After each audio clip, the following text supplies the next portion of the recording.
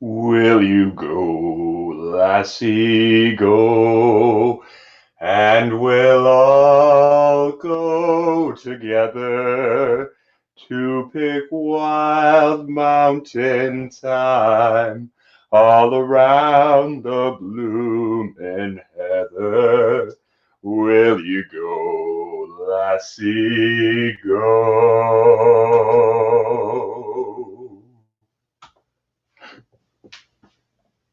Hi! Happy St. Patrick's Day to all. Uh, and La Fela Patrick Sonadweave to my Irish speaking watchers, who are probably none right now because they're all out at the pubs or at home. So, this is our St. Patrick's Day stream. How is everyone? Hopefully, you're all safe and healthy and keeping it that way. Who's all in? Dustin's in. I see that. Bourbon Buddies. Hey, Whiskey Straight Al is in. Andrew Spirell. Dustin, yeah, there's no pubs today. You're right. You're right. Everyone's hunkered down in their hidey holes. Yeah, we're in Milwaukee. We're, I think you're only allowed 50 people in, and all the pubs have to close indefinitely at 10 or 2 in the morning. Yeah, so that's fun. Jason from Mash and Drum, Andrew Spirell. Who else is in? Ben Copton. Sounds like Fergie and G. I'll take it. I'll take it. I am Eddie Licious after all. So that we're not in. That's because I got to get cooking. And here I'll adjust the camera a little. I'm seeing a little bit of a delay here on my end. I don't know if you guys can see that, but we'll worry about that in a bit. Yeah. Dustin is saying, yeah, Trump said 10. So that's not actually legally binding, as it turns out. Legally in Milwaukee, we can still have 50, but I don't know if they're even going to manage that today. I think most people want to stay healthy, or at least I hope they would. But yeah, I am, as you can see, I'm in my Irish rugby jersey, rocking my, shout out to the Scots Irish, all the Ulster Scots out there, rocking the tartan today. Of course, Irish Americans love to wear tartan too, so that's something. All right. So first things first, I gotta get cooking because I'm making corned beef for lunch. I went to the store last night and there was no meat on the shelves, but luckily they still had plenty of corned beef. I brought like three or four of these things. And then I also have, so corned beef isn't actually like traditionally Irish St. Patrick's Day food, right? Like from Ireland. It wasn't something Irish people started doing until they got over here to America. So I wanted to do a pork butt too, which my mom always said was the more traditional St. Patrick's Day fare. But unfortunately, these stores are completely ransacked around here. I don't know about where you guys are. Well, we have like no meat on the shelves. So I did the next best thing I could to pork butt, and I got whiskey peppercorn bacon, big, thick cut bacon. So that's going to be breakfast today. Well, the corned beef is cooking. But yeah, I don't know. Is everyone at work right now? Is everyone actually having to work right now, and you just got me on in the background? I don't know if you guys are working from home. I know Erica is. Erica's in the background. She's probably pissed off at me for spending the day doing this when she actually has to work.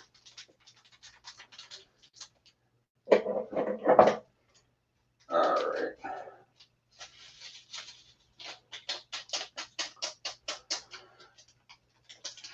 Dustin just says thick. Yes, sir. The way bacon was intended to be. My thing I love is fatback bacon. I mean, I love fatback just generally. Fatback goes in all the best stuff. Like the best Italian cooking, the best Southern cooking, it's all fatback. Dustin's at work training thing. You cannot confirm if there's KBS espresso in his glass. Andrew Spurrell is working, quote unquote, from home. So yeah, we're on the same page. Jermaine says our bar went to carry out only. Yeah, I think a lot of places are doing that. Our liquor store is actually now doing curbside pickup for the folks who don't want to get out of their cars.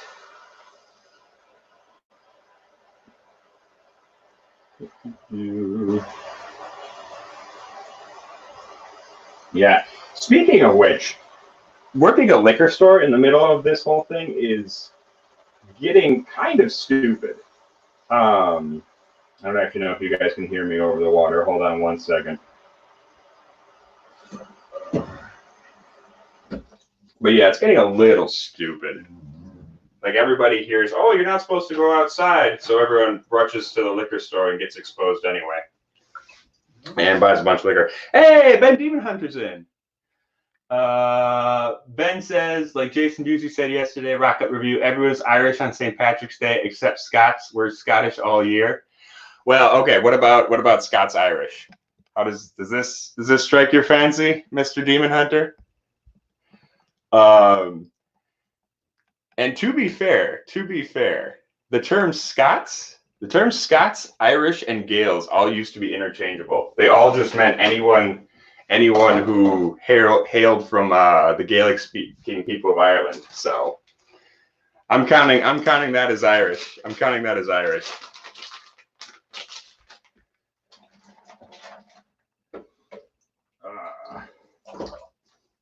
Anyway, what are we drinking right now? So it's 10 a.m. So obviously I'm drinking. I've got my Guinness. Got to have the Guinness first thing in the morning, and we're starting this off with the one that started it all, Pachin from Glendalough. So obviously the most original of Irish drinks. This is the mountain strength Pachin. So 55% alcohol, 100% malted barley mash bill, triple distilled in a pot still.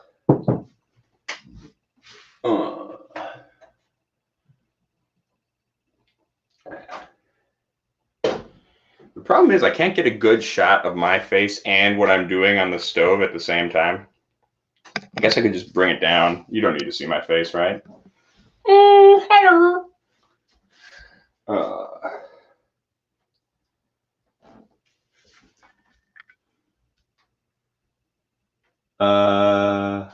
Ben is saying that his first Irish he ever had was the Glendalough Double Barrel. Was it the Stout Double Barrel or the Sherry Double Barrel? They're both very good. I might like the Sherry Barrel a little better, but that's just because I like sherry finish stuff. It's kind of my thing. Yes, my head is massive. You're not wrong about that.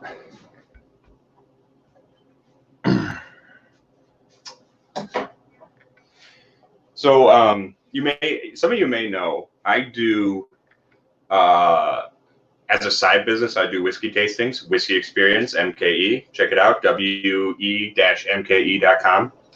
if you're in the Milwaukee area. But I did a little experiment for one of our tastings recently, and I brought along the Pachin to see, like, as an instructive thing to like show off, like, this is what whiskey was, kind of what whiskey was before anybody thought to put it in a barrel, you know, back 500, 600 years ago. And I was wondering how people are going to react to that, because it's a lot of, you know, just regular old non-whiskey drinking middle class folks. People really liked it. I was surprised. People were way into the Glendalough Pachin. Like, it's fruity, I guess. It's kind of fruity. It's kind of nice, but it's also got that real funky young malted barley. Not as bad as like a corn whiskey, but still. So I was surprised at how much people really enjoyed this.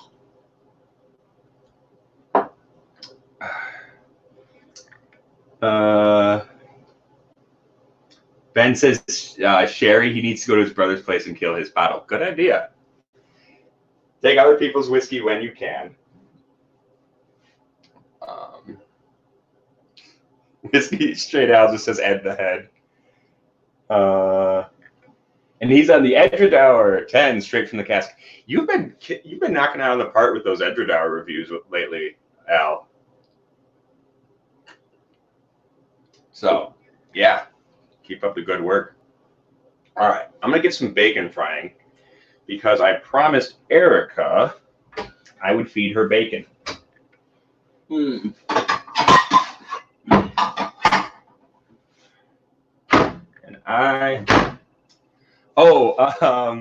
that is Irish. That is Antefrenu Lufa, that the Rock Gut review, or literally the Rotten review. I guess the Rock Gut review would be Antefrenu Gola Lofa. So that's just Rotten review right now. Yeah.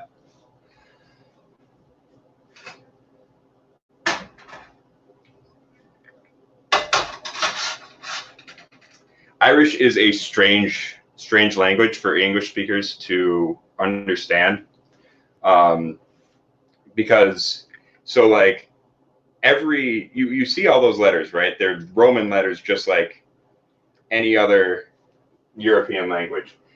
Only all the vowels are pronounced slightly different from how you would assume, and then all the consonants are pronounced differently depending on which vowel they're next to. So a T next to an I is pronounced ch, but a T next to an A is pronounced t. And then it gets even weirder when you get into aspirated consonants, because then if there's an H next to it, that changes the pronunciation too. So MH becomes either V, so V, or W, wa. Yeah, it's if you don't speak it natively, it's a really hard language to learn. And my Irish is pretty freaking bad. Ben says he's got to go. Slanchawa, good to see you, buddy.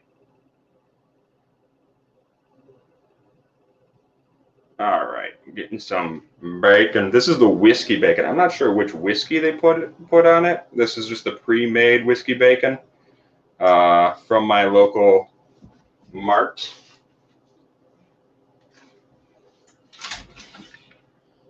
Hey,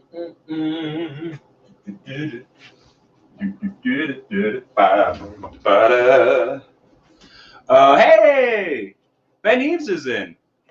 Good to see you, buddy. Glad to have you in.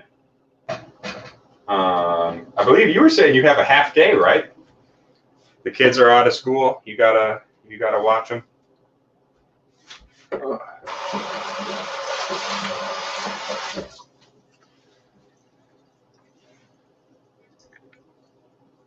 Catch you on the flip side. All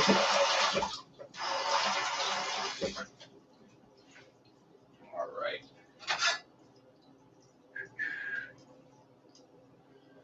Yeah. Oh, he's headed to work shortly when his wife gets back. Yeah. I know that's driving people crazy all over. Is having to take care of their kids. Luckily, I don't have that problem. But yeah, makes you feel for the local teachers, huh? Who deal with it every day. All right, that's coming up to a nice boil. So yeah, if you've never cooked corned beef before, come on in. This is one of my favorite things. It forms this wonderful bubbly crust, And the whole house just smells beautiful. Oh, I love it so much. Just smells like redolent with spices. Yeah, but I was saying earlier, the corned beef, like I say, corned beef didn't start in Ireland. That wasn't a tradition. It really didn't start until the Americans got to, or Irish Americans came to New York.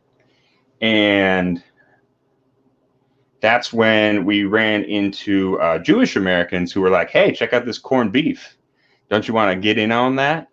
Also, look at that. Look at that. Thick cut pepper bacon marinated with whiskey. We're going to start cooking some of that up right quick. I may do like 3 or 4.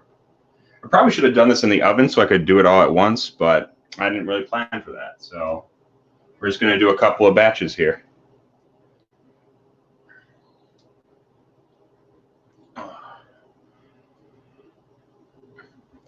Yes, it does look yummy. Oh, coming to a boil. I'm going to take that down to a simmer right quick.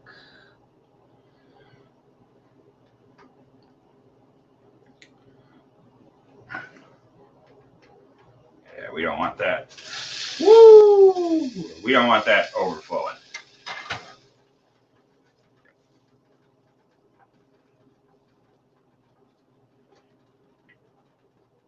All right.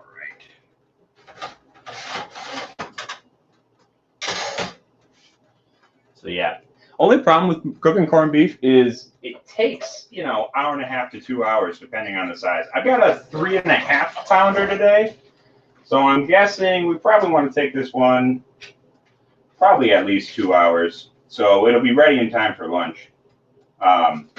Trick is for the O'Mara family trick is that we always take it out partway through at the end. So we'll take it out.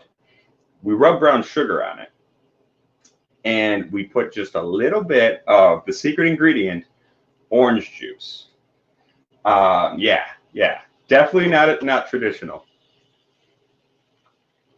but it's delicious. It all caramelizes, gets really sweet. Where are my tongs?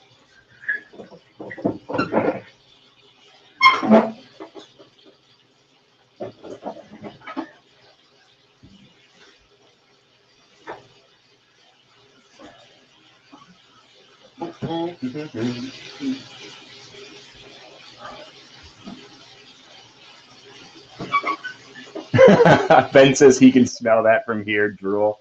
Yeah. I wish there was an olfactory option to send this through the camera for you guys.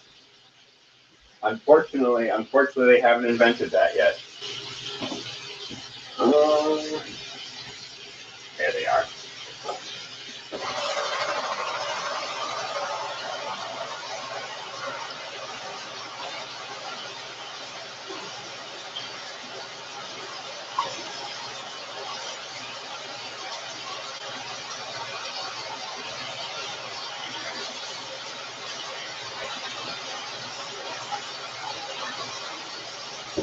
All right.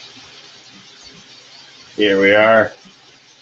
We got 12 in the chat. I am surprised that we have this many people watching this early on a Tuesday. I guess it is St. Patrick's Day. Maybe you were planning to be out and about anyway, and you're stuck at home with me. I don't know how the audio is on this. It's probably hard to hear me over the bacon sizzle.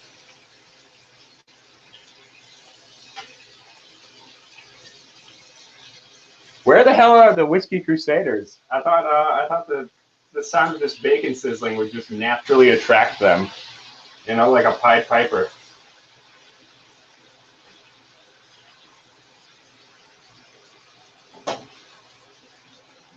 All right.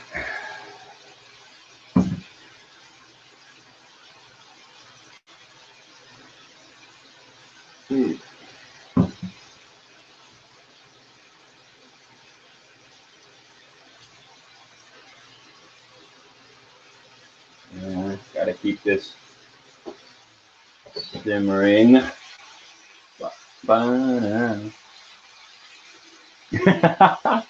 Ben says that's the only audio we need. Should we just get close-ups of the bacon? It's just that's just what this stream is now. This is a bacon stream now. No one cares about anything else. No one cares about me. This is a meat stream. Meat and liquor. Liquor and meat.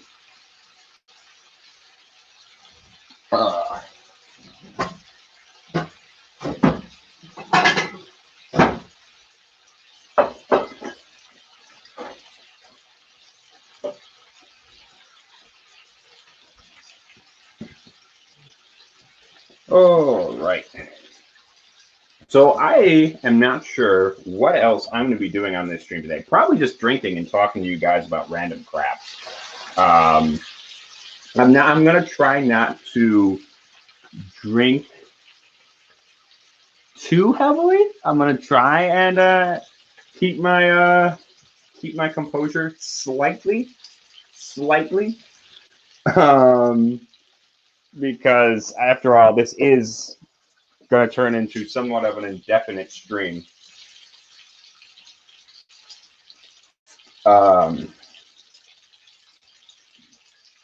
Really, I conceived of this idea because it's like I got nothing better to do. I don't know if you guys have anything better to do. But I figure as long as we still got people watching, I'm just going to keep streaming. I'm just going to be sitting here cooking and drinking, so might as well film it. Then again, I don't know. Is there a limit to the number of hours you can upload to YouTube at any one time? Does anyone know?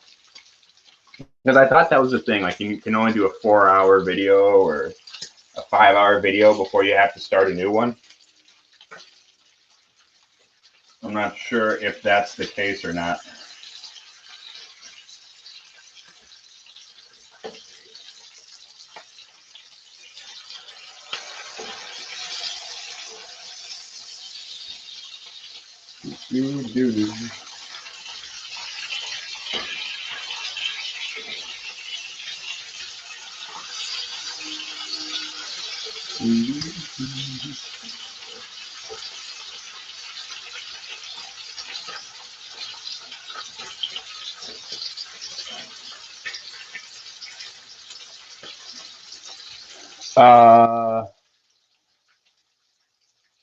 Ben says he is drove to work. Were you looking for your thong? Maybe, probably.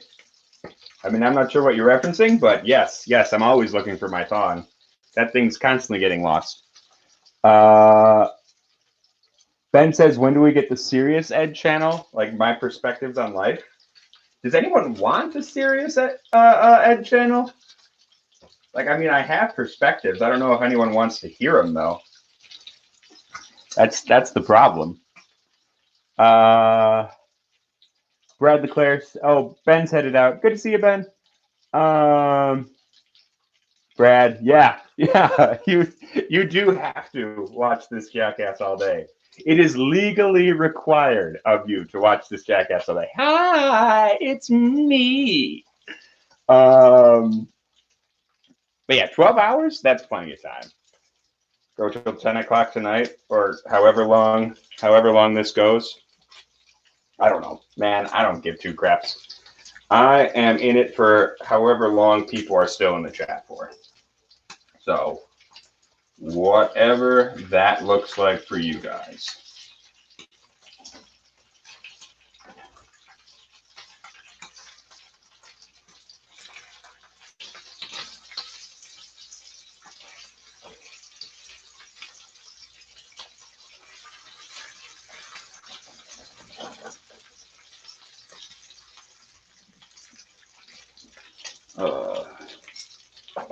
Corned beef simmering a little too much.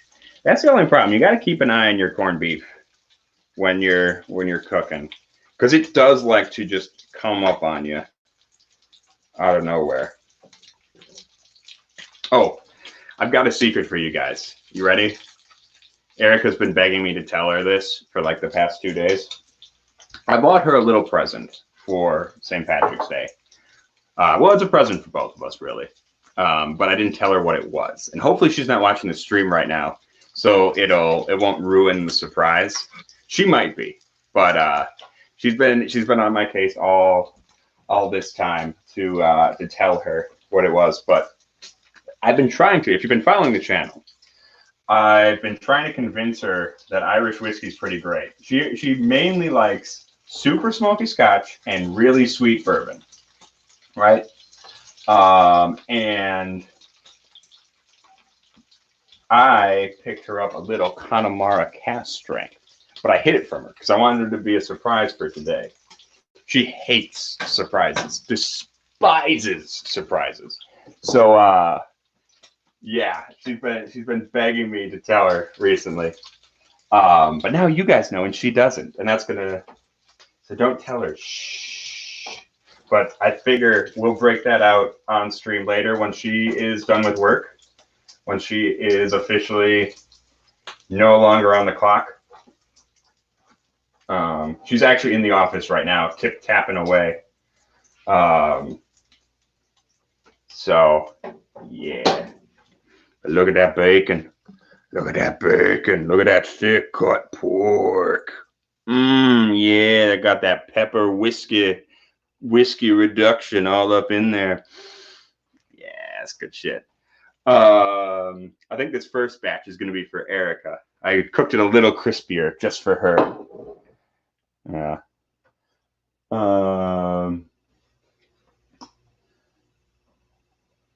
Oh man.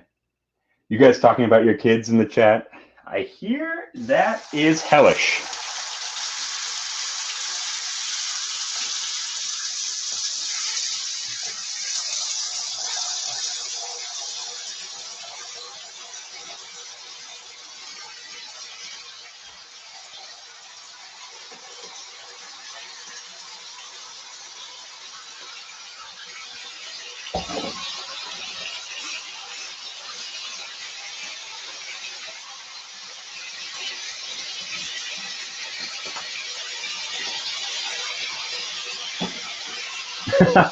Hey, Nicholas Britt, how are you, man?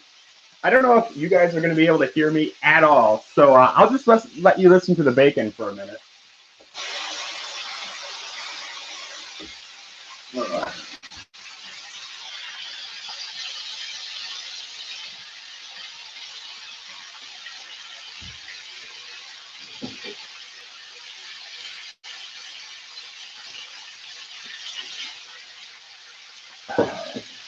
Oh, hey, Scott from My Bourbon Journey's in. How are you, Scott? Good to see you. Hey, coronavirus Ed. You know, I am very nervous about that. Working as a cashier over at the liquor store has been a little frightening.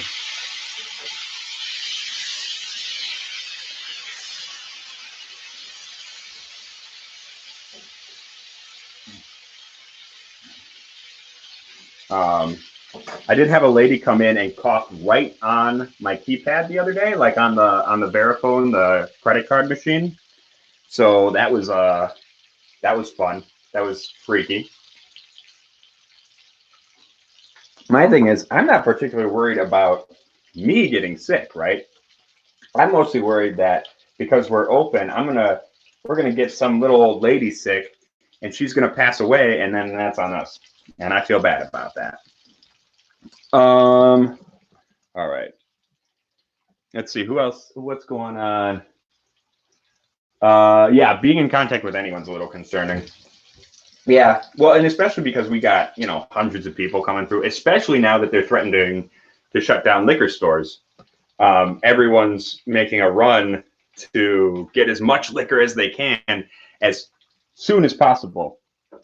And that's a little disheartening because it's like, you guys knew this was coming, and then you waited till your kids were out of school and dragged your kids into my shop to buy liquor and run around. And I don't know. That seems a little ass backwards to me.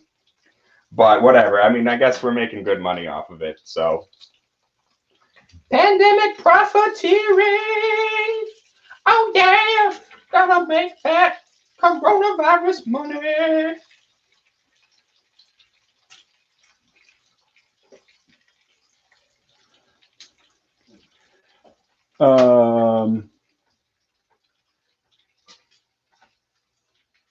Yeah, it's like hit them in the face with Lysol.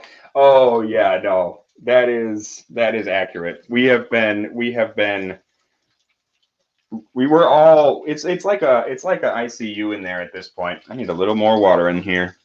Water's boiling off quite a bit. It's like an ICU at my store at this point. We're all wearing gloves all the time. We've got hand sanitizer checkpoints throughout the store. Yeah, it's a little crazy.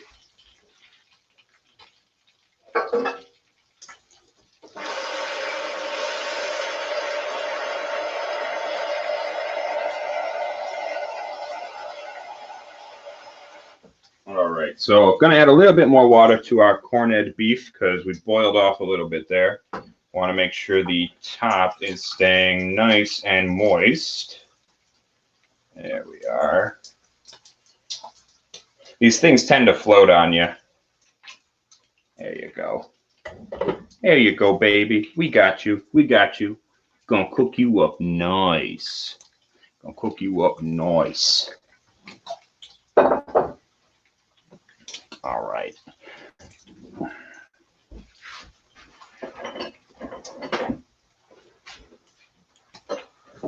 All right. Next round of bacon. Ba, ba, ba.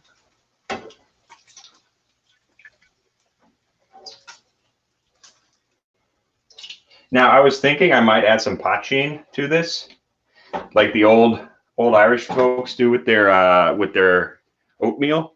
But I'm worried it would just spontaneously combust. I've got the mountain strength poachine, which is 55% alcohol, and I really do not need another fire in this kitchen, another whiskey-related fire.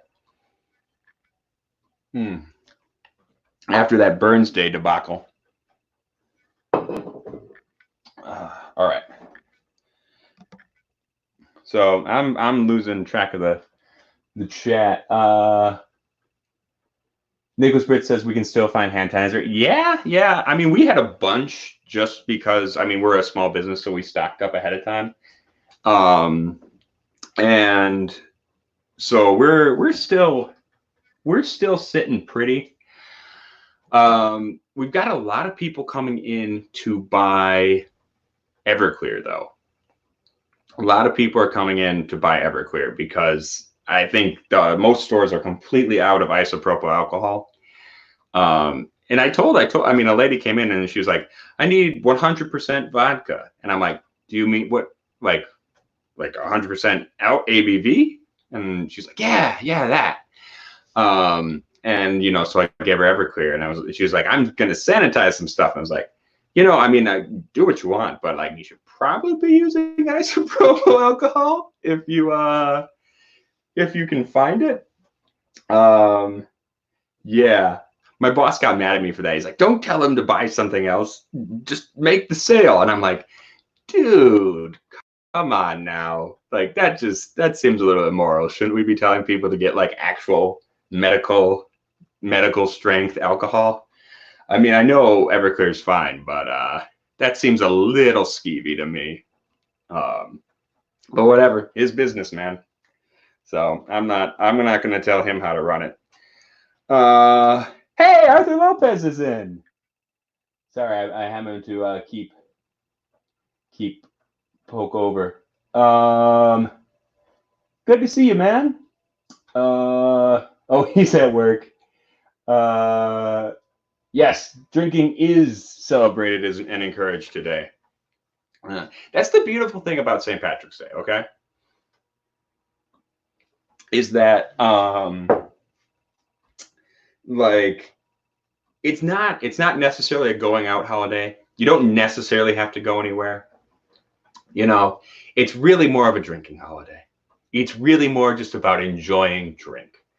So if you're an angry, socially unadept iconoclast like me, you're not required to spend time with people. Like I mean, I'll go to the pub and I'll sing a bunch of songs, but like that's after I've had a few. You can just drink if you want to. You keep the holiday any way you see fit. And that's the beauty of it, is what I say. But yeah, I am gonna run some bacon to Erica in the office right quick. You guys keep an eye on my corned beef for me, okay? Make sure the house doesn't burn down. I shall return.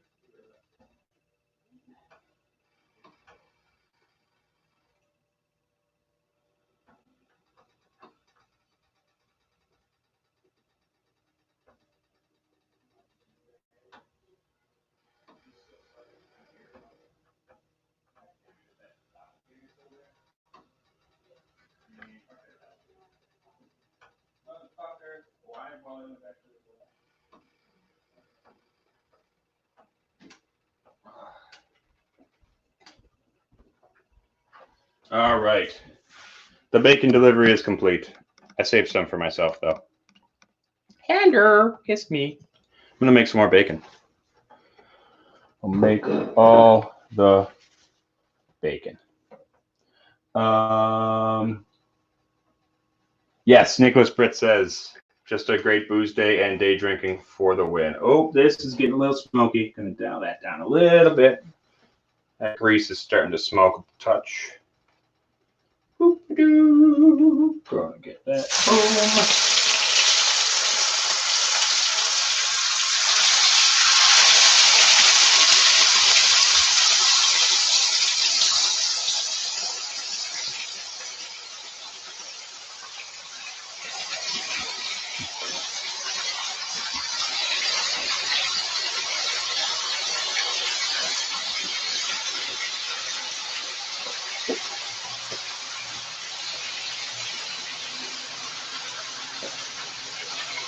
All right, that's the last of the bacon. So I'm gonna cook that up, eat it, and I will be back with you guys shortly.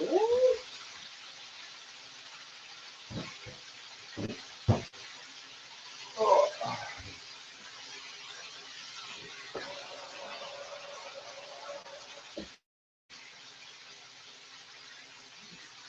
All right.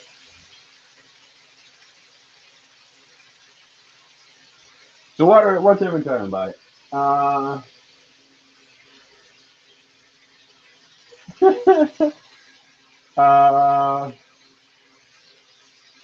Downhill is the only trajectory I know. No, you can still hear it. You can still get to hear it. Hell, you can watch it. No one gives a shit what I look like. There you go. Boop. This is just breakfast for me. I'm just. Oh, now keep in mind, anybody who once I actually finish up this bacon and we have slightly better sound quality, anybody who wants to just hop in the video, the stream can. I'll post the link for people to just jump in the stream whenever they want, because I am happy to chat with whomever about whatever.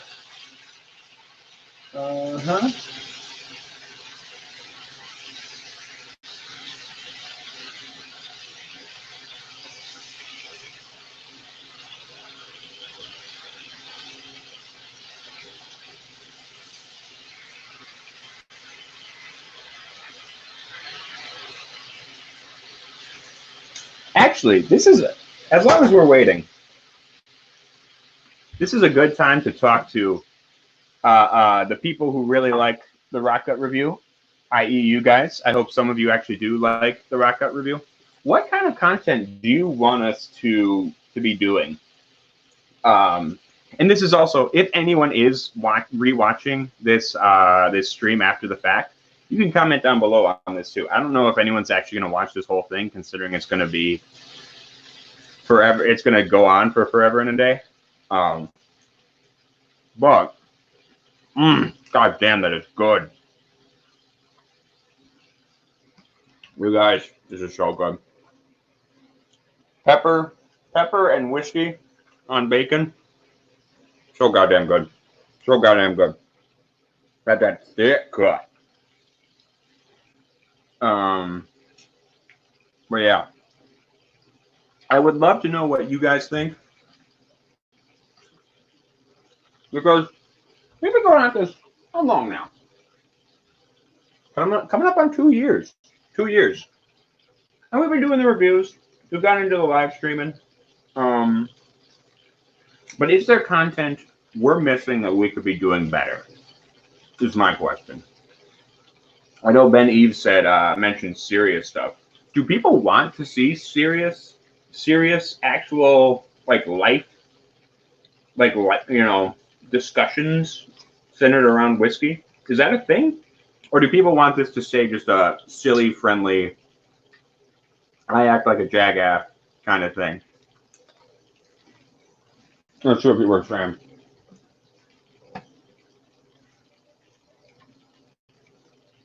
Ben needs us to head out.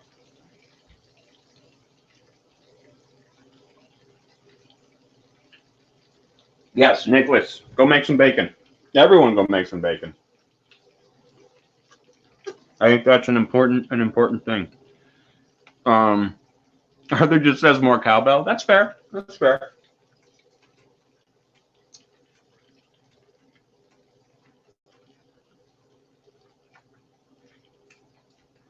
And more suggestive outfits. I can do more suggestive outfits. The only thing is, I'm fine with doing suggestive outfits on my own. I'm fine with doing them with Erica. It's hard to do that when the old man's shooting reviews with me. That's one time that I would prefer not to not to be wearing a suggestive outfit. I think we can all understand not wanting to wear that in front of your old man. Boiling over. Come on now. There you are.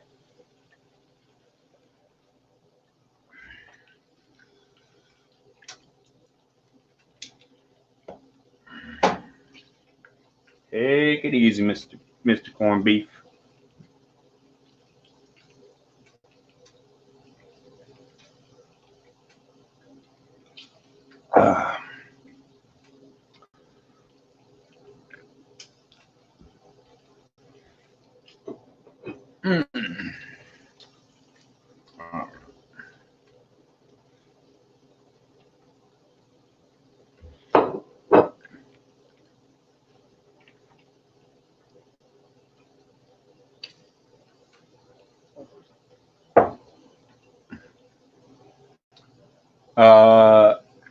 Yeah, he said, don't give your dad a coronary. I mean, I would prefer not to. I don't think he can take the strain. That has been one thing I've been particularly concerned about with this virus is my ma. Well, I'm asthmatic, but my ma and sister are dangerously asthmatic. So I have been avoiding going anywhere near them ever since this thing started taking off in Milwaukee, which kind of sucks, but you know, gotta keep people safe.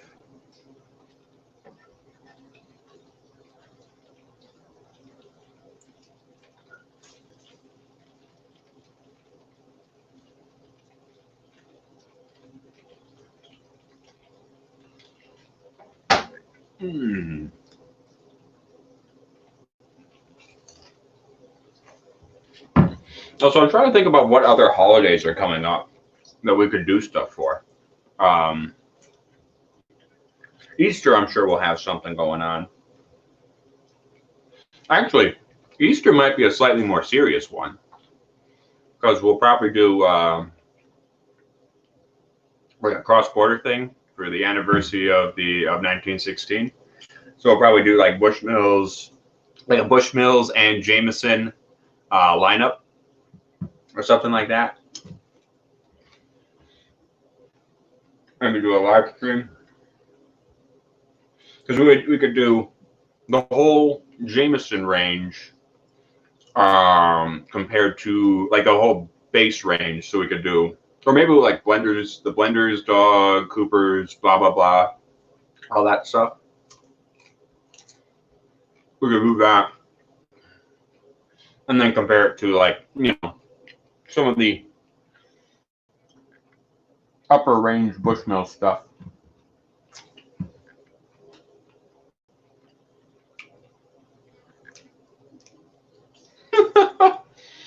Dustin just says, "God damn, I need some bacon." Yeah, I'm sorry. Is this a bad idea to be eating bacon in front of you guys? I'm sorry. This is my day off, and on my day off, I drink and eat bacon.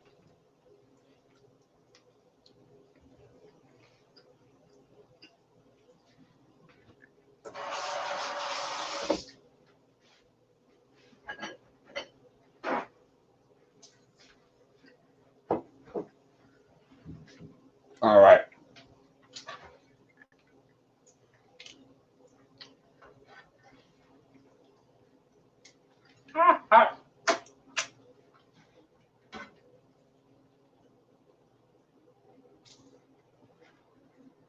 All right.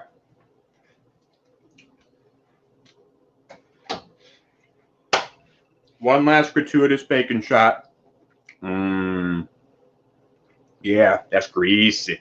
That's greasy.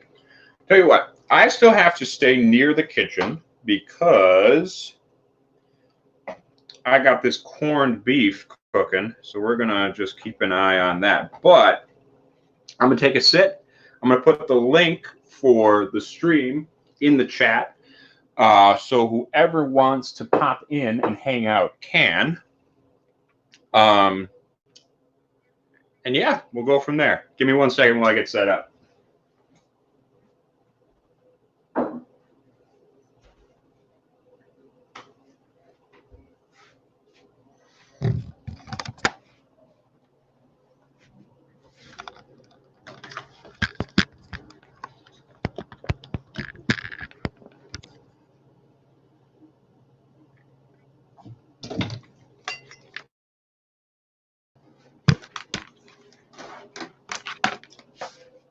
Boop-a-doo.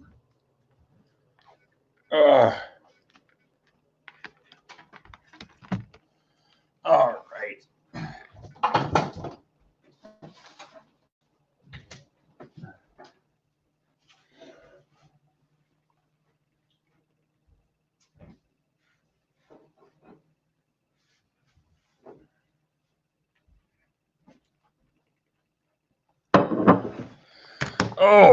Oh man, look at that.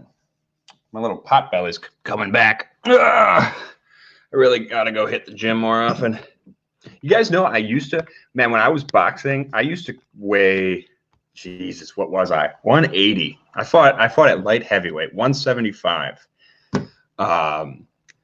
Which I am quite a bit heavier than that now. I promise you. Not gonna tell you how much, but yeah, I used to be proper quick, and that is less the case now. Got a feeling my hand speed has probably dropped quite a bit. Let's see.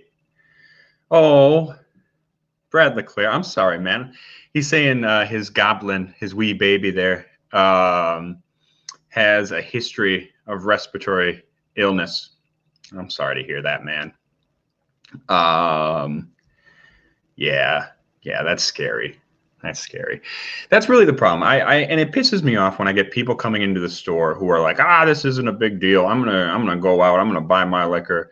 and they say things to me like, I'm not worried about this. I'm like, yeah, okay. If you're young, if you're 22 to 30 whatever 40, yeah, you don't have to worry about it. You're fine.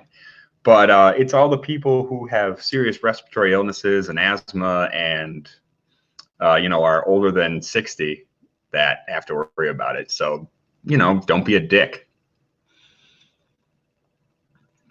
That's a general rule for life. Just don't be a fucking dick. Oh, Kentucky Derby's coming up. Yeah. Forgot about that one. And oh yes, Cinco de Drinko. I don't know if I'm allowed to call it that, but yes, Cinco de Mayo is coming up. That would actually be fun because we've been doing well. I've got one Spirit Snapshot up on the Patreon page. If you haven't seen that, sorry, I just got to keep an eye on that corned beef. Hey, Guy Davis is in. Yes, Little St. Pat's. We're on the Pachin and the Guinness right now. Beer and Pachin, the way it started in Ireland. Then we'll start getting into some malt whiskey, I'm thinking, and yeah, we'll just work through all the stuff.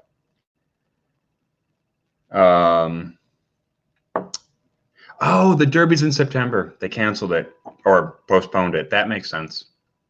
Yeah, you got to be careful. One of the horses might get COVID. Am I allowed to say that on YouTube? Will YouTube shut this stream down? I don't actually know how that works. But yeah, that makes sense. For those of you who haven't tried Pachin, or if you guys, a lot of people I feel like are divided on white whiskey. I feel like it's an interesting thing to have a taste of just to see how it is, particularly if you can get like Scotch new make. We've got some Bunnahabhain Spirit that Erica brought back from Scotland. Super cool stuff. I like this stuff too because it is 100% malt. And you just get a lot of fruity, like obviously it's grainy, it's funky, it's weird, but you just get that like it's beautiful, like tangerine and hay kind of weirdness, and it's great. Arthur Lopez says Patty's not allowed to correct him, even though it's feast day. That's one thing that pisses like actual Irish people off. Not like my plastic patty ass. I don't give a shit. But like actual from the old country Irish people hate it when you call it St. Patty's, like with T's, because Pat T is not a nickname for Patrick over there. It's Paddy with D's because that's a nickname for Padraig, which is the Gaeilge form of Patrick. Fun fact. Not that I give a shit.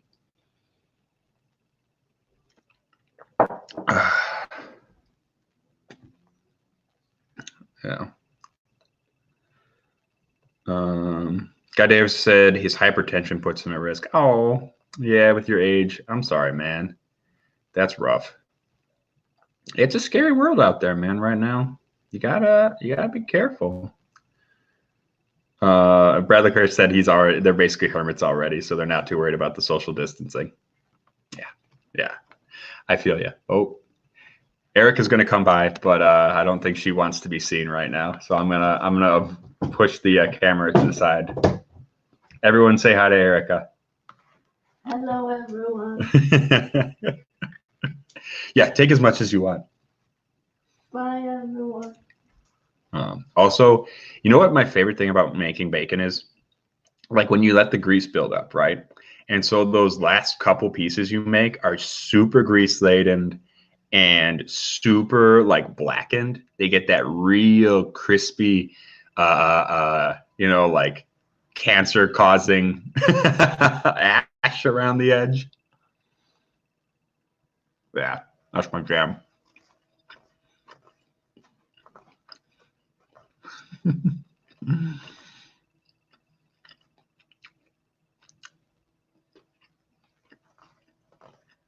Oh, I forgot to put the thing in the chat. Come on now. There we are.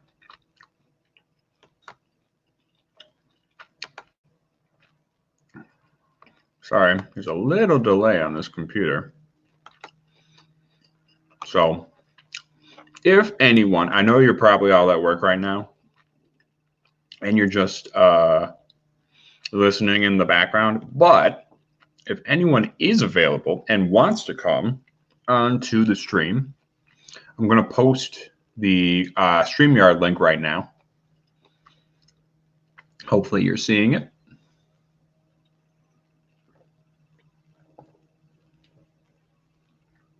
Oh.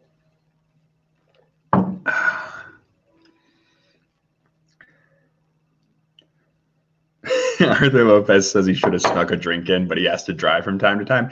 Yeah, maybe don't be drinking and driving.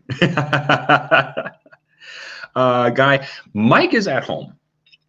He may, or no, is he at work? No, he is at work. He is at work. They haven't shut the plant down. I thought they might be shutting the plant down, but I think he is still stuck at work. So if he gets off at some time, we will definitely get him on the stream remotely, because there's no way in hell he's coming over here. Yeah. The thing is, we're actually, all of our videos for this week were not shot together. So he shot something over at his house. I don't think he sent it to me yet. I have no idea what it's going to be. But apparently he shot something or other that's going to come out tomorrow. So I guess we're all going to be surprised together. So yeah. Yeah, Guy Davis. Yeah, the working from home thing is awesome. And that's the thing. Like, if the bosses would let him, he probably could work from home. I would imagine, because he's doing IT. I guess he has to do cabling, but yeah, that's the thing though. Like, I understand people don't necessarily want to shut down a business entirely, because like, how are you going to make money? And are people going to get paid? And then are they going to be able to pay rent? Blah, blah, blah, blah.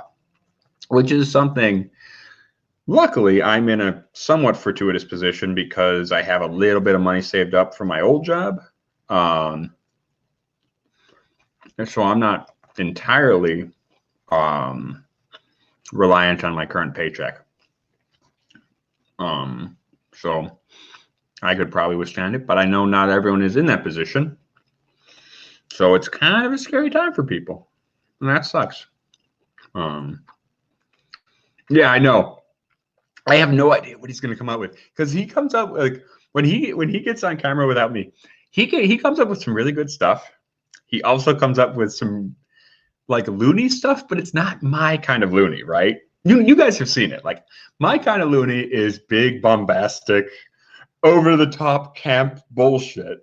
And he has those weird little dad jokes that he likes to do.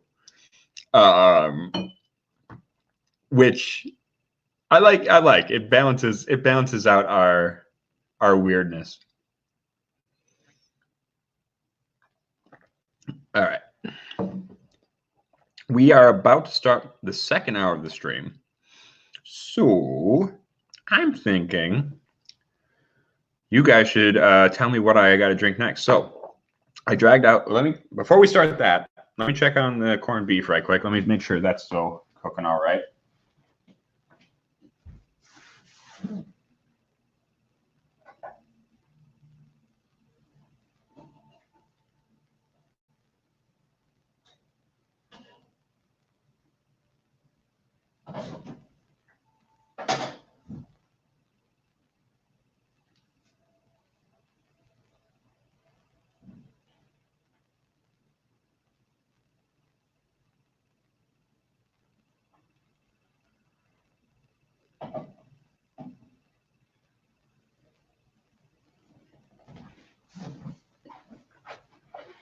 Yep.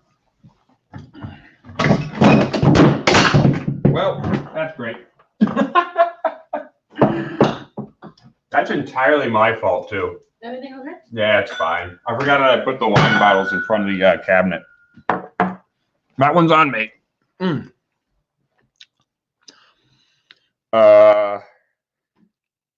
Everything is good. I get a lot of free wine from my job. So any wine tasting we do. I'm not a huge wine drinker. I like wine well enough. I prefer fortified wines, to be honest. But I'm not going to turn down free booze. So I bring home a lot of wines and a lot of nearly expired IPA, which Erica gets very mad at me for. Although I have started bringing home more wheat beers recently. So that's more her speed. And Arthur Lopez says, yeah, when he got Cinco de Jingo, Mexicans like himself don't celebrate it anyway. That is fair. Yeah, I could imagine that being more of a gringo cultural appropriation kind of thing. I'm pretty sure most people think it's Mexican Independence Day anyway. Yeah. Yeah, Guy, it is. I mean, luckily, really the reason I've been able to save is because Erica's my rich girlfriend. Yeah, she I work, mostly in the nonprofit. Every job but one I've had has been in nonprofits. And so you don't make a lot of money working in a nonprofit, surprisingly, right? Like who would have thought you don't make a lot of money working for a nonprofit? But so I'm just riding Erica's coattails at this point.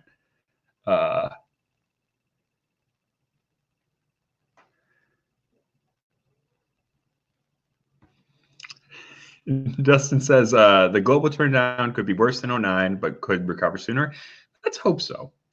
I would really prefer not to go through another great recession. But he's not going to drink because it's work hours, and he won't be pouring Green Spot. So good on you.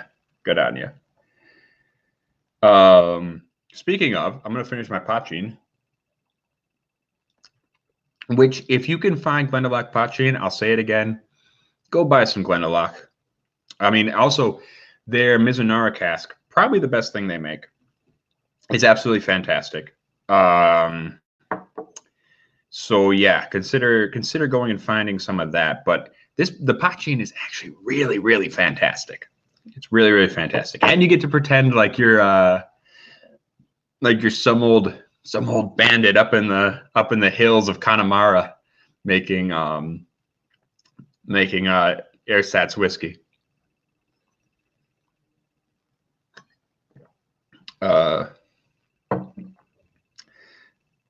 Guy Davis says he's been working for university for 25 years and he's working for a nonprofit, but he loves it and he doesn't miss university politics. Man, I tell you, I've heard about university politics, and my mom works for UWM in the School of Continuing Education. I've heard about like university politics. Woo, that is not something I want to deal with. For sure. Especially because like it seems like you have so many people to answer to. You got your dean, and then you got your department head, and you got your this, and you got your that, and they're all fighting all the time, which is not fun. Yeah.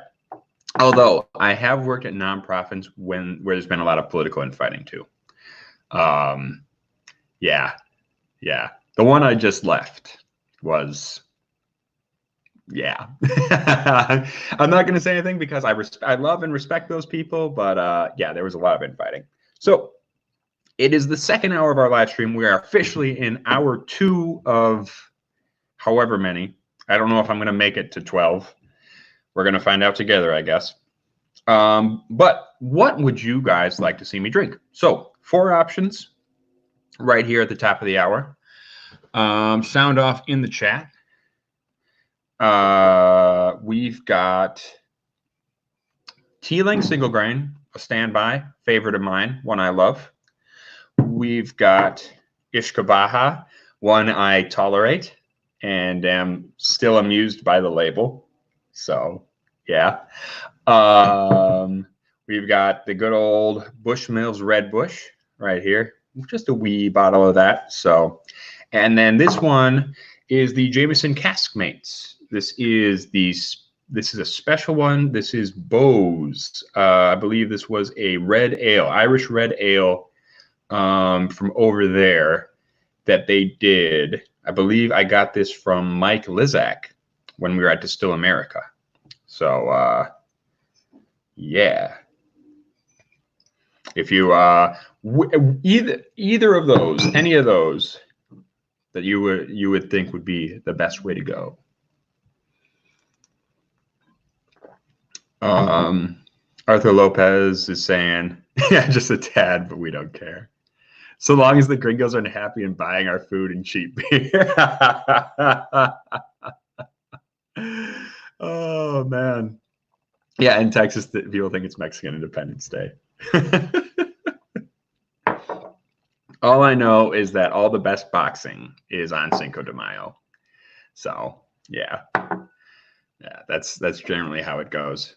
God, I was such a Canelo head back when. Man, I had to stop watching boxing after my concussions and after Pritchard Colon went into his coma because of that brain bleed. Like, he was my age, man. He was my age, and the guy's a vegetable. And I was like, nope, I can't watch boxing anymore. I just can't do it. But I was such a Canelo head, man. Goddamn. That Floyd Mayweather Canelo fight was like truly heartbreaking for me. Truly heartbreaking. And I loved him because, man, he's this. I don't remember who the commentator was, but he was like, he's Mexican, he looks Irish, and he punches like George Foreman. And I was like, yes, that is the guy. That is the guy I want to support. So yeah. But enough boxing talk. I don't know if anyone actually gives a shit about boxing in this chat. Dustin says he started off. Nonprofits, and set his career back so much trying to explain how it was good, despite making nothing. I know that is the problem. That is the problem because like I started working for Winnebago, the mental health hospital. I was making decent money, but like it's like 17 an hour plus overtime. It's not bad for Oshkosh, but it's not great for young professional money, right? And then even going to like nonprofits here in Milwaukee, like, I started making $30,000 a year and then only jumped up a little bit from there. So it's not like and then you try to go to another place and it's like, well, how much were you making at your last job? Which I don't know if they're actually allowed to ask you. I have no idea. But, and then you're like, oh yeah, I was only making 40,000 a year or whatever. And then they're like, oh, well, we'll give you 41,000. Yeah, I don't know. That is the problem with nonprofits. So, yeah. Oh, Patty. Oh, you care about boxing. All right, nice. Did anyone care what I drink next? Because otherwise, I'm just going to drink this Caskmates because I've been wanting to get into this one. Manny, man. See, the problem with a lot of boxers, right, is that they're great in the ring. And then they open their fucking mouths when they get out of the ring, and you realize that they're fucking rat fuckers. Floyd Mayweather, Manny Pacquiao to a certain extent, Tyson Fury for sure, Mike Tyson definitely. And I get it. Like, I mean, I think there's a certain mindset you have to spend your career getting punched in the head, which doesn't always. All right, we're good. Doesn't always lend itself to social niceties. And And as far as I know, Manny Pacquiao sounds like a very nice guy. It's just that, and like, don't get me wrong, that motherfucker is a great boxer. Well, he was. He's getting a little old now, and I worry about him. I worry about him because he's gonna end up like one of these old punch drunk guys who just keeps taking fights way too late into their career. And don't get me wrong, like the main thing I have against him is like his politics and his just general homophobic bullshit. So like, yeah. But like I worry that he's just going to keep taking fights way too late into his career. He's going to get injured, or he's just going to take a lot of sub-concussion contact, which is still enough to give you CTE. And he's going to end up a shell of the man he once was. And that's fucked up. I mean, that's the problem with the sport, is that it preys on young men who come from tough backgrounds and don't have a lot of other opportunities to make money. And they're taking a lot of punishment to make a lot of money. Well, some of them are taking a lot of punishment to make very little money. And they're that's their way out. That's the way they feel. That's the only way they can make money, which is fucked up. Because for me, like when I was boxing, I always knew, I mean, I was going to get a degree anyway. I was going to make, I was going to have a chance at a decent career no matter what. I didn't have to go pro. This wasn't my way out. So when I got my concussions, I was like, well, fuck it. I'm done. I'm not going to push through this. But a lot of young men don't have that option, so you take your lumps and you just keep pushing through. Which I don't know. And that's the problem I have with boxing right now, is that as much as I love the sport and as much as I enjoy boxing and as much as I enjoy watching boxing, it's hard to reconcile the economics and the exploitation of young men and their brains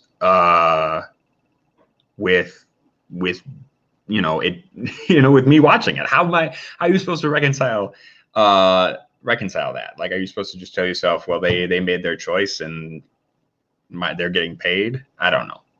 That's tough for me. That's tough for me at this point. Yeah. But like I say, it was that Pritchard Cologne fight that really killed me, because I was following him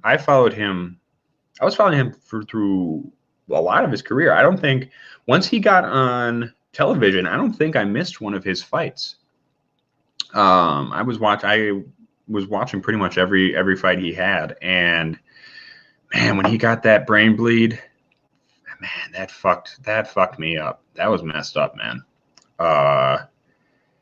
Yeah, I don't know. That was really the breaking point for me with boxing and MMA, because I used to follow MMA too. And the fun thing about MMA for me was the wrestling and the jiu-jitsu aspect, right? Because MMA fighters tend to take far fewer headshots over the course of a fight than boxing. And I think that's true across both professional and amateur boxing. At least United States amateur, that may not be true with the United States, but like a lot of amateurs are headhunters. So you end up taking a lot of punches, and they say, oh, it's the touch game. You're not actually trying to kill each other. Yeah, you are. If you've ever amateur boxed and they've been like, oh, you don't need to kill like they're always like, oh, amateur boxing's not about killing the guy. You don't go into that ring just being like, oh, I'm just going to touch that motherfucker. No, you go into the ring trying to put that fucker down. And if you end up just touching him, that's fine too. So if you win on points, that's good too. But that's the thing. MMA, you take so fewer headshots over the course of 3 to 5 rounds. They're shorter fights. You're taking less headshots. I mean, yeah, you've got kicks and knees and elbows. And you've got ground and pound. But the thing is, like, ground and pound looks brutal. It looks fucking brutal. But I would say, and this is just from my experience, I would rather get hit on the ground where someone can't leverage their full force than get popped when you're getting popped, from on your feet and the guy can really wail on you. So that's why if I could go back, I'd probably do MMA, just because, like, I think honestly, it looks more brutal than boxing. I think it's the safer of the two sports. Shorter fights overall, less head contact overall, and generally, I think just more longevity for their fighters. Like, I mean, and that's not true in all cases. Like, you look at a guy like Chuck Liddell, his chin went to shit. Like, he took way too much head trauma. I mean, that was back in the sprawl and brawl days, when all you had to do to be an MMA fighter was be a wrestler with an overhand right. And guys were just clocking each other all day long.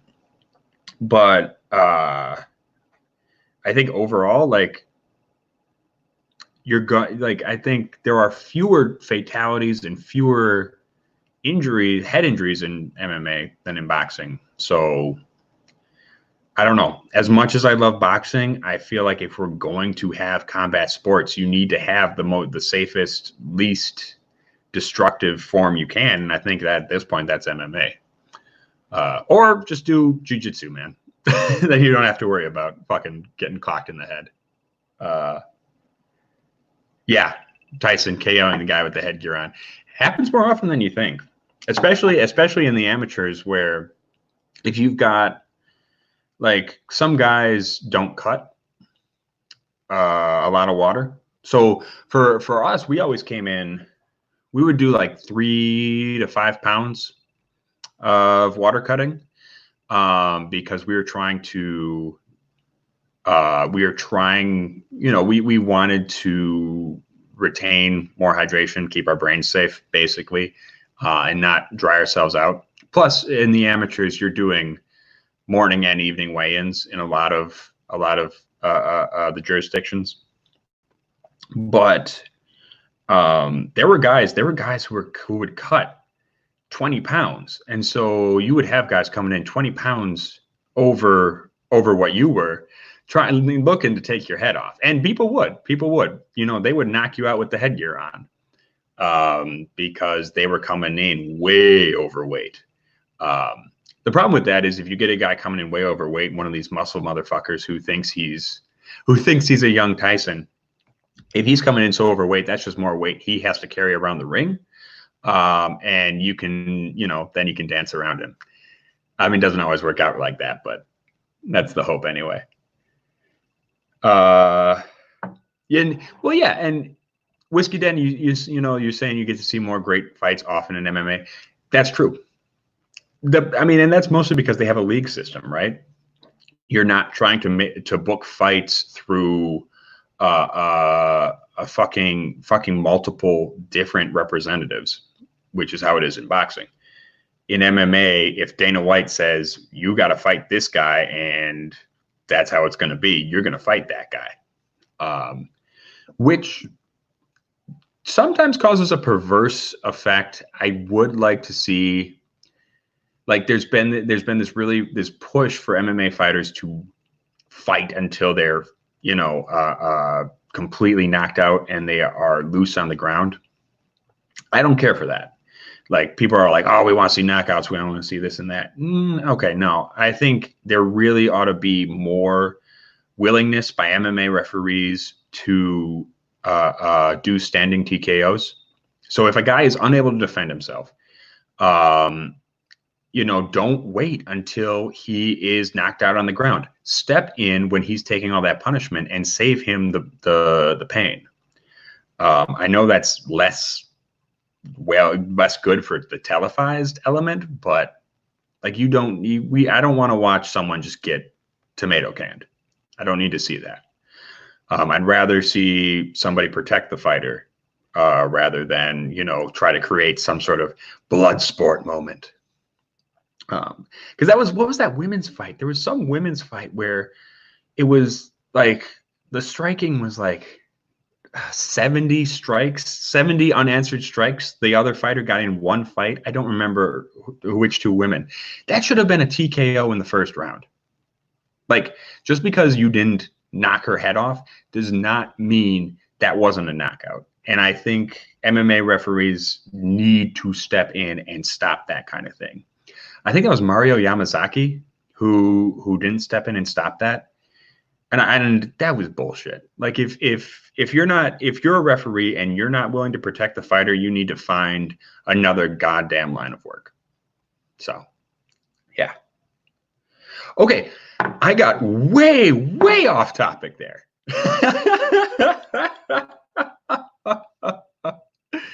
Oh, goddamn. All right. Sorry about that. I'm going to check on my corned beef real quick.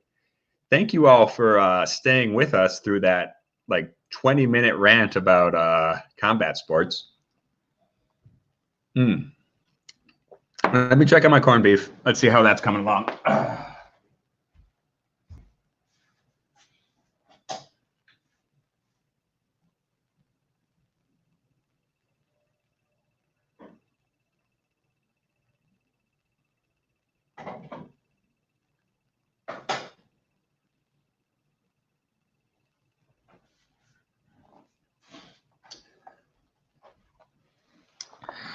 Oh, yeah. So the corned beef's coming along nicely. It's not building up the crust, the nice foamy, as much as I would like it to. So I raised the heat a little bit. The problem is you don't want to raise the heat too much that you take it above a simmer and it boils over.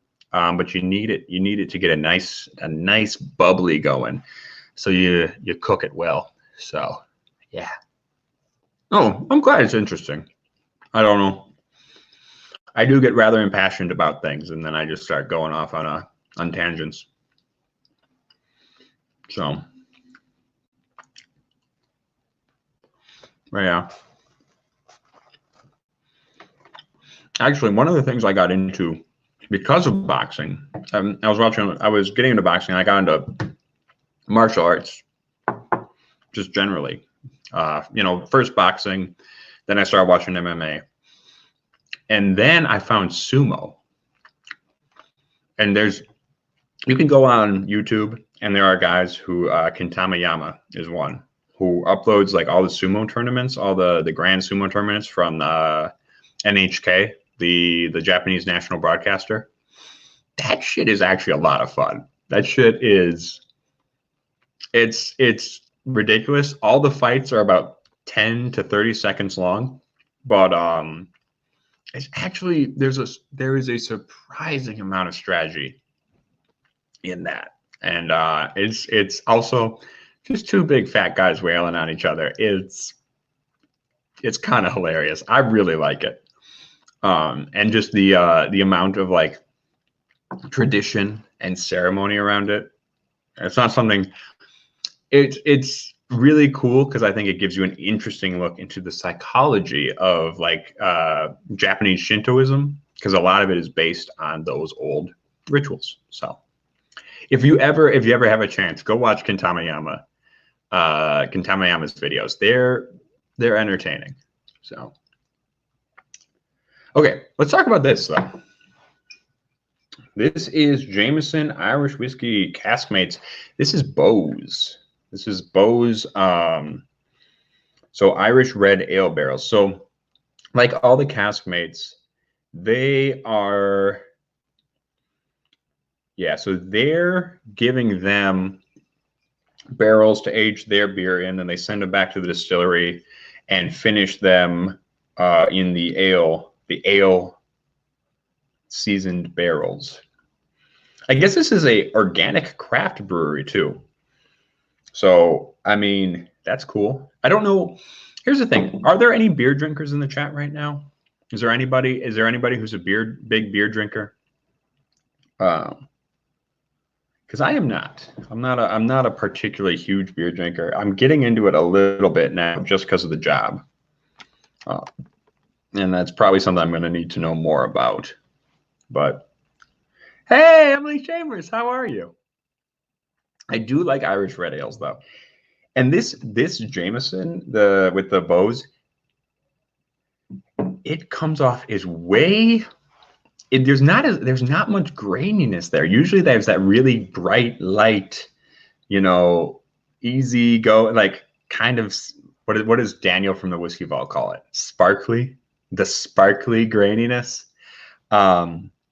That red ale finish really really covers that up. Really like there's this. It's super malty. It's super malty and strawberry. Strawberry. It smells like strawberries. Yeah.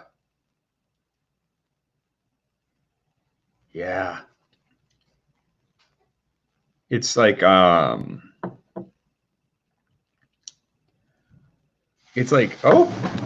it's boiling over. I turned it up a little too much.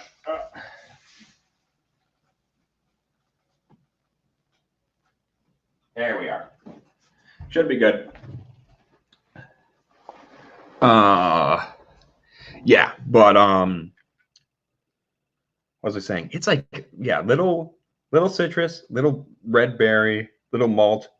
This is, I think, probably my favorite caskmates of the bunch. Of course, I haven't had like the really different, some of the weird ones like this with the specific oddity beers. I've had the stout and the IPA cask. So I don't know, maybe a lot of these specific ones are really good, but this one's awesome. Oh yeah, just kind of creamy, just real creamy.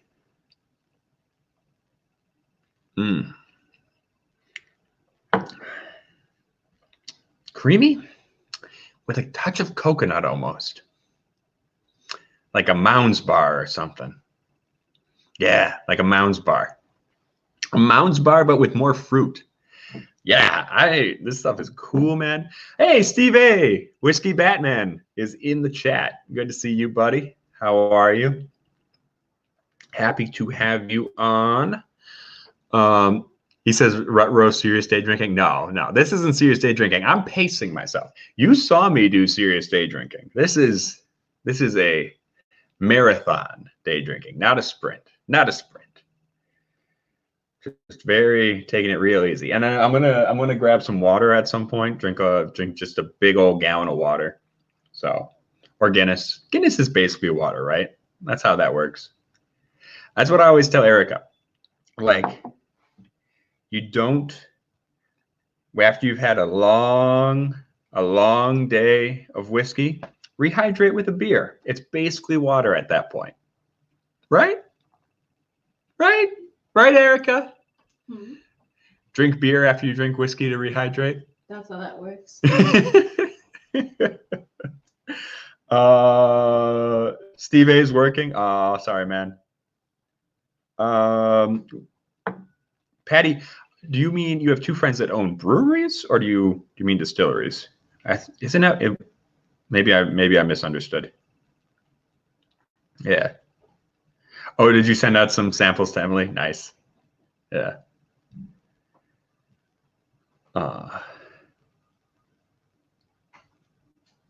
Guy Davis just says LOL. The math checks out, but the mathematician might be drunk. I'm kind of like Russell Crowe in A Beautiful Mind, but instead of serious psychological illness, it's just whiskey, man.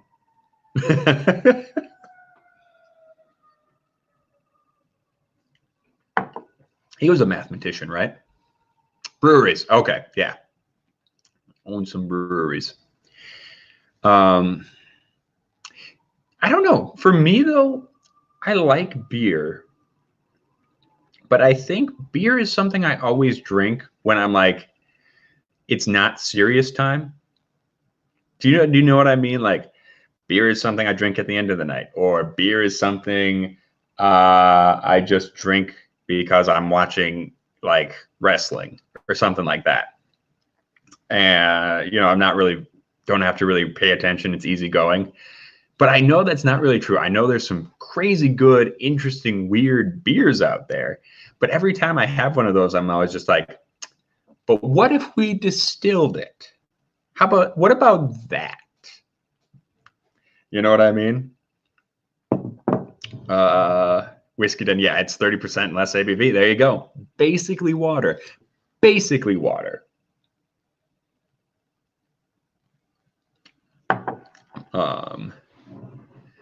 Yeah, so I don't know.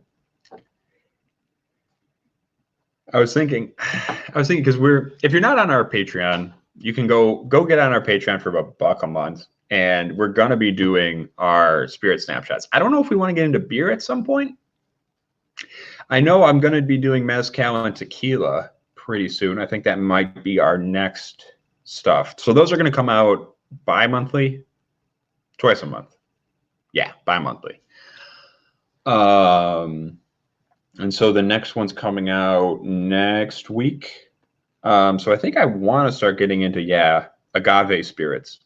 But we could also do, like, depending on what people want and what people are interested in. I mean, this is obviously what patrons are interested in, but like wine, beer. I mean, we've already done a lot of sherry. We could get into liqueurs, blah, blah, blah.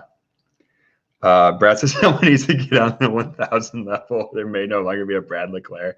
I think I might get rid of that level. I might knock that down a little bit. I don't think anyone's going to do that. Oh man, he's fading Back to the Future style. I like that even better. You don't become Brad LeClaire. You just allow Brad LeClaire to continue existing. If no one pays me $1,000 by the end of the month, Brad LeClaire will fade into non-existence. That is a threat.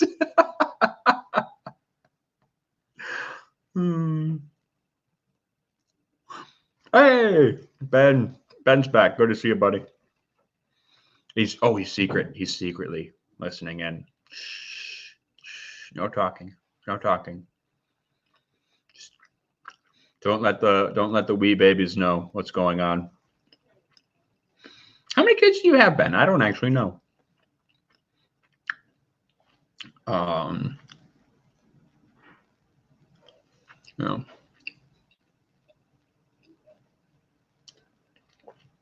You know, I'm getting a little marzipan on this.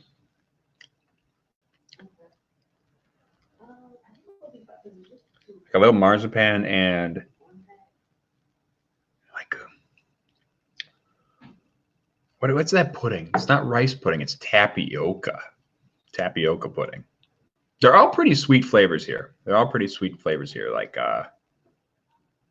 they're all pretty easygoing, but they're actually working really well. This is my favorite castmate so far. Hey, Donald Rance is in. Good afternoon or good morning from where I am.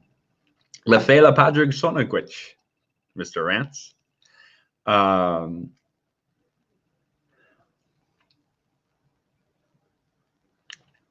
I know you were on Whiskey Crusaders last night, being the resident Irish whiskey expert. If you want to hop on this channel, feel free.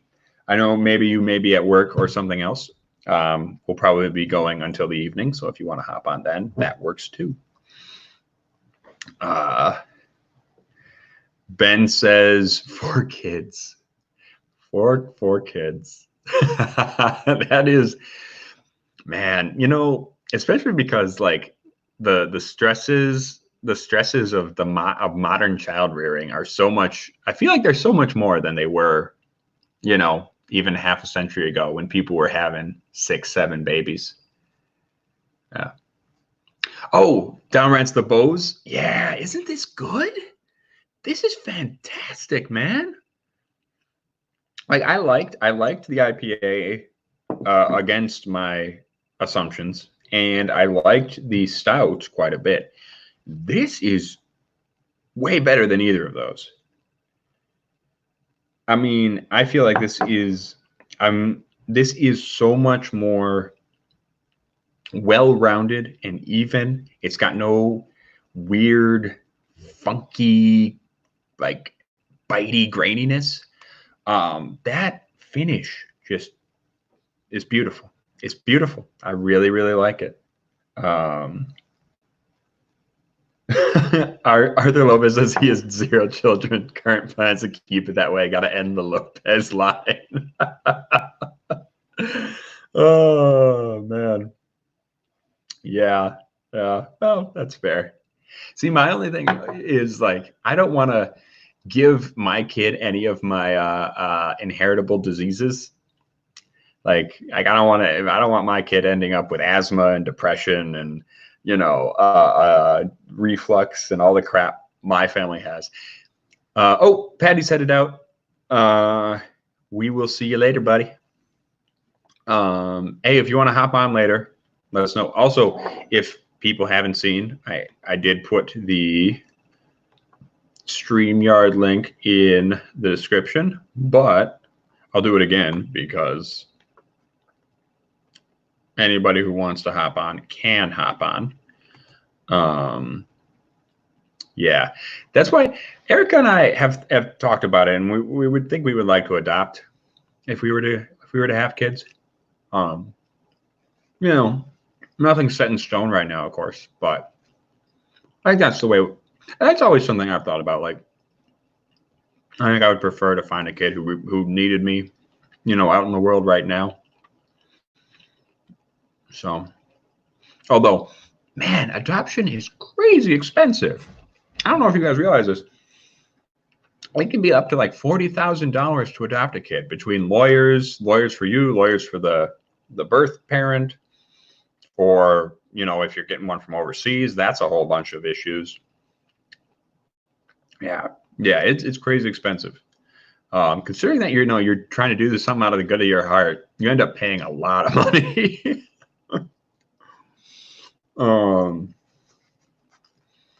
Do you like how the stream is only vaguely whiskey related in any way, or St. Patrick's Day? Oh, St. Patrick's Day related. Yeah, it's mostly just me sitting here eating meat and chatting about random topics.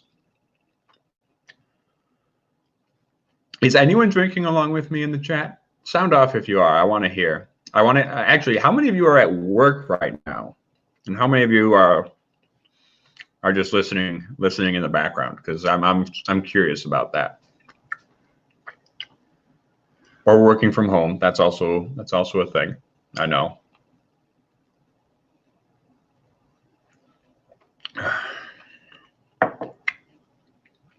I do like the idea of adoption too, though. I like the idea of adoption because it's kind of like the carry out of child rearing, right? You're like, what do I feel like tonight? Do I want to get some Chinese? Do I want to get a little Ethiopian? Maybe we're gonna get some Russian. I don't know. It's whatever. It's whatever I feel like. Gonna get some. Gonna get some babies. No, I know that's not how it works. I'm not a complete dickhead.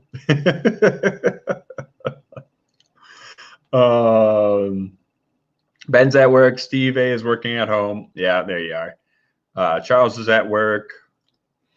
Donald is going to be drinking as soon as he gets home from work. Good on you, man. And Brad is saying, oh, you might be able to get one that's potty trained too. Worth $40K for that. Erica was just telling me a story about one of her coworkers' little babies. I think she's 2-ish, 2.5-ish. They're potty training her. And they were just trying to get her to sit down for a second and like stop running about. So like, all right, we're going to paint your nails. You have to sit still. You can't move the whole time I'm painting your nails. And then partway through painting the nails, there's just a dribble piss down her leg. And she's like, why didn't you tell me that you needed to go to the bathroom? She said, you told me to sit still. You tell me to sit still so we could paint my nails. I'm not going to move. Like I'm a baby. I pee in my diapers all the time. So yeah, I hear that's a nightmare. I also understand that kids are sometimes scared of the toilet, or quite often scared of the toilet, which is, I mean, I guess that's understandable. You've been going to the bathroom in your shorts for your entire life, and then they're like, you gotta now climb up on this big old porcelain seat with this yawning chasm beneath you. And yeah, I could understand why that would be a little terrifying for a wee baby. The Wayne. Okay, let me check on the corned beef real quick because it's getting to be about time for me to put the potatoes and cabbage in. I'm probably going to put those in about maybe 10 to. Probably put the potatoes and cabbage in about 10 to 12 my time. And then maybe about 12, 17, we'll pop the corned beef out of the pan into the pan, give it a nice brown sugar rub down, and pop that motherfucker in the oven. I don't know if you guys were here when I said I bought 3 of these things. One for today, one for however long I'm stuck in the house. Because there is no other meat in Milwaukee. I don't know what people are buying around you guys, but meat is the first thing to go in Milwaukee because we're a bunch of fatties.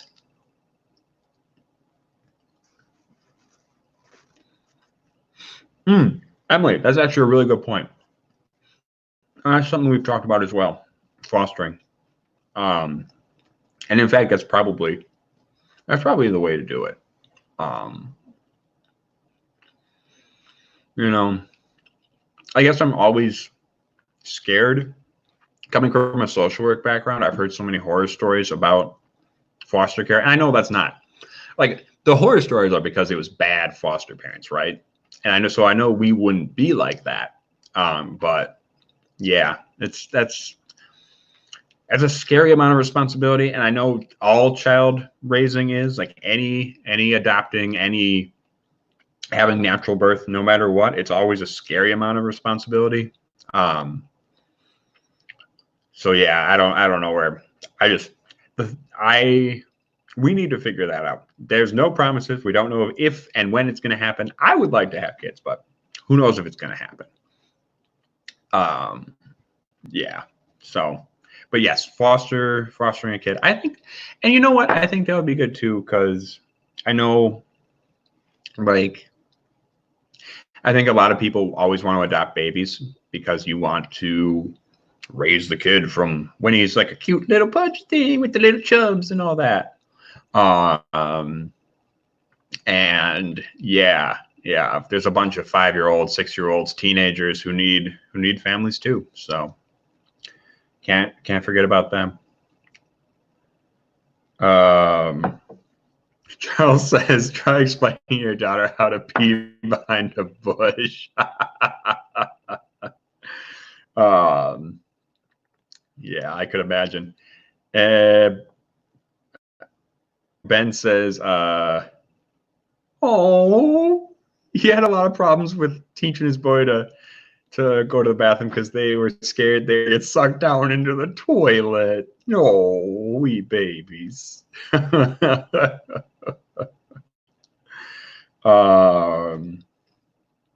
Emily Chambers, does Jameson cold brew count? Yeah, that counts.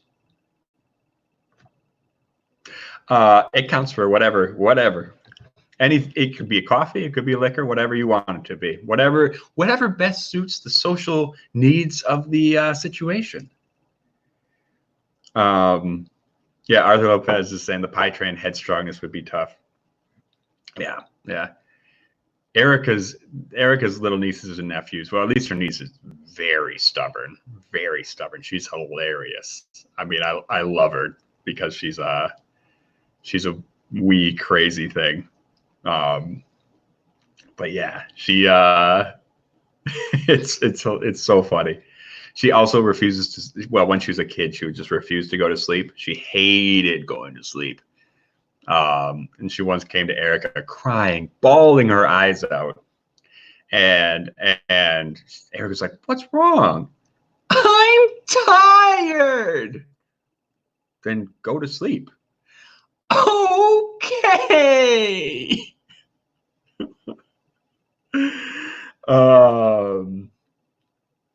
Oh, Ben saying he's not against shooting squirrels, birds, rabbit if the need for meat arise. Yeah.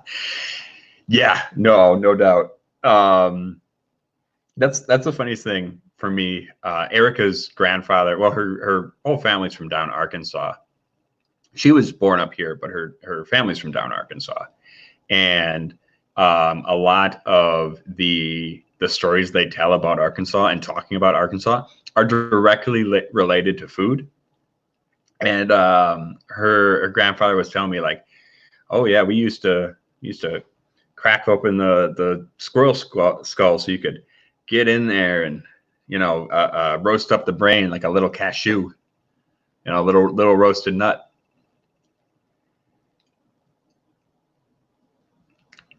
Which is actually probably pretty tasty, to be fair. Okay, I gotta chop some vegetables real quick. So we're going back in the kitchen. I am just going to pick up the computer so I can get to work.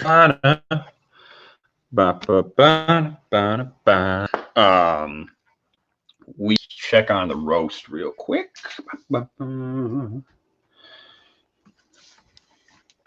There's the big baby. Yeah, it's not bad.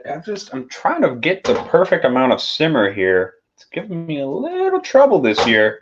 Some of these simmer better than others. Don't want it to boil over, so I'm going to give it a little bit more heat. Yeah, we got a floater this year too. This motherfucker's floating like a bastard.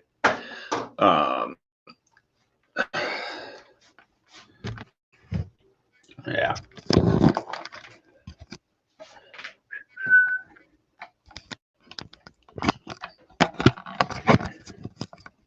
But yeah, I will continue to talk and chat while I get the potatoes ready. Now, I don't know how you guys like your potatoes. If you like them skinned, I usually just do them with the skins on. I'll take the eyes out for sure, but mostly I'm just going to do it with the skins. Get that extra fibrous stuff going on there. All right. Donald says that's why cast iron Dutch ovens are the way to go for that. I wouldn't be surprised. Yeah. Guy says it's cooking hour. He's reheating leftover wings and mac and cheese for lunch. There you go. All right, I'm gonna drop this down a little, and back it up a bit.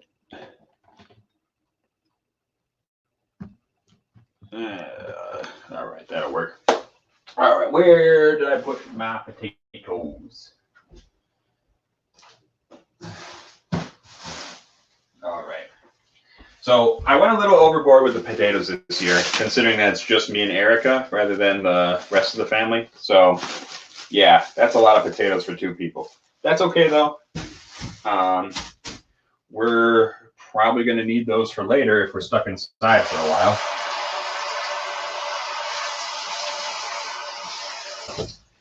And we got our red cabbage. Cabbage is just angry lettuce, man. That's what it is. No one can tell me otherwise. Guys, it's not a St. Pasty bunch. I don't know. Put some whiskey in your mac and cheese. Basically the same.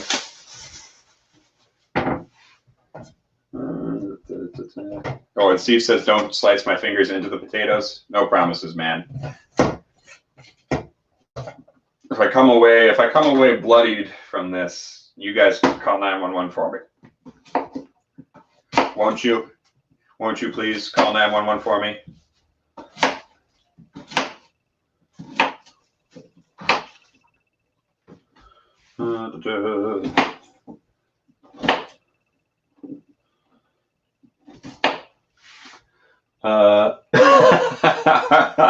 Arthur Lopez with the Archer reference. The classic Irishman's dilemma. Do you eat it now, or do you let it ferment and make liquor out of it? I'm sure I've told you guys this. Well, I've said this on stream, I'm sure. But it's worth saying again. I have a friend who's part of a whiskey club that I belong to, which I haven't been able to attend lately because I've been working at the liquor store. So, you know, sadness there. But his old man had made a still out of an old refrigerator, which is pretty brilliant. And it was, he would make his wash out of potatoes, you know, like soak the potatoes in water, get all the starch out of them, cook them up real nice, and then take that wort, ferment it, and then there was a basin in the bottom of the refrigerator, and there was a condenser in the freezer. So the freezer was still operational, the refrigerator wasn't. And so he ran the pipe up through the bottom of the fridge and condensed it at the top where the freezer was, which is pretty fantastic. Ben says, "Oh, hey, Mike's in. How you doing, Mike? Good to see you. Is this a day in the life of Ed? Yeah, kind of. I mean, it's day drinking and me making copious amounts of meat and potatoes. So yeah, more or less." Down says, "Oh, nice. Got the black pudding out. Poached egg. You know what my favorite is? Scotch eggs. I will kill a man for a good Scotch egg. Not really. I wouldn't actually. I would just pay money for it like a normal human being. But yeah, god damn do I love Scotch eggs." All right. I think that's enough potatoes. So I'm gonna put the potatoes in now. We'll let those cook for probably about 10 minutes at least. Probably should have gotten some carrots too. I don't think they had any carrots at the store though. People bought up all like, man, I couldn't even get red potatoes this year. I had to go with russets. I was gonna do we usually do like a mixture of red and gold potatoes, but I had to go with the russets because everyone had bought up everything else. Gotta make sure not to drop it in from so high. Little splashback, I'm okay. Mike Guzzik said, "Yeah, Scotch eggs are the best, man. Those are tasty, so tasty." There we go. Little burn, no big deal.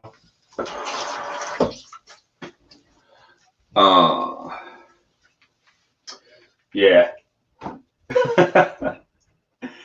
Oh, Brett says, "You know, Scotch eggs you buy with one murder for hire." Yeah, you probably could. I have no doubt. I don't know what the going rate is for that. Probably shouldn't find out. All right, I'm gonna take this first layer off. It's looking a little droopy. Yeah, there we go. That's the good stuff. Got that bright red cabbage. There's my camera. There's my camera. Look at that. Look at that. Looks like a mind flayer brain, right? Gonna eat some illicid. So yeah, I'm gonna cut this now, but I'm gonna leave it. I'm not gonna put the cabbage in until we take the meat out and for the baking, because otherwise it's just gonna get too soggy too quick.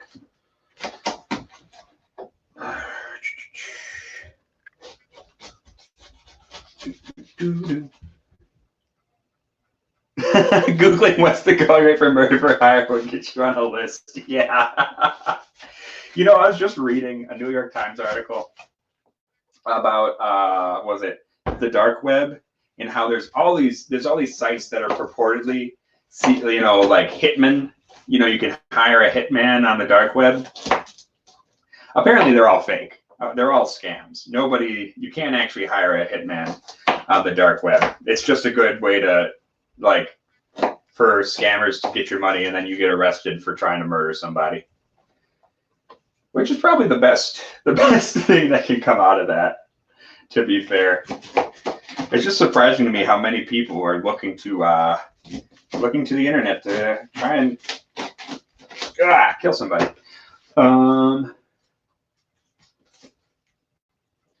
You gotta get the Armani sweaters. Yeah, and you gotta hire Natalie Portman to hang out with you the whole time. I mean, that's not cheap. For at least Ryan Reynolds.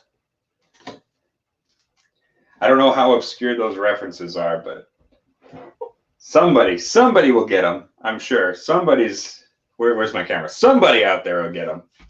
Is it fun when I wave this knife in the camera? Yeah, right. It was a lot easier when you could get a hitman from the Yellow Pages. You're damn right, Dustin. Where are the good old days? The good old days before all this technology bullshit.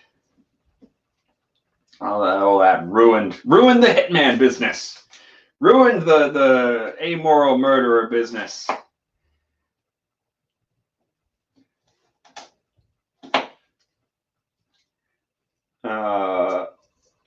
Yeah, Brad, you probably, that's the thing though. Yeah, all these they pay somebody a ton of money, $5,000 or so, $10,000, $20,000. And then the cops find them anyway. All right, that's coming along. All right.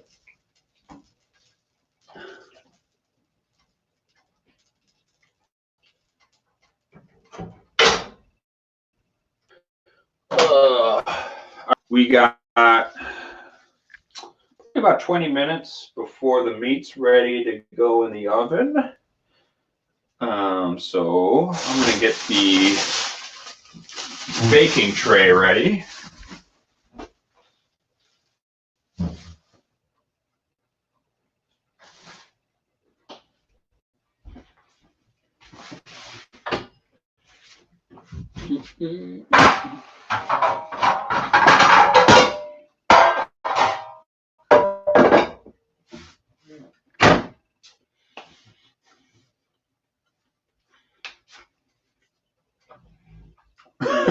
Dustin says, 20K for a hitman.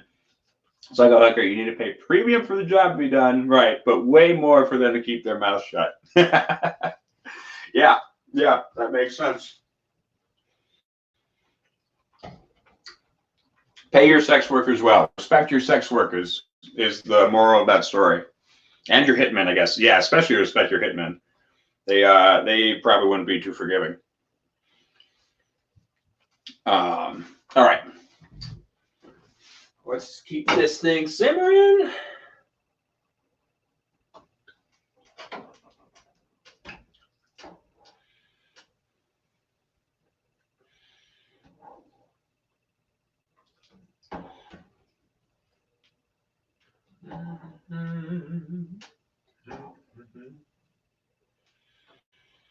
Oh yeah, that smells so good. Smells so good. Every time I make corned beef, it reminds me of my childhood. All right, I'm gonna go back and sit down while we wait for that to those potatoes to finish up. All right.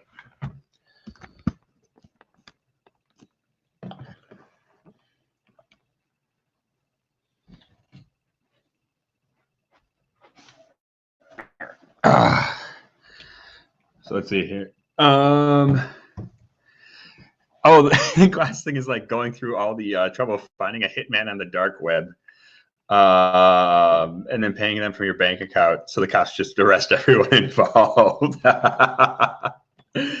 Oh, geez, yeah, that sounds about right. Criminals are desperate, man. That's generally people, and that's the problem with deterrence-based crime initiatives.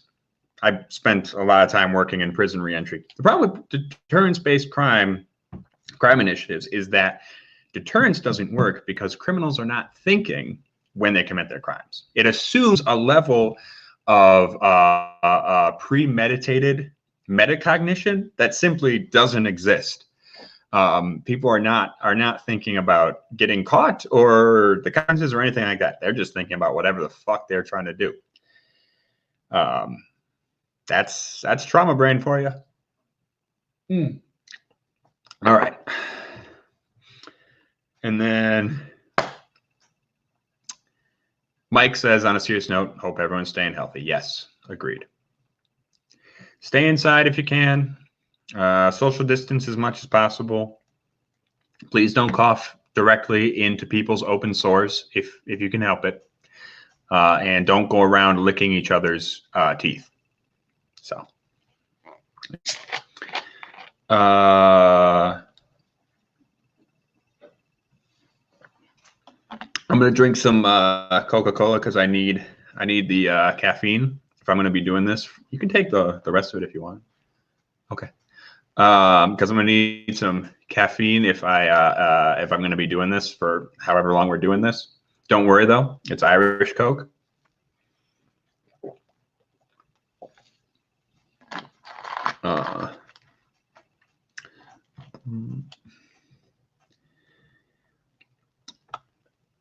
And then Donald Rance is either Teeling or Powers when he gets home. What do people think? Which Powers? 3 Swallows or John's Lane? What are we talking? Because man, you guys know I'm a Teeling fanboy. Like, not that I don't like Powers, but god damn, do I love Teeling. I want to make love to Jack Teeling, or he can make love to me, whichever. I'm hard. I'm ready. Let's do it. Erica's looking at me now. I don't actually want to make love to Teeling. Yes, I do. Anyway.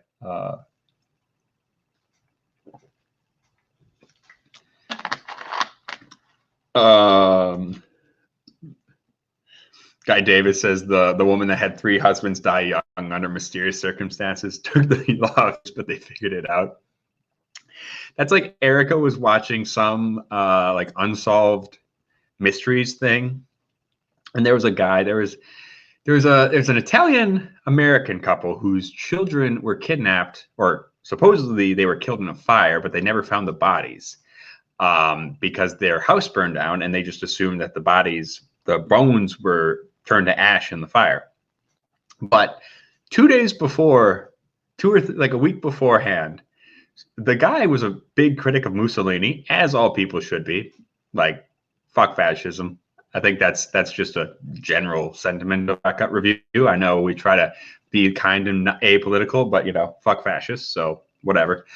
But the guy was very anti-Mussolini, and there was another Italian who was very pro-Mussolini. He came to his house and said, "I'm going to burn down your house and murder all your children if you keep talking about Mussolini." And the cops were like, "Well, we're not going to investigate that guy. That seems totally like a reasonable thing to say."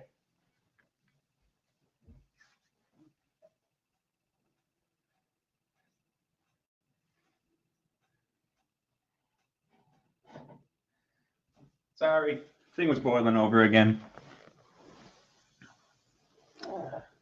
I gotta stir that. Sorry, guys. I'll talk to you from here.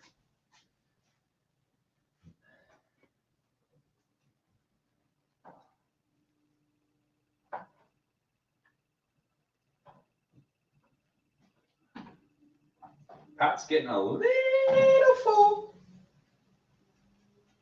Getting a little full there. Because we've got the potatoes in there now. On potta agus an skull.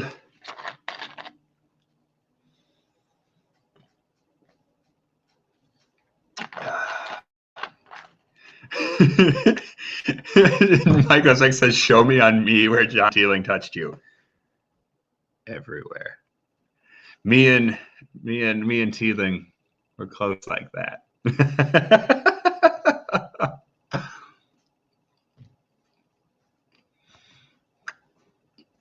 Oh, nice. Don Ranch has a singer to 3 Swallow and John's Lane. Cool. Nice. Arthur Lopez says Mussolini and Stalin were totally cool bros. Yeah. That Stalin guy. Super chill dude. Brosif Stalin.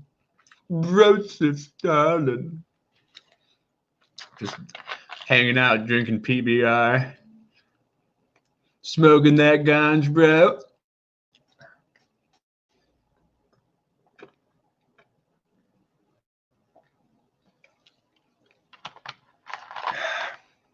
My Glitzak, we came for the whiskey, we stay for the smut.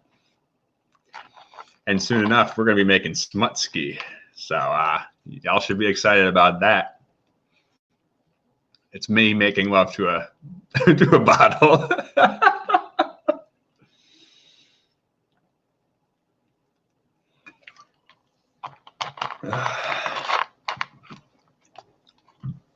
Hey, Ben Demon Hunter. Yes, still 10 people. I am pleasantly surprised that we have anyone on this stream, to be fair. I thought I was going to be talking to like an audience of 1 or 2. So I'm feeling pretty good about this. We are holding steady. Yeah, Bros of Stone. I totally stole that joke. That is not really gonna point that out real quick, but yeah.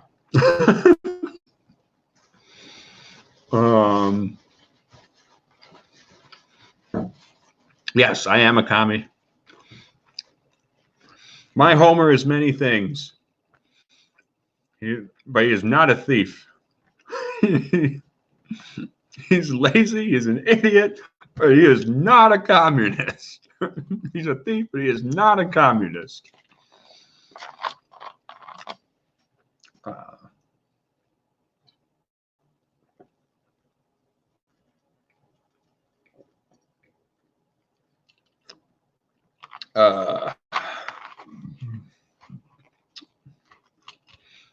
Yeah, okay. Good to go. We should continue on to another whiskey, shouldn't we? We are now entering our 3rd hour of the stream. That seems like the thing to do. Okay, so Castmates Bows, fan-fucking-tastic. This was really good. So I'm thinking we should go the other way. We've been drinking some good whiskey so far. Well, 1 whiskey and 1 pachin. But why don't we go the other way? Why don't we go into some bad stuff? The worst thing I have, but it's not great. Great. Also, because of the haggis episode we did for Burns Night, here, let's see if you can see that. Yeah. Maxky's Highland Foods sent us a nice customized Glencairn. It's a very, very nice etching too. Like a lot of those etchings are like way too. They're not deep enough. They're not pressed in enough. This is a great etching, and I really love their logo. So, thank you to Maxky's. If you check out their Highland Food is the only Highland food provider of the Rock Gut Review. This is for we are a pan-Gaelic channel, which is actually something I've always been disappointed in Irish nationalism, that it never allowed for the possibility of pan-Gaelic unity. That's always something that disappointed me about Irish politics, was that in their create an Irish nation, the Irish really left out the opportunity to build a pan-Gaelic confederation with Scotland. Considering, I mean, you know, the heritage and the origins of the two people.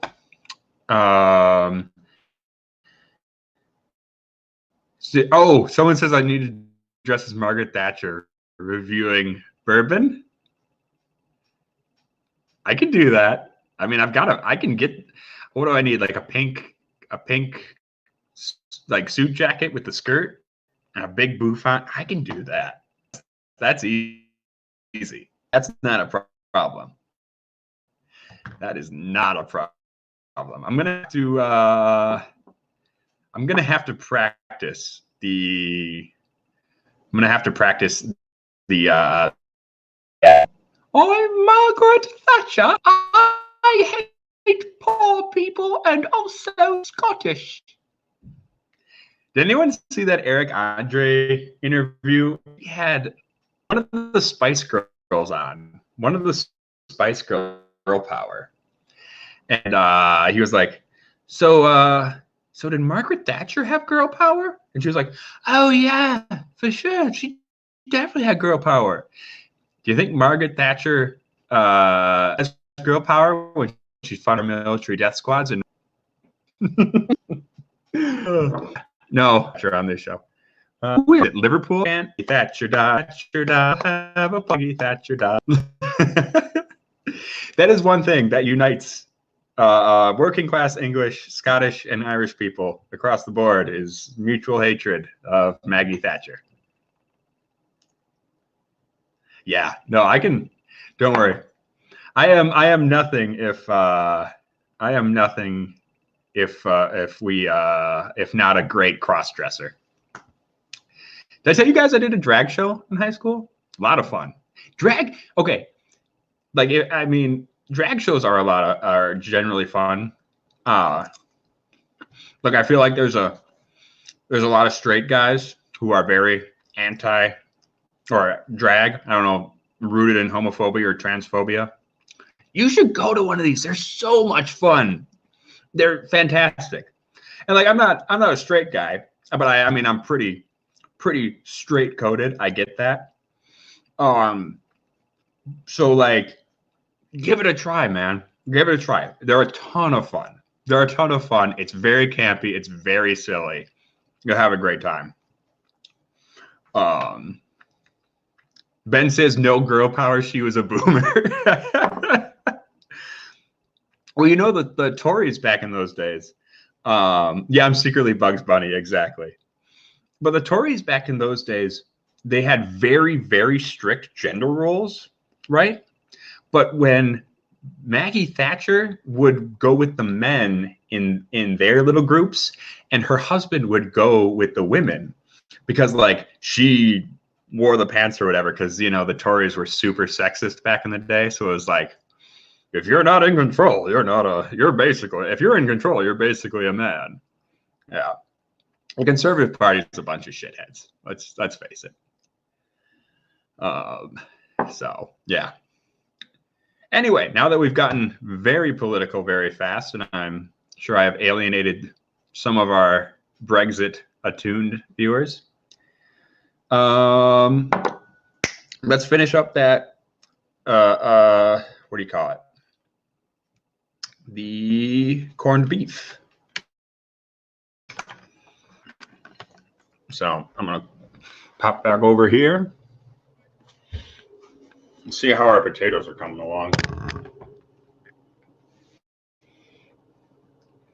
Yeah, well, I don't know how much Tories they are comparatively. I mean, considering, well, let's face it, the whole sea border is not a great look for them. They kind of screwed the Unionists in Northern Ireland by doing that whole sea border thing, which is a dick move, just overall. So not a good look there to screw your government partners out on the only political. There we are. Yeah.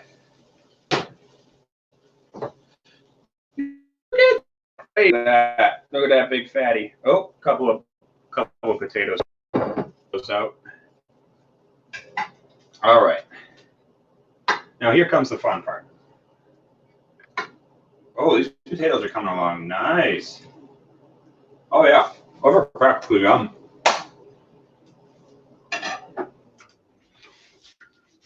Yeah, those are pretty much done already. I'm gonna throw the cabbage in right quick, and then should be good to go.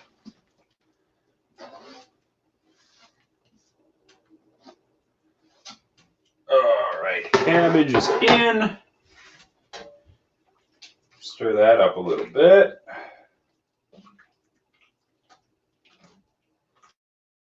Don't want to let these potatoes get too soggy. All right, there we are. Looking good. All right, so now we do Omera's secret. So we're gonna take this to, we're gonna do about 260. Yeah, we're just gonna just a little bit, maybe now we'll take up to 300. Yeah. Mama Omera's secret recipe is that, so I should probably use a different knife.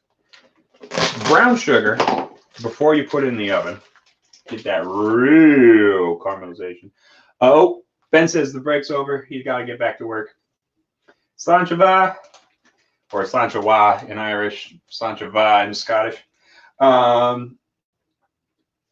You get that nice crumbly brown sugar all over that motherfucker.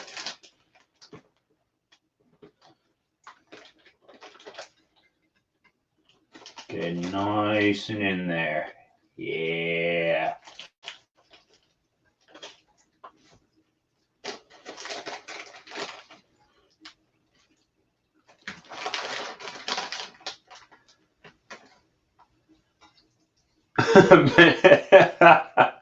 Michael 6 just says turncoat. Yeah, I think maybe making money for your family may be slightly more important than watching a dumb plastic patty day drink.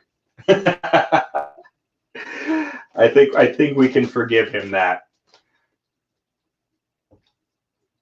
All right, got that all over there. Okay.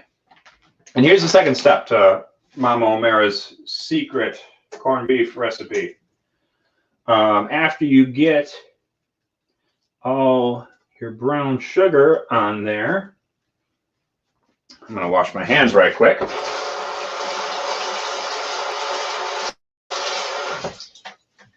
Then you got to get your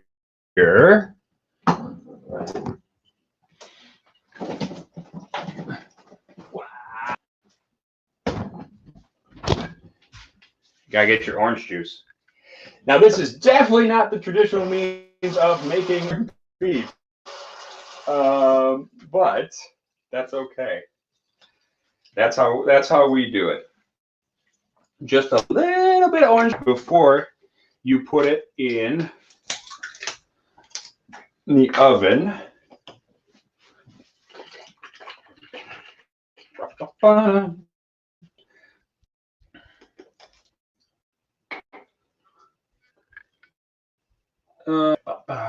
Just a little bit, just over the top. We're going to put a little bit on the sides.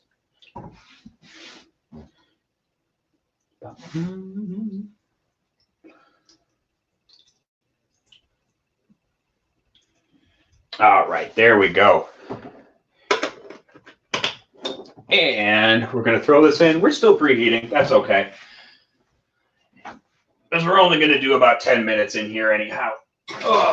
Just enough to let that orange juice start to boil off and get the what do you call it? The brown sugar to caramelize nicely. These potatoes out of here right quick because they are getting there. Give them about 5 more minutes. Yeah. So we'll put maybe 10 minutes on the clock. 12:30, this should all be done. And I'll bring a plate over to Erica, who has been working so hard, and I love her. Oh, Arthur's got to head out. Work's calling. That is fair.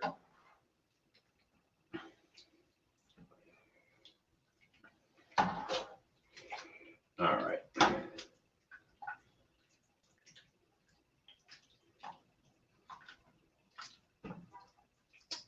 And, of course, The best thing about making any meat dish with is that after you're done, you've got pot liquor to make into soup. So that's good shit. Never waste your pot liquor, especially if you're using fatback. Man, if you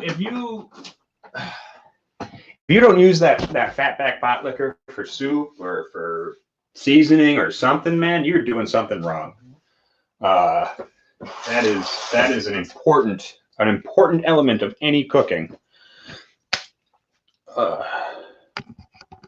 right, let's go hang out for another 10 minutes. I got a little while to wait.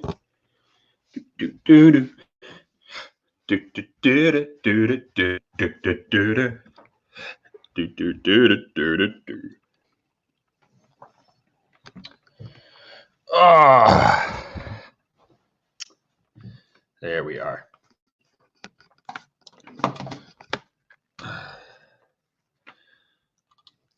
I am very happy to see all of you here. Have I told you guys that? You guys are all so great. I'm very happy to have all of you popping a very long live stream. Especially because right now, hey, Don't Rant is home. Yeah, man, get on that. Get on that. Get on that. Get on it. Get on it. And a reminder that you're welcome to come on a stream. Anyone is welcome to come on a stream. Emily Chambers, that would be nice. I would love to raise a glass with any and all of you.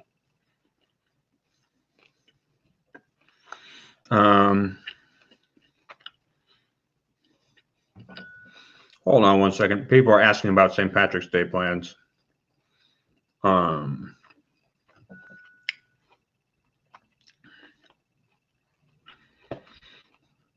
And I'm telling them no. No, no, no.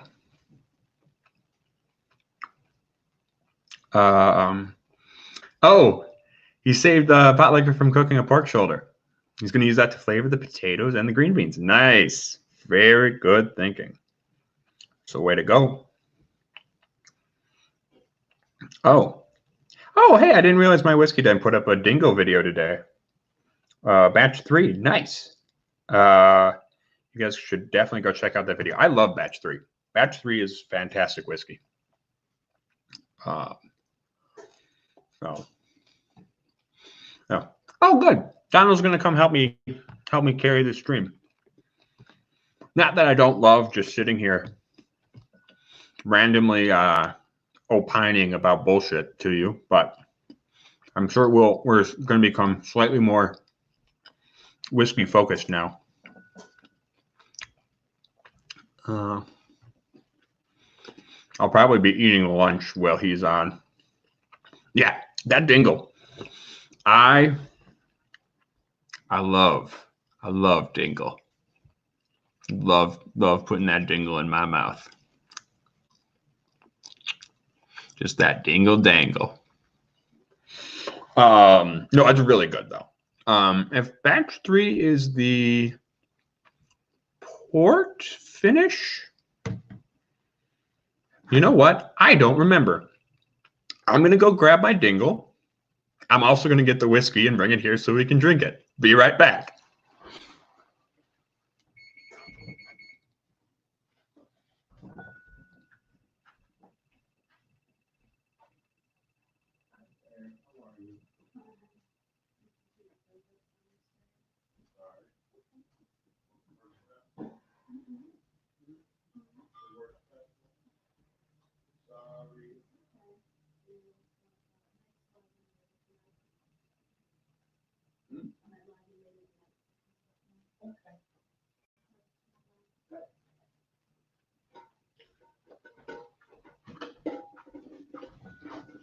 All right, ladies and gentlemen, I have retrieved my dingle. My dingle will shortly be on stream. Everyone is going to look at my dingle. All right, everyone, now that you can see it, say something nice about my dingle.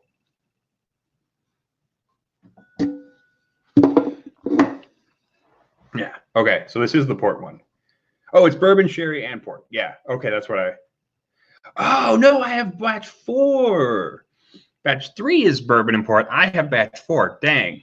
Oh well, it's still really good stuff. I'm gonna pour myself a little right now. Remind me to keep an eye on the clock.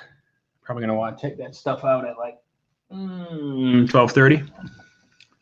12:30-ish. Oh, there's a little cork sediment on the side of the.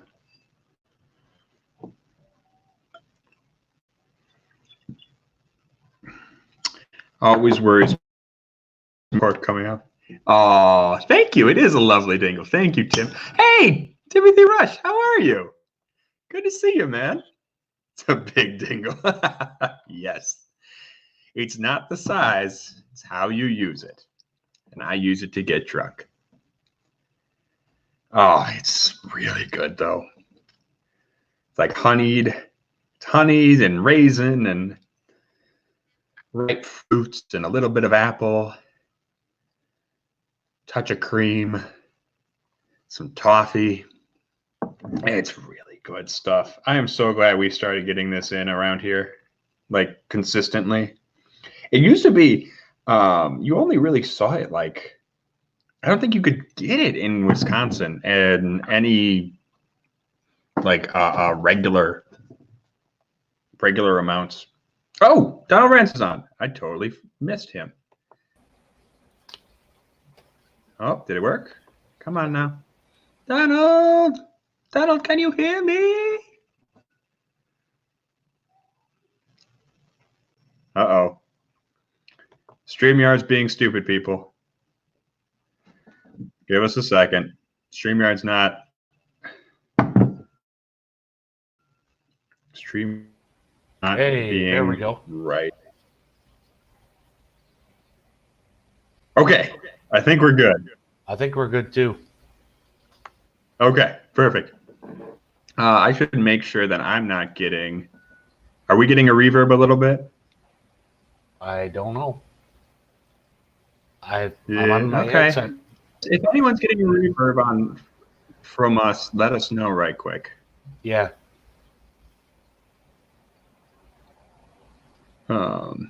Yeah, my.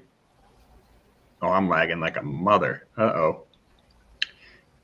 That's the problem. I'm not on a hard connection right now, so that's the only issue with trying to do this. I'm on the Wi-Fi. Okay. Okay, sounds fine to me. All right, as long as Guy Davis is good, I'm not worried about it. Yeah, I just got home a little while ago, a few minutes ago. Grabbed some stuff out of the cupboard and may as well join you. Nothing else to do. Yeah, for Everything sure. is closed. Yeah. Yeah, thank you for coming on. I appreciate it. No, thank you for doing St. Patrick's Day live stream. Yeah. I should put up a background, shouldn't I? We got inky blackness behind us right now. I don't have a good background though. Let's see. Got the old D&D background. That's what we're going with. Okay. Yeah. So what are you drinking right now? I've got a few Teelings that I pulled out. Pulled out a bunch of powers, and so I could go with the strong ale Teeling. I could go with barley wine Teeling. I can go with Look at that. stout cask Teeling. I could go with Brabazon number 2 Teeling. So I'll leave yeah, and I've also got the new pot still as well too. Oh, where did you get that? Actually, funny enough, my grandmother bought it for me when she was in the U.S. Oh, really? Yeah.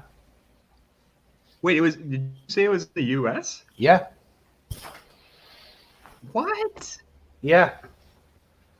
She got it at Total That's Wine. crazy. Oh man, I've been hoping that would show up somewhere around here, and I have not seen it at all. Yeah, so she got it at Total Wine in Florida. So I was like, okay, cool. was supposed to be a bottle of Old Yeah, why Forester. not? Yeah, it was supposed to be a bottle of Old Forester 1910, and they were out of stock, and she didn't know if I wanted the 1920 or not, so she just kind of made the executive decision to go, okay, I see pot still, I see Teeling, I'll get that instead. Oh man, that's fantastic. I'm going to do a search on Total Wine's website right now and see if they have that somewhere closer to me, because I have been wanting to try that for a minute. How is it? What do you think of it? I think it's overpriced for what it is. Definitely. Mm, I think it's a good first effort, but when you compare it to basically like the 3 Swallow or the Power Signature release, it doesn't hold up too well. okay. I mean, Yeah. it's decent. It's not bad by any stretch of the imagination, and it exceeds my expectation for such a young pot still. But Mm, it could use some more age, definitely. okay. Yeah.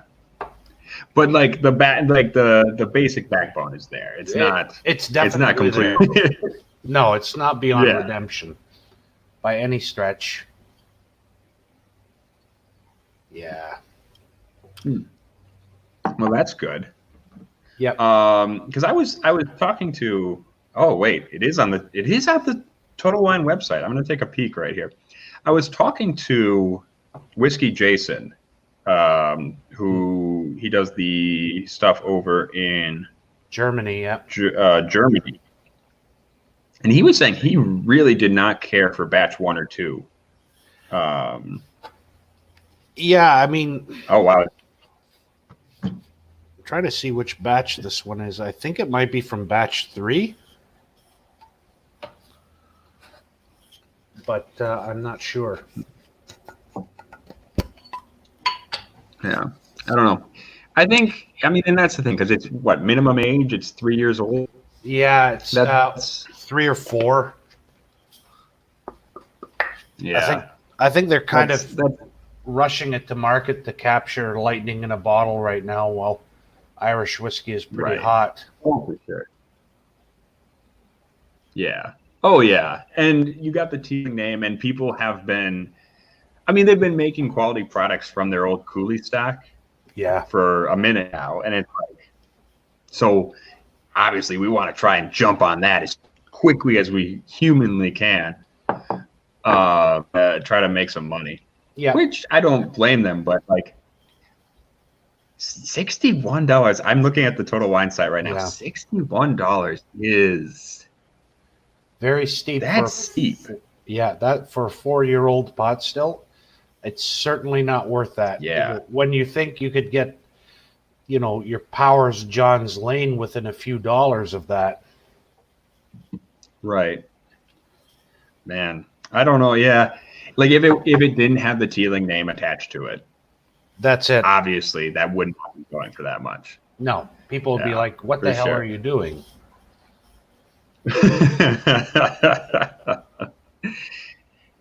I guess there's an element. I'm gonna take care of my meat real quick. So excuse Okay. me while I pick this computer up. No problem.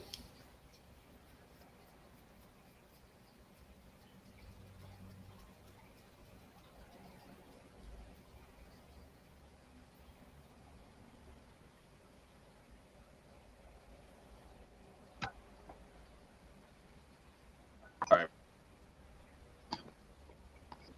Like as long as this is there.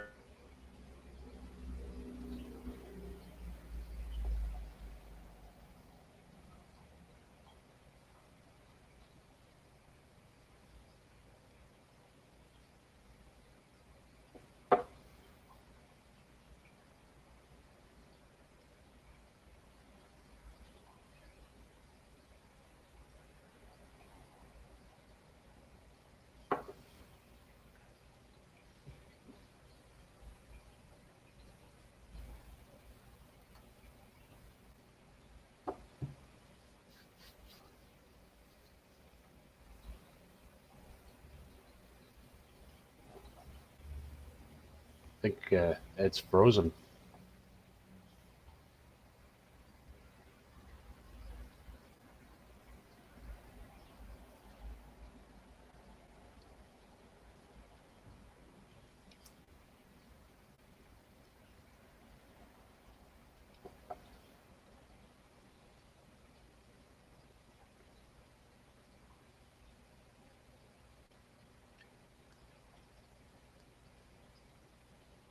I think we lost Ed.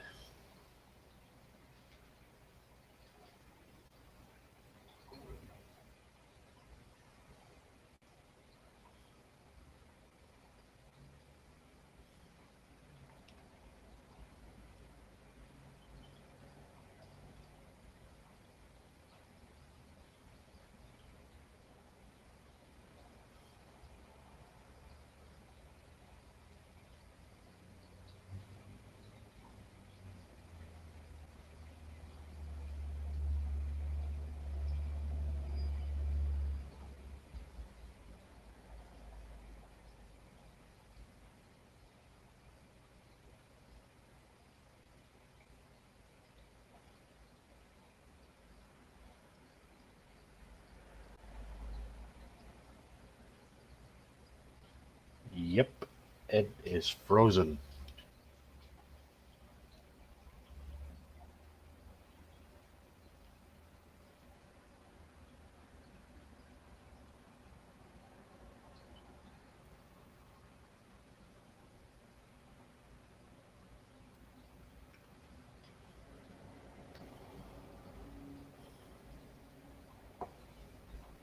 Well, I guess while we wait for Ed to come back, Teeling pot still worth the price? Nope. Is there redeeming qualities? Yeah, and it's decent. It's just not worth the price, though. I think if they give it maybe another 3-4 years in a cask to age, it'll be really good stuff. Other than that, not much to write home about, so don't go out and rush to the store and get yourself some.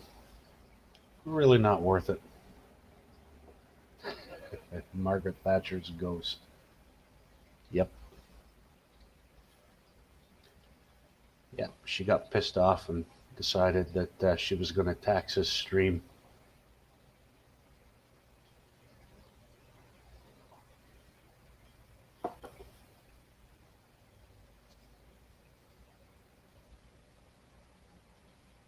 Look for a ghost with clunky shoes and bad teeth. Absolutely. Absolutely. And pearl necklaces.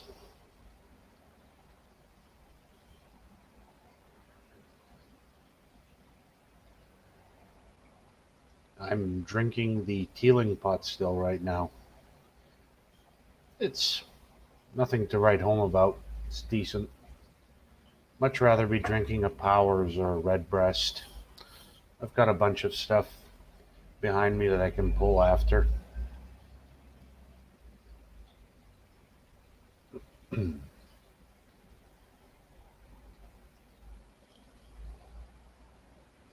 Yeah.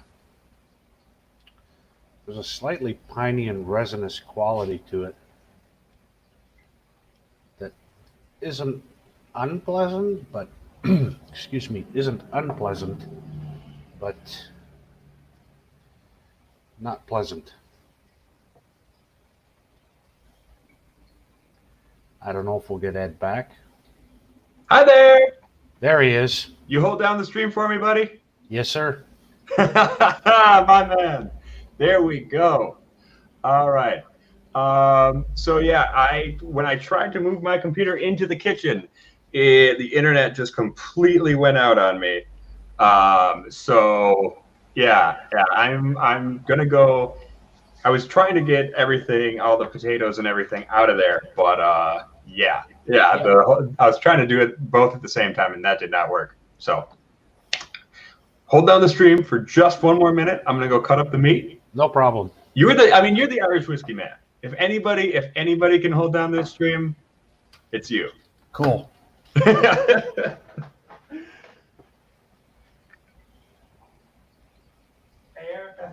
Oh, Benjamin, that's a good choice. John's Lane. Yeah, I think dollar for dollar, probably one of the best Irish whiskeys on the market, period. Yeah, even the empty glass from this pot still doesn't quite have that richness that you expect. But there's some redeeming qualities here. I just hope that they give it more time because I think then it'll be a really damn good pot still.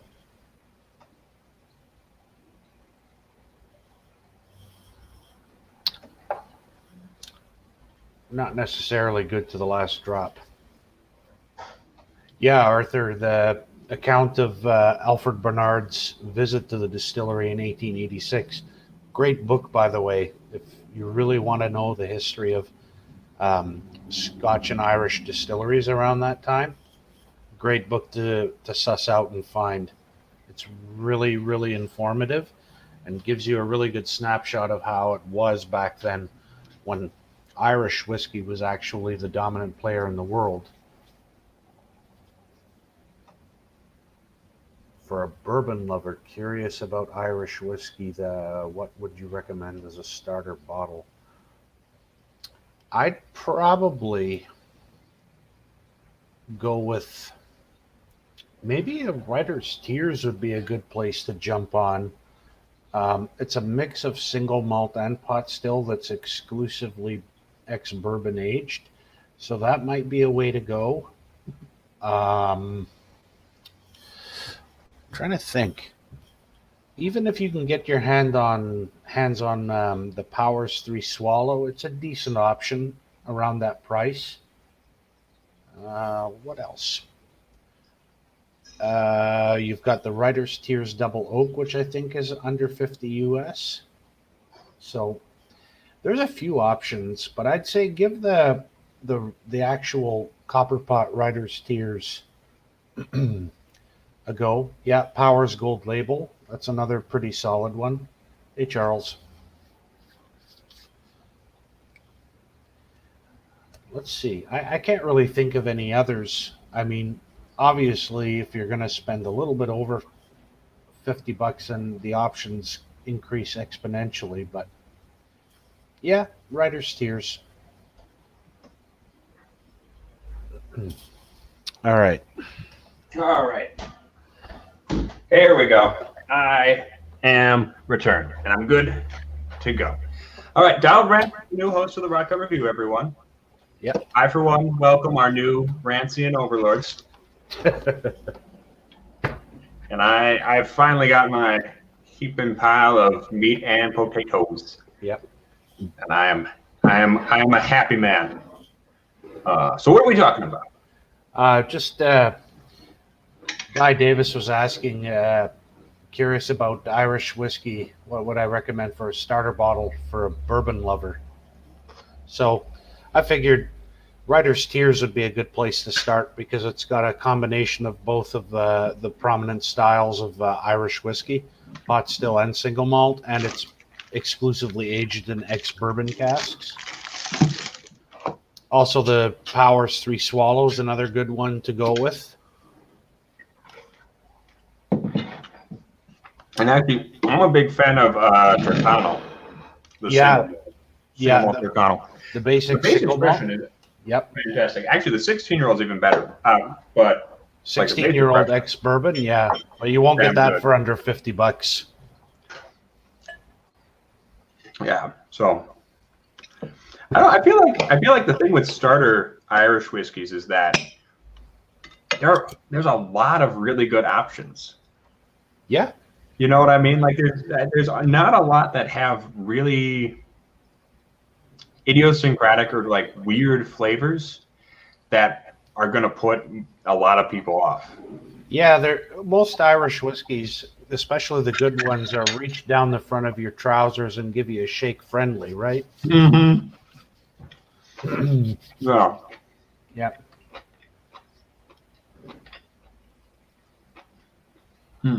Arthur Lopez, have you heard of the Kavanagh Irish whiskey sought at Total Wine? I've seen it on the website, and I think Matt drank some last night, and Matt, Will, and Sarah were like, "Nope, nope, we have to send this to Ed. It's awful." Isn't Kavanaugh like their house brand? I think so. Yeah. Because I'm always disappointed with at least the Total Wines around here have a pretty bad Irish whiskey selection. Okay.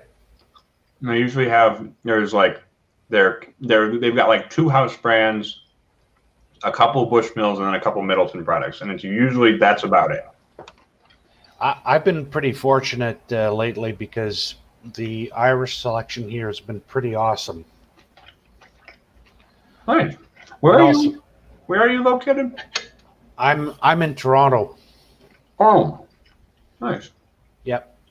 There's a lot of Canadian whiskey tubers, isn't there? There's quite a few of. Yeah. Because I think Vito from Castring's out of Toronto, I believe. Yeah, Vito is about an hour and a half, kind of northwest of the downtown core of the city, in a suburb. Whereas literally, I'm right in the middle of the downtown core. I can be at the CN Tower in like 10, 15 minutes. Nice.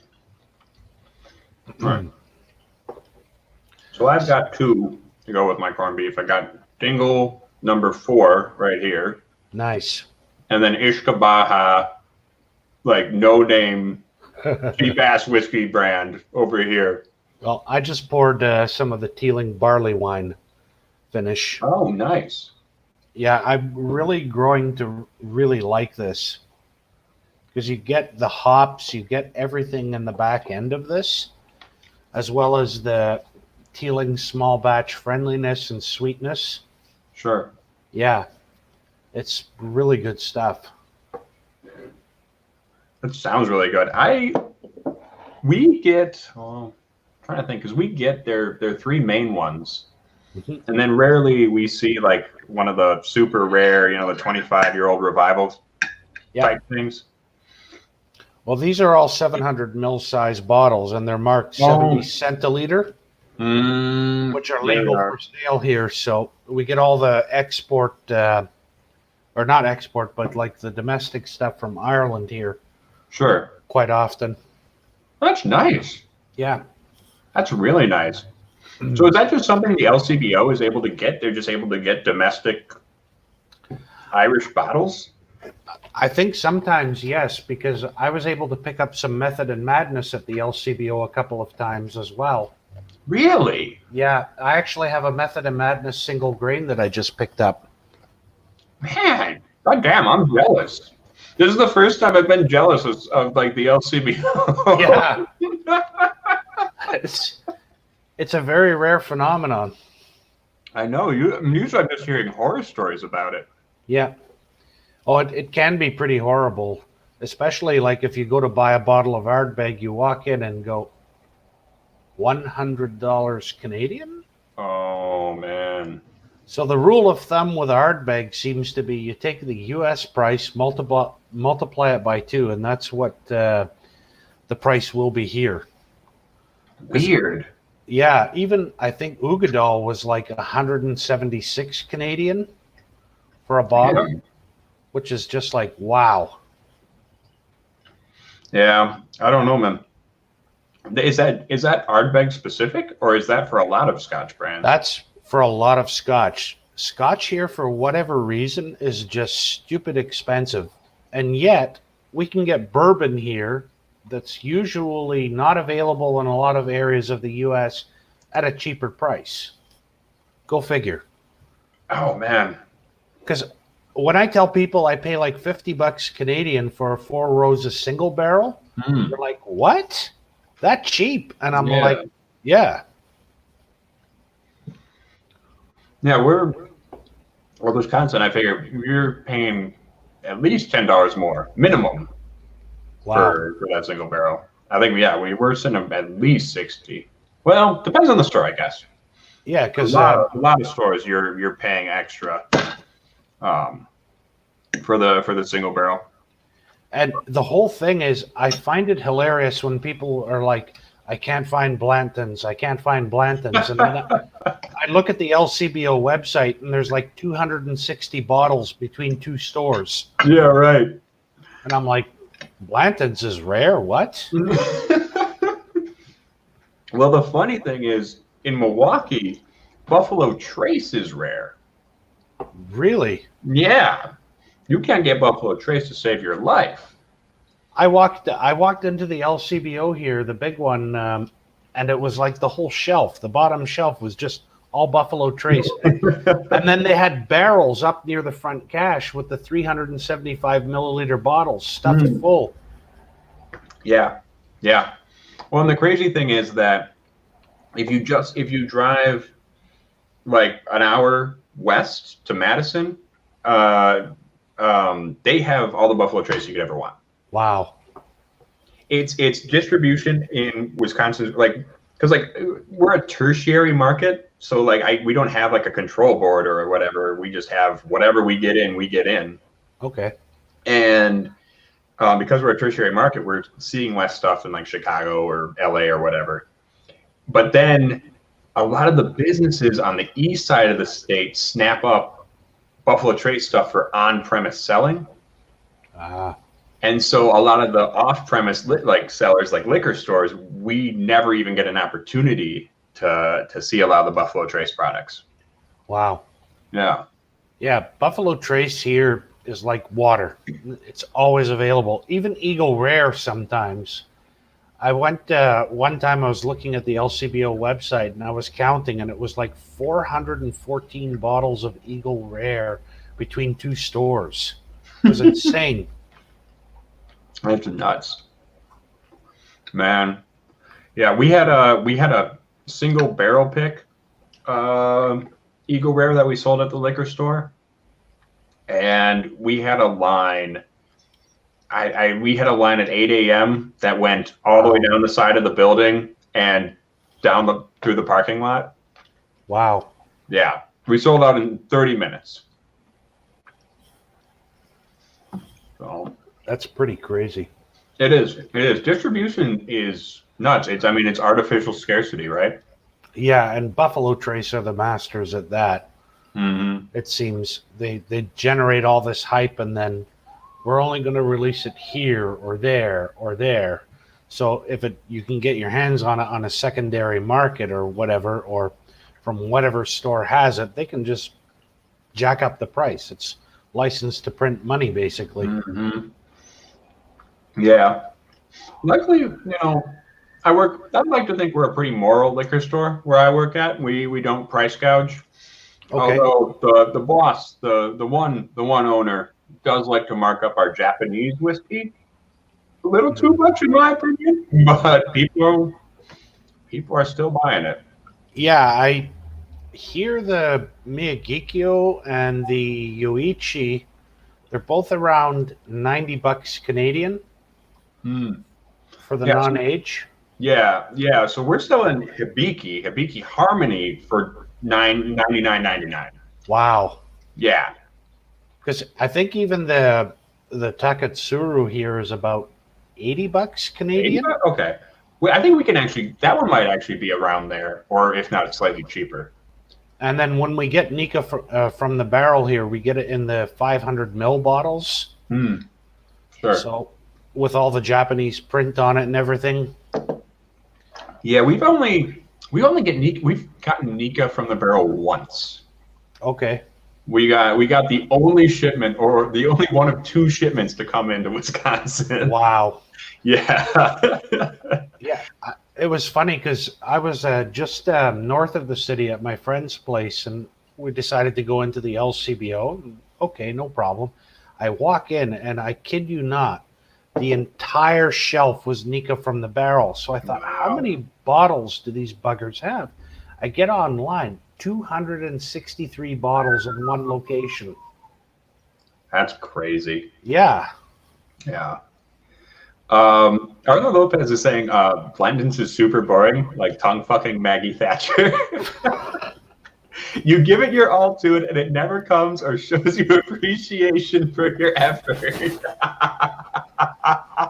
Oh my God. That is fantastic. Great.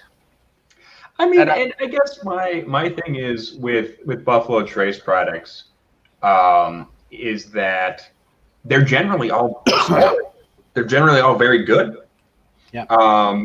But I think that's all they are. Most of them, they're very solid. They're very good. They're not amazing. Yeah, Eagle Rare 10 has become one of my favorite bourbons. I only really started seriously exploring bourbon about a year ago. Just never got around to it, and it was like, okay, seems like a good time now. And I've been fortunate to have a few pours of Eagle Rare 17. Oh, nice. Yeah, because a bar not far from my work had some, and I'm like, okay, I'll try it. Yeah. And that's probably the only Buffalo Trace bourbon that really left me floored. Sure. Because it was the 10 turned up to about 1 billion in terms of richness, flavors, complexity, everything. Yeah. Oh, I believe it. I believe it. I'm sure. And I think that's the thing. Like I will say, George T. Stagg. I'm not a pappy hunter. I don't care to spend the time or effort trying to find pappy. But George T. Stagg is one of my favorite bourbons, just because it is so. It's like drinking super alcoholic, kick your teeth in Dr. Pepper. Wow. You know what I mean? Like that's kind of what it reminds me of. Nice. So that's one I'm willing to hunt a bit for. Okay. But the problem is I'm more of a rye guy, and for me, the old Sazerac and the Thomas Handy, Yep. they're just not a style of rye that really tickles my fancy, and it's not one I really want to spend a lot of money on. Okay. I prefer when I can buy Wisconsin rye, just a really spicy, murderous motherfucker for $40. Why would I go and buy like this kind of tepid, smooth, but not really crazy stuff for so much more? Yeah, I tend to agree with you because when I think of rye, I want to go for 100% Canadian rye most of the time because it's what's available here. So like the Alberta Premium Cask Strength was just great stuff for the money, just wonderful. I've heard really good things. Yeah. Yeah, so much better than this year's Lot 40. The no age statement one I am not a fan of at all. Oh man, the 12 year was the greatest rye I've had to date. But this no age statement one, awful. Wow. I mean, damn. That's Yeah. really too bad. Yeah, it was really disappointing. Wow. I gotta say, we've got a couple of the 2012 release of Lot 40 left at our store. Snatch them up and hide them. I know. Well, I'm gonna drink them honestly because Yeah. God damn. I tell people who come in like Lot 40 is great. Lot 40 is great. The 2012 is better. Yeah. Like that what do you call it? That malted rye gives it that some sort of weird, just extra funky, fruity something. It does. Yeah. Yeah. Even the standard one now is pretty much my go-to everyday rye. So usually when I'm saying I'm having a rye, it's probably going to be Lot 40. Sure. Yeah. It's really good stuff. Yeah. And I feel like it's the most of the ryes I've had out of Canada so far. That's the one that's been most impressive to me. Has been the 140 range for sure. You'd probably really love the J.P. Weiser's dissertation if you could get a hold of it. Because 60 different casks went into that. It was like Dr. Don Livermore's mad blending experiment. And it's got a similar profile to the 2012 Lot 40. Neat. Okay, nice. I've had what was it? Because what does JP Weiser's do? A 12 and a 16 and a 20 something? 15 and 18 are part of the core range. And then last year it was a 35-year-old.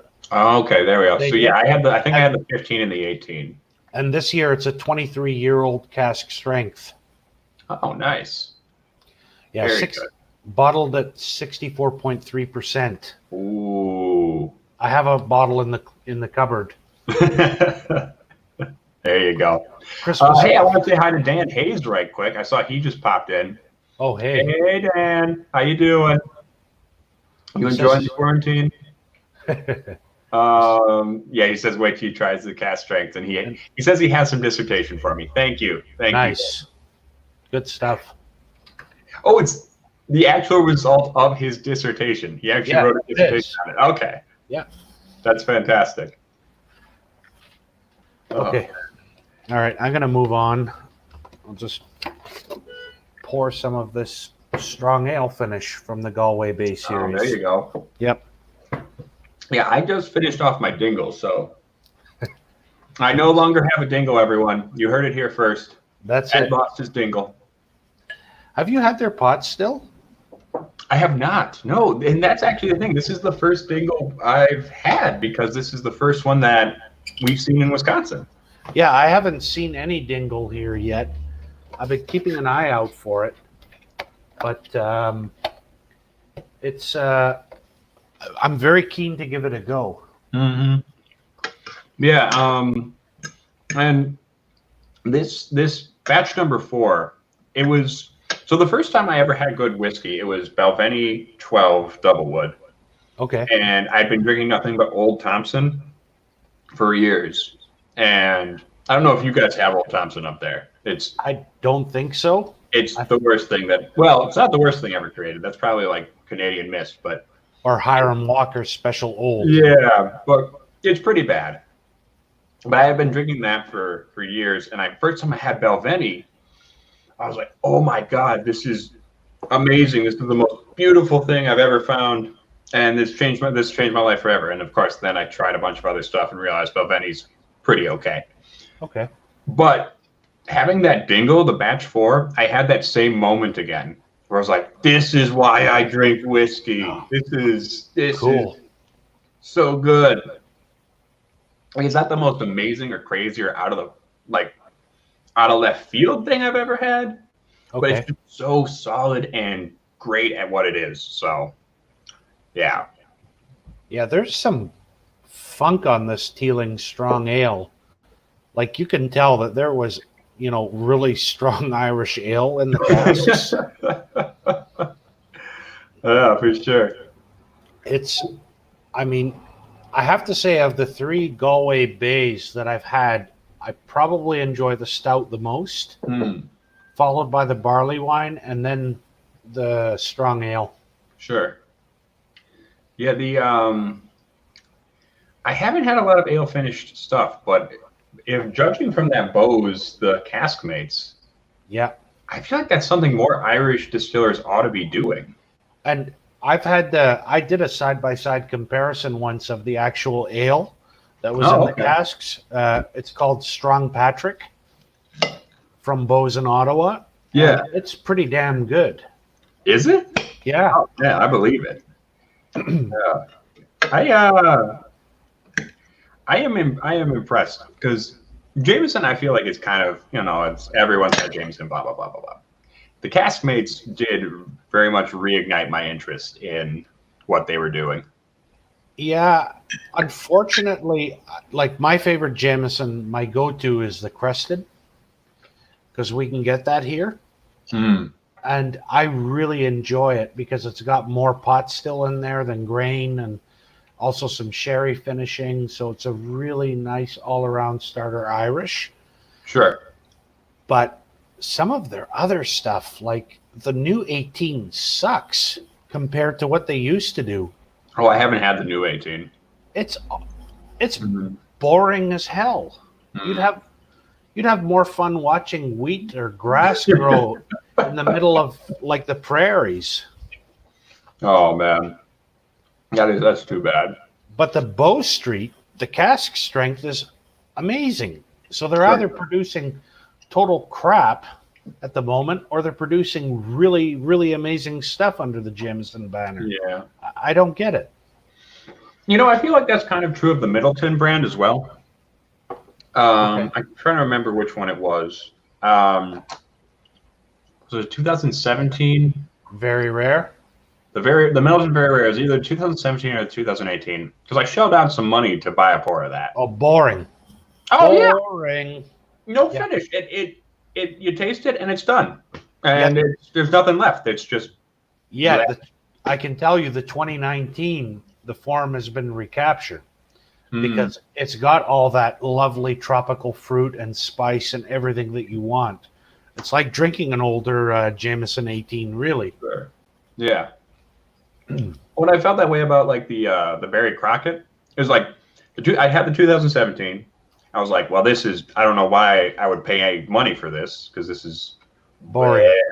Yeah. And then I had the Barry Crockett, and I was like, well, yeah, this makes sense. This seems like what the 2017 was trying to be or should have been. Well, the Barry Crockett is all pot still that's hand selected by him. Oh, is it? Yeah.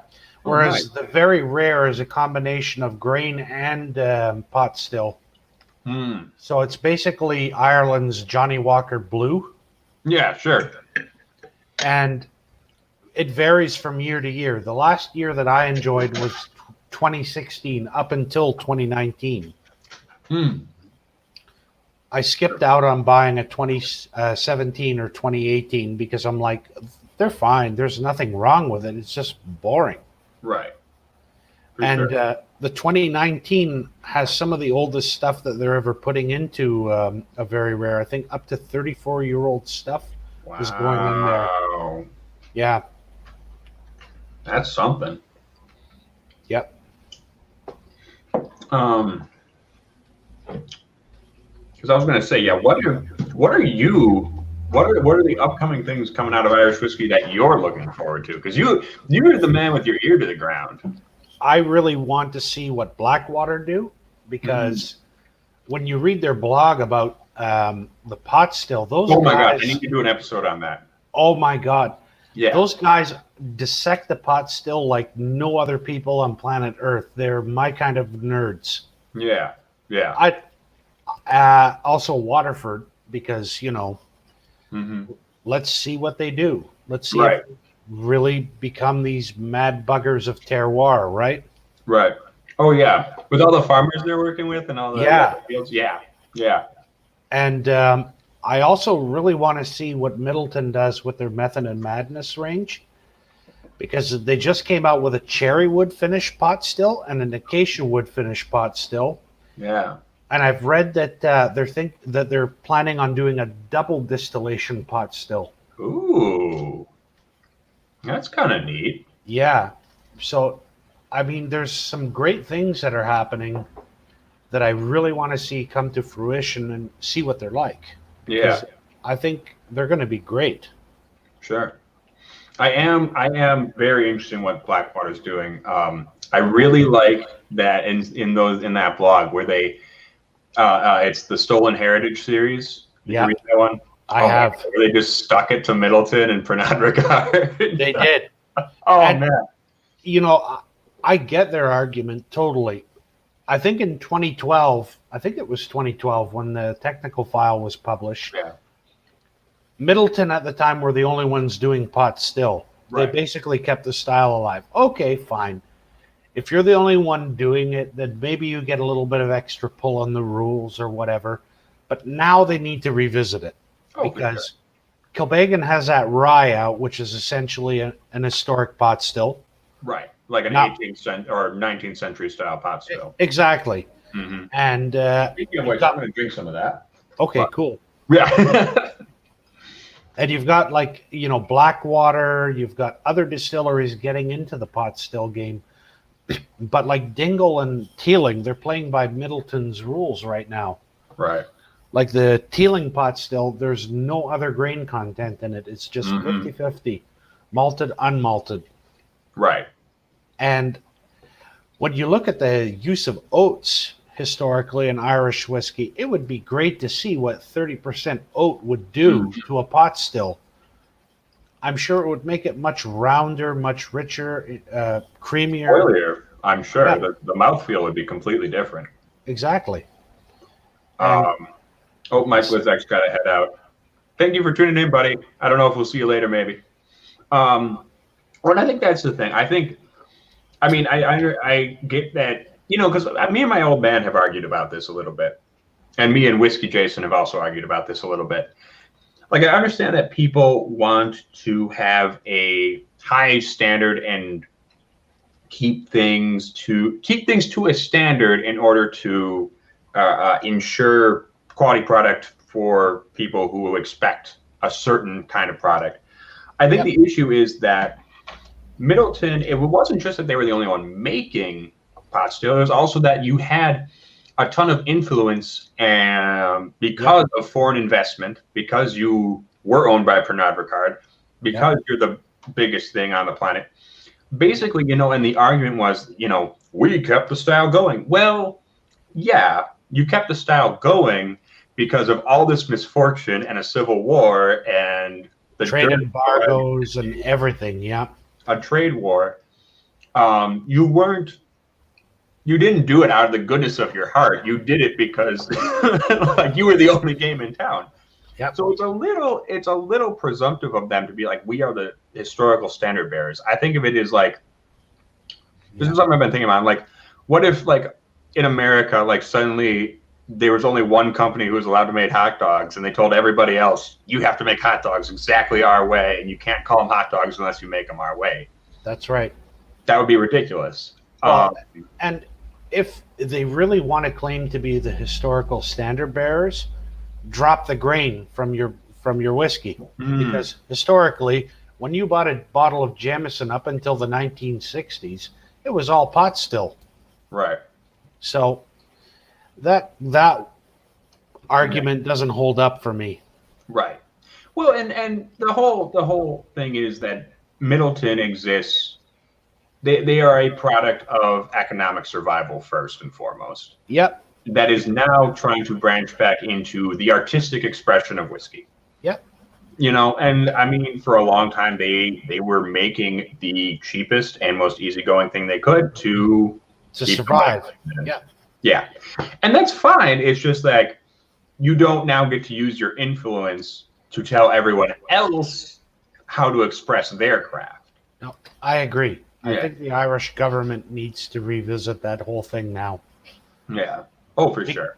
Because the other argument is, if you believe that your product is good enough to compete against everyone else's, and this is your recipe, then let the free market, decide. Right. Because for me personally, I love Middleton products, but I want to see what they were doing in the end of the 19th century, see if it's even better. And then let's drive innovation. Right. Like, I don't get it. I know it's all economics, and they want to protect their investment and their basic monopoly on the market right now. Right. But yeah. Well, hey, a certain person formerly known as Vito is in the chat asking why we're not drunk yet. Because this is a marathon, Vito. This is not a sprint. We're taking it one step at a time. Yeah, but yes, hot dogs are sacred.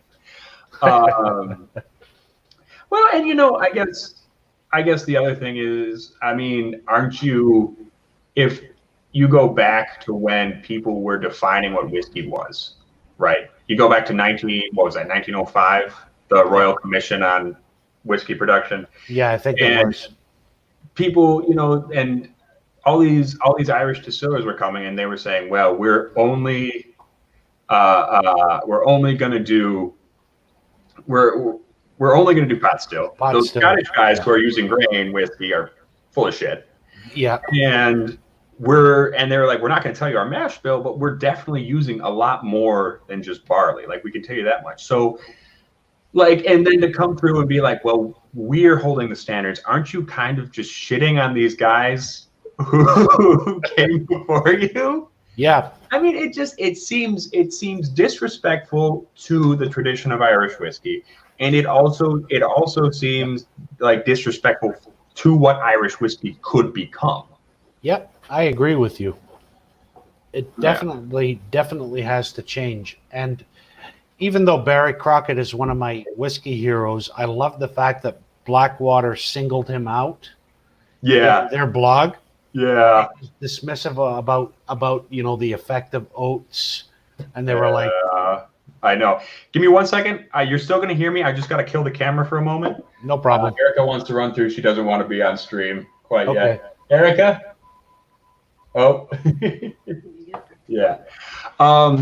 Yeah, but I don't know. I don't want to shit on Middleton too much because, like, I mean, they're still making good products. Yeah, I adore a lot of their products. Yeah. I just want to see that technical file updated and changed. Right. Well, and one thing I would like to see, I mean, now that Irish whiskey, like Connemara, that's one of the first ones to use peat again since the end of the 19th century.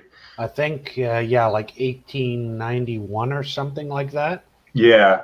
Yeah. Like I would like, and I know under the technical file right now, you can't peat a pot still whiskey. Yeah. But I would like to see, even if you have to call it whatever you have to call it, grain whiskey, something, blah, blah, blah.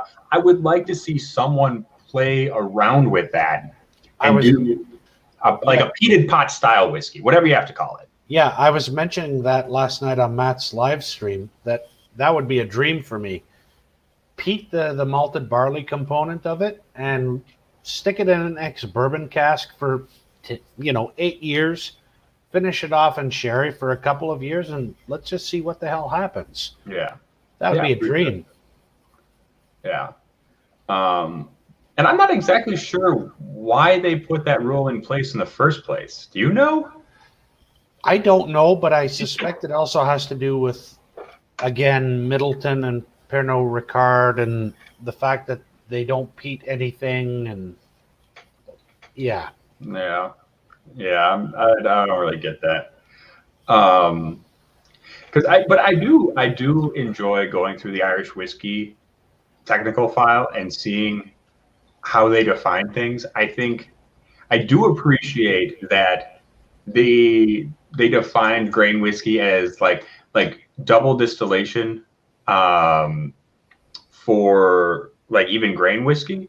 I think that's an interesting idea that you're required to run it through the columns twice or whatever, because I mean in America you just run it through however many plates or whatever you just run it through, blah, blah, blah, blah, boom, boom, boom, get to whatever ABV, boom, you're good to go. I think it's an interesting idea that you're maintaining quality by maintaining the number of times distilled, even if it's just grain whiskey. Yep. I'm such a nerd that I actually have the technical file saved to my phone. So I pull it up, quickly in case, and I'm like, oh yeah, that's right. Yeah. No, I do. That is one of the things I do love. I love reading the TTB stuff and the what do you call it, like the technical files for Scotch and Irish. So hey, Erica's actually having to work in the office right now. Seeing if it works. She's seeing if it works. She's working on a computer. I might get the tripod back, and so that way I can turn on my computer without showing her clients' private documents. Okay. So that way I can get set up, and we can actually have a nice backdrop with me with the whiskey. Oh, Vito wants to hop in. My bad, Vito. I didn't see your message. Let me. Yeah, and anyone who wants to come in, anybody who wants to come in to the chat with us, please use the StreamYard, hop on in, stay for as little or as long as you like. We're happy to have you on. And in fact, as soon as Vito hops on, I'm going to get this set up on the tripod. Cool. And so that Erica can work behind me without fear of revealing pertinent information. Cool. I'm just going to go and get some water and take a water break for a moment. Perfect. I think that's a good idea all around. Yep. All right. Meet back here in, like, I don't know, however long. We'll be back. Okay.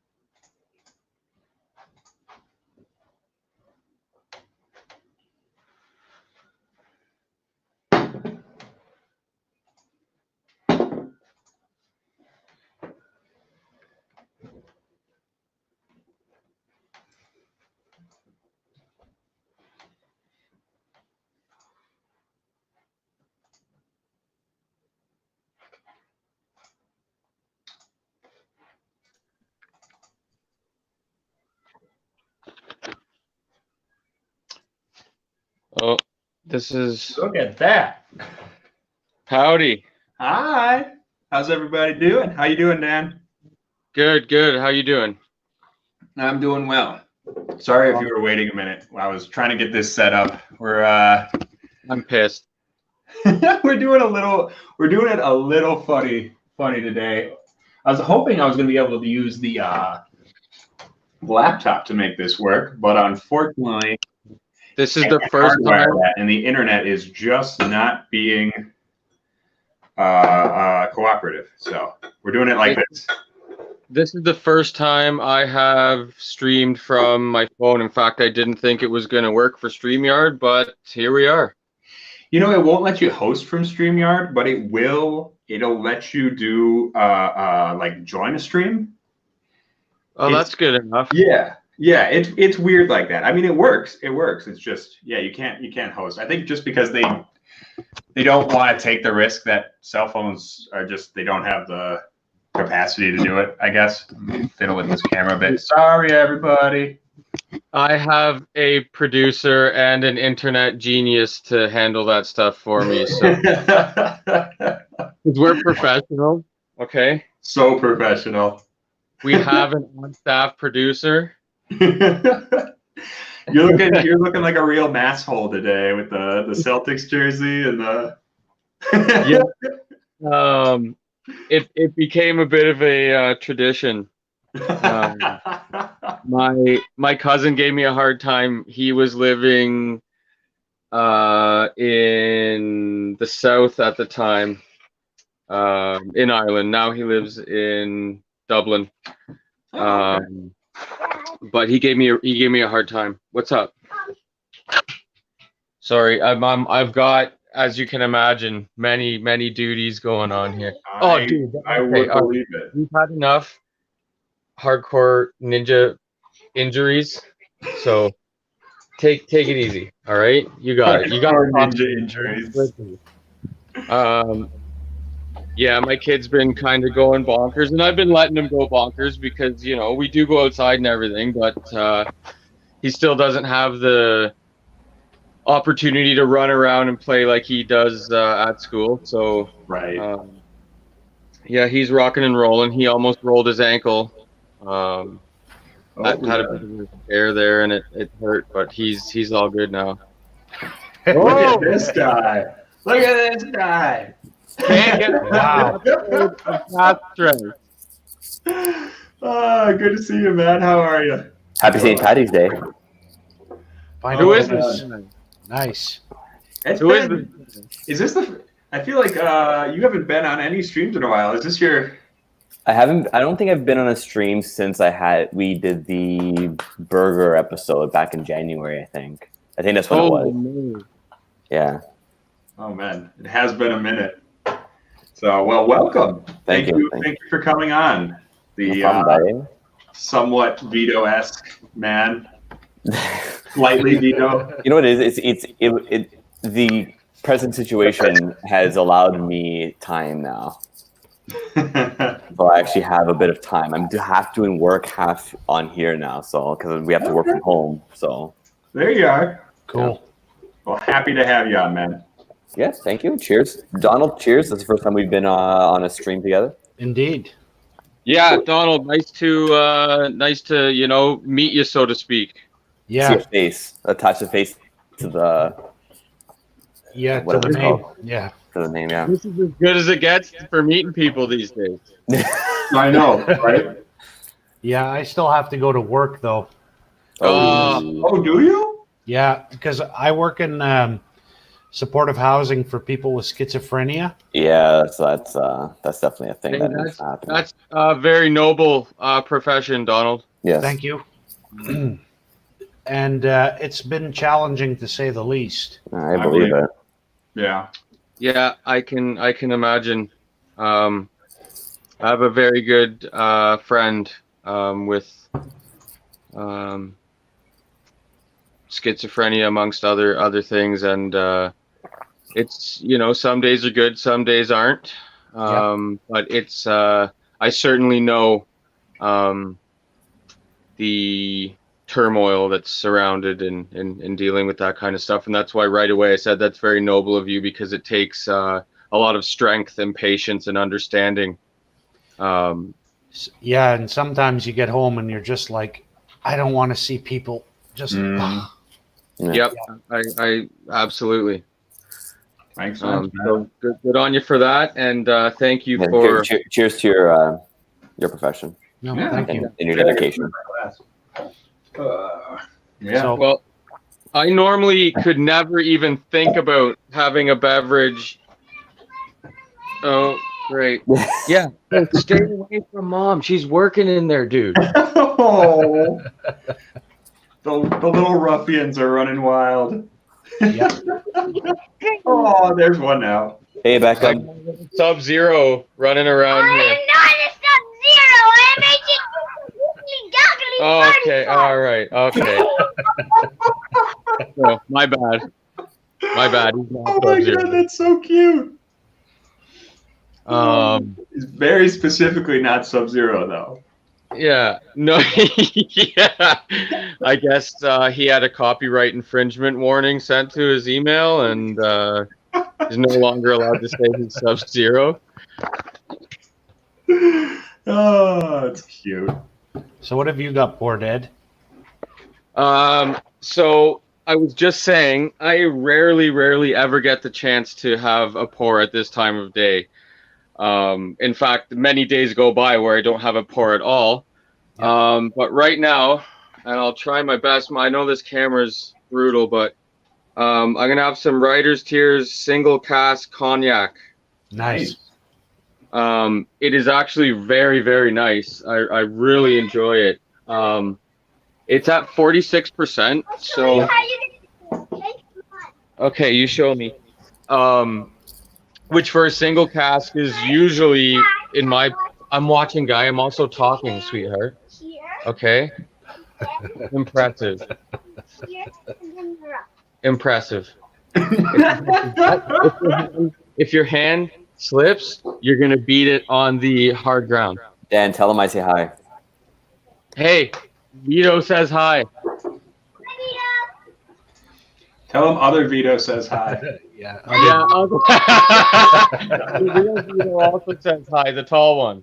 Ed, I'm gonna kick your shin so hard next time. I know you are. I know you are. It's coming. It's coming. Oh, Yeah. and there we go. Yeah, so 46% usually is a little low, generally speaking, for single cask because they're usually at cask strength or close to it. But this is a. Have you guys had this? Oh, sorry, I wasn't paying attention. I've had the cognac. It's good stuff. But 46 is not low for an Irish single cask. And that's what that's what I was just gonna get to because Powers. actually quite a few of my favorite Irish are right at 40. So yeah, the 46 is a wonderful surprise, and it has all of the super classic Irish notes on it, like super typical Irish, and it has the tiniest bit of sweetness that kind of adds into it. See, I haven't had too much cognac, so I can't really speak to the cognac notes. Although I do know what I am getting here is obviously from the cognac. I wish I'd had this last time I was at your place. I don't think I had it. Oh no? It's a fair semi kind of recent acquisition. It might have been there, but yeah, you should have had it. It's wonderful. I'll make sure you get some. Yeah. Yeah. Well, no, because I love cognac, and we have a barrel of Iron Root bourbon aging in Armagnac, which is somewhat similar to cognac. So those licorices love their Armagnac. They really it's do. fucking delicious. They're have you had it brandy before? producers in a whiskey game. Have you had Armagnac before, Ed and Donald? And Dan, I know you haven't. But I've not had Armagnac before, actually. Well, I have. I think I mean cognac, but no, I don't know if I've had Armagnac. Armagnac is delicious. I think it's much more way better drinker than cognac. It's got a richer kind of all around mouthfeel to it.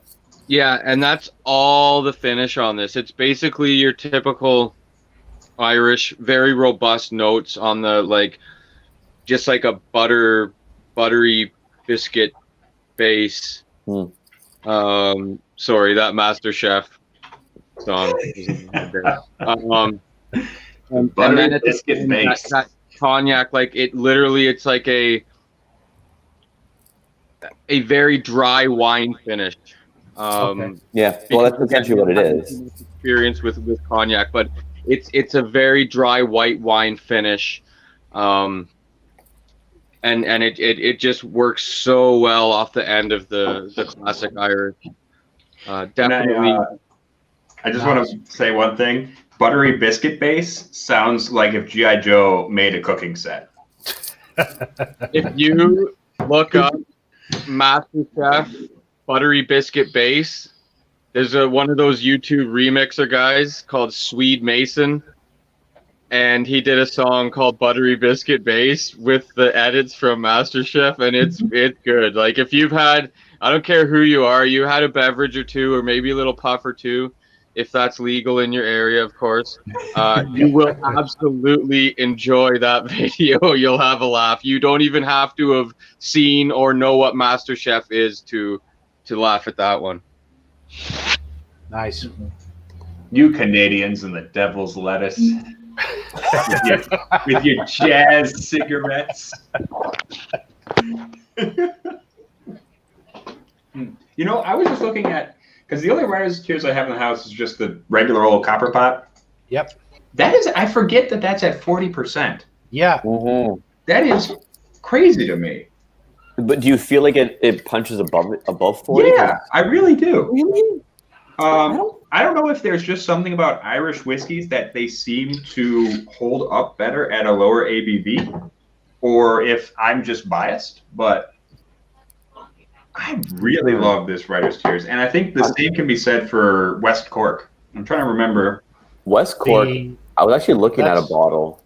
Sorry, Donald, go That's ahead. the ex-bourbon one, I think, the 100% ex-bourbon blend. The West Cork that's at 40. The bourbon cask blend is the one that's 40. I think West Cork rum finish that's only at 43. Yep. I mean, then that's a weird, funky adventure. So I don't know. I think Irish whiskeys kind of maybe have more of an ability to stand up. I don't know if that's just because some of these are lighter, friendlier to begin with. Hey, guy. You don't mind the lack of ABV, but I love this Writer's Tears. Yep. I decided to pour some of this Teeling Stout Cask because, my favorite Stout Cask finished Irish to date by a country mile. Just great stuff. Yeah, I wonder if I think there's something to that because I'm assuming that's all old Cooley stock. Yep. Holy smokes! So the wee ninja. I'm dying. But I was gonna say, I feel like that double distilled Cooley stuff probably stands up better to a stout finish than maybe. I mean, I don't know. Like, I like the Jameson Caskmates, but it's still like that kind of grainy blah blah blah blah blah. Yep.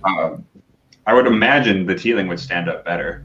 Yeah, it's a whole other dimension of creaminess, and it actually tastes like there's Irish stout in there. It's wonderful. Nice. Have you, Donald, tried the Jameson Caskmates Bose edition? Yep, I've gone through a You couple were of just bottles. talking about that. Yeah. Oh, sorry, my phone started to die. I'm sure you noticed. I just put it down right away and ran to find a charger. No. I mean, not just now.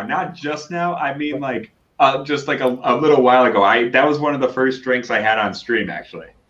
Oh, the Bose edition? The Bose edition, yeah. Awesome. That So stuff is fantastic. I think that's my favorite Caskmates I've had so far. Yep, mine too. For sure. For me, on the Irish taste per dollar, it's probably the top, because it was like $34 at the LCBO when it first came, and I think it moved up to maybe closer to 40. Yeah. But for $34, it's in the same top 5 that like 32-year-old Dream Cask is in for me of Irish that I've had. God damn. So That's high praise, man. yeah, like I really, really like it, and I love Irish. I guess it's in the blood. But I love it. Me too. And like I said, for the price and the availability, like if I was to blind that, which I have done, so I can tell you that I did blind it. It was right up there. It's like the third out of 4 that I had. Now it wasn't blinded against Dreamcast, but I have had sufficient Dreamcast to I'll never forget it. I know what it tastes like. Yeah. No problem. But yeah, that's one of the best. Vito, what are you drinking right now? A pint of Guinness. There you are. Okay, classic. Perfect. Because You don't want to put a shot of whiskey in that? the only whiskeys I have with me are I think I have 8 samples because all my whiskey is still like in storage because I haven't moved into the new place yet. Oh, okay. I'm sorry. So everything that I have is stuff that I would never mix inside of a beer. It's like the good stuff. It's my emergency. It's my emergency fancy stash. Actually, and a big shout out to Mike Lizak, who's in the chat right now. He's the one who actually gave me that Bose. Well, he didn't give it to me. He gave it to Steve A, and then I stole it from Steve A. Okay. But yeah, big shout out to him. So thank you, Mike. Mike, if you're free, you can also hop in the chat whenever hop in the stream whenever you like. Oh, and Jeffrey Patron just came in, and Peter White. Hey, Jeffrey. Yeah. Pete White, the Pink Pilgrim. Yeah, Peter, I actually have a bottle of that West Cork cask strength, and it was damn good price, like $50 for a cask strength Irish. Oh hell yeah, all day. That's unbelievable. Yeah. I And gotta actually, make lemon one of the water. ones that's very similar to West Cork is the Tipperary. Tipperary, yeah, the Knockmill Downs. Yeah, I'm pretty sure it's both sourced Cooley stock, right? I think it is, or it could even be sourced Bushmills. They're not really clear on it.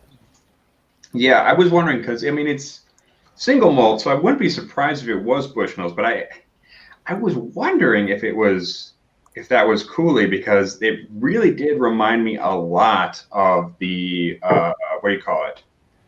Chicano? Of the bourbon blend from West Cork. Okay. Or no, was it the rum cask one? Okay, now I'm gonna have to do an A/B. Hold on. All right. Giving me reasons to drink more. Yes. Shame. Twist my arm, why don't you? I mean, if I could reach it, sure. You guys may have already covered this, but I'm gonna go ahead and just ask a quick one here. What's your favorite Irish of all time, you guys? Oh. Like, do I really need to say it? No, you don't. I don't. I just don't know if those other guys have had it. I mean, okay, here's the thing. The Redbreast 32 and it's, what was the 21 Sherry Bonanza? I don't even know if I can really... Yeah, the Oloroso was the 32 and Sherry was the 21. Yeah. PX. I don't know if I even... Like, yeah, they're amazing, but I feel like I have to put those in a class of their own. I don't even want to judge them comparing like them to anything else. See, that's my problem. Is like whenever someone asks me that, it's like I immediately go to something that's almost completely unattainable at this point. I know. Like, this is the best thing. Well, where can I have some? You can't. You will never ever find it. Yeah, I think for me it would probably be one of the Dare Gaelics. Oh yeah. Ooh, nice. The Tree 4 from the Bluebell Forest has probably been my favorite to date. Yeah. Because that thing just drank like a rich apricot or peach cream cheese Danish. It was wonderful. Yeah. No, they are making some fantastic. Those are really good. Yeah. I do like. I will say though, I think for me, Glendalough Mizunara, the 13-year-old. Yeah. Yeah, I've heard good things about it.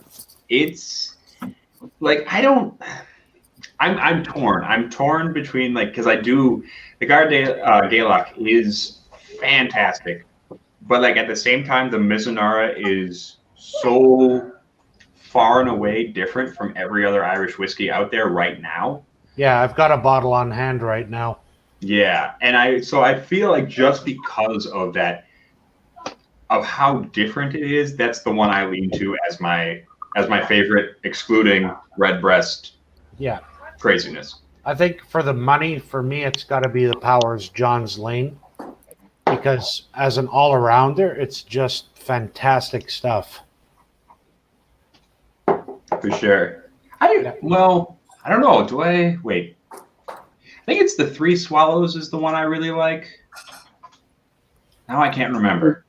For me, definitely for the money is the Bose Caskmate, but I think they're already gone. Like I think they're long gone. So No, there's still some out on the shelves. I saw some yesterday. Yep. Oh well, that's good because I gotta get maybe one or two. I had Graham Thurston was kind enough to bring some down from his way when there was none in the GTA. There was 13 and Yep. All right. Well, that's going to be the end of me, folks. Okay. Daniel.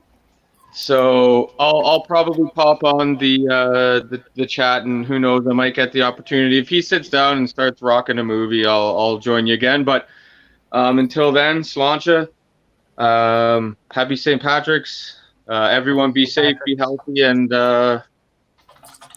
be drunk. Yeah. Yep. Sláinte Gutsa.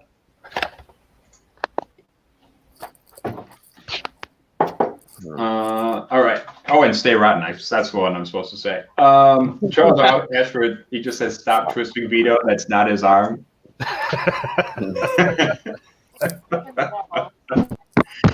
I needed to bring attention to that joke, even though that's a callback to like 5 minutes ago. So,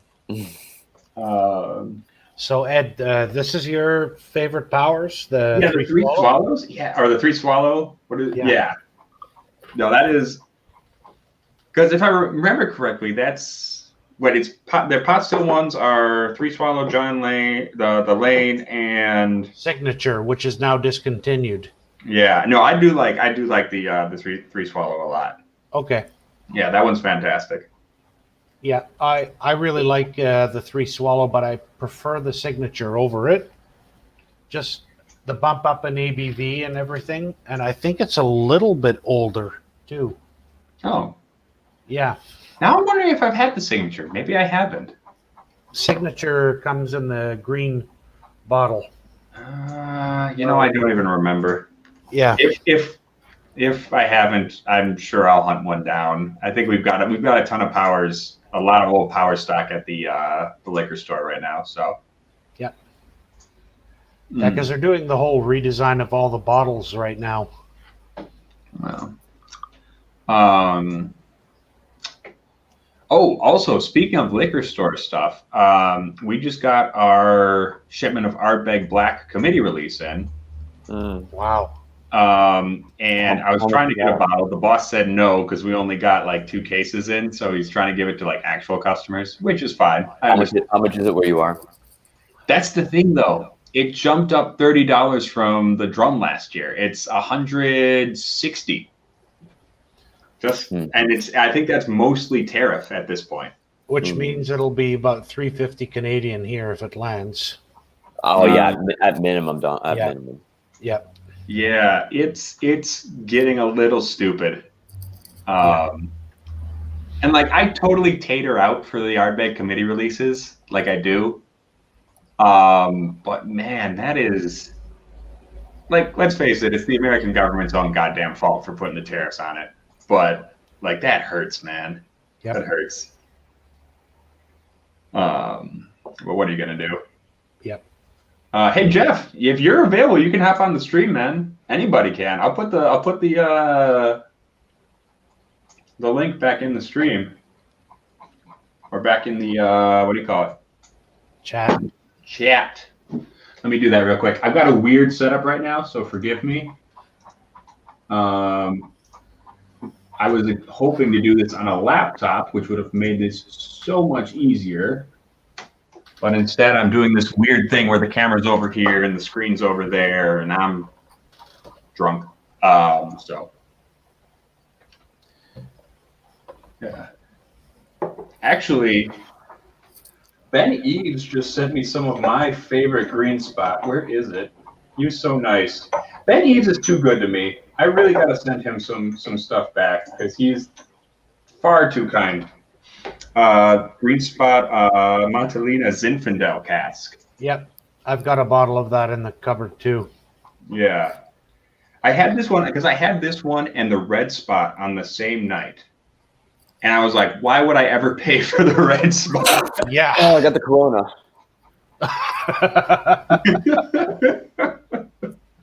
Sorry. I agree with Jeffrey though. The Leaville Barton Bordeaux finished green spot is one of my all-time favorite whiskeys. I just adore it. I feel like I had that in Austin last year. At the vault? Yeah, I feel like who opened it up? I feel like it's Bourbon Night opened it up, Chad and Sarah. Okay. but can't remember. It was a green spot of some sort, and I wasn't. Maybe I had too much to drink. It's entirely possible if you know me. Yep. But I just thought it was okay. Yeah. See, my thing was, I think, because when we were in the vault, If it was that one, I don't remember exactly if it was. oh, hey, Arthur Lopez says he likes your Irish cultural appropriation hat. Don't you know that all Italians are secretly Gaelic? It's okay. I was actually having a conversation with a friend today that because I had to go into work to take care of something with my manager, and I had the hat on, and I had my iPhone rocking out just an Irish jig playlist, and she was like, "You're not Irish. Turn the music off." She's like, "I hate it." I was like, "If I wasn't Italian or Scottish, my third choice would be Irish. So leave me alone, and we're listening to this music." Wait, she hates Irish music? She doesn't like any music that's not like Spanish, like Shakira music. Oh, Which is nothing wrong with there's it. Jeffrey. Let me get him in here. There's nothing wrong with Shakira. I love Shakira. I enjoy her immensely. However, it's St. Patrick's Day. Right. Yep. Yeah, for sure. Patron. Hey, Jeffrey, how are you, man? I'm good. How are y'all? Afternoon. Good to have you on, dude. Are you drinking anything right now? No, but I think I might pour Power Signature Release. Just Okay. because it's the only Irish I currently have access to. Not currently. There's noise where I normally record, so I'm in a different location Okay. with a limited whiskey access. Got Oh, it. you sound like me. Send whiskey.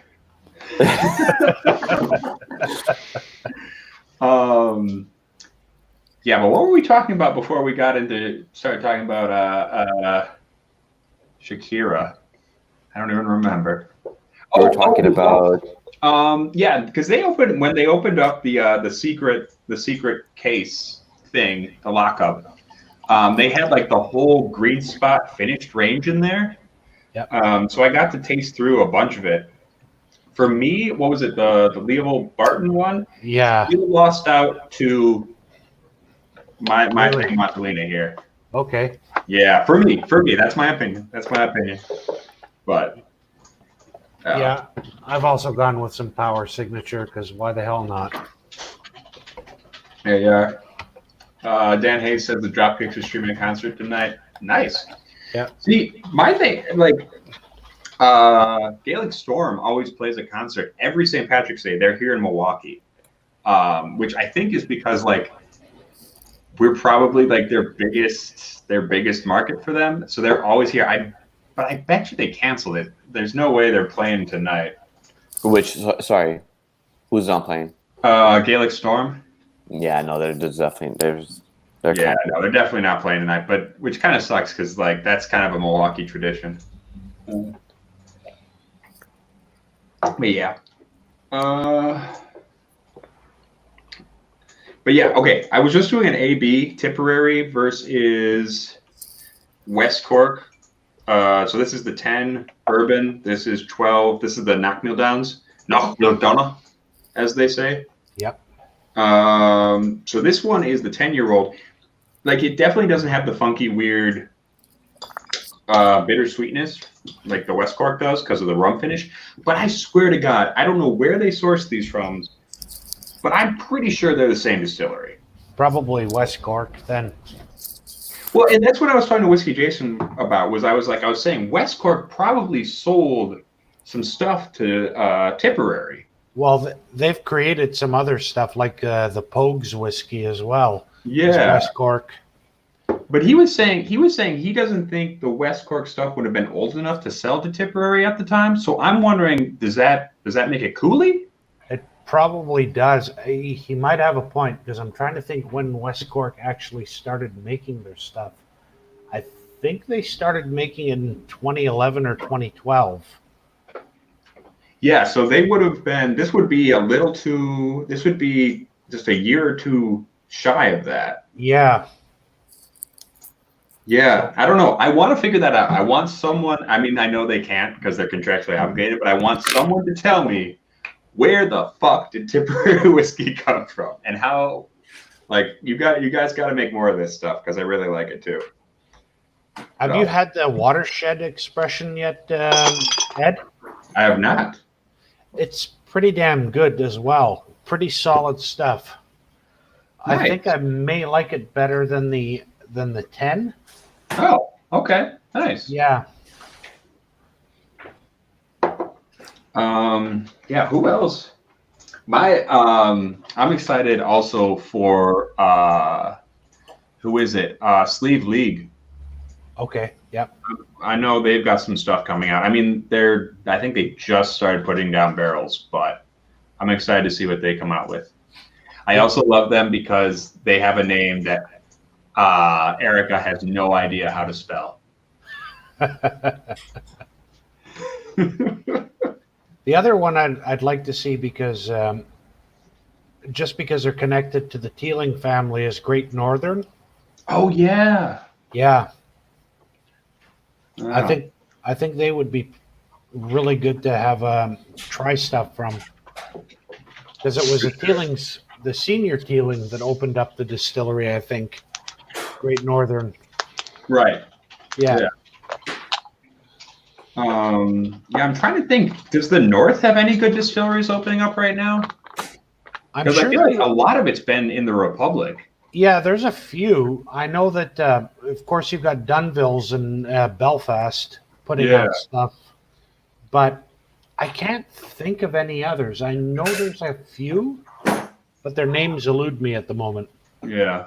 Dunville's been making good stuff too. But I'm just trying to think. I thought there was like 2 or 3 more, and I can't remember. Yeah, I'm pretty sure there is. Yeah. So. Yeah. So, how's that power treating you, Jeff? What's going on in the world of Jeffrey Patron? I haven't heard from you much recently. Things. Fair enough. I can't really smell that much right now. As it stands. Jeffrey's got the middle C. The what? You have the little C is like a cold, and then the big C is like, God forbid, cancer. The middle C is corona. Are we allowed to say that word on YouTube? I thought they had a ban or something in force. I don't drink Mexican beer. You know, one of my coworkers came in the other day and said that to me, like, "Hey, did you know we have a Corona case here at Ray's?" And I was like, "What, motherfucker? Why didn't you tell me this?" He's like, "Yeah, we got about 6 in the cooler." Wow.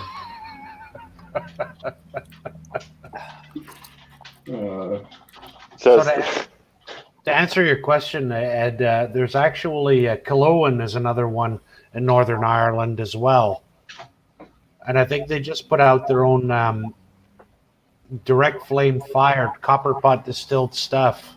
Oh, nice. Yeah. Oh, speaking of, totally not about Irish whiskey, so I won't drink it right now. But I'm just going to take a second to shout out Old Sugar Distillery and their direct copper-fired or direct gas-fired sorghum whiskey. God damn.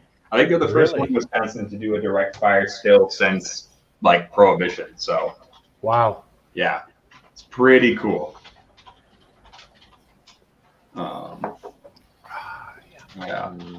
So, all right. What time are we gonna do? Okay, so it's about 2:00 Central Time. So are people finally getting home and getting drinks? Is anyone in the chat finally drinking with us? How many people are in the chat? Yeah, 7. There's the 4 of us, so there's 3 other people. So at the least, more than 50% of people are drinking. That's true. That's a good point. So, good point. Wait, are you guys actually watching the stream while you're on the stream? I normally like to, but I am not because of my. I never do. I always just go by the chat. I have it playing so that it increases your numbers. Oh, I am a generous god. oh, you're a real sweetie. You know that. Hold on. Benevolent overlord. Yep. Because I'll like start it to like just to check on the chat, and then I'm like, wait, what if this messes up the internet? I don't want to fuck with it. Yep. So, yeah. But to answer your question a little more, Ed, the last message that I sent you, I haven't actually sent the things, but I do have them all ready to go. Oh, I totally forgot. I'm sorry, man. I was at work when you. Oh no, that's okay. I forgot to check that. Oh, we got two more, or we got one more and two more. There we are. Hey, Mike. Hey, Mike. Hey there. Hey, oh. Where are you right now, Mike? I am at work. Boo. Yeah. Man, don't you know there's a quarantine on? Shouldn't you be home drinking? Yeah. I'm one of the people on the quarantine plan trying to get people away from work, and then we will all be working from home. Yep. Well, good on you, man. It's Not really.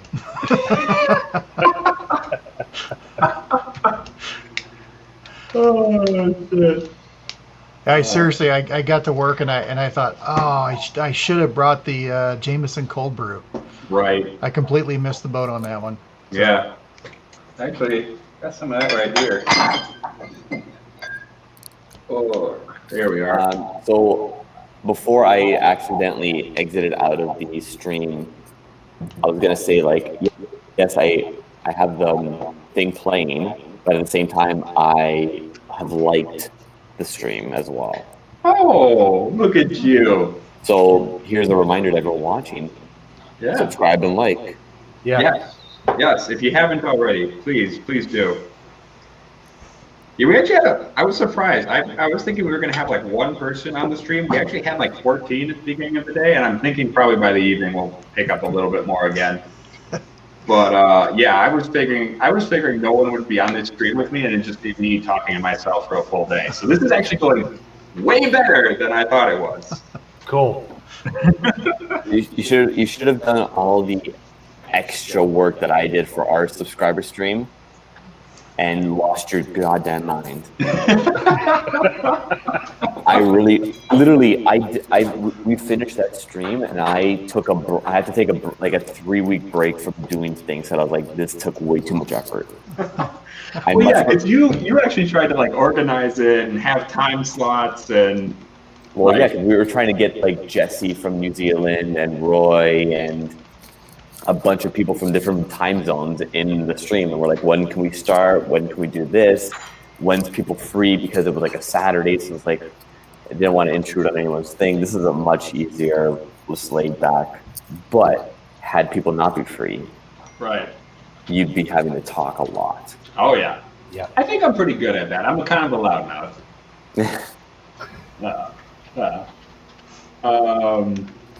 But yeah, I am so grateful to all of you being here. Love you all. It's been very good entertainment while I'm supposedly working. Is there a lot to do there? Yeah, there actually is, unfortunately. and just dealing with people. People cause more problems with their own jobs than is necessary. So but it's fine. We will all get through it. Here's my thing: it's like, it's serious, but take your precautions. Just take Yeah. precautions. That's all you got to do. Follow the scientists and the doctors. Follow what they're saying. That's it. Yeah. Yeah. Yeah. Do all of the things you've been told to do forever and always that you have not been doing. That's Wash basically your it. hands. The fact that we have to be told how to wash our hands properly is embarrassing.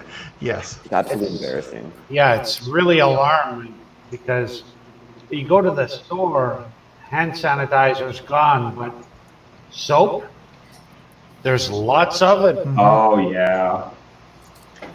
Yeah, the hand sanitizer trap is problematic. Like people I feel like don't want to put the effort in with the soaps. They're just like, hand sanitizer is just what's good. Yeah. Yeah. I'm getting a little reverb. Is anyone else getting that? I A am. little bit. Me too. Okay. I don't know if someone has the stream playing in the background. Also getting a little bit of reverb as well. Yeah. Well, I'll turn down my mic a little bit and see if that helps. All right. But yeah. All right. I'm gonna get a little more caffeine in me. I got a long haul ahead, so a little bit of the old Jameson cold brew. I'm gonna put some Method and Madness. Oh, Nice. I am jealous of your Irish whiskey collection, man. I am. I'm not gonna lie to you. Yeah, I've got a few crackers in there, but it's always changing. I usually will buy like 2 or 3 bottles a month and then just rotate them in and out. So I'm always exploring new stuff. See, that's probably better than the way I do it, which is buy a whole lot of really shitty whiskey and a whole lot of good whiskey and just pile it up in a giant mountain behind.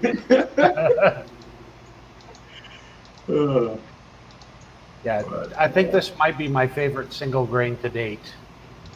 Oh yeah? Yeah, it's finished in virgin Spanish oak. And it really does have the smell of pencil shavings with fruit. It's really weird and interesting and just, yeah, really digging it. Yeah, That's really cool. I do love a good single grain. me I too. really do. And I'm of the opinion, I think maybe a little bit against the grain, that it doesn't have to be a super old single grain either. I think there are young single grains that I really enjoy, especially in the Irish category, like Yep. Teeling and Kilbeggan come to mind. Yep. Yep. I think this Method of Madness is better than both of them. Yeah. Okay.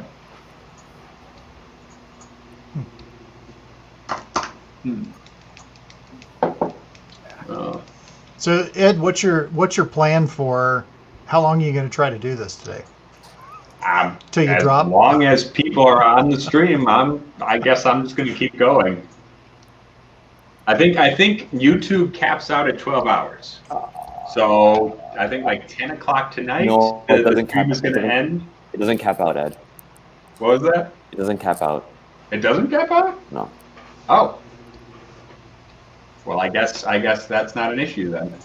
Because like there's been streams that go like days. Oh. Wow. Now, unless it's a StreamYard limitation, then that's the thing.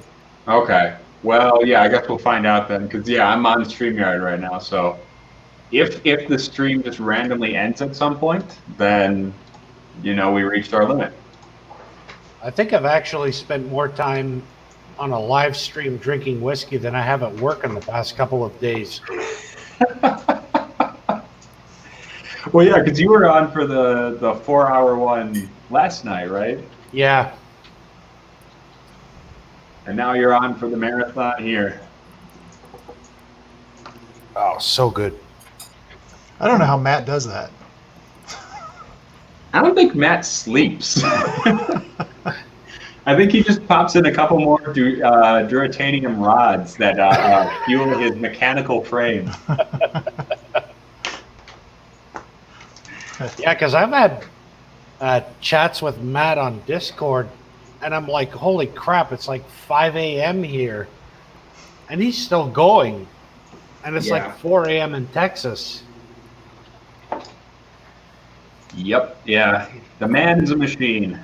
Yeah. An impressive whiskey drinking machine. Definitely.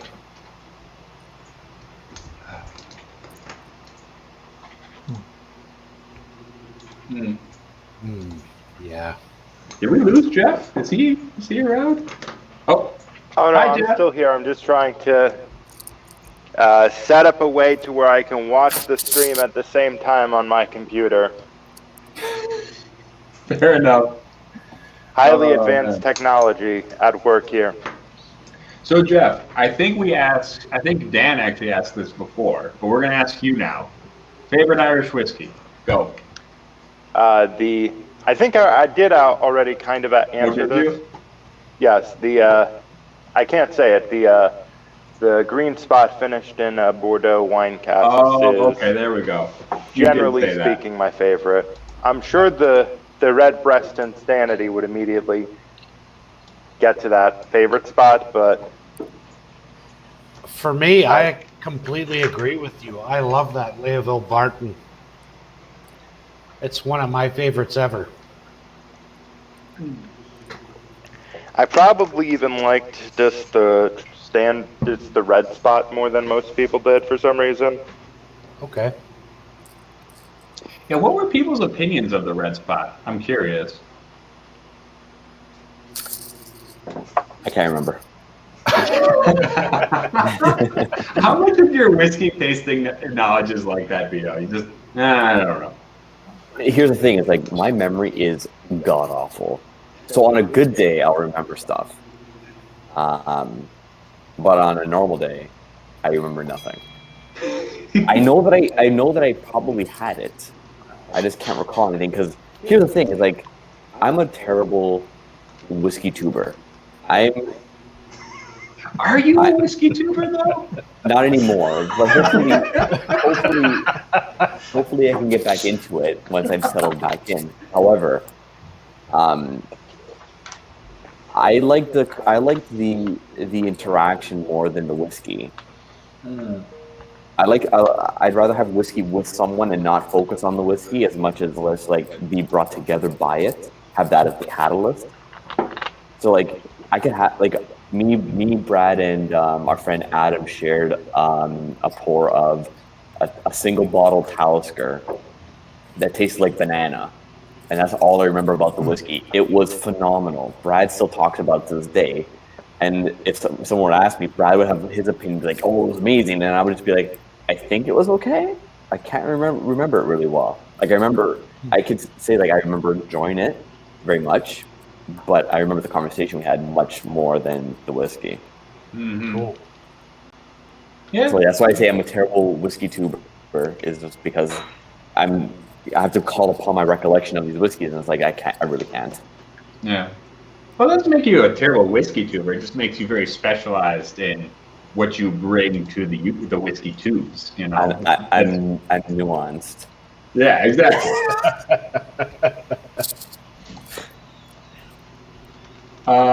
Dan Hayes says, Ed, you must be Irish because my penis is Dublin right now. Oh my god! I want to hide myself. Bonnie up the dubs.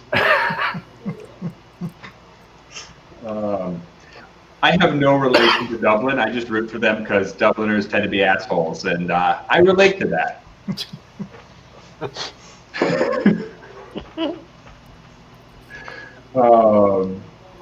Again, I'm trying to post the link in the chat. If anyone wants to hop on, please do.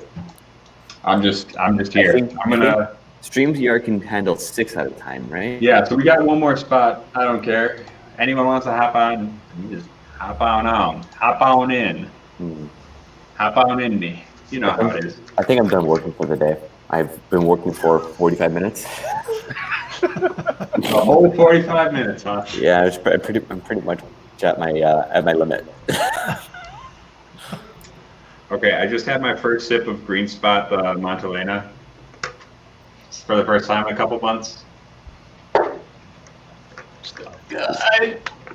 When's my next meeting? Yes, Small. good. The marzipan on the nose on that thing. Yeah. Oh, for sure. Yeah. Like marzipan and butter icing on a cake.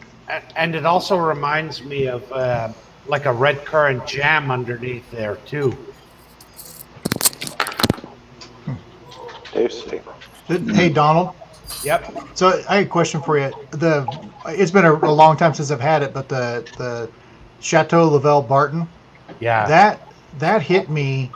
It smelled and tasted like a buttered sugar cookie dough. Yeah. like custard. Yeah. Yeah, it's got this kind of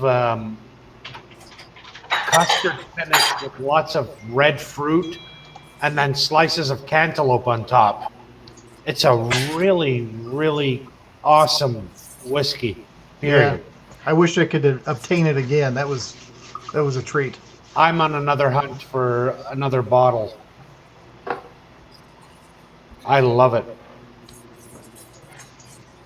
I think for me with this one, the Wee Montelena, I love how it fades into that like a coconutty note. That the finish ends with like some coconuttiness. Just it reminds me of a coconut covered buttercream frosting, marzipan with toffee cake. It's like dessert without being overly sweet. You know what I mean? It's like still drying, but it's. Yeah. Green Spot has a way of making things that remind me of sweet desserts, but without being cloyingly sweet. True. So I just got an interesting note on this Method of Madness. Colgate toothpaste. Finish. Like that minty toothpaste. And I like it. Okay. Yeah. I mean, like that artificial really, I don't even know how to describe it. Like it's almost like bubbly mint. Well, it feels like they put natural mint inside of a toothpaste. That kind of texture and everything going on. Similar to what you get in E.D. Smith mint jelly. Okay. Yeah, okay. That makes sense. It was really good. All right. Since we have 4 other very capable whiskey tubers in the chat right now, I haven't had a bathroom break since I started this stream. I'm going to go take care of that. I'm going to kill my mic real quick. I will be returning shortly, okay? You guys hold down the fort. Yep, gone to have a quick. Okay, so since Ed seems to think that he's me, I'm gonna pretend to be him. This should be good. It should be good. Actually, you know what? I'm so rusty. I don't even know how to handle a stream. I don't know where to navigate. Jesus. You're gonna have to drink some Drano or something to be just like Ed. Canadian Mist. Yeah. You know what? I wish I had some Canadian Mist because I probably would drink some right now. It's freaking awful, man. Like it's just so terrible for you. Yeah. It's a hoser's dirty bath water. It's a hoser. Should we tell the Americans what hoser means? I think most of them know. I feel like they understand, but they don't really know. Wow. You know what? I'm gonna Google it. Do it, Ed. I'm gonna give you the official definition of the term hoser. A foolish or uncultivated person. Yeah. Yeah. There it is. Or basically half the people you meet at truck stops in Saskatchewan.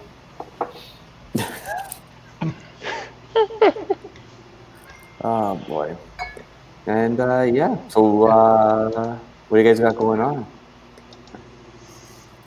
Mike's not drinking. Mike's just. I'm hoping for about 18 more minutes, and I can peel out of here and go home. Sick. Nice. Well, New Ed, I was thinking about moving on to another port, but I'm not sure what I should go with. What are your choices? Mostly not Irish. Right now, just because it's the closest bottles I can grab without knocking the headphones out.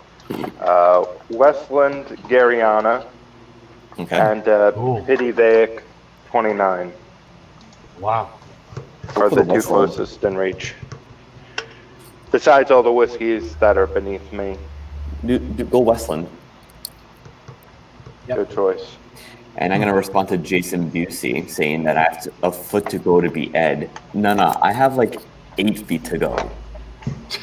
that guy at the Bastards Ball, he took me by the hips and lifted me.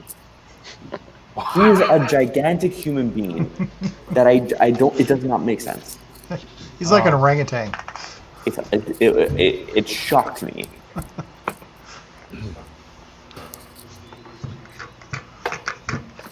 Yep. Well, I think I'm gonna go for the Montalena because why the hell not?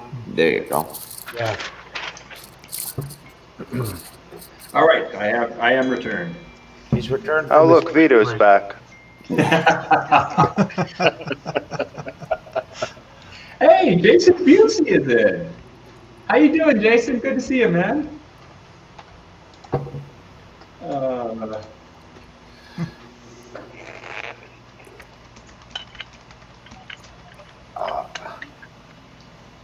All right. So let's see.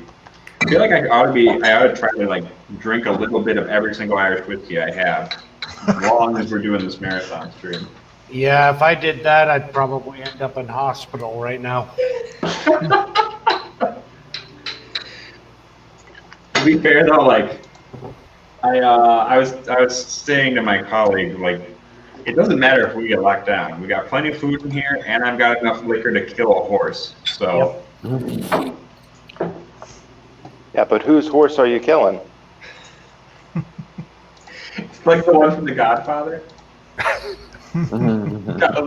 Gonna leave a horse head in this for somebody. Jason Busey's got a job interview. All the best to him. Yeah, congratulations. Good luck. Yeah. Hope it goes well. Good luck. Yeah. Oh my God. So good. Oh, good. I love this. I love the Montalena. I'm having some too right now. Oh, are you? Oh, Yeah. nice. Yeah, I just decided to reach back, pull it out. So, My man. All right. Oh, man.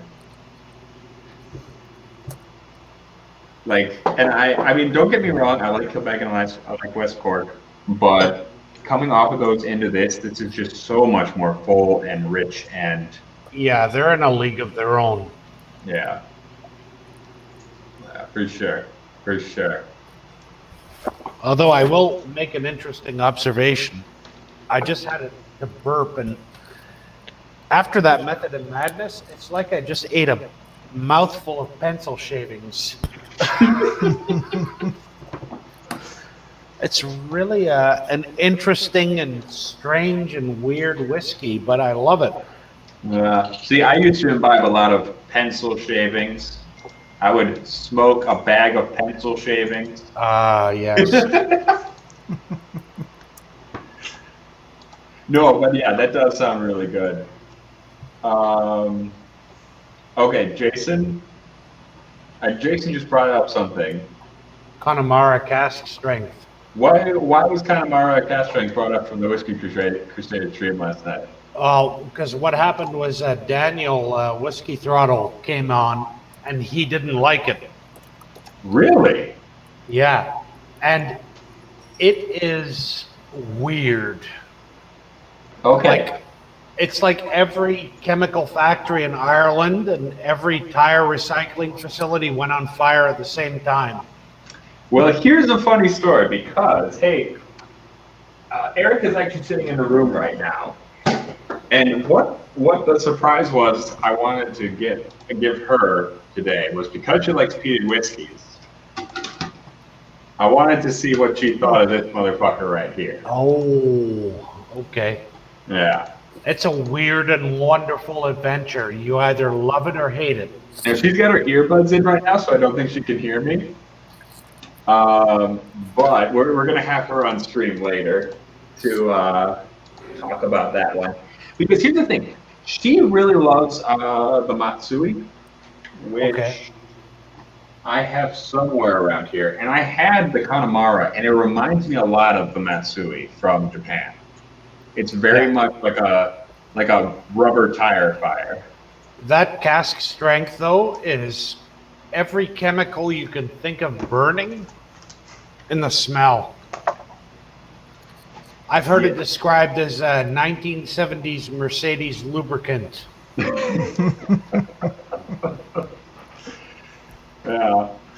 Yeah, I don't know. I mean, we'll see what she thinks. We'll see what she thinks when she's, if and when she's ready. Otherwise, if she's not gonna pop on stream today, we'll shoot a video of it later. Cool. So, In response to Steve A, I am not Beta Vito, I'm Zeta Vito. there we go. Get it right. The Connemara cast strength, in my estimate, was a very tasty whiskey. But unfortunately with that, I do have to dip out for a bit. If there is open spots, do you mind if I pop in later? Yeah, With dude, of course. more We'll be Irish happy to have whiskey? you on. Yeah. Thank you for the invite, and happy St. Patrick's Day to all of you, and I hope all of you stay healthy. Yeah, Cheers. you too, Jeff. Stay healthy, man. And that goes for anyone who's in the chat. Anyone who wants to join at any time is welcome to come on. All right. So are you still in the GTA, Vito? Yeah, I'm actually moving to Weston and Lawrence area. Oh, wow. Yeah. Weston. Okay.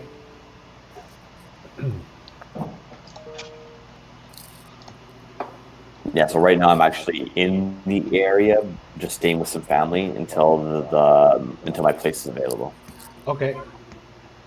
One of the new condos going up? Yeah, so it's the building I'm moving into is a year old. Me and my roommate are going to be the second tenants in that unit. Okay. So kind of excited about that, just because it's a brand new building, and yeah, I have a nice little corner in my room that I can like set up really nicely for streams and stuff like that, and like kind of hopefully getting back into YouTube stuffs. Nice. So we have to meet up for a dram one time because it's basically 15, 20 minutes from where I am by the Up Express. Oh yeah. Yeah. Where exactly are you again? I'm in Cabbagetown. Oh, my buddy lives at Bloor and Ted Rogers. Okay. Yeah, he used to live at Wellesley Parliament as well. So like, Yep. yeah, okay, I'm familiar with the area. Cool. Cabbagetown kind of sounds like a 1920s neighborhood. It really does. Yeah, hey, we're going down to Cabbagetown. We're going to see that guy about the tape, man. Well, it was actually named because all the Irish immigrants came to this area of Toronto. So there was Cork and Cabbagetown. And apparently they would grow cabbage in their front yards. And that's how it got the name. That makes a lot of sense then. Yeah, for sure. The third ward used to be completely Irish here in Milwaukee, but then there was a big old fire and we all scattered like cockroaches. So, but my phone is going off, but it's all the way over there, and I don't care to grab it. Well, I think I'm going to get ready to leave work here, and I'm going to go home and I've got a cast strength writer's tears and normal writer's tears to have while we turn on the Quiet Man when I get home. So Cast strength writer's is really nice. It is. yeah, I'm looking forward to it.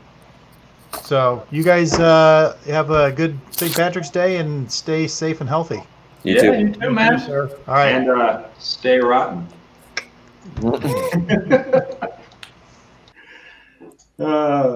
Oh, it's quiet now. It was Mike. Yep. How dare he? I know. How dare he? Mike, you beautiful, wonderful man. You're ruining everything. But we still love you. Yep. Yeah, Ben, we're back to 10. Dude, you understand this is a niche show, right? No one gives a shit about what I say. Come on now. I'm going to take a cigar break in a few minutes because I've got a few packages of these Monte Cristos I need to work through. Nice. Yeah. Cool. And I have moved on to the Bushmills Red Bush because gotta have a little bit of everything today. A little bit of bush, right? A little bit of bush, just a little bit. Just gotta wrap your mouth around that bush. Yep. I've got a Suck little that bush bit of dry. exactly. Get all the wetness out of that bush. You know, I can take my beard now. Oh yeah. Man, I just shaved because I had a job interview too, but I used to have that. Just do the yep. When you reach that point, that's when you're bordering on like Civil War general. And I started to grow my mustache too, so that I can just like bring it out and curl it out, just like to annoy everybody. When I get to that point, my friends tell me I look like I belong in the cast of Vikings. Oh, That's what I want to do for Halloween. Is I want to get it long enough where I can braid it. Yeah, like they tell me all I need is a battle axe and a shield, and to run naked with tattoos, and I'm like, if I do that, they're gonna lock me away in the mental hospital. I mean, it's just like, okay, just trim it. You need to join one of those like historical reenactment societies and just show up as the berserker. Bailing on motherfuckers. That'd be cool. You do have the face for it though, like the bald thing with I think a pointy beard. I could totally see it, dude. Yep. Product of going bald since I was 17 in high school. Ouch. Yeah, I don't care. Yeah, I'd rather. So my father started balding when he was about 17, 18 as well, and then when he was like 24, it was like just like. Yep. And then I passed 17, 18, and I still had my hair, and I was like, oh, it skipped me. And then like 23, 24 hit, and I was like, oh, I'm still good.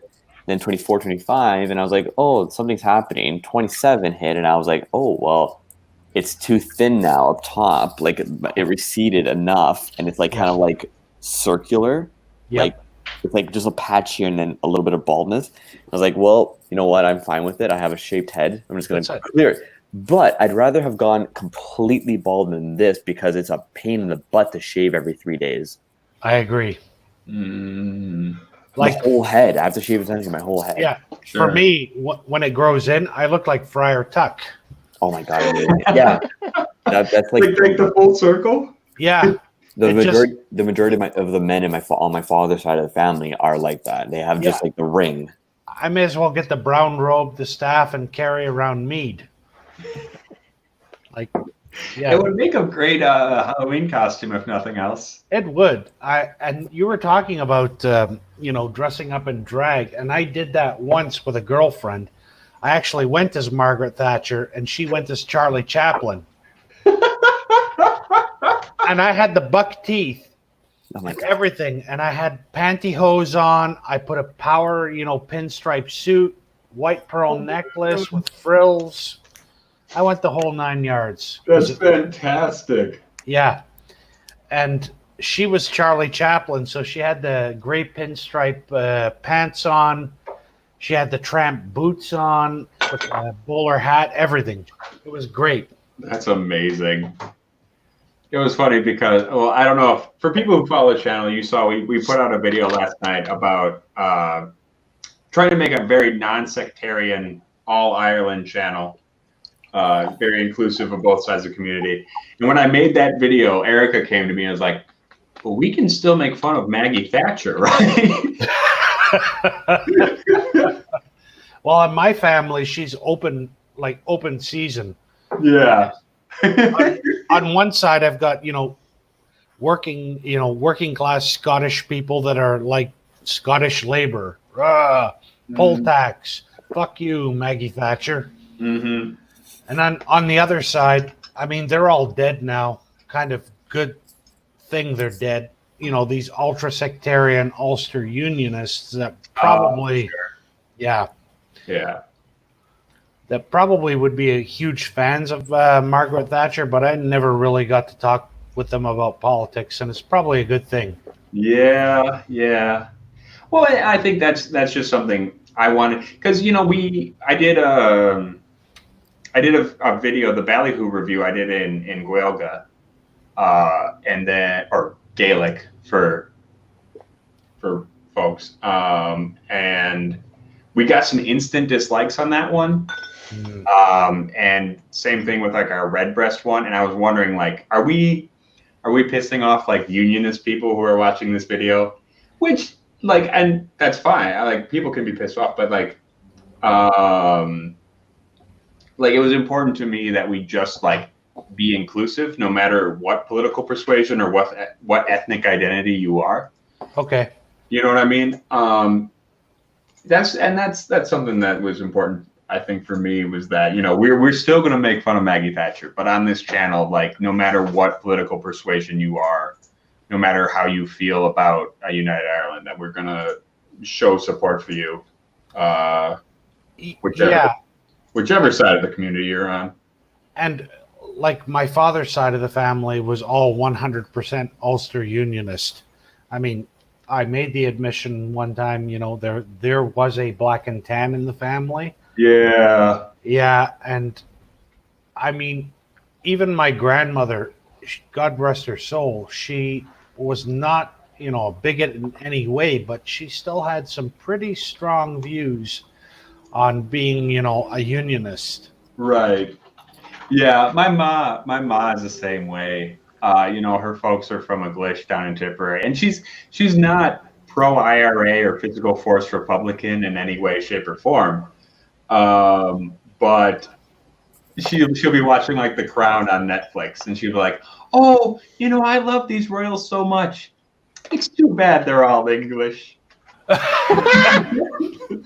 Well, I have to say, it would be a lot more, angry with my family, because as soon as Jerry Adams came on the TV, yeah, all you'd hear from my grandmother would be like, "That rat bastard." Oh yeah. Well, to be fair, Jerry Adams is a piece of shit. Yeah. Jerry Adams is an asshole. Yeah. So, like, if we're gonna make fun of Margaret Thatcher, we can make fun of Jerry Adams too. Jerry Adams is a rat fucker. So, I don't disagree with that sentiment, but well, he's got a rat face for sure. Yeah. Yeah. But yeah, Jason Busey does say, well, he's saying Aroche Dova Hawalia. We're not going to sing that song on this show. Rock in Dublin is okay, but we're not going to sing that first one. Yeah. Just because, as much as some people take pride in that song, it pisses other people off, and that's not cool. What we're going to be doing on this show. So yeah. So anyway, a friend of mine just enough politics. Let's drink some more whiskey. Indeed. Really quick, because this kind of made me. Actually, speaking of political whiskeys, let's bring out the big man, huh? Oh yeah. Is that the single malt or the blend? This is the blend. Yeah, this is the blend. Okay. Yeah. I love the peated one that they made years ago. It was really good. Well, yeah, and unfortunately, to my understanding, this is the last batch my store is going to ever be able to get in. They made a new one called Redemption or something like that. Comes in a green box. When did that come out? Because I'm not sure. I know Matt had it on the live stream last night. Excuse me. Well, because I know Kilbeggan canceled the contract to keep making this, and so my understanding was that we weren't going to see any more of the regular blended Michael Collins going forward. But I don't know, if they find someone else to take up the contract, that would be fantastic. Yeah. What are you on, Jeff? I am currently just drinking Topo Chico. I only poured like a little bit of Westland, and I'm trying to figure out what I'll go to next. But yeah, I can explain why I came back so quickly. Why did you come back so quickly? I got a text from a friend that I thought was just like, "Oh, hey, I think this person needs to talk right now." So I left, and they were just texting me to be like, "Oh, you're on a live stream." And as soon as I left, "Wait, no, go back. Why did you leave?" Oh, man. Fun. Ben Demon Hunter, which bottle? Which bottle am I drinking right now? Oh, yeah, the Michael Collins. Yeah, I'm drinking the blend right now. Yeah, the peated stuff was really, really good when it was out a number of years ago. Really enjoyed it. So I guess it's unfair comparison. Either this Pityvaic 29 single malt from Speyside from a closed distillery, or this mini of Tullamore Dew. Tully. Tullamore. I like your style. All right, guys, I'm going to hop off for a few minutes, go out, have a cigar, have some Okay. water, and come back. Okay. Well, we'll see you in a couple, man. All right. Ugh. Hey, Vito. Hey, what's up? How you doing? You doing good? Okay, I'm all over the place right now between work and people messaging me about like why I'm not safe. Apparently, You're not safe? I don't know. Apparently, I'm not safe. Well, Who knows? It's because you're so twee I'm so and tweet. spry. so twee. Right. So twee and wee. Yeah. And so- you know, just gonna peace out again. But I don't know. Maybe we'll see you later, my buddy. Who's peacing out? No, I'm not following the chat. Jason, Sorry. go ahead. My bad, dude. Oh no, I was gonna say I don't. This Tullamore Dew just kind of smells off. It's Tully, man. How do you tell? It's been sitting for a while. I've never had Tully before. Really? I don't. At least the standard Tully. I don't remember that. I feel like the last time I had Tullamore Dew was one of the first times I ever sat down to have whiskey. And that's when I fell in love with the Lefroy Quarter Cask, when I was like, oh, I think I like whiskey now. Yeah, I feel like everyone has that bottle. The You know, that Tullamore? one bottle that made you realize. Oh, yeah. Everyone has to have that bottle. Yeah. I don't think someone just like stumbled upon like 5 whiskeys all at the exact same time. Right. There was that one drink that you had and you were like, wait a fucking second. Yeah. See, for me, it's like kind of like it's a bit of a toss up between Talisker 10 and Lefroy Quarter Cask, because I had Talisker 10 in Skye, like down the road from the distillery, without realizing that that's how close it was. And I was like, oh, I think there's something here that I might like. And that kind of started me trying other whiskeys. And I couldn't find anything. And then I eventually ended up with Quarter Casks. So it's kind of like a dual attribution of like both of them helping me, but Quarter Cask really like hooked me, right? Yeah. I feel like I've told the story a million times, Balvenie Doublewood was the one that really got me. But then I think Connemara was actually, the Connemara regular strength was the first peated one I ever had, and that was eye-opening for peated stuff. That's a really good one. It's like a sweet rhubarb pie. Yeah. Charles Ashford says Tully just smells like cheap grain. Well, see, here's the thing. My little sister, she quit drinking, which is totally fine. I think it makes sense. But before she stopped drinking, she loved peated whiskey, hated Tully, hated it. Thought it was the worst goddamn thing in the world.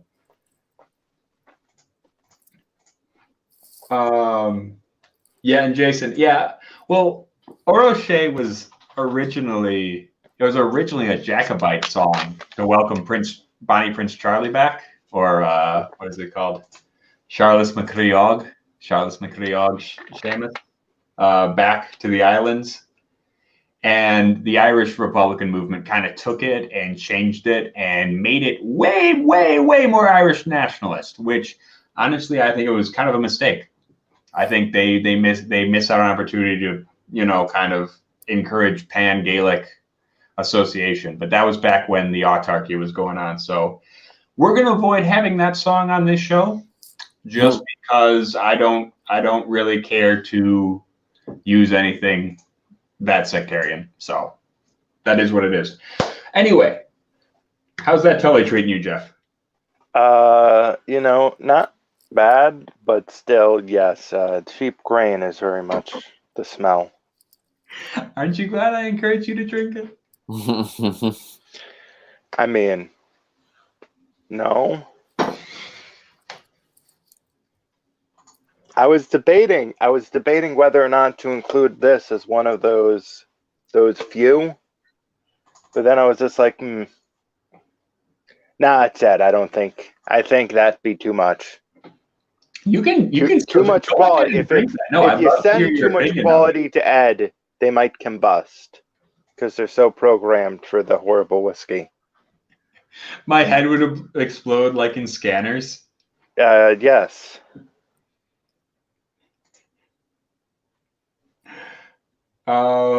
Guy Davis says, I just remember that one of my friends who I often disagree with, his fave Irish whiskeys are Tully and Jameson are both that bad. I don't know. I'm fine with Tully. I don't think it's bad. And I actually, Tully, I've got a couple Tullys here that I like. I don't think I've had a single bad Irish whiskey. And yeah, Tully's not bad. I think I was gifted the Phoenix that I think is quite delicious. Yeah, that's actually the one I've got here. I've got a little Phoenix right here. I'm going to break out a little bit of that right quick. But see, I don't know. Like the regular Tully is very okay, is I think what it is. I always think of like a bad Irish whiskey, like just kind of drinking it neat. Two that I actually try to avoid neat is the base Jameson and Proper 12. Okay, yeah, Proper 12's kind of shit. I will go out of my way to avoid drinking those two neat.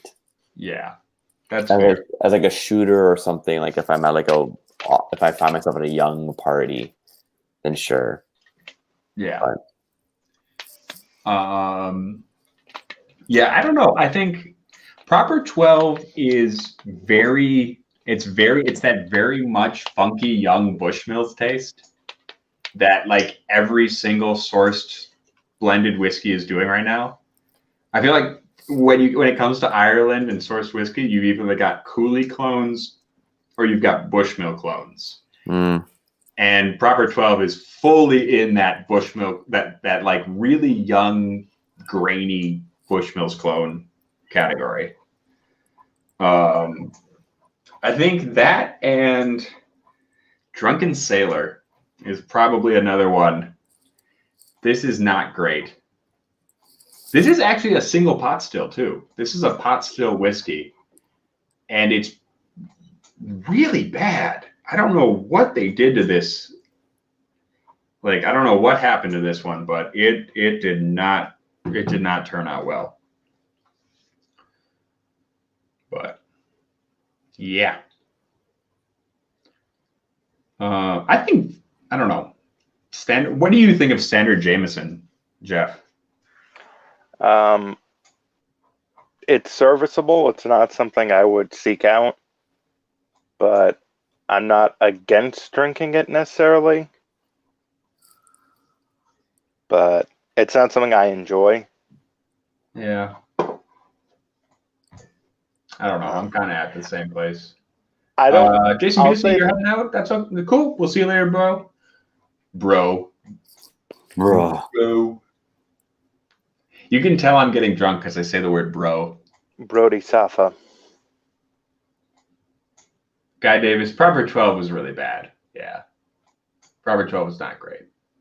Although there's a bunch of Dubliners in the comments of my video who will tell you otherwise. And probably threaten me a little bit. So, yeah.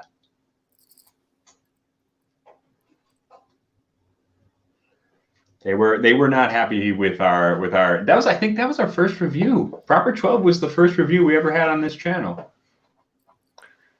So You know what they say about every good anecdote? Oh Fact God. check it immediately. I think we did. Wait, hold on. Because our first video on the channel was It is actually your first review. Wow. Yeah, it was. video we did was the fucking Old Thompson when we were calling it the Realm of Rot Gut. And then we switched it up and we did Proper 12. And that was the first proper Rot Gut review. We were such babies back then. Can't believe that was, I mean, it might not be exactly a year ago, but a year ago. Wow. Yeah, a year Of and just change. putting yourself through the grinder. Yeah. For very little reward and absolutely no notoriety. Well, I mean, a little reward and a little notoriety. Just as a treat. Yeah. Well, Guy Davis, here's the thing about Proper 12. If anyone ever asks you if it's good, you better say yes, because Conor McGregor will appear out of nowhere and punch you in the head. So that's what he's known for, randomly assaulting people. I mean, if Conor McGregor punched me in the head, then I wouldn't have to deal with Conor McGregor all the time. So it's a win-win. Oh, man. Speaking of pieces of shit, here's to Conor McGregor. You useless sack of dog shit. Conor, here's to you. All right, boys, I gotta go and I gotta go pick up a family member from the airport that's coming in. So, Well, cheers. Yeah. Thank you for coming in, dude. Happy St. Patrick's. And Happy St. Patrick's. We'll see you guys later. Stay rotten. You know it. Yeah. Later, guys. And then there were two. Dun, dun, dun, dun. But in all fairness, I don't think I've had a bad Irish whiskey as of yet. Just Irish whiskeys I would prefer drinking to others. Yeah. See, I think with Irish whiskey, currently there is a pretty what's it called? Like there's a low floor, there's a high floor, maybe there's a low ceiling, except for like Redbreast. Like right now, they haven't made a lot of the producers haven't made anything incredible that really breaks the mold, but they're all making things that are either good or serviceable. No one's making anything that's absolutely terrible, for the most part. I would agree with that. Yeah.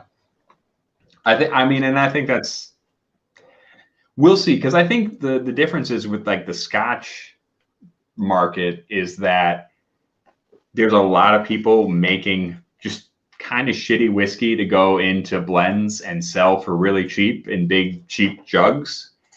And so you're seeing a lot of bad Scotches just because there's a lot of demand there. And I don't know if Irish whiskey is ever going to get to that point where you're selling just, kind of shite whiskey in jugs. So also Charles Ashworth says a year of pissing off Wyoming whiskey fans. Technically that was only like a month of pissing off Wyoming whiskey fans. 2 months maybe.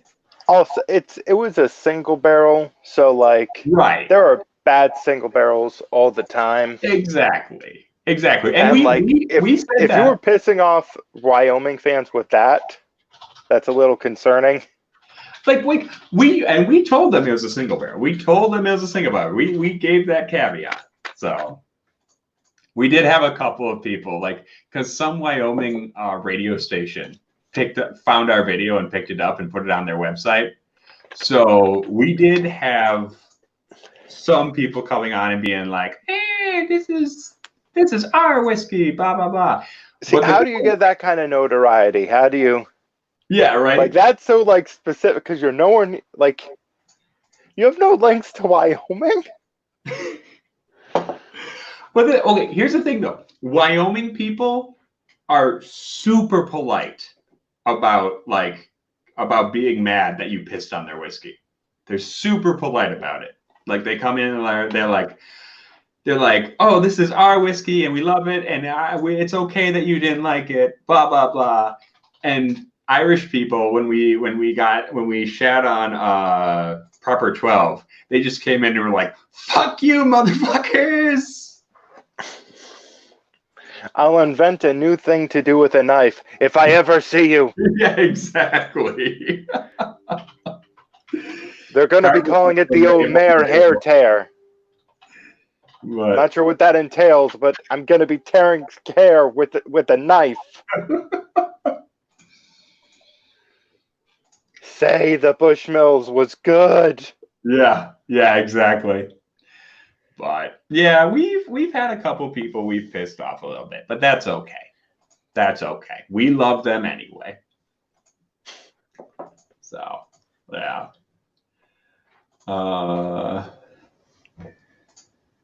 Have you had any of the Wyoming, like other releases, like the double cask? No, and that's the thing. Me and the old man keep saying we have to have another Wyoming on this show so we can make up for that terrible review. And we keep forgetting to go buy some. Because the double cask is definitely one of my. It's up there with me. Yeah. No, and that's the thing. I've heard that they've made some really good stuff, and I've talked to some people from Wyoming who've said that first batch was just an aberration, and that they've produced some really good stuff since then. So it's not like I don't believe they can make excellent whiskey. I think it just so happens that the one we got was bad. Yeah. Well, I mean, like, there are it just, like, if the person doing the barrel pick isn't, like, doesn't know what they're doing. Yeah. Right. And that's why we need more people like Ed doing barrel picks. But here's the problem for me. It's like, yeah, this is fine. It's not great, but it's fine. And then everyone else tastes it and is like, this is the worst goddamn thing I've ever had. Okay, fine. That's why we need more people like me doing barrel picks. There you go. That's how that's the way you want it. Yeah. Well, and I mean, that's something you run into barrel picks, though. I think I know with one of the Garrison brother barrel picks we had on the show, that was an issue we ran into, was that someone picked it and they said it was really good at the time. Then they didn't bottle it for a month and a half or something. The barrel turned, and when we got it, it was crap. So, it's single barrel picks are they're a tricky bet that you're making. Yep. Arthur Lopez says, my whiskey den, OG cast strength Vito, now the Vito 2. Vito Dos. Or Vito, what's it in Italian? I don't know. Vito, nah. Yeah. It's a Vito, dov'è? Vito! It's a Vito! Vito, you're breaking my balls. Do you remember the what was that? The commercial for Nintendo where the cops come to a party and it's Mario and Luigi, and it's like, what's your name? Mario. What's your last name? Mario. Your name's Mario. Yes. What's your name? Luigi. Luigi. No, Luigi Mario. That was my favorite commercial as a kid. That shit was hilarious. I loved it.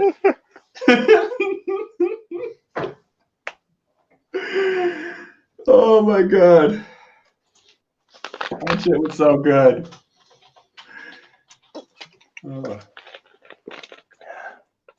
Okay, so Tomor Dew Phoenix. Can I talk about this real quick? You've had this one, right? Yes. This is surprisingly light on the sherry flavor for like a sherry aged whiskey. It's chocolate and it's nutty, but I really don't get any raisin or like plum or any fig, anything like that. It's not exactly what I was expecting.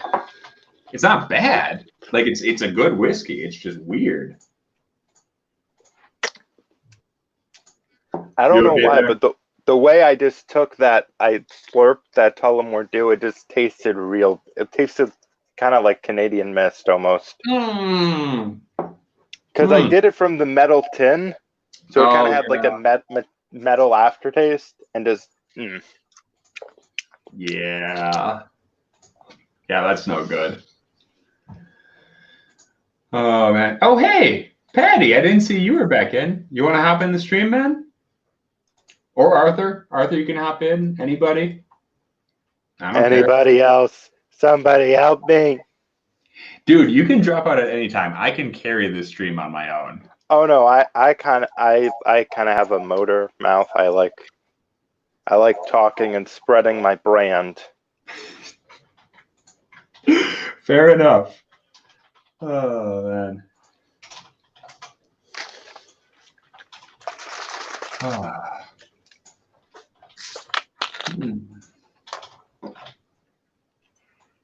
Have you ever had the Jameson 18 cask strength version of it? I have not had the cast strength, no. Because that, I don't know why, in my head, I just have this odd thing of just like, but maybe it's a decent Jameson at cast strength, plus some age. You know, well, Donald was just on it. He was saying that the old Jameson 18, I don't remember if he was saying the CS or the regular, I don't know, but he was saying the old version was really, really good. Because we were talking about how, what was it? The old Jameson 18 was really good, but then the new Jameson 18 sucked. And the 2017 Middleton, very rare, sucked. But then the 2019 was really good. Or was it the 2018 sucked in the 2019? I don't remember. I don't know. I feel like with those high-end Jameson bottlings that sometimes they're inconsistent. Yeah.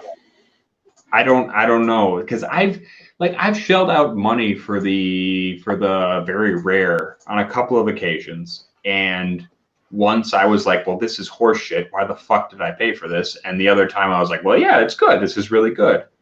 Although the Barry Crockett is always really, really excellent. So that one's fucking fantastic. But yeah, I don't know.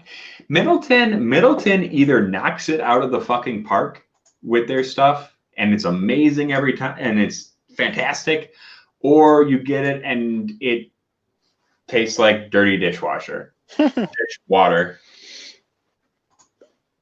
So yeah, I don't know. Me. I don't know, man. Mario. Mario, no, Luigi Mario. Yeah, Patty. You know I'm playing with my dingle. I play with my dingle every night. Sometimes I let other people play with my dingle. Do you recommend your dingle? I recommend my dingle to anyone who's interested. Nice. I feel like there's only one way to drink this Tully.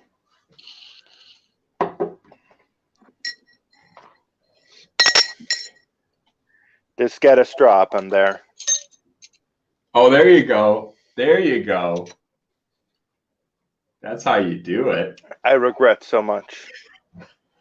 Does it get all bubbly by the time it reaches your mouth? Like, I feel like that can't feel good in your mouth, man. You know what does I don't feel know. good I've in never your personally mouth? had experience with your dingle, so I wouldn't know how it would feel. That's what I was about to say. I was going to say, my dingle feels good in your mouth. Yeah. You know what I'm talking about.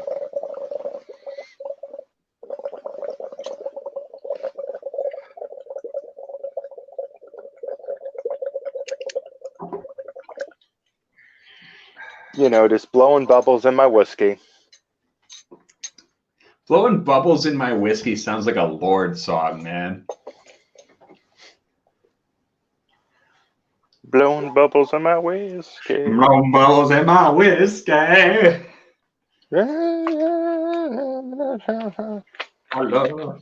love you, but I'm not that rich.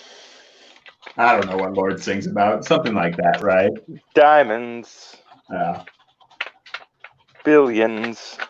So for those of you still watching, this stream has officially reached that point where we're tired and singing stupidly. Luckily, Donald Rance is here to rescue us from our own stupidity. Yeah, I took the opportunity to go to the closet and pull out a bunch more stuff. All right, I dig it. Yeah. I dig it. You can probably see the Bushmills piled on top of other stuff there. Oh yeah, I can. Yeah. I was just like, Right. how many bottles do I have? Oh, okay, 30. No problem. About a quarter of what I've got for Irish. Quarter of what you got. Yeah. Oh, dude, I dig it. I dig it. I don't know what else is there anything. I got a couple more I haven't done yet on stream. Oh my god, I forgot I had this one. This one's been sitting in the back of the Two gingers. Yeah. yeah, this one's been sitting in the back for a minute now. This was actually the first whiskey Erica ever liked before she found out about bourbon and peated. Okay. This was the only one she would drink, so we'll have a little bit of that in honor of her. I went and got my Bog Oak West Cork. Nice. Yeah. So, do you like the Bog Oak or do you like the Peat Chard better? The Bog Oak. Do you? Okay. Yeah. Okay. Yeah. The Peat Chard was okay, but the Bog Oak is really unique and special. Oh man. Okay. I'm opposite of that. I liked the big bold flavor of the Peat Chard. Okay. But yeah. Okay. The subtle smokiness on the back end of this that just kind of arrives on the finish when you get all those friendly fruit flavors and just boom. It's just like, oh hell yeah. I'll take that all day. I feel like that describes our personalities though. I'm like, I want the big, bold, brash motherfucker that's crazy right up front. And you're like, yeah, give me that subtle one that develops. Yeah. You know? Yeah, that makes sense. They're both very good though. Actually, West Cork, I don't know, I haven't had a bad one from them yet. I haven't either. They're all, yeah, I'm trying to think. Because, yeah, the bourbon cask, the rum cask, what else? Yeah, I don't know. They're making good stuff. Yeah. Oh, I love this.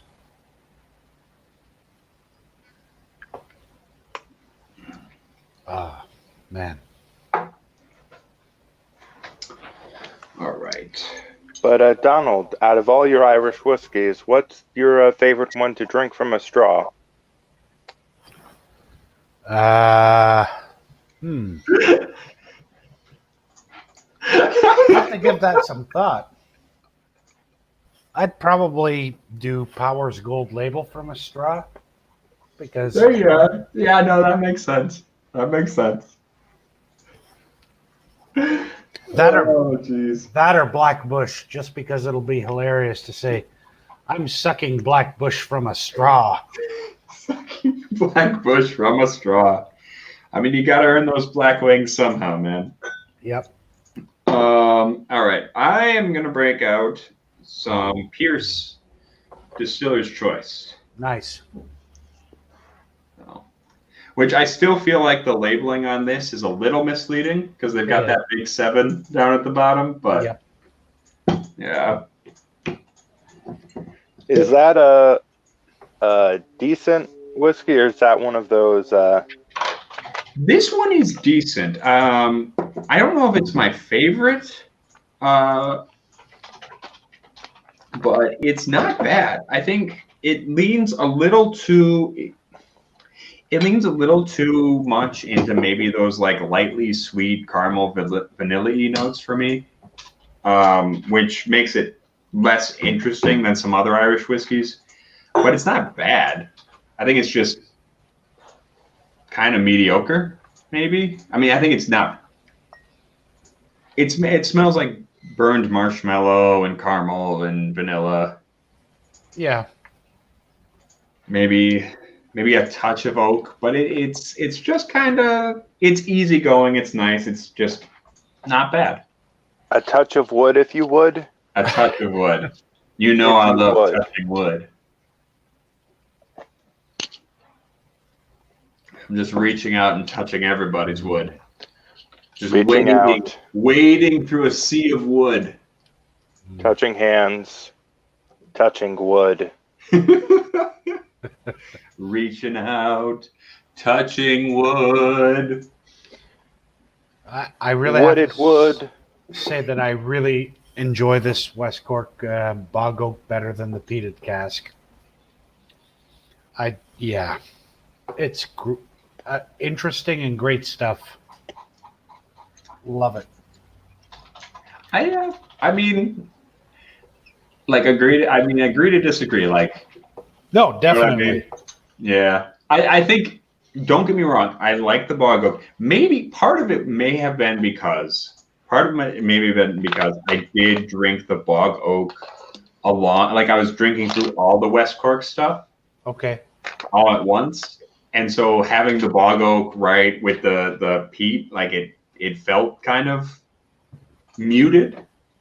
So maybe had I done it on its own, given it more time, I would have found those subtleties more. I don't know, man, but just that big peat char, that big old, because that's what it was. I think it's just because the peat charred barrel came off way more earthy, ashy, smoky to me. Yeah. And I guess that's what I was kind of expecting the bog oak to be, and it wasn't. So no, it's much more subtle delivery, and where the smoke and barrel makes its presence is right on the back end at the end there. It just arrives, and I love that because it reminds me of like barbecued fruits in the summer when you're doing dessert. Mm-hmm. And yeah, for me, it's just I prefer it over the peat charred cask. Yeah, I mean that makes sense. I guess the peat chard is more one note, like it does one note very, very well. Yep.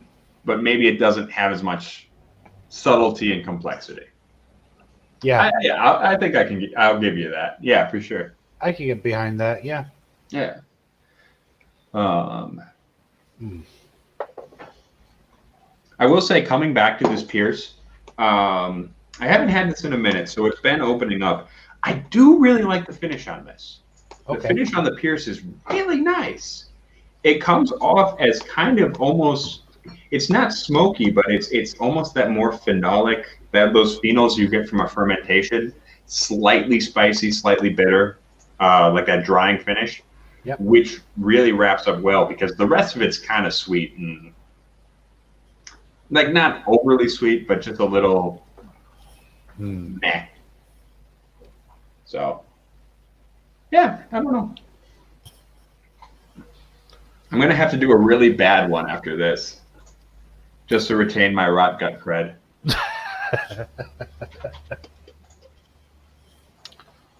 Yeah, I gave up too much good whiskey today.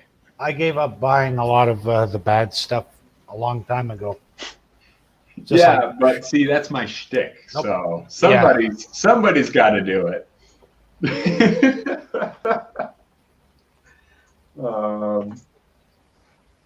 Actually, what else? I'm gonna see what other Irish whiskeys we have in here. We got a couple more. So this is the Clontarf. This is the Clontarf Reserve. I suppose you guys probably get this up in Canada all the time. We get Clontarf, yeah. Because the funny thing is, though, for Clontarf here in the States, we get the Clontarf 1014, which my distant ancestors fought in that battle, or at least ran away from that battle. But we get the Clontarf 1014 all the time.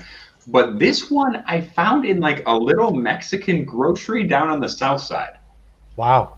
And I've never found it anywhere else. And as far as I know, like this is a European exclusive. So I don't know how it ended up in Milwaukee. Okay. Cool. Yeah. So I mean, in truth, how does anyone end up in Milwaukee, really? I know, right? It's like a black hole. We just suck people in and then you're stuck. I have to say the worst Irish whiskey that I've had over the past even couple of years has got to be that Tullamore XO rum cask. Awful. Ooh, I haven't had that one. Ugh. Not good? No. Oh, man. Awful. Even the cider cask was like meh, but the rum was Really? Okay. Yeah. That had been something I had been considering getting for a while, but never actually did end up. Yeah, So good job. good to hear. Yeah, good job, because it's awful. I mean, we even tried it with water, my friends and I, and we were like, oh, this is even worse. Wow. And it ended up relegated to the same position as the Johnny Walker Black last summer when we had a fire pit at a barbecue. We were like, okay, pour it onto the fire and let's see what happens. Fair enough. See, what was wrong with it? Because I feel like it's hard to mess up a rum finish. It's generally just kind of. It was hot. It was just overly sweet. Oh, okay. It had none of the nice Irish notes. They were all buried. It was just like somebody poured cheap rum into your glass and put an oak stave in there. Damn. Blah. Well, that's too bad. See, and I don't know. I was just telling Jeffrey, I was just drinking some of this Tullamore Dew Phoenix. Oh, good stuff.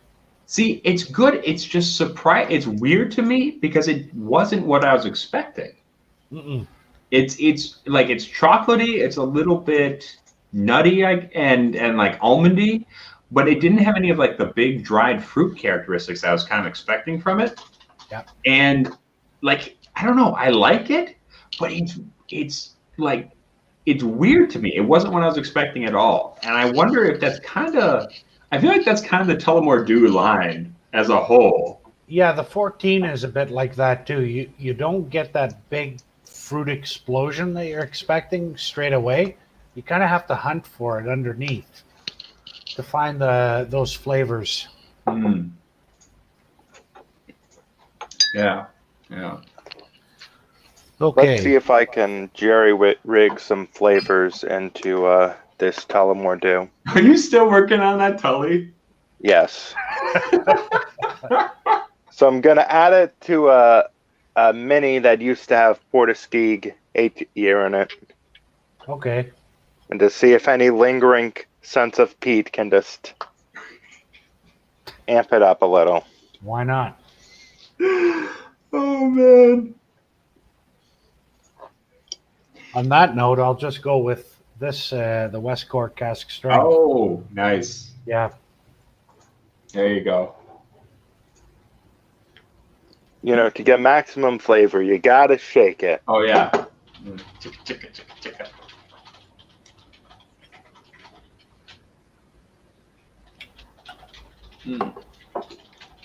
One thing, though, that I find funny, and my friend pointed it out, was for a company that has the name Cork in their name, they use synthetic corks. They don't actually use any kind of like real cork. And I'm like, well, this is based on the name Cork in Right. Ireland, not to do with the corks. Corca. Yeah. But, yeah, no, I mean, there's plenty of good puns to be made there, isn't there? Is that a real cork or a synthetic? What was that? Is that a real cork in that No, one? this one's real. Yeah, this one's synthetic. Is that a real cork, or are you just excited to see me? Excited to see me. Yeah, because no, this one, the rum cask I have is real. I don't know if the bourbon I had was real. I wonder if it's just limited to their 700 ml bottles that they do the synthetic. Yeah, I don't know. It's a good question because I'm trying to remember. I will have to take a look at the bottles we have at work when I get over there again, because that's a weird question. I don't know. Yeah. Personally, I would prefer if more people went over to synthetic at this point. I would prefer if they just did what Nika does, the Japanese, with those great heavy-duty plastic screw tops, personally. Oh, sure. Yeah. I feel like synthetic or screw top is kind of the way to go at this point. Yep. There's really no reason to be using real cork. I mean, one, it's not environmentally sound, and two, it just makes it a pain in the ass to maintain your bottle. Mm-hmm. So, and then when you go to open a bottle of Middleton for the cork to crumble, oh yeah, that was one of the biggest piss-offs I ever had. I was just like, boop, and I'm like, oh. Yeah, I hear you, man. I know. I don't remember which one. We had one recently. I think it was the Balvenie 15 single cask that just completely shattered as soon as I touched it. Yeah. It was like, and it wasn't even like I pulled it out. I like poked it. I gently grazed it, and the whole bottom half fell off. Oh. Yeah, I went to pull it out. I'm like, okay. And I'm like, I look, and it's broken in half and crumbled, and yeah. And I had to get a strainer. I had to. Oh, I know. It becomes a huge pain in the ass. If there's one thing we can all learn, it's that we can all work on our pull-out game.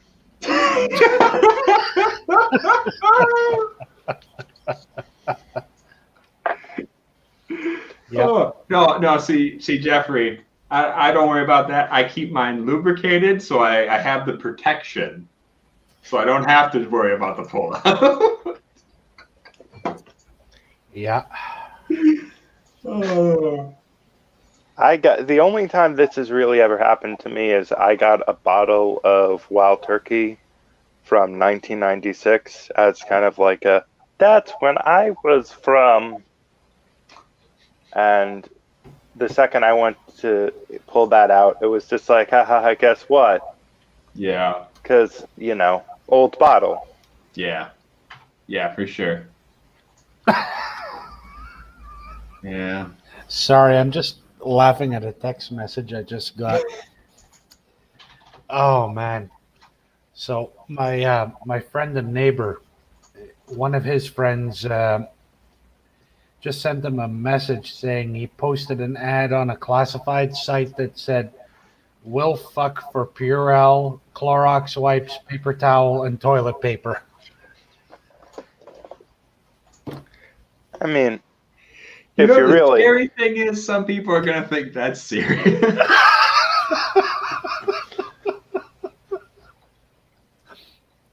Oh man. And given the fact that my friend and neighbor is gay, and so is his friend, I'm sure there's going to be lots of take up on it based on the neighborhood we live in too.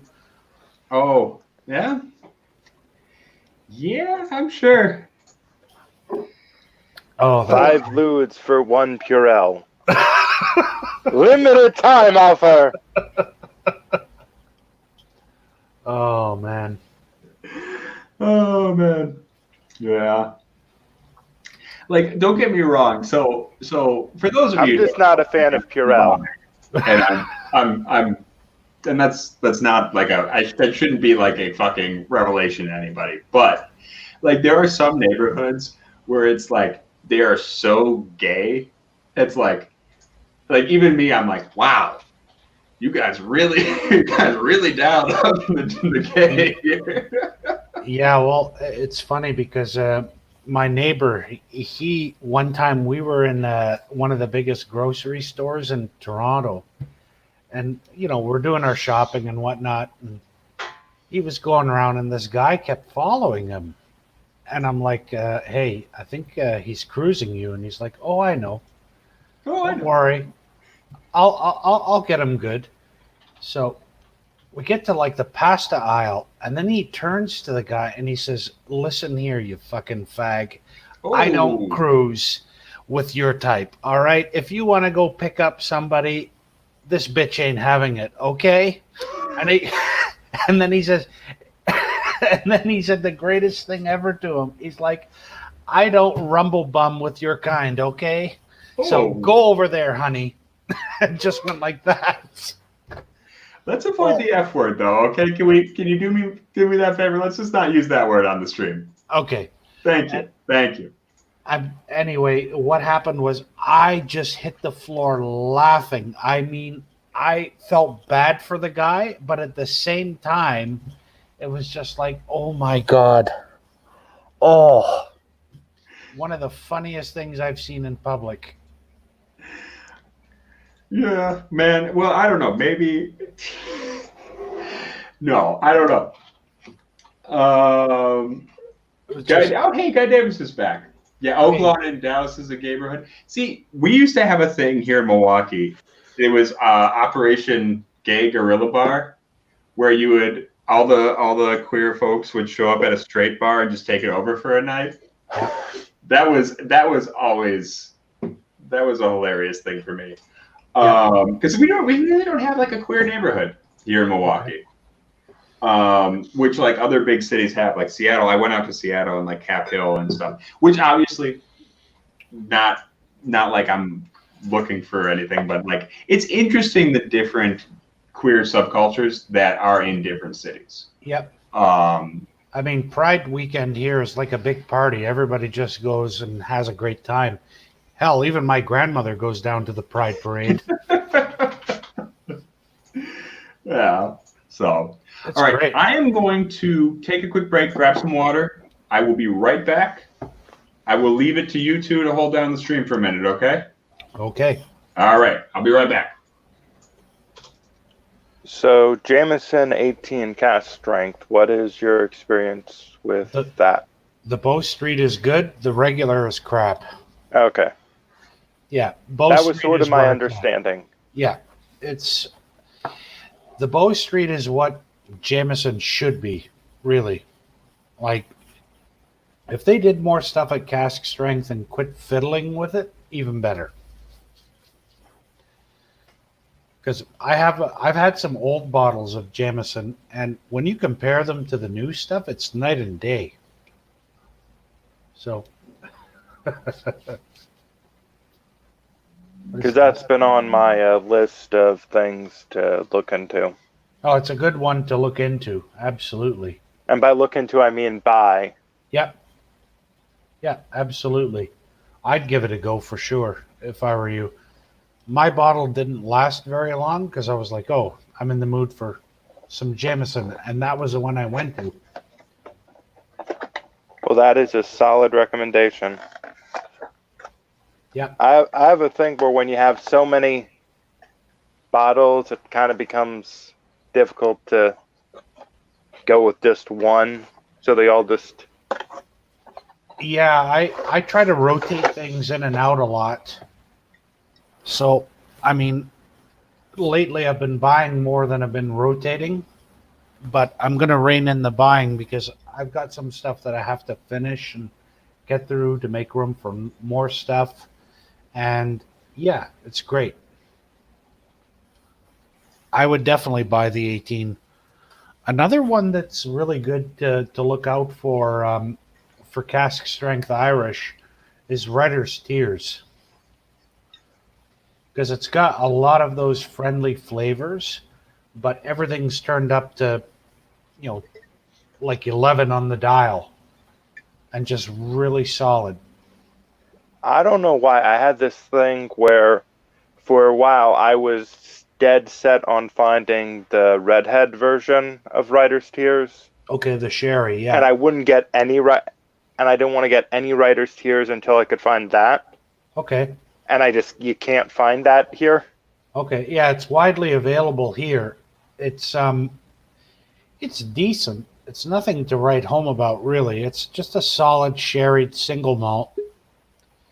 And in fact, I think you'd probably be better tracking down a bottle of the Bushmills Blackbush.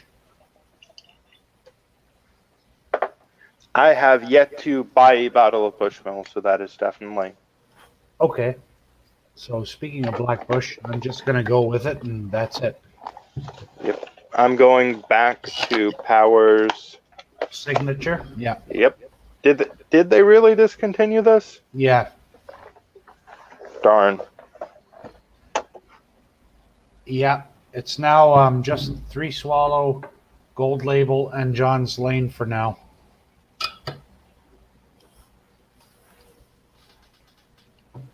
Because I've had these bottles that I've been sitting on opening. So I've had this probably for a year that I haven't opened, as well as an Irishman 12-year-old Okay, that I only just recently opened. Not that they're like hard to come by, but I'm that's fairly surprised. solid stuff. I mean, it's good stuff. Mm. All right. Hello, how you doing? I am returned, and I left my water in the other room because of course I did. Hold on. I did shave off the bush. That's why I look like this. That's why I look like a newborn.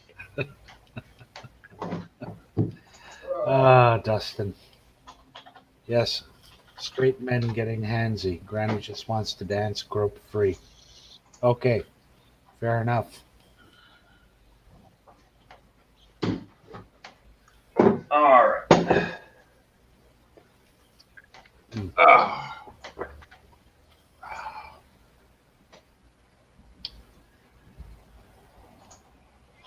Mm.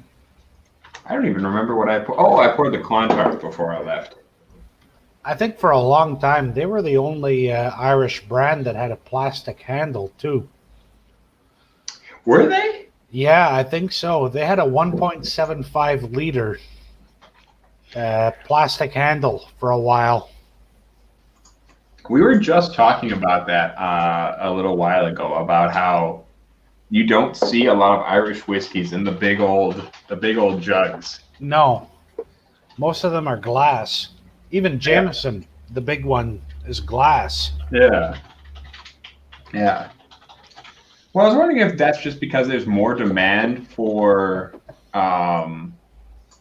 like Scotch overall, so there's more demand for lower end, kind of cheapo Scotch. Maybe.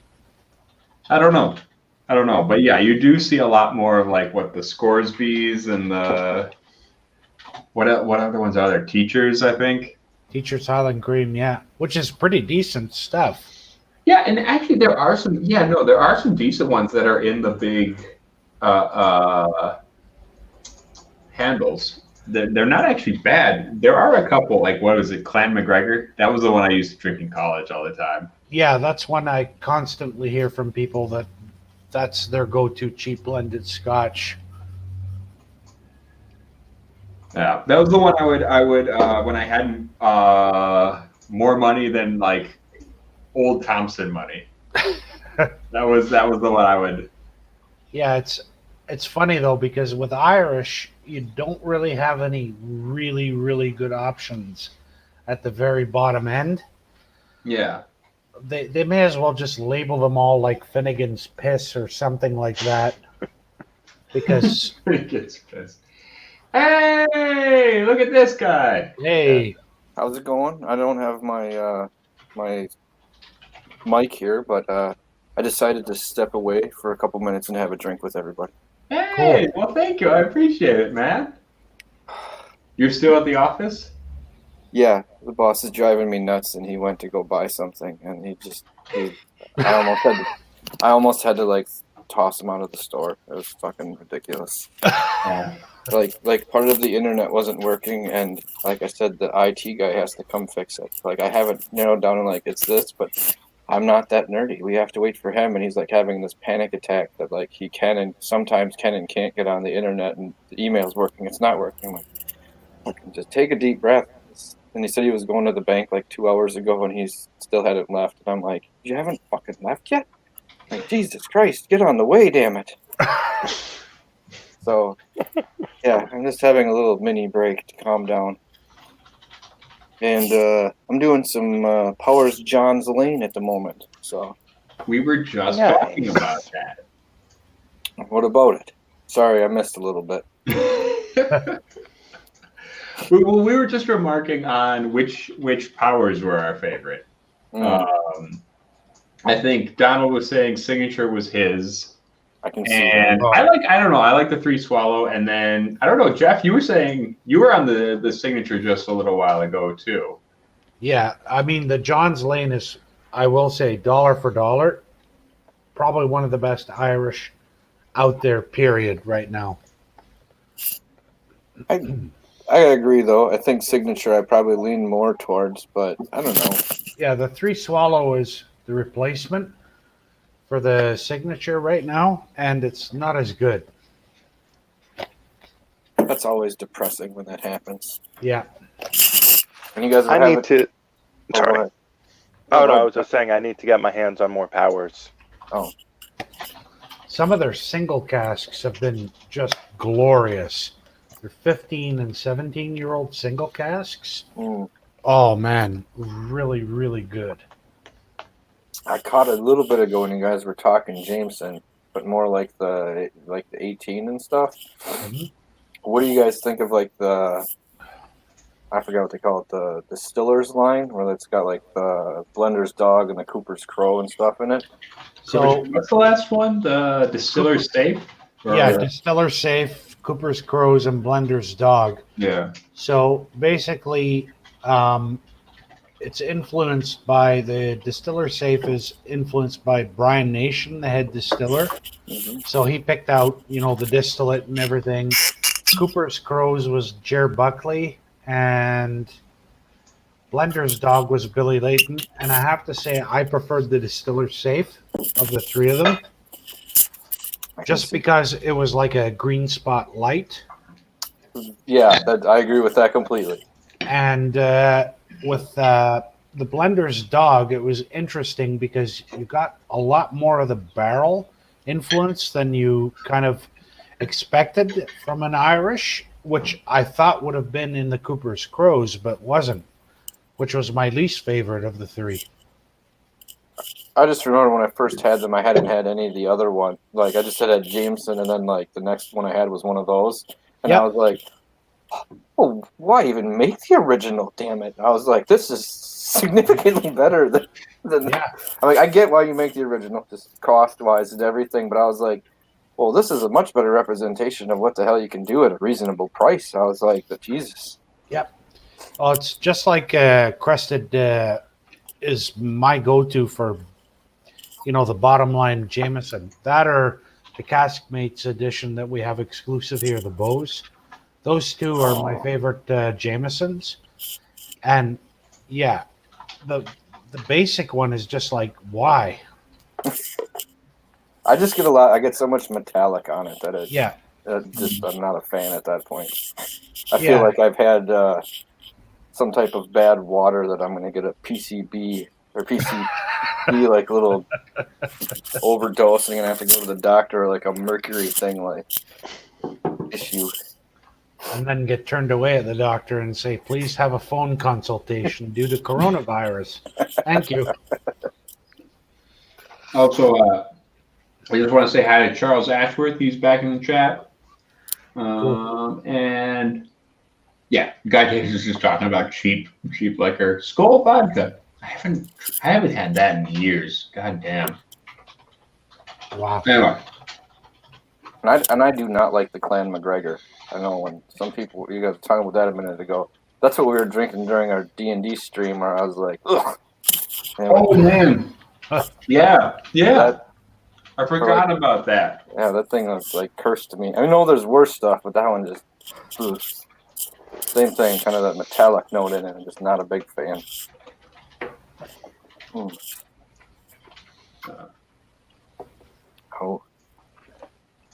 That's not bad. But Speaking of day and day, Yeah. The campaign that I'm in, I built in to I added the character that I'm playing was previously a distiller, and it's a thing in the game because one of the characters is an alcoholic for some reason. That this whiskey is really, really good, and I'm trying to decide what kind of style of whiskey should this be harping on. Ooh. It's Goliath whiskey. Very creative name Okay. because it's made by a Goliath. You see. I'm leaning. Hey, Mark Goings On is in the chat. Sorry to interrupt, but Mark Oh, go Goings right On, ahead. thank you for popping in. What kind of so what kind of whiskey would a Goliath make? So they're okay. For those That's of you what who I'm not trying familiar to- with D&D, they're like big competitive stone people, kind of. I'm Like leaning big old towards tough, Iowa. athletic. Yeah. I was thinking Isla too. But at the same time, I'm playing like Wes Anderson's Goliath. So like he's kind of awkward and like geek chic. At one point, he went up to someone who's just like, I have a voice that I do, but I might look like a good boy, but I am in fact the goodest boy. And it's completely... I don't know. Maybe just go to Highland then, and Yeah, right. what's the difference? Or Campbelltown, yeah. Yeah. I feel like I could totally see a Wes Anderson movie being shot along a train line in the Highlands. Basically, just make the Darjeeling, what was it, the Darjeeling Unlimited, but in Scotland. Yeah. That would definitely be worth it. I'm Angelica Houston. I'm your mom. Ugh. Fleischmann's has a bourbon, Guy Davis? I didn't even know that. I thought that was just vodka. That's scary. Wow. That's disturbing. I'm gonna say it. I hope I never see it. What was that? This guy said that there's a Fleischmann's bourbon, and I only knew they did vodka, and I was like, if they do a bourbon, that's disturbing. That's They for also your have a show. brandy. That's right up your alley, Ed. Yeah, no, they have I know they have a brandy. They might have. I think they have a rye. Hold on, I might have their rye. Hold on. If it's in here, I've got a big giant barrel full of terrible whiskey. So let's see. Are they minis or are they legitimate bottles? Oh, they're legitimate bottles. Where's the Wow. camera? There we are. Wow. Fleischmann's rye. Lighter It's actually not that bad, if you can believe it. If you can believe it, yeah. I definitely need to send some awful whiskey your way. I mean, I'll take them, man. If you want to get rid of some whiskey, I'm not gonna say no. The problem is I need to go out and get it because I don't have any of it. I have standards, Ed. Send me, I have man. standards. I mean, you haven't had any sleepers get in there? It's been a while for me, but every now and then there's one that's you're hoping is great, and then it is, or even if you're just hoping it's okay and it doesn't live up to okay. Yeah. We throw those bottles off a cliff. All right. I'm going to pour some of this, one of my favorite single malts, the Turcano Madeira cask. Nice. Which, yeah. Unfortunately, it's getting really low and getting really hard to replace. Can't even get that here, so. Yeah, Mark Goings On. I don't know if people are listening in the background or what, but yeah, not a whole lot of activity in the chat. That's okay, because we're gonna press ahead no matter what. We are here, and we're gonna keep doing the stream. Yep. Doesn't matter. You're looking pretty good for almost 6 hours in it. We're 6 hours. Are we really? Yeah. Jesus, holy shit, we are. That's been okay. It's been a minute. Okay, well, I want to take this to at least 6 o'clock. I want to make it to at least 6 o'clock. If we go past there, I'll be good. You guys don't have to hang out. Like, don't. If you guys got shit to do, get on out of here. Don't get me wrong. Oh, I'm gonna have to go do work again at some point.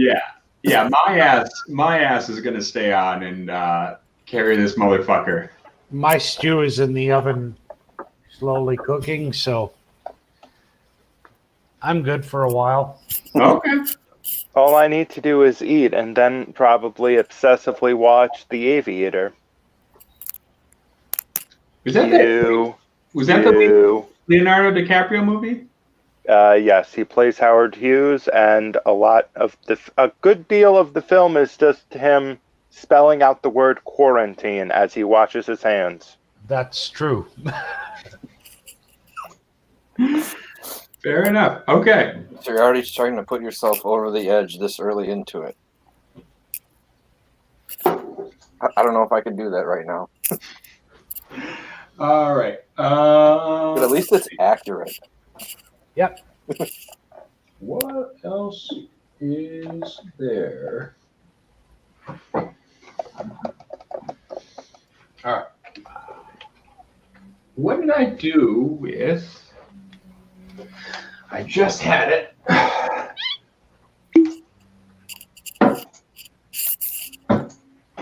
Trying to find my Connemara. I don't know It's where. hidden behind on the shelf. Maybe. The normal Connemara or the Connemara cast strength? Cast strength. I don't know what happened to it. So you see where the Lagavulin, I think it's 8 or the white thing, and the Right Booker's there. is? There we are. Yeah. Right in front of me. We're good. All right. That's the next one we're doing, or I'm Why doing. did you help him? That was clearly the next 20 minutes of fun. What was that? I said, why did you help him? That was clearly the next 20 minutes of fun. I was surprised how obvious it was. It's just me falling around. Wait, is it behind the Bookers? Dustin says YouTube will kill the stream around 8 hours. You know, I was wondering about that. I was wondering if this is going to die off at some point. It's entirely possible. Vito said no, but I don't know if there's a cap or not. I guess we're going to find out. We're going to find out.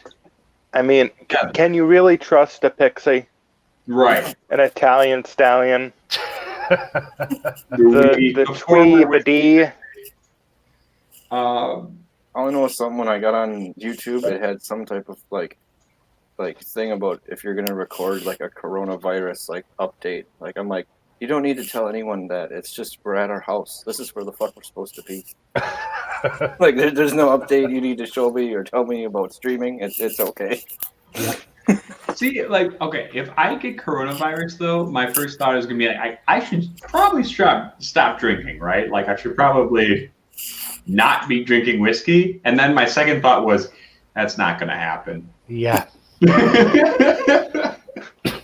Especially if you're quarantined for 14 days. I know. Well, that's when said there were a couple places like Pennsylvania was shut down some liquor stores. I'm like, people are going to need something. Well, I mean, Pennsylvania's state-run. They state-run their liquor stores, so it's kind of. I don't. Also, care. it's Pennsylvania, so it's just kind of a statewide hellhole. It's still ridiculously rude if you're like locked out for 2 weeks or more to be like, be sober too. There's been that's a Pennsylvania spirit to be incredibly rude. There's been rumblings here that they're going to shut down the LCBO for 3 weeks. So, we'll see what happens. Will they do the cool thing where if you order, someone goes around and delivers it like China did with food? Like one guy goes to drop off bottles at houses if you order them? I don't know. If they shut the stores, that's it, because they're all government employees here with a huge union behind them. Oh. Well, we've been doing curbside pickup at my store, so we've been running stuff out to people, which is a giant pain in the ass, to be fair, but like also it's not like you can't come into the store, so we're always kind of like, man, these motherfuckers can't be bothered to like get sick with the rest of us. My thought on that is like, if you're the sick person running it out, how is that any better? Like, I know, right? That's like You're just too germophobic to come in, but you're not germophobic enough to not get your liquor.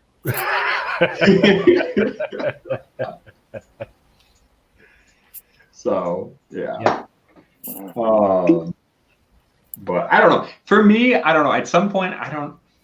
Part of me, like, don't get me wrong, I like getting paid and I like getting my money, but I kind of think we ought to be shutting down the liquor stores because we got a lot of old people coming into our store, and I am so scared one of them is going to get the coronavirus and not make it, and I would feel so bad about that. Like I would rather shut down the store and lose a little bit of money than contribute to that shit. So my one friend is he delivers oxygen tanks to old people, and I was like, well, if you even remotely get it, you're gonna be like the harbinger of death to all these people. He's like, what do you mean? I'm like, you're gonna be the one that like hands it off to everyone, and you're gonna have no clientele in like 3 weeks. I'm like, you have like the worst job. Yeah. Or pick it up. It's like you're gonna get it. I'm like, it's like being playing the Grim Reaper in Monty Python, The Meaning of Life, right? mm-hmm. You may as well knock at the door and go, "Who is it?" I am the Grim Reaper. Oh, Jesus. Or for the more really contemporary audience.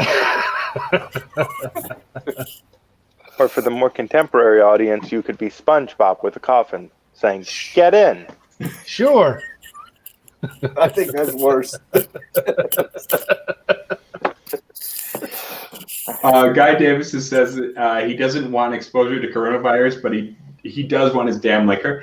Like, I agree with you, but like, my thing is, if you're gonna come buy liquor right now, this is a public service announcement from a liquor store employee. Come buy as much as you need for like the next month. Just like I don't know what that means for anybody, but just if you're gonna buy wine, buy like a case. If you're gonna buy whiskey, buy like 5 bottles. I don't care. But what pisses me off is the motherfuckers who come in day after day after day and buy 1 beer or 1 pint or half pint of like whiskey. It's like, don't fucking do that. Plus, it's way more expensive too. It's way more expensive, right? Yeah. But also, it's like you are exposing yourself and you're exposing other people multiple times when you could have just bought a big fucking bottle and been done with it. Yep. I don't know. That's my personal opinion. Ed's going to be handing out a 175 at Thompson's with purchases this month. Yeah. You get some normal whiskey, and Ed's like, "Here, take this with you. Don't come back." Yeah, exactly. Well, some lady walked on my goddamn cashier, like the POS. She coughed right on it, and I was like, "Fucking, what the hell, lady?" Like, part of me wanted to be like, "You need to go the fuck home right now." Contagious. I know. Dustin is saying, "What if we get new stuff in? He has to have the new stuff." Dustin, as much as I love you and care about you, the new stuff will fucking wait.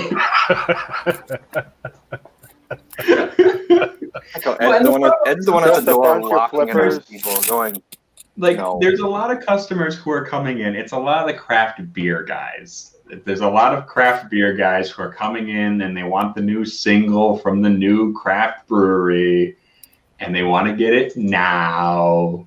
And they'll die without it. I know. I don't know, man.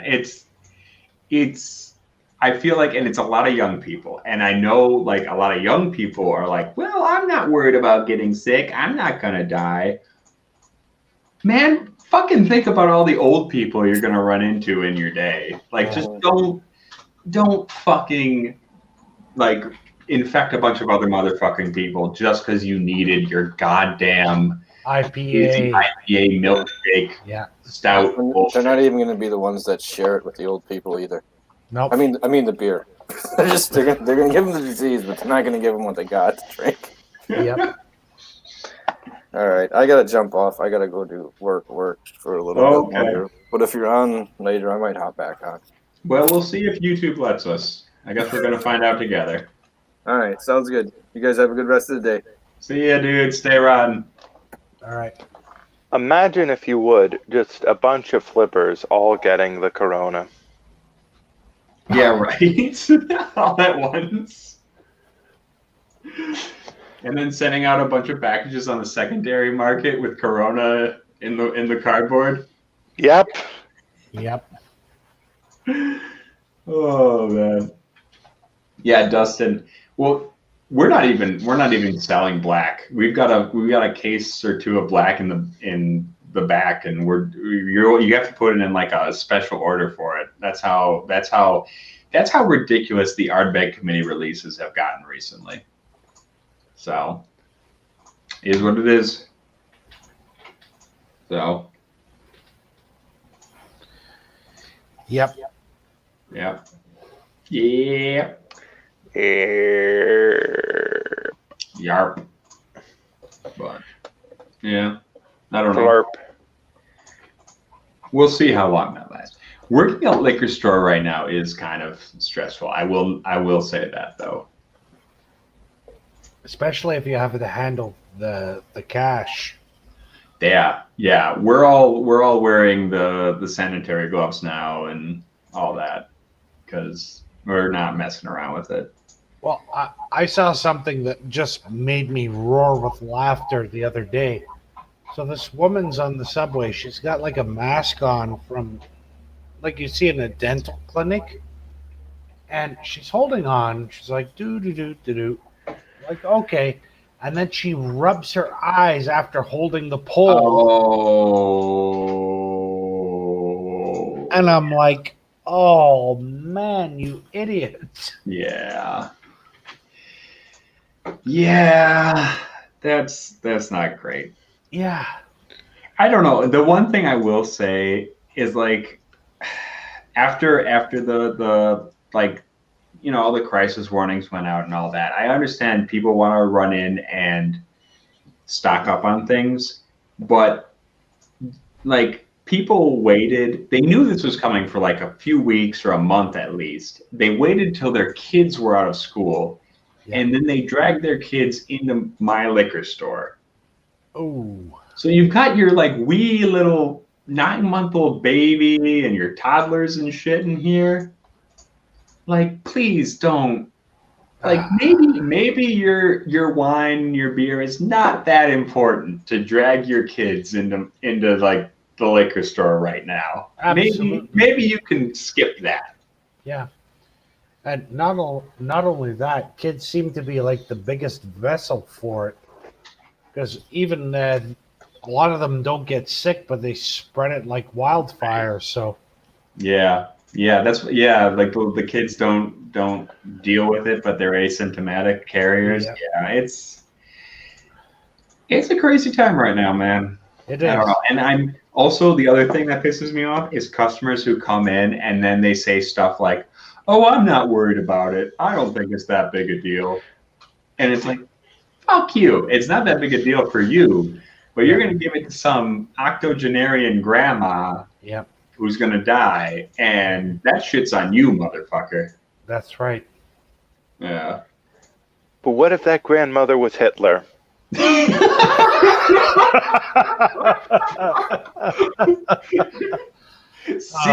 Grandma Hitler. Oh man. It sounds like a TV show, dude. It does. She goes into the closet and gets into her uniform whenever there's a threat. Neighborhood watch meeting, boom. Oh my god. That's Oh man. oh. Guy Davis, yeah, I don't know. That's the thing. He's saying like we should have a rule, nobody in under 21 years old. But like our owners have very much made this out to be like a family store, and we give pretzels to all the kids and we give treats to all the dogs. We stopped giving pretzels to kids. because obviously, but like, I don't know. We've encouraged it so much at this point that people are just like, yeah, I'm going to bring all my kids in and they're going to run around. And I love the babies. They're fine. They're very cute. It's just like, maybe now's not the time to bring them in. And I don't know. Fair enough. Yeah. Yeah. Dustin's saying nobody over 55 allowed with this going on. That is something that's concerned me a lot. Yeah. We've got a lot of older folks coming in to buy products, and well, I know in Quebec here, they've actually advised seniors to actually just stay home and not go out, period. yeah. I know my grandfather's at the Catholic home here in Milwaukee, and we're not even allowed to visit him. No. No visitors in and out, so. At my workplace, it's the same thing. Just essential medical services and personal support workers. No visitors, no family, nothing. Yeah. I've had to turn away a couple of family members the other day, and I'm like, nope, you can't come in. Sorry. Yeah. It's a scary time, but I don't know. I would like to hope people are not so selfish that they are just going to keep going about their day to day and endanger all our old folks, but I guess we're going to find out. I don't know. If one more motherfucker comes into our store though and makes a joke like, I'm stocking up for the quarantine, blah, blah, blah, I am going to shit. I swear to God. That or you're going to shit on them? Probably. Smash them with a handle of Jameson and go. Yeah. I don't know. People are idiots, but yeah. Yeah. Anyway, speaking of Irish whiskey, let's talk about that. Okay. Because I'm on this Connemara cask strength. It is very much like a tire fire, but it's a tire fire if there was also a raspberry patch nearby. Yeah. Interesting. It's like if there's a raspberry patch and a toffee factory very close by to a giant tire fire. Wow. It just makes me think of like petrochemicals going up in flames. No, I still get that sweetness underneath it. Okay. There's still like a malty, fruity sweetness. It's just that it's very much petrochemically, but it's like just that's layered over that fruity kind of honeyed sweets kind of thing. Okay. Yeah. I had this at one of my tastings that I do, and I could copy and paste or just say what I got that I put for the notes that I give out on like the little menus for it, if you'd be interested. Yeah. Just because I know I have it, I just don't, it's not where I am, unfortunately. I got you, no worries. Honey, burnt plastic, vegetation, literal farmyard dirt, specifically, like a farm with horses for some reason, hay and apple butter as well, some vague. It's sweet smoke, not sweet smoke. I try to put in like kind of obvious things for people that aren't whiskey drinkers. Yeah. To go like, wait a second, it's sweet, but also. I'll be back in a moment. I think the 8-pound terrorist that I live with has just crashed a bunch of stuff in my bedroom. Okay. We'll see in a minute. No, but I think you're totally right about that. It is like a sweeter smoke. And like I do get the petrochemically like burning factory kind of shit for sure. And it's I don't know, like when I say like it's a high smoke, like it's that sharp, really pokey smoke. Does that make sense? Yes. What kind of came to me, if I'm remembering correctly, is if you take a spoon that had raspberry jam in it, and like you ate the raspberry jam, but like there's lingering bits of it on the plastic spoon, and then you burn the plastic spoon like directly under your nose, and that plume of that foul smell. Yeah. Yeah, no, very much so. Yeah. Burny plastic, raspberry jam, and just a little bit of like maltiness. I still do get the malty. Or like you're eating Honey Nut Cheerios and you had raspberries. Yeah, and then you lit it all on fire. And that's the dream.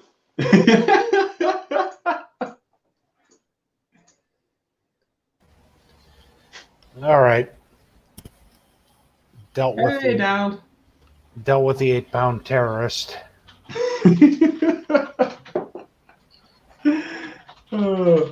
Decided to take a walk across my dresser and paw random stuff onto the floor. Oh. We don't negotiate with babies. Although we do negotiate with what's the word? Terrorists. Yeah. Okay, that's not where I thought that was going, but all right. Yeah, felines are a whole different sort. They're basically evil at their core. Yeah. My buddy who lives out Seattle, his cat. Well, first they started climbing up his exposed brick. They really liked doing that. But then he had like a gas stovetop. Yep. And they figured out how to turn that on. Oh. And so they would sit on top of the stovetop and they'd reach down and bat it until it turned on. Wow. And they would just sit there watching the flames. Oh. Yeah. They are little devils, man. They are little devils. Mine, she constantly brings the blinds down because some idiot up on the whatever floor throws rice or bread down for the birds. Lands right in front of my window. And she hears all these pigeons and starlings and everything congregating. And it's just like, there's a switch. And she goes into, okay, I'm Psycho Hunter. And that's it. Yeah. They are at their core little tiny murderers. Yeah. They really are. An axe murderer with green eyes. Yeah. Erica really wants to get one. Erica, and I'm not opposed to getting a cat. I want to get like a bulldog first, and then we'll get the cat as the kitten so they can like kind of get used to each other. Yeah. And then we can go from there. But she really just wants a cat. She does not want a dog. I'm trying to find a happy compromise there. Yeah. Like Steve A said, tiny tigers that live in our houses. Yeah. And aren't they just little adorable killing machines? Yeah. Yeah. Yeah. I mean, the first week that I had my cat, I didn't even know I had a mouse in my apartment. And I came home one day from grocery shopping, and there's this pool of blood right in front of the front door. I'm like, what the hell? And I look around the corner, and there she is, lording over this tiny little creature that she split open from tail to throat. Ooh, wow. Entrails hanging out, twitching, like it's clinging on for dear life. And she's like, just like, yeah, I'm going to lord over you. I got you. And I'm like, oh, thank you very much. Now I've got a hell of a mess to clean up. Oh man, they are. I mean, yeah. You can take the little predator out of the savannah, but you can't take the savannah out of the predator, you know? Yeah. Yep.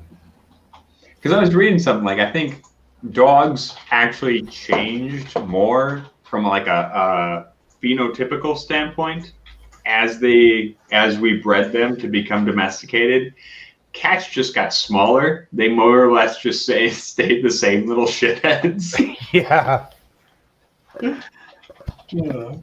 Yeah. All right. Guy just says he's an 18-year-old very cranky tiny tiger. That's cute. Yep. All right. I'm going to pour some really overpriced Irish single malt just because I like it, but not worth the price in most places. Nice. Bushmill 16. That's the port cask. Yeah. Yeah. That was one. That was like my prototypical overly ported whiskey for me. The first time I had that, I was like, "Oh, I can't do it. I can't do it. It's too much. Yep. It's too much port." I have one with even more port, where basically it's like white port, tawny port, and ruby port for the finishing. Really? Yeah. Huh. Sounds interesting. But it appears I am out of whiskey options, although not really in the slightest. But You're thank you again. Oh, well, thank you for I am coming actually dipping for a bit this time. Okay. on. Okay. Well, thank you. Unfortunate. Thank you for coming on, Jeffrey. We appreciate it. And until next time, stay rotten. Cheers. I will. Out there negotiating with baby terrorists. Grandma Hitler. He's the Jack Bauer of infants. Yep. All right. Let's see. I have gone through. Oh, I guess I didn't actually do Drunken Sailor. I guess that's the Irish whiskey I have to do next. Yeah. What do you do with a drunken sailor early in the morning, right? Yeah, and they've got this cute label. Okay, this is very silly.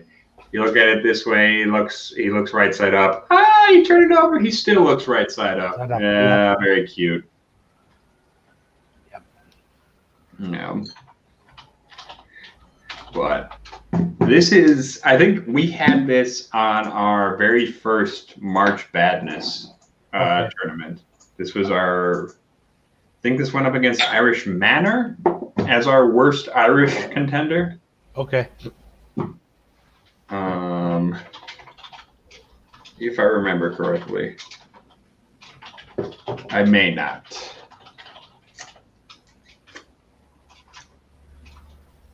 Yeah. I haven't seen Irish Manor or even that one. A lot of the stuff we see here is like Silky, or I'm trying to think another one. What is it? Something's Bar, and then Temple Bar, of course. And all of them are just really overpriced for here. Yeah. See, the only reason I want to try Silky is because like the legend of Silkies was kind of a thing that our ma taught us when we were growing up, me and my sister. So I kind of want to try that whiskey just to try it. Like I don't think it's gonna be that great. No. But I wanna try it just for nostalgia reasons. Because like my ma showed us the movie. What was that movie? The Secret of Ronan-ish, the one with all the Selkies. Okay. Yeah, she was like, yeah, all the mermaids who are what do you call them? Sea lions, seals. Sea lions are Yeah. monsters. Yeah. But yeah. So this is okay. But anyway, Drunken Sailor. Yeah, the Drunken Sailor, and this is a single pot. So I'm pretty sure they got it from Middleton. I'm pretty sure it's just a young Middleton that they put caramel color in. Okay. Because it just smells young and grainy and Resinous. yeah. That's Very the much same so. thing. That's the same kind of thing I get off the Teeling as well. Young, grainy, resinous. Yeah, it's. I guess there's it smells like that really thick taffy frosting that people like sculpt on cakes, Okay. but if you cut it with like wood sap, and Yeah. it's not the worst thing I've ever had, but it's not great. It's like weirdly cloyingly sweet, but also kind of bitter. So basically, pine sol with some brown sugar in it. Yeah. That's basically what it is. Okay.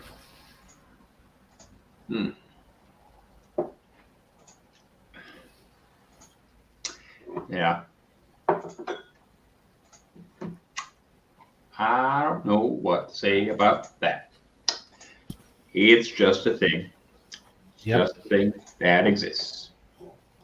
They also have a drunken sailor rum, I think, which is very much the same thing. Just a sourced rum.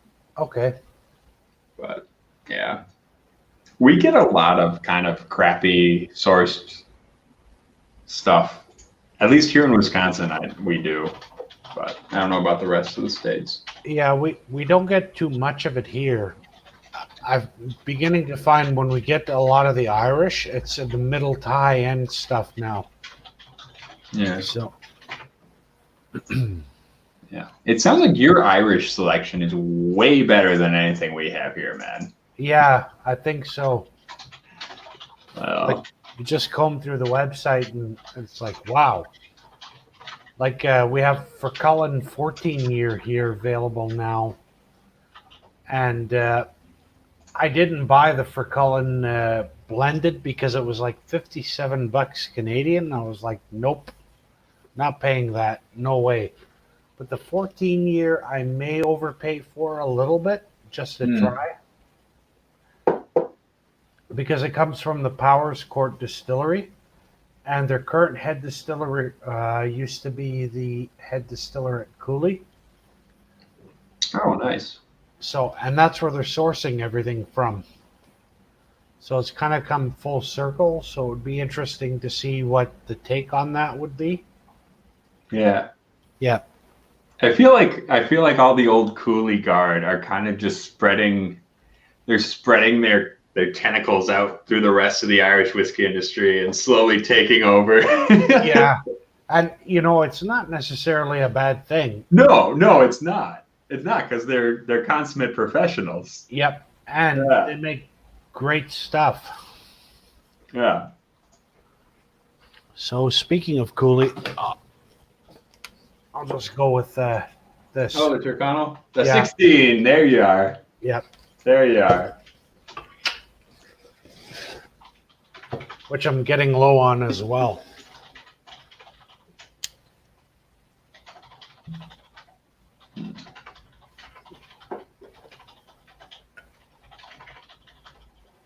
After 3 bottles of this stuff, I think it's safe to say I've had enough for a lifetime, but I'd still take one more. Yeah, right. Yep. Yeah, no, they're making good stuff. That was actually, we had a whiskey class over at Ray's the other day, and we did Tyrconnell as one of them. And that was actually, I think that was the best seller of the night because we always give people the option to buy afterwards. So I think that was, yeah. Good choice. People have been snapping that one up. Good And choice. I don't blame them. Nope, me either.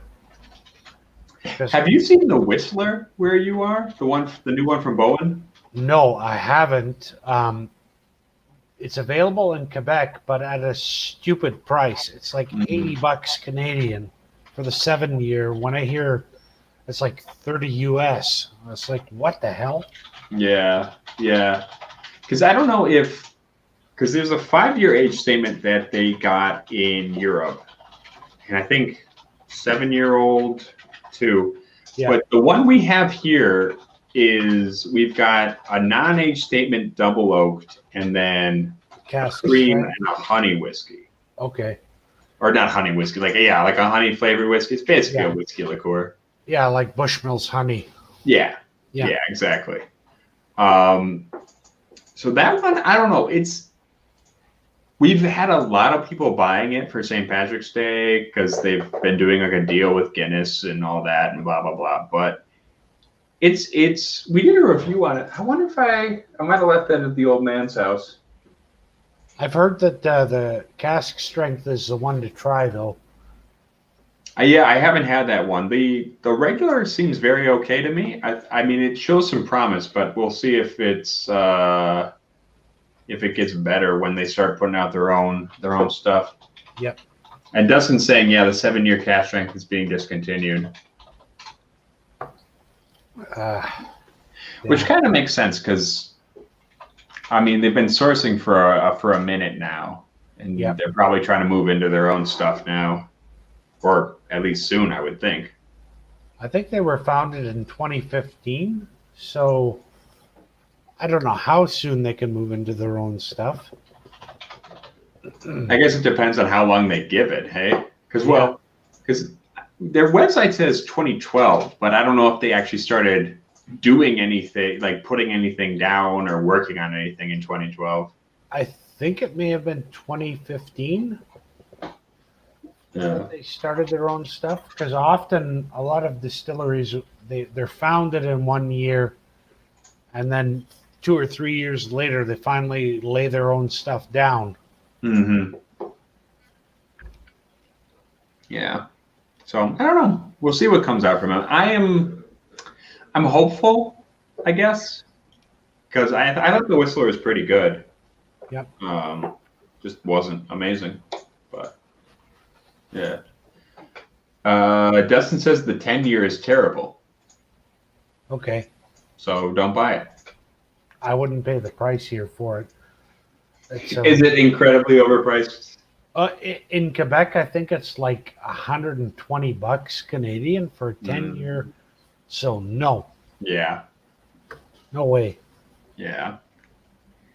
That is kind of the double-edged sword of craft distilling, or smaller distilleries overall, though.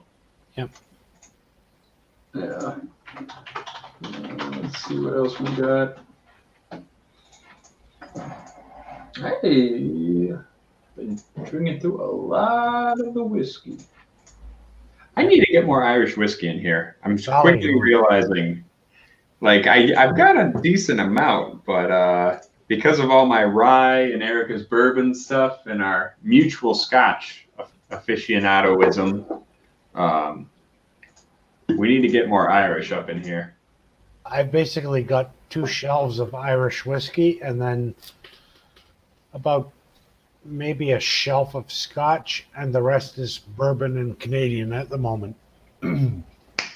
Sure. Yep. Have you gotten a hold of some of this one at all? Ballyhoo? No. I haven't. It's pretty good. It reminds me a lot of Teeling. Okay. Which, again, since it's a source brand, makes me think it's probably Cooley. Yep. But I'm not complaining because, like, it's like a slightly worse Teeling single grain, but at like a third of the price. Okay. So I'm not complaining about that. Yeah, I really find that I love the Greenore single grain. Oh, sure. Yeah. Yeah, that's one of my go-tos when I think Irish single grain. And this Method and Madness that I've just gotten is pretty well up there now. Might be my favorite to this date. Yeah. See how I get on with it. For sure. For sure. Is there an age statement on the Method of Madness? Nope. No age statement. So yeah, it's 3+ years, and that's it. Yeah. Okay. Yeah. Well, see, that's what I don't know. I don't know. I've run into a lot of Irish single grain that I think doesn't need to be excessively aged. I don't know. Yeah, I think 6 or 7. Yeah. To be the magic number. Yeah. When it gets good. But it seems like for Scotch, most people are saying like, oh, 20 to 32 or something. You know what I mean? Which is weird. Yeah, and I don't know if that's perception based on like fetishization of age, or if that's actually if there's a difference in production. I mean, a lot of the single grain I guess we're seeing right now is coulis, so there could be something specific about what they're distilling. Yeah. Yeah. But at the same time, I don't know. I feel like maybe this perception that single grain whiskey has to be aged that long is more just an illusion of labeling rather than an actual necessity. Yeah, I would tend to agree because even this, which comes from Middleton, it's damn good whiskey. Mm. And I'm sure they didn't age it anything more than 7 years, maybe 8 at the most. Yeah. But yeah, single grain, I think Irish is a way to go for single grain right now Right. because there's better options that seem to taste better. Oh, for sure. Yeah. And they're cheaper. Generally, I think they're consistently cheaper than your Scottish options. Yep, absolutely. Yeah. That said, there have been, like, North British have put out some really good. I think North British put out one of the most transcendent single grains I've had. The problem is that they had to age it for 30 fucking years. Yeah, and I'll tell you, when my aunt from Scotland used to come, she used to bring a Cameron Brig over from Britain, which is from Cameron Bridge.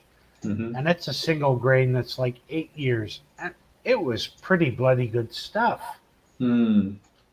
So I don't know what this obsession with making your grain whiskey age for decades and decades is. Right. I wonder if it's maybe partially.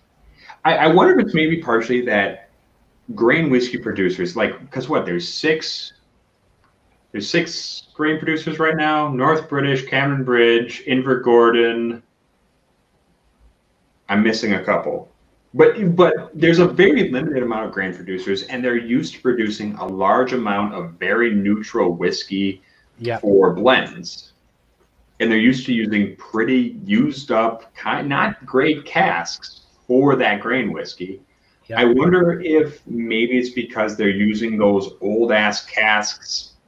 They're not you have to give that 30 fucking years, 20 to 30 years in those old ass casks. Yeah, maybe. I don't know if that's the case, but I wonder about that because it seems like if you use some decent casks and you give it a modicum of time, you can make a pretty decent grain whiskey. Yeah, probably they use really exhausted casks to the point where there's like almost nothing left to give. So in order to get some of those flavors, they have to leave it in there for like 3 decades. Right. Dustin's saying some people don't like the grain flavor, so extreme age tries to push those flavors out. And yes, they use a lot of tired ass casks. Yeah, and that's the thing. Like, if they were to use newer casks, would they see more wood interaction, push those grainy flavors out quicker? Maybe. Yeah. That seems to be the case with Irish single grain. They're using a lot better casks because they don't need that age to push out all those grainy flavors. Yeah. Which seems to be like the inverse of what a criticism of like Irish single malt has been, is that like, oh, well, you're not using good enough casks. You're not using first fill casks, blah, blah, blah. That seems to have been a criticism of the single malt stuff that Ireland's put out. Yep.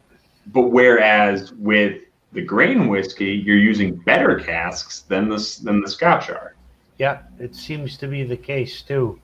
Like, yeah. I don't know if maybe that's just because the Scottish are abandoning casks, so too soon, and the Irish are just scooping them up to use for their grain whiskey. Who knows? Who knows?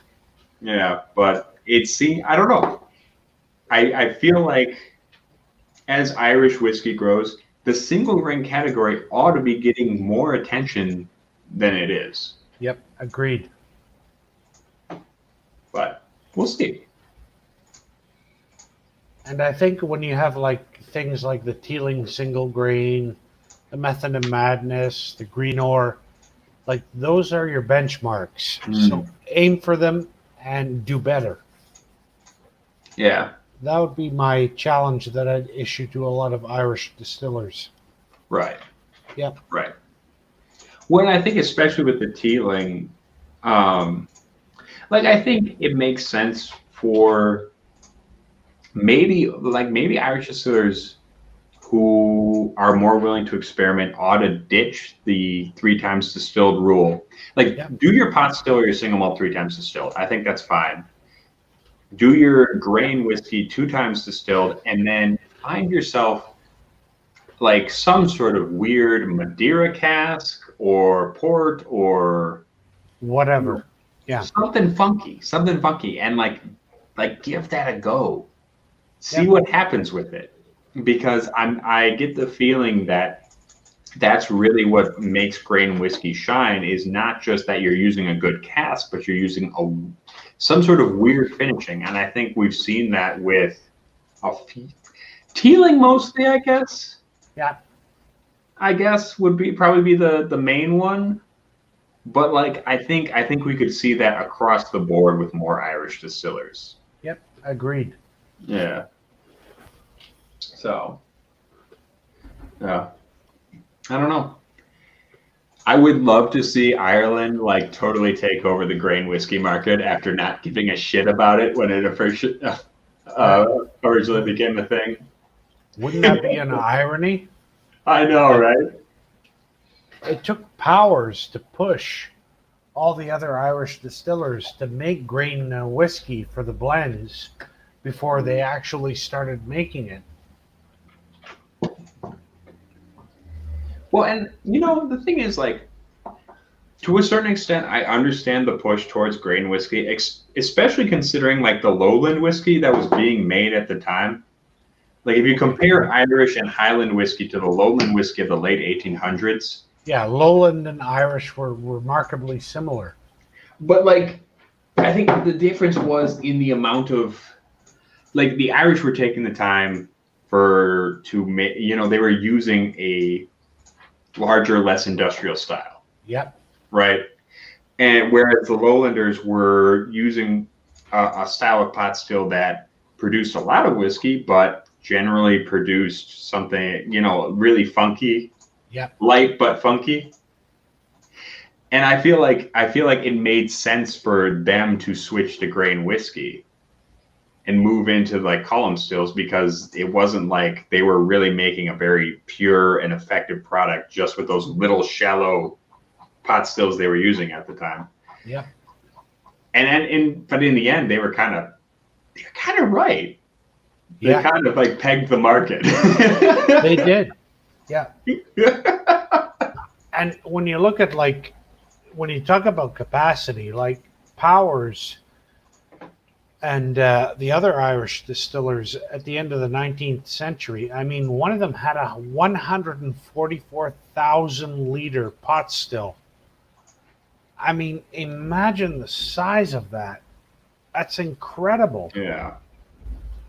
And the fact that they were cranking out all this whiskey and then for it to shrivel up like it did into the 1960s, it's mind-boggling. Yeah. Yeah, he really is. I mean, and to a certain extent, you can attribute that to an unwillingness to adapt to a changing market. No, absolutely, yes. You can. Yeah. Like, I mean, and you got to give credit to the Lowland Scots. They did change up their tune, and the Highlanders did too. Yep. But like at the same time, there were outside forces that had a massive effect between the War for Independence, the Civil War, the trade war with Britain. Yep. And then the Troubles. It wasn't. And there the were stupid mitigating taxes. factors. Yeah. Yeah. I mean, the fact that the Irish government was taxing whiskey at a stupid rate for export too, to keep it domestic, which is idiocy. Yeah.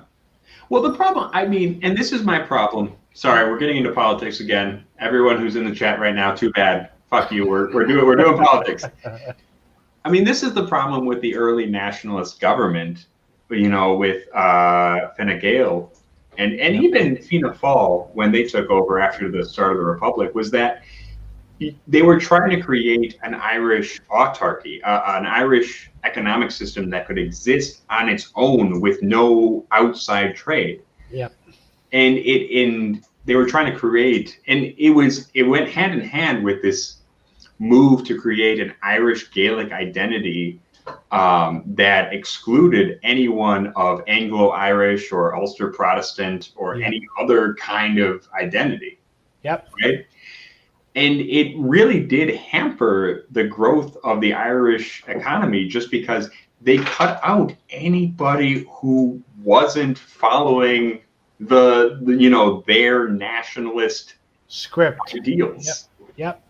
And it bit them in the fucking ass. It did. And that's part of the reason why I think some of my ancestors came here, because they were Ulster Protestants, and they were like, okay, bugger it, we're packing up, we'll move to Canada, and that's it.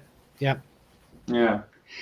Like, and that's the thing. I feel like I'm very much in support of a united Ireland and all that, but I don't think you just get to say everything every nationalist group ever did was right for the island.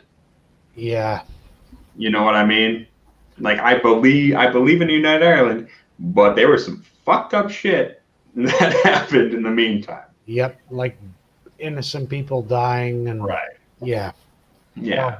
So I don't know, and bring it back to whiskey.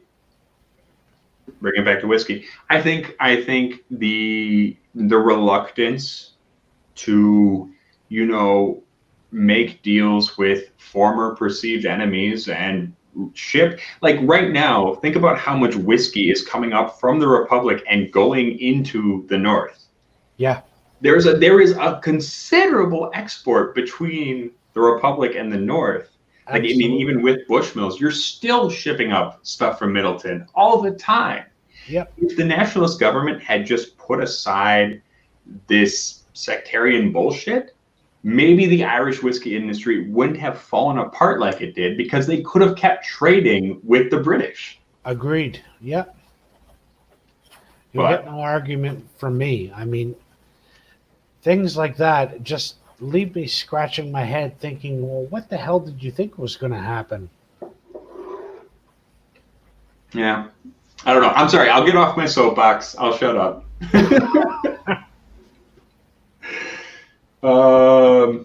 Ben Demon Hunter is keeping track of our numbers, so thank you to Ben. Okay. Back to 9. Okay. We're back to 9. We're sitting at a solid 9. So if nothing else, that's what's happening. Yeah. Wow. I'm not too worried about it. It's 9 more people than usually listen to me at work, so. Shit, man, it's 9 more people than usually listen to me on this channel.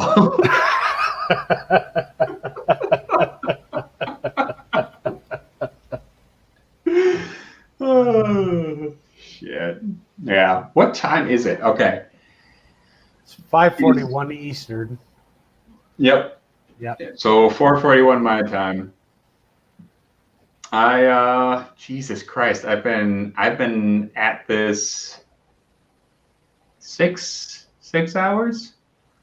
6 hours, 43 minutes. Yeah. I've probably been at this with you probably around 5.5 hours. Yeah, you've been on for a minute now. You came on about 11:30, 12? Yeah, something like that. Yeah. Steve A says we usually have a couple people watching. Yeah. And Ben said, yeah, Ed, shut up.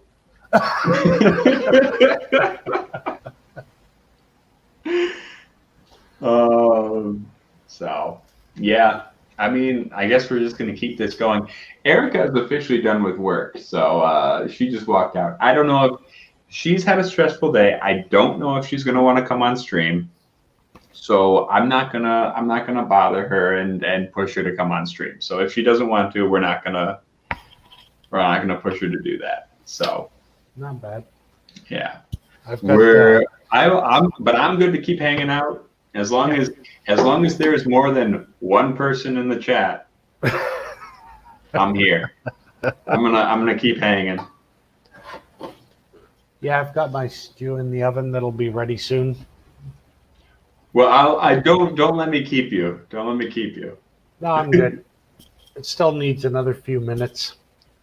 I did a whole big batch of Irish stew. I bought lamb necks and root vegetables and did a whole huge batch a couple of weeks ago. So I just pulled it out.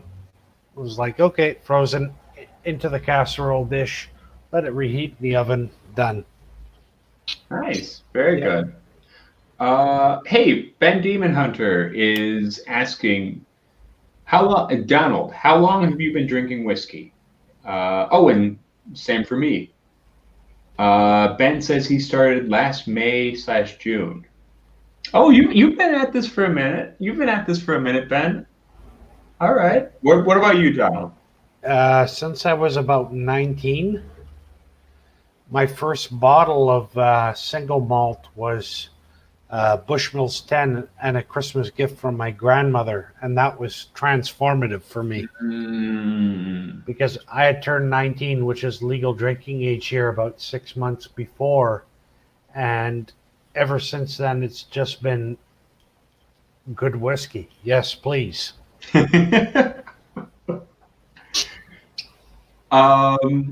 As for me, I think I started drinking whiskey at 17, Okay. 18. So wait, that was 9 years ago now. I'm a baby, you guys. But yeah, but see, I started by I would get together a couple bucks and get an older kid to buy me some Old Thompson. And then I would steal some bourbon from wherever I could get it.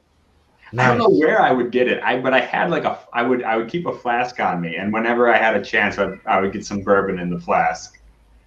Yeah, my grandmother, she actually gave me my first pour of whiskey, which was a Glenfiddich 12. Your grandmother sounds awesome. She is, and even now, her and I share drams all the time. Nice. She's like Bowmore's biggest fan. The other night, she sent me a message. She's like, I'm sitting, relaxing. And I'm like, okay, what are you having? And she's like, Bowmore 18. Aww. And she's got a whole bunch of other different, really old Bowmores in her cupboard. And it's like awesome. Yeah. That's her jam. Bowmore and Glenfiddich. Those two. Oh. Your grandma kind of sounds like my my Aunt Helene. I feel like I've got the nationalist old Irish lady. You've got the unionist.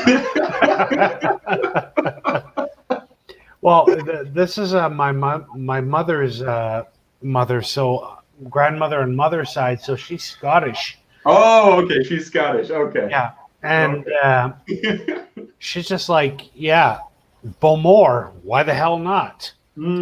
That's great stuff. There you go.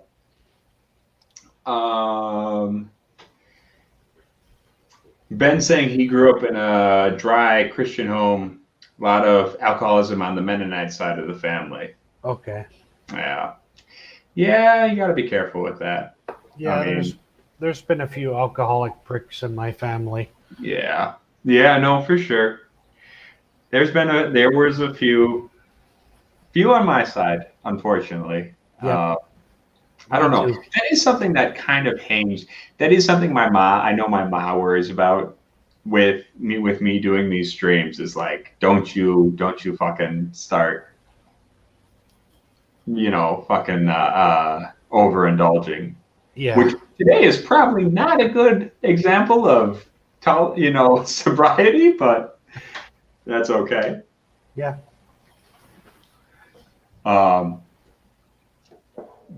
Ben says he has to go. His dad's side is English Scottish. Okay. Don't worry. My old man's orange. He's English, Ulster, Scots, German, so don't worry about it. Yeah. Oh no, he's just headed out. I thought he was saying he had to go because Politics put him off. Anyway. Yeah. All right. Cheers, sir. Cheers, Ben. Yeah, stay rotten, hey. But yeah. So I'm having a bit of this Teeling Brabazon. How is that? So when I first had it a while ago, I didn't connect with it, but then I thought, I'll spend the money and buy a bottle. What the hell? And see what it's like. And I'm really getting to like it. And it's got all of those classic Teeling fruits up front, but on the back end, it's really grapey, like biting into white grapes, almost. Huh. Okay.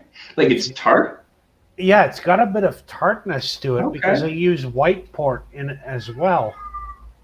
Huh. Yeah. Because I feel like usually with Teeling, I get that really like red berry. I don't know, like red berry kind of stone fruit kind of thing. That's there, but on the back end of this, it's got that kind of heat tartness that you get from white grapes. Interesting. Really good. That's kind of fun. Yeah. Yeah. Yeah. Hmm. Yeah. I think this is really going to grow on me. The more I get through it, the more I'm going to like it.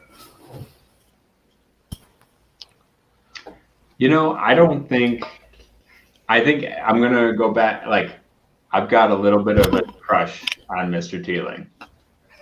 We all know this. I said it earlier in the stream. Yep. I do. Yep.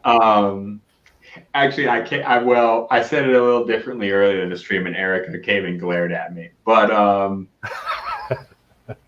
no, I really do love Teeling stuff. I do like. I don't want them. I really want to try that pot still. I know we were talking about it earlier. Yep. I really want to try that pot still. I would like them. I would hope that they would take a little bit more time with it and see how it matures first. Yeah. Before trying to sell it for $60, but that's my hope too. Yeah. I guess we'll find out where that goes, though. Yeah. Yeah. I mean, otherwise, they've shown themselves to be exceptional blenders and exceptional bonders.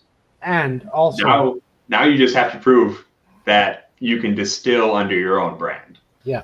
And also to be, a company of integrity, because they've been pretty clear about what they've been doing up till this pot still, which is slightly concerning.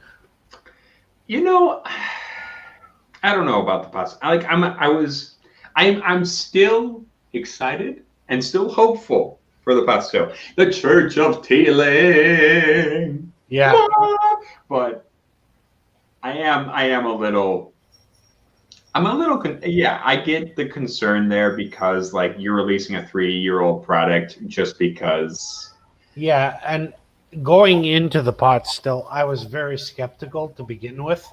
Yeah. So that might be clouding it a bit for me, because I was like, 3-4-year-old pot still for the same price as Redbreast 12 or Powers John's Lane. What the hell are you smoking? Right. Get buggered. And I'm like, even now, it's like, okay, I can see the redeeming qualities. There's something there, but the price, no bloody way. Yeah, no, for sure. Yeah. And I think And I mentioned this before, but you're seeing that on both sides of the Atlantic right now. Is that you've got small craft people who, whether it's because they've got high overhead or because they think they can charge extra for a limited release, they are electing to, the prices are higher than what you would get for an older, more established brand. Yep.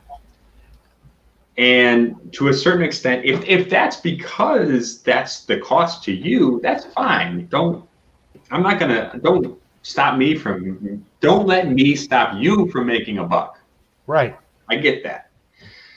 At the same time, though, if that's just because you think you can cash in on a craze or because you need to get your product to market as soon as possible, maybe you need to take a step back, age that shit a little bit longer, and then release it when it's more worthy of that price tag. Yep, agreed. And I wouldn't consider the Teelings to be like craft distillers at this point, because anybody that's had experience running a distillery the size of Cooley or has capacity like they're building at Teeling, they're not really craft. Yeah. No, you're right. You're right. That's a good point. That's a good point. No, you're right. You're right. I didn't really think about it that way because, like, just because they're starting out from a new distillery does not mean they're starting out from square one. Right. And they've got, 16,000 barrels of Cooley stock as well? Like, what other craft distillery starts up with that? Yeah. Yeah, that's a good point. Right. I guess that's the thing, though. Do we give, and this is not, I'm not saying like we as in like you and me, but like as a consumer base, do we maybe give Teeling too much credit just because they're not Middleton and they're not Bushmills and they're coming into the market? Like, is it too easy to see them as the new upstart underdog making the cool new shit? I think sometimes there's rose-tinted glasses when it comes to Teeling. Like, they're small batch, when you really boil it down to it, is a middling sweet Irish whiskey. Whereas you put that Teeling name on there and something magical happens for a lot of people. Sure. And I think it's the same thing for the pot still, and some of the other bottlings maybe okay, but they produce great stuff. Right. By and large, they do great stuff. A couple of their releases have been wanting. What I'm really hoping, though, is that they prove that they can match up to the Cooley quality that they established under the senior Teeling. Sure. Because if not, then why the fuck are you doing it? yeah, exactly. Yeah. No, I mean, I get that.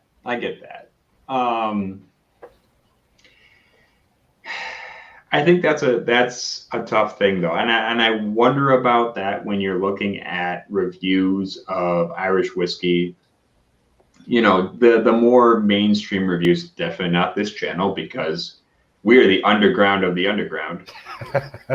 But when you're looking at the more mainstream reviews of Irish whiskey, even if you've got editorial standards and blah blah blah, and you're trying to stay objective, and you're doing you're doing certain tasting techniques to make sure you're getting the right thing.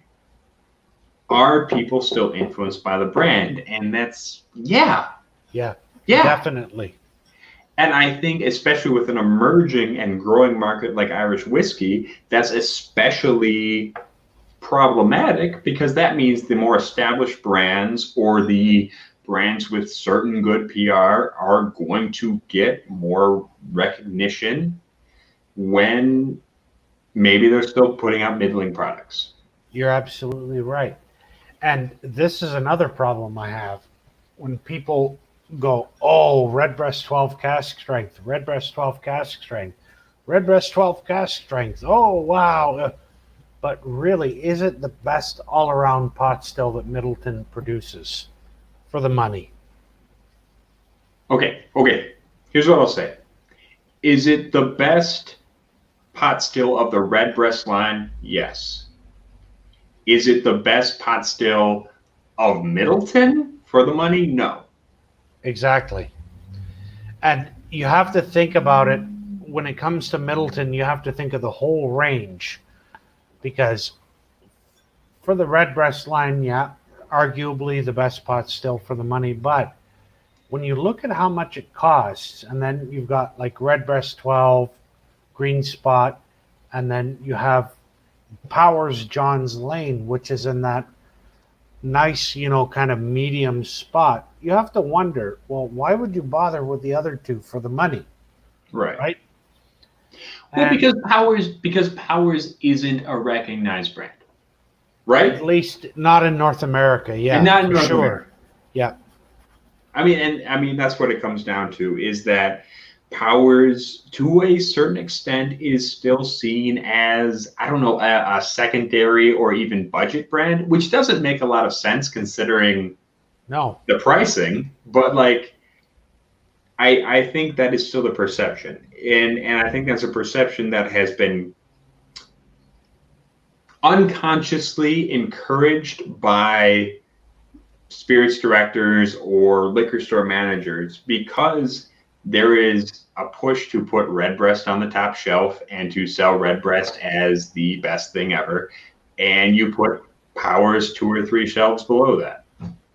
Yeah, because the other thing that I often wonder is, well, it seems in this day and age there's a race to the top in terms of proof. Everybody wants just proof. And sometimes I wonder if we're sacrificing flavor in terms of just getting to the top of proof. That's a good point. See, here's the thing. I think that is something of a drift from the bourbon market and the bourbon boom. Yep. To the extent that if you have a very strong cask strength bourbon, for example, like Little Book. Where's my Little Book? Or Okay. ECBP. Let's take Little Book, for example. Yep. This motherfucker is way more flavorful than pretty much any other bean product out there. And Okay. I think that is a conceit of the bourbon market that maybe does not transfer as well to the Irish whiskey market. Okay. I think there are Irish whiskeys that you can make at 40, 43, 46 seems 46%. to be magic. Yep. And I think that style of whiskey works very well. Yep. But I think with the bourbon boom and the move towards higher strength, cask strength bourbons, which I'm going to say right now, I prefer. There's a game of catch up with the Irish whiskey market, right? Yeah. There's a move to try and catch up with the perceived value of that. Yep.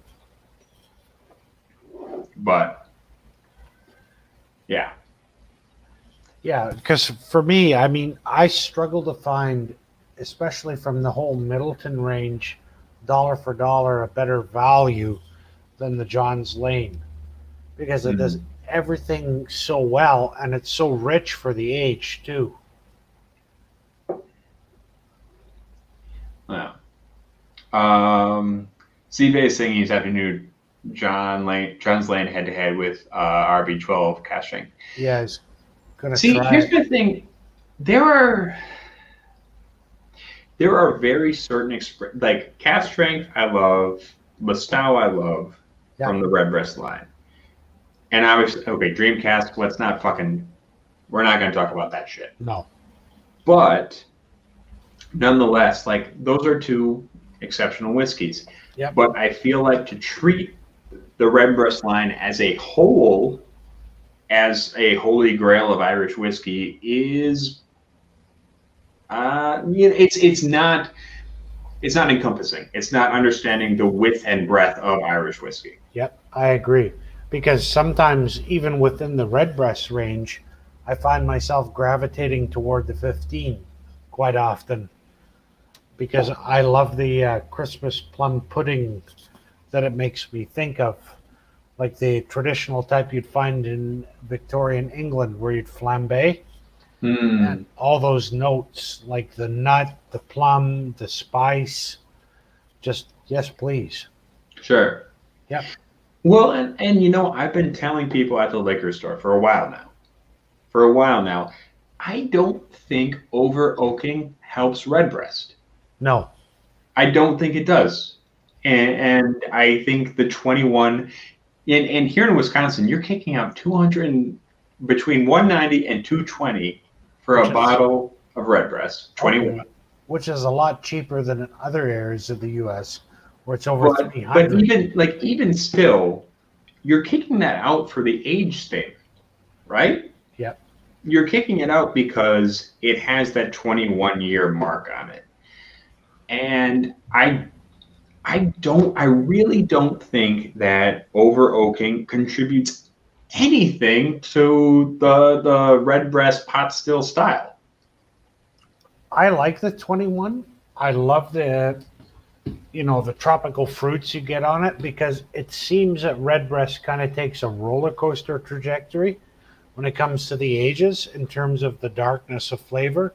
You've got your 12 and 12 cask strength at the top, and then your Lustau slightly further down, then your 15 at the bottom, and then 21 back up at the top again. But yeah, the prices are silly some places, and it's damn good. But No, and don't get me wrong. Okay, I got a little redbreast 21 right here. yeah, I've got some in the cupboard too. I'm gonna break some out.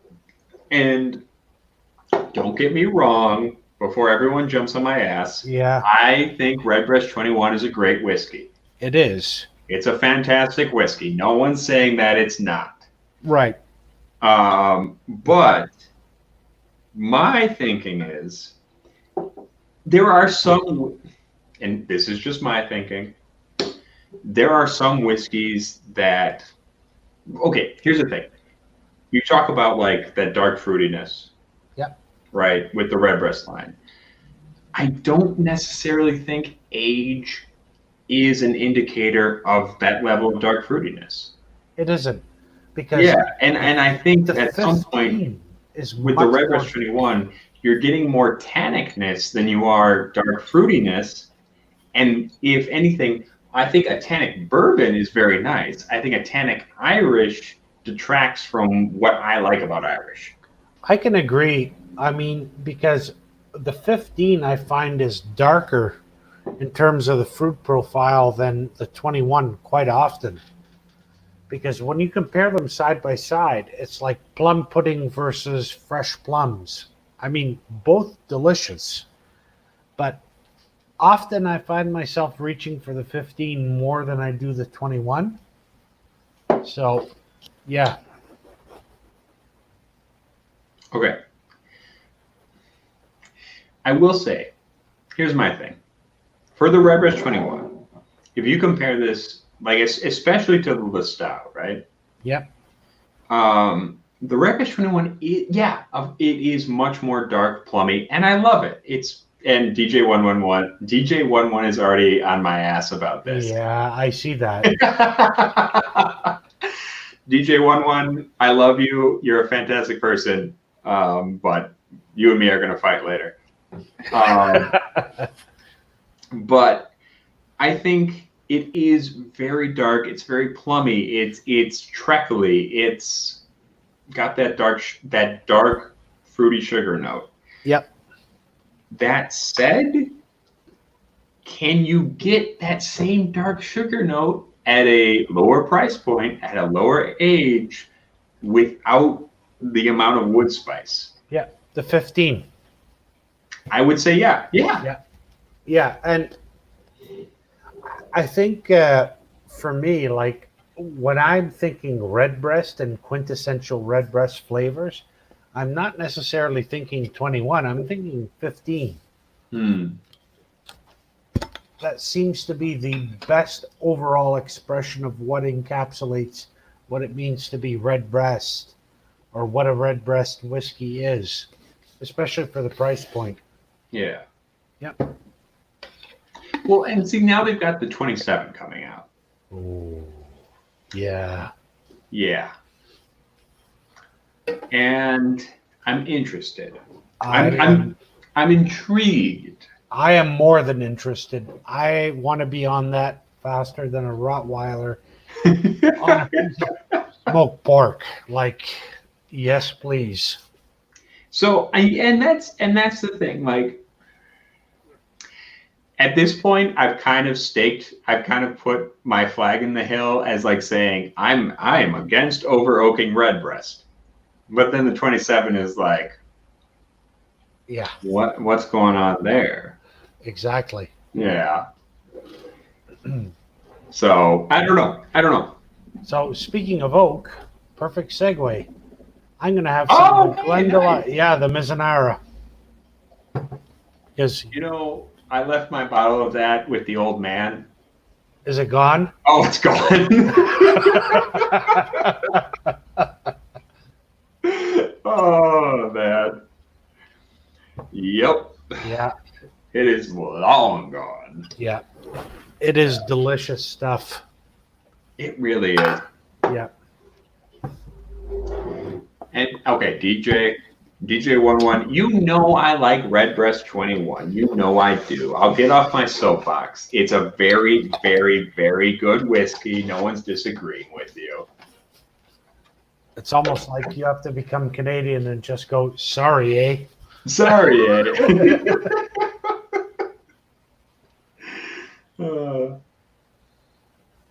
Oh, But that said, where's my Listau? I know I had some. Okay, here's my Listau. I really dig the Listau. It is not as plummy. It's definitely not as plummy in the least, and I accept that. But goddamn, that Oloroso sherry finish gives it that lovely nutty spiciness with Yep. just a little bit of black licorice that I love. yeah, and it's not quite like plums. It's more like dried prunes. Yeah. Well, and this is one I gave to Erica because I'm trying to convince her that Irish whiskey is really good, and I saw that. yeah. Yeah, But she really liked it. good. So but there is a big difference. I will say that Listau, I wouldn't even put the Listau and the 21 in the same category, honestly, Okay. because the 21 very much leans into big, bold fruit. Yeah, like tropical fruit, even. Yeah, and whereas the Listau, it's a very subtle dry fruit with just a little like that nuttiness, that chocolate. It's a different kind of sherry finish. Yep. But I like them both for different reasons. Yep. Absolutely. So I think if there's one redbreast expression that I've had now that I could pick to have all the time, it would be the 15. Personally. Yep.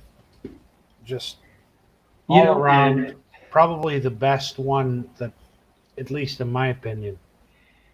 I know I'm gonna sound like a wagon hopper right now, but I do really love the 12 cast strength. Okay. No, it's great too. Oh man.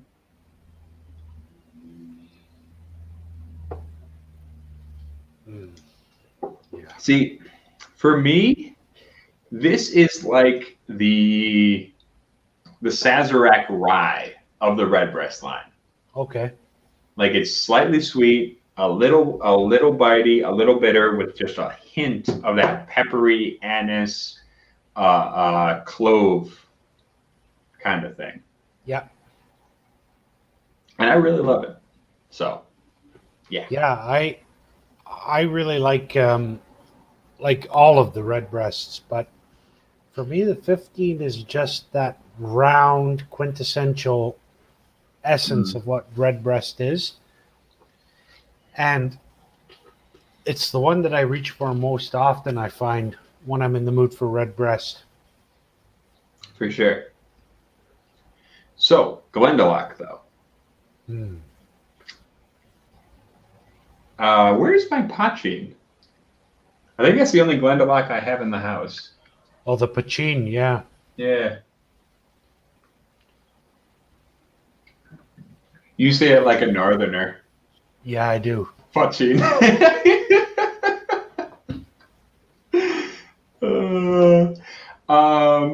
I mean, all of my dad's family were from Belfast and County Antrim, so Yeah. No. My mom's people were all Tipperary. okay. And then we actually we have a cousin over in Tumavara I really ought to get a hold of. Cool. He's the postman over there. I Nice. just remembered him. Anyway, but yeah, no, and then my old man's people were all like your folks, all Orangemen. So Okay. yeah. But I don't think I think I only have their Pachin in for Glendalough right now. So I think that's in the kitchen. So I'm just gonna stick with this for now. Cool. But I really love their stuff. The double barrel was a pass for me. I had it and I was like, bleh. Which double barrel though? I'm trying to remember which one.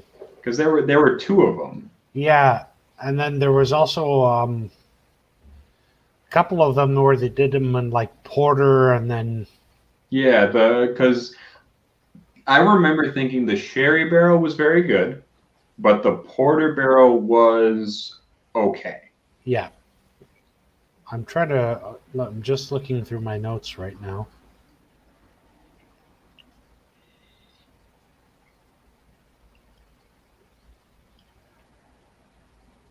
DJ11 says I'm way too coherent for streaming for 7 hours. To be fair, I'm feeling it. Don't get me wrong, I'm definitely feeling it. But That's I've why been trying to take my time and pour small amounts because I don't want to get completely pissed. Yeah, it was I think the 2017 one that I had that I wasn't a fan of, and it has bourbon and porter. Porter, yeah. I don't know. I guess the porter one was very okay. Yeah. I liked the sherry one a lot though. Okay. Yeah. I don't know. To be fair, I wonder how much of my penchant for Glendalough is based entirely on their Mizunara cask. I think for me, there's a few of them that I'm just like, nope. And even their pot still, I think, is going to be middling at best because they've rushed it out.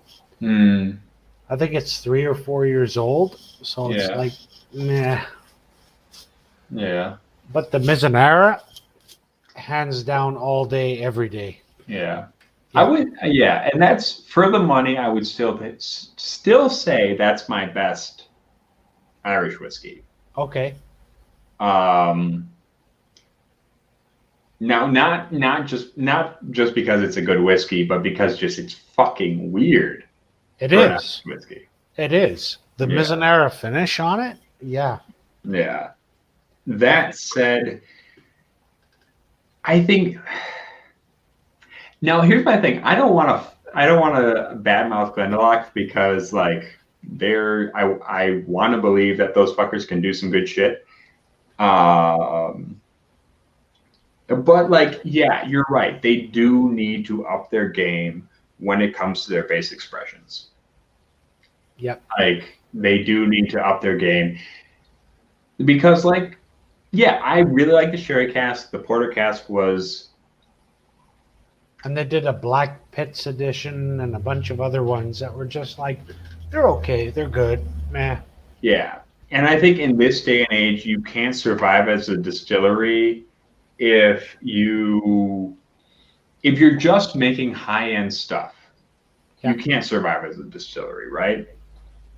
You can't just make one or two expressions that are excellent and then let a few carry you along. Yeah. I know I've talked about Dustin with this in the chat before. Yep. I think he disagrees with me, but that's okay.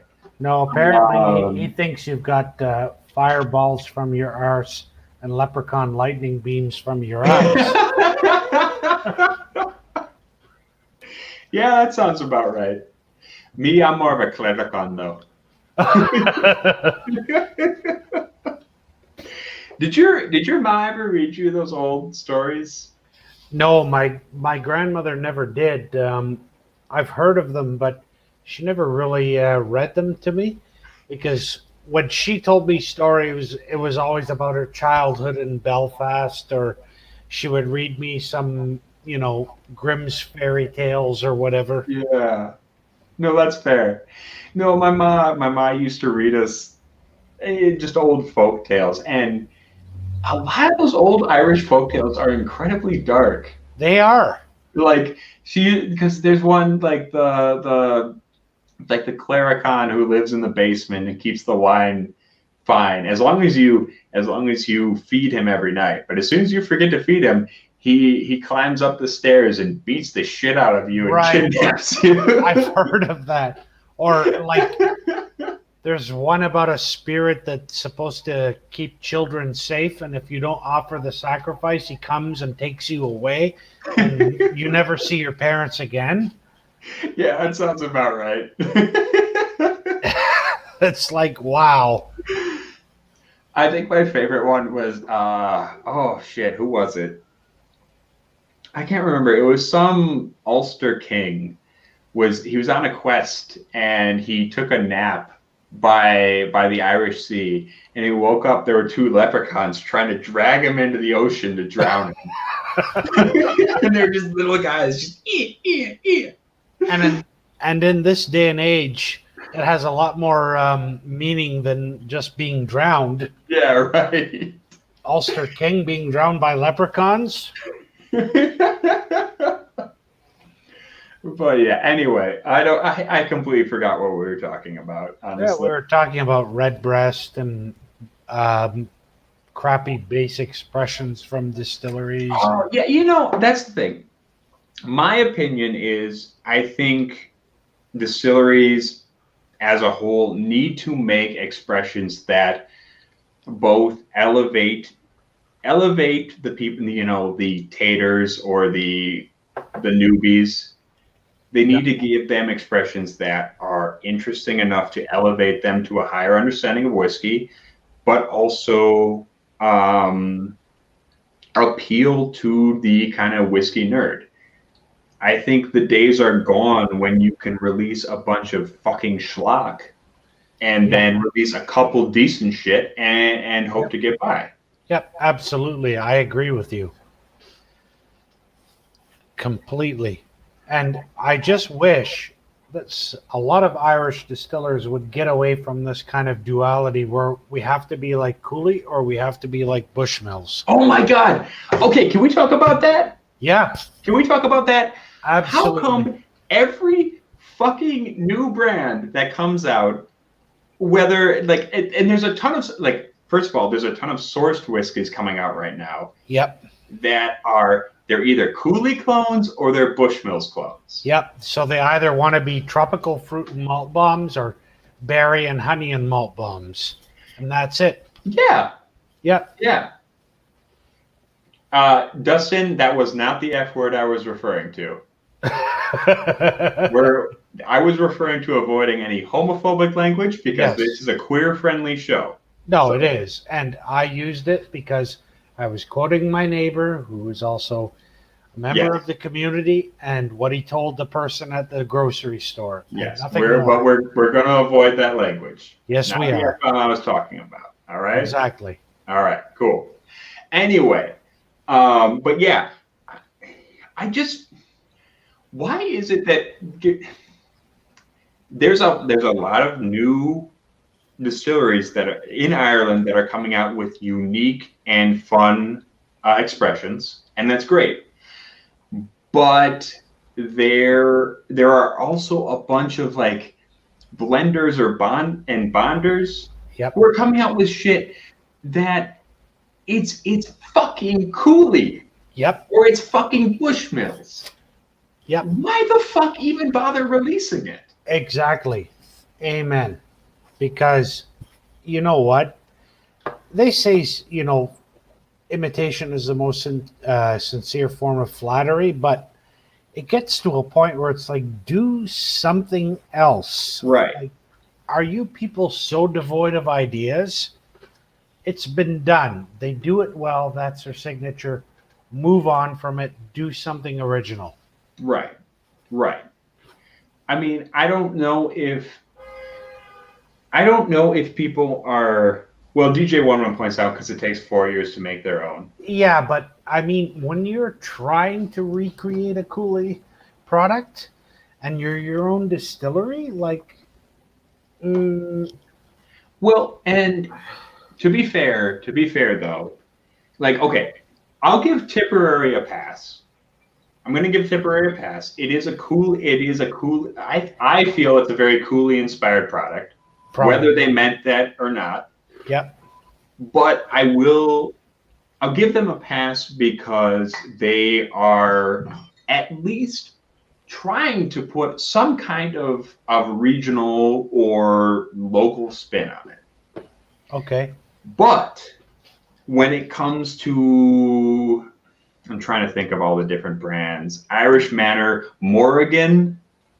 Yeah. I'm trying to think of who else is doing it right now. Irish Manor, Morrigan. I guess Wolfhound, but I don't know. Whatever. There's a bunch of different brands who are not. They're not even trying. They're not even trying to source older stock or blend it in an interesting way. They're just trying to put out a product with a fancy fucking label that looks good to try and cash in on the Irish whiskey boom.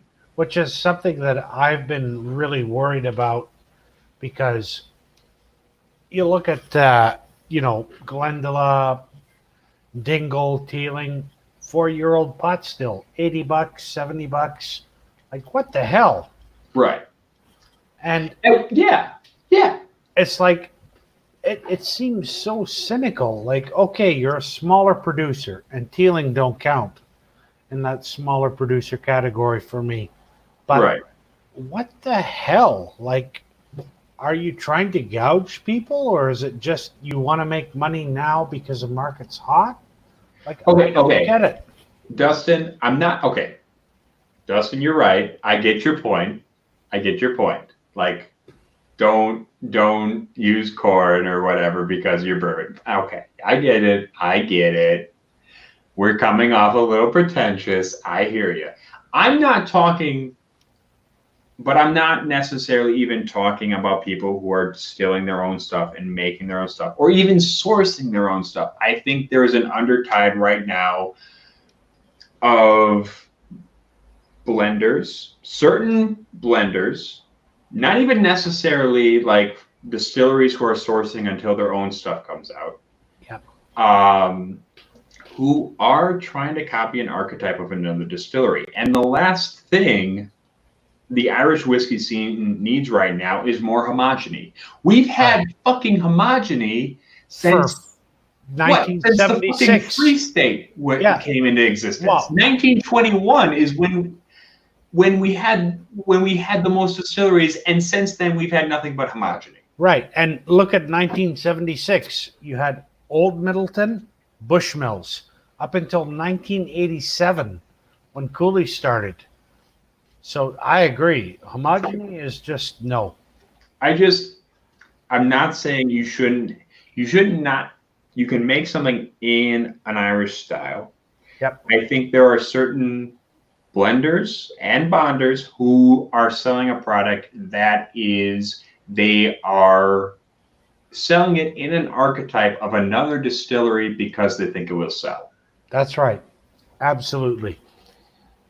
It'd be like somebody coming online tomorrow and just saying, we're going to make a Jameson clone because it'll go good in ginger ale with lime. Hallelujah. Hooray. Right. Yeah. And I think, look, now that there's 32 distilleries online or coming online. Yeah, something like that. Coming online in Ireland, that's going to change. You're going to have a bunch of different people making different style stuff. And that's what we need to encourage. Indeed, especially with people like Blackwater and Waterford. Yeah. So, I think the problem right now is that my problem is not that people are trying to make a buck and trying to sell something. I think that the problem is that if you're trying to look at Scotch. Let's look at Scotch. You have Speyside, you have Highland, Lowland, Campbelltown, Islay, Islands. You've got all these different styles in a very small geographic location. Why the hell can't Ireland do the same thing? yeah. And if you've got these blenders and bonders who are making homogenized Irish products, why? Why even bother? Well, here's a good analogy for that. When you look at Irish Stout, the beer, Dublin, it's Guinness, and when you go into Cork, it's Murphy's. And they're two different styles of Irish Stout. Right. One's milky and sweet, and the other is quite creamy and dry. So why can't we have that in Irish whiskey? Like, it's mind-boggling. They feel the need to boil it down to one flavor profile. Maybe we'll throw a little bit of peat. Maybe we'll throw a couple of different kind of casks. But at the end of the day, they're like, yeah, all right, let's all do the same thing. Makes no sense. It's like if every single bourbon, every single craft bourbon in America was either trying to be Heaven Hill or Jim Beam. Right. Why would you ever buy anything other than the big two? Yep. That's it. I mean, you've either got nutty or you've got sweet. So yep. There's no reason to branch out. All right. I'm going to go attend to my oven for a moment, so I'll be back. Okay. I'll be here. Yep.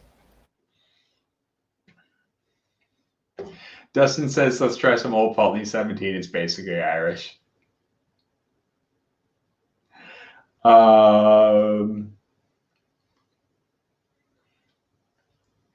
DJ11 says, I've only tried one Teeling and I liked it. What would be the good first Teeling to bottle to buy? Which Teeling did you try? I mean, that's kind of the question. DJ11 says to keep the peat out of his Irish whiskey. I don't know about that, man. That's something about me and Donald were talking about earlier. I would love to see a pot still whiskey done with a peated mash bill. I mean, legally they couldn't call it pot still anymore, but I would love to see it done anyway.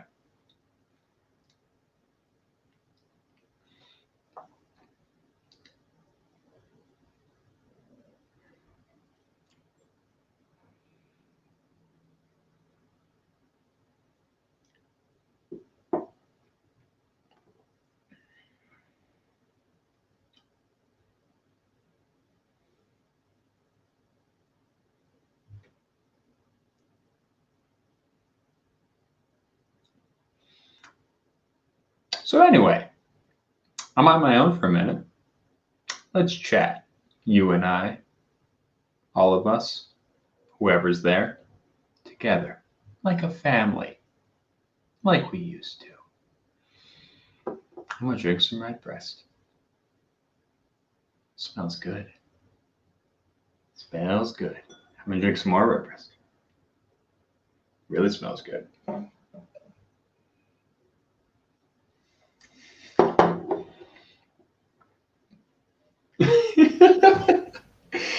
Yes, Steve A., you're right. I am getting tired. You're not wrong.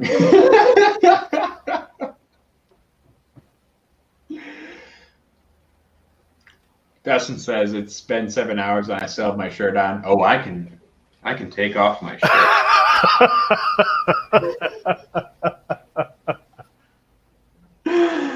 You know what? I need some caffeine, and I think is what I need. I'm gonna have to keep pushing through this. At this point, it's just a matter of pride. See how long I can make it. What are we at? Oh my God, it's already 5:30. Yeah, it's been 7.5 hours. Oh, Jesus Christ. Oh man. Okay. You've been going 7.5, and I think I've been going about 6.5, Yeah. somewhere around there. Well, thank you for hanging out with me, Donald. I appreciate it. I mean, hell, all the bars are closed, so St. Patrick's Day, talking Irish whiskey with somebody who knows a good deal about Irish whiskey, perfect for me. Yeah.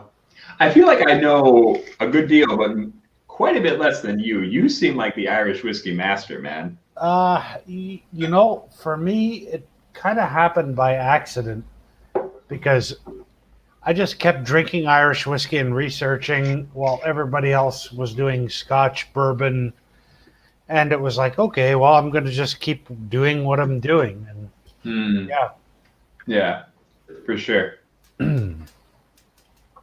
Well, and that is something that bothers me a little bit, is that, and don't get me wrong, I love Scotch, and me too. I am coming around on bourbon. Erica's been working me over with the bourbon bat quite a bit. But I feel like Irish whiskey gets ignored in the process. Quite often, and sometimes fairly, and sometimes unfairly, to be honest. So wait, explain what you mean by that. I would love to hear you talk more about that. So at the bottom end, I would say absolutely fairly, because there's a lot of crap coming out where it's just like 40%, 3 years, boom, drink it. Yeah, you're going to get drunk. It doesn't taste great. Throw it in ginger ale or whatever. But once you start working up from there, there's some really interesting stuff happening. Like you've got Method and Madness with all these different cask finishings. You've got Teeling. You've got Writer's Tears even. They've got a Marsala cask finished and a Mizunara cask finish, as well as a Cognac and Double Oak and all these other ones coming out. So bottom end, yes. Once you start getting up there, then absolutely, it needs some attention. It deserves it, for sure. Sure. And then, like the Dare Gaelic, I mean, holy crap. Yeah. Yeah. No, for sure. For sure. And I wonder to a certain extent if Irish whiskey, and this is something we brought up earlier with the discussion over the definition of pot still. Yep. I wonder if Irish whiskey does need to start distinguishing itself in a similar way that bourbon did, with the use of differentiation in its mash bill. Maybe. Yeah. And because Scotch for a long time has defined itself by cask finishes, blah, blah, blah, sherry, Oloroso flour,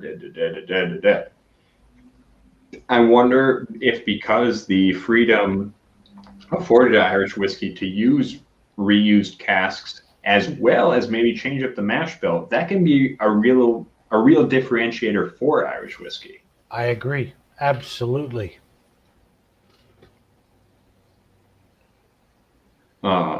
Steve A. Oh, yeah. Just, yes, please. All day, every day. He brought that to Distill America this year. The beautiful man. Oh, yeah. I mean, that Dare Gaelic Tree 4 is my favorite tree that I've had to date, and I love it. Just, good on you, sir. Also, Steve A says you're Irish whiskey Yoda. Yeah, that was a name that Jason gave me, the Mash and Drum. I think it was on your live stream, actually, that he gave me that name. I did. I did try some. I think did I try some before we went down to the convention or after? I don't remember.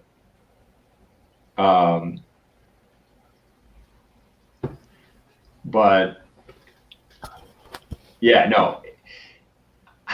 Middleton is such a hit or miss company sometimes. The Gargalic. Do you say Dar or do you say Gar? So I've had an Irish cousin who pronounced it Dargalich, and then I hear in the Middleton videos they pronounce it Dargalock. So who the hell knows? Yeah, Really? Because the way I was taught was Gargalic. Okay. Yeah, but anyway, but yeah, so yeah, no, man, that's the thing though. They are making some amazing. This is what I mean by I feel like to a certain extent, Irish whiskey producers need to start figuring out. You can still keep making your bottom shelf stuff, whatever. But I do think they need to figure out a middle brand that raises up the bottom shelf drinker into the good stuff. Because right now you've got your 40% stuff, your Jameson, your Tully, whatever, and then you've got Gargalic, and it's fucking incredible. Yeah. And how do you get these drinkers to come up here? I feel like you still need to get. I don't know. Is that the distiller's safe? Is that the blender's dog? I don't know, but like, partly, I think. Is there a product out there that can get people there? I don't know. This? Perhaps. Oh, the John's Lane? Yeah. Yeah. Or Yellow Spot, or one of the wine finished green spots. I think those would probably be the closest to fit the bill right now. Yeah. Yeah. And that's the trick, isn't it? You got to have something decently priced, available, and also ramps up the complexity to interest people. Yeah. Yeah.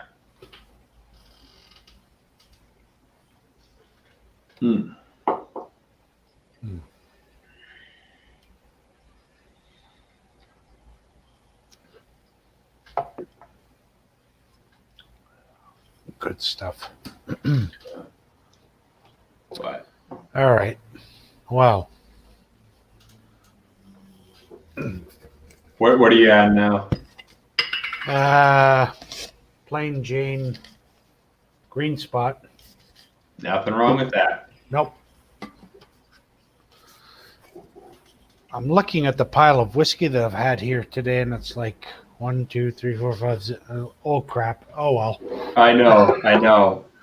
I'm slowly building a fortress around myself. For me, it's just extending down the television stand to the point where my cat can't get to the window. So,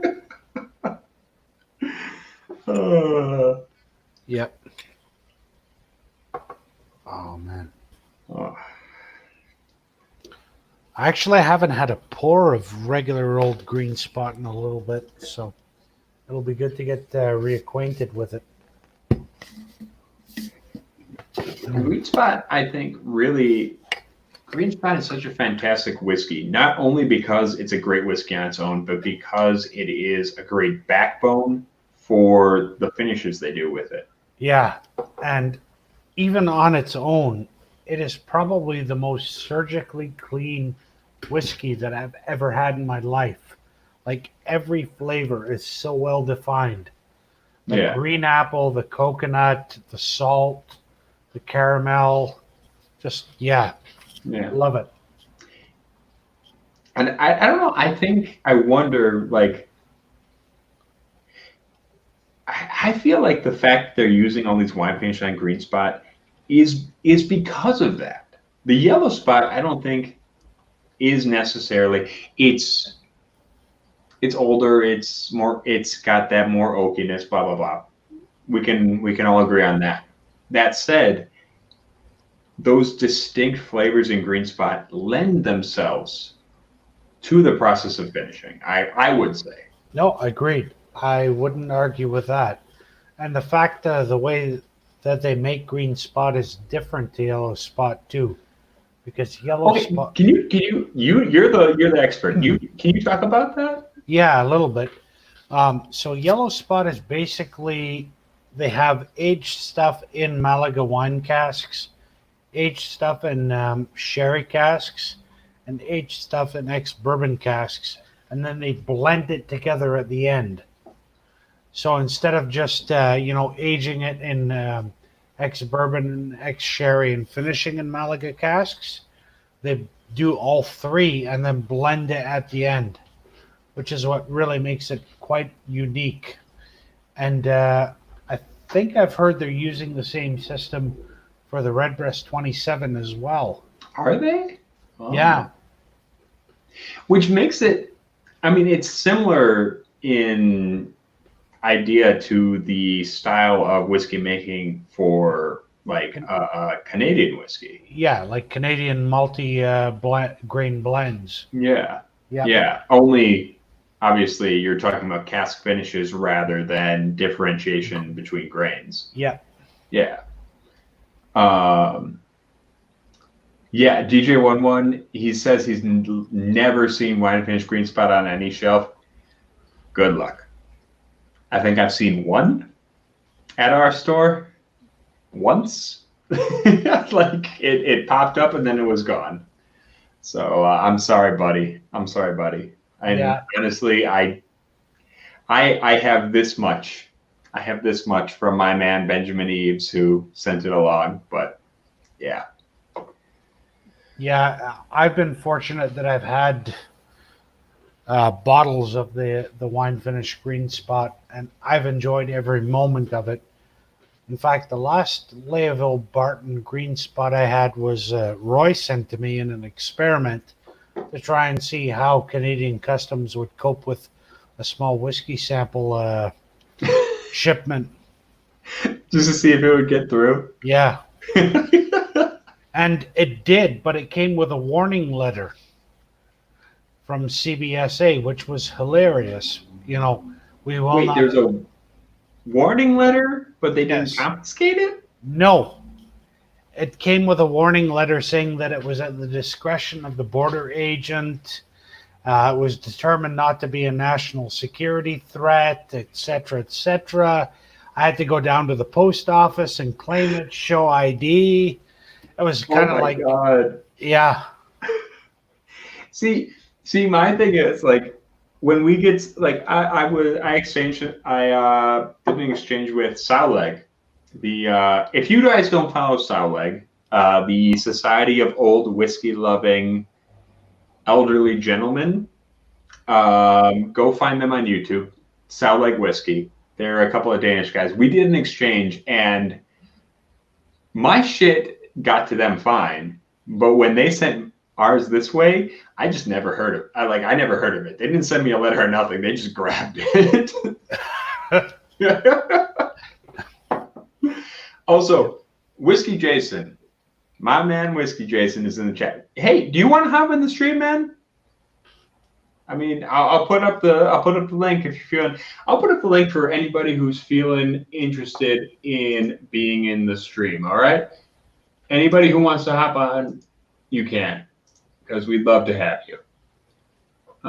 There we are. Yeah, Charles says because the Canadians are so nice. Yeah. But yeah.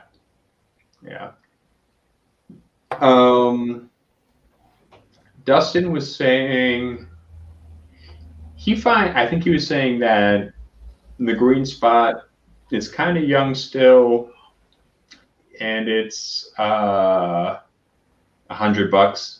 Yeah, I think he's talking about the Layeville Barton that he just picked up.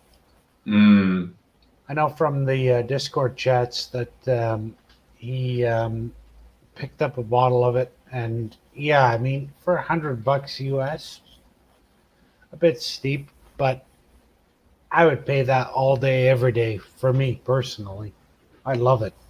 Yeah. Now, to be fair, I'm not as big a fan of the Layeville Barton, but you all know what I like, the Montelena, and I would easily pay $100 for this. Yep, that bad boy there. Yeah. Yep. I'm now, to be fair, I'm a shithead. So keep that in mind. But Patty is saying, I'm looking sharpish for 8 hours. I need to drink more. That's probably true. I can tell I'm starting to slur a little bit. So yeah, I can tell I'm feeling it. But yeah, I'm not doing as bad as I thought I might. Water breaks. Yeah. Whiskey Jason, this has been going for 7 hours. This started at 10 a.m. Central Time. Yeah, almost 8 now. It's a 7:49 in the corner there. Oh, Jesus in heaven, Christ. Okay, yeah. That's about right. Yep. I feel like that is so long ago.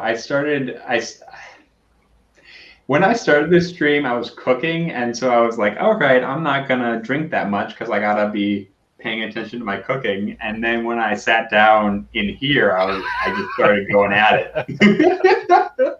Well, when I first tuned in, I was on a streetcar heading home, and I'm like, okay, cool. And I kept tuning in. I got home, and I'm like, yeah, I'll pull some Irish stuff out of the cupboard. Yeah, I'll hop on. Yeah. And now And now you've been here for the majority of the stream. Yeah. Patty, to be fair, I did take one potty break. So that's a thing. I did take one potty break. So we'll see. I'm probably going to need another one very shortly. A quick break. Yeah. Probably in 10 minutes, I'm going to take a break. I'm going to get some water. I'm going to see if Erica wants to join the stream. And yeah, we're going to break for like 5 minutes maybe. Yeah, because I've got to tend to my Irish stew in the oven. And yeah.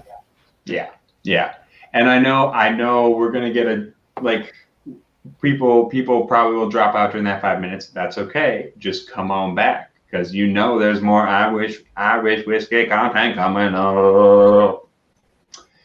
Yep. Yeah. All right. I honestly forgot that I had poured myself some 2 gingers like an hour and a half ago.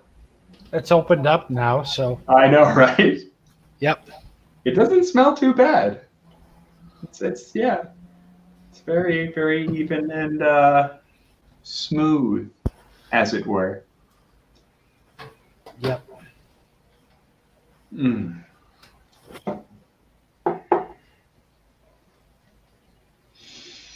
But yeah, so DJ11, it was mostly English.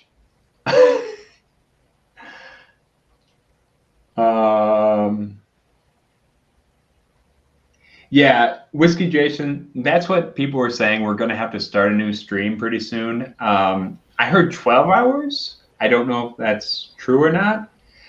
Let's hang out to the 8-hour mark and see if it kicks us off. How about that? Yeah. And if it does, then we're starting a new stream. If it doesn't, then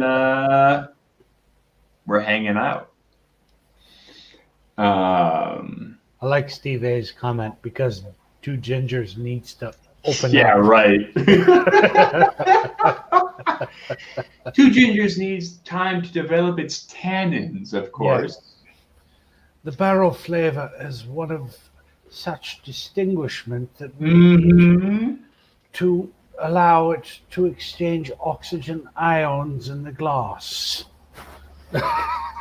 Notes of caraway seed and plum biscuit. Lovely, absolutely fabulous.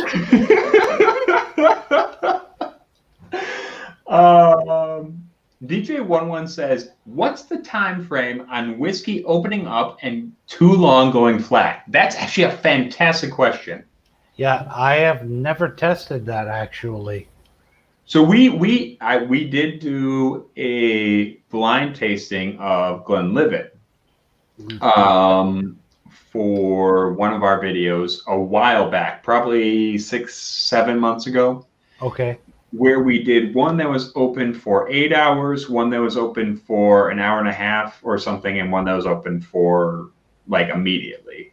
Yep. And I couldn't tell the difference between the immediately and the hour and a half one, but they were both way better than the 8-hour one. Wait, no. I got that backwards. The 8-hour one and the hour and a half one were better than the immediately. Okay. But Erica could tell the difference immediately. Yeah. She smelled all three of them and she was like, "This is the one you just opened, and it's shit." So, and I have to say, women in general, when it comes to nosing and tasting, I've found are just better at it right away. Yeah. Yeah. Well, there's some evidence biologically that women do have a larger olfactory bulb. Mm-hmm. To be fair, I'm not an evolutionary psychologist. I don't know if that makes a huge difference or not, but it seems to. She can smell things that I fucking can't in a million years. Yeah, and I'll give you a good example. My friend's wife, she was in 2 rooms over in his place, and he opened up a bottle of Port Charlotte. And from that other room, she was like, "Oh my God, did you just open one of those shit scotches?" And we were looking at each other like, how the hell did she smell that? Yeah. And she could smell that from 2 rooms over. Yeah. Even my grandmother, like when she's drinking Bowmore, she'll call out things that she can smell, and I'm like, I know. I'm not getting it. What the hell? Hey, wait, hold on. We got a guest. Hey, Dustin. What's the word, man? Hey, what's up, guys? Hey, sir.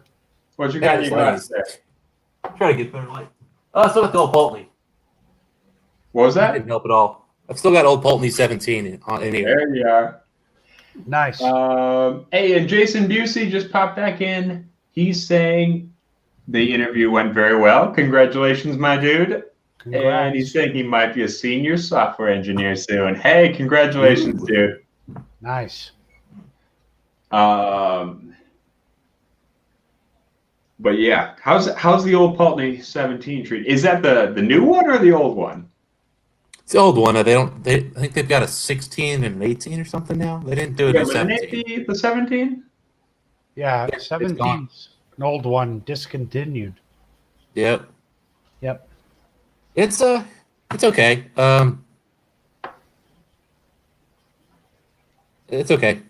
It's okay. Fair enough.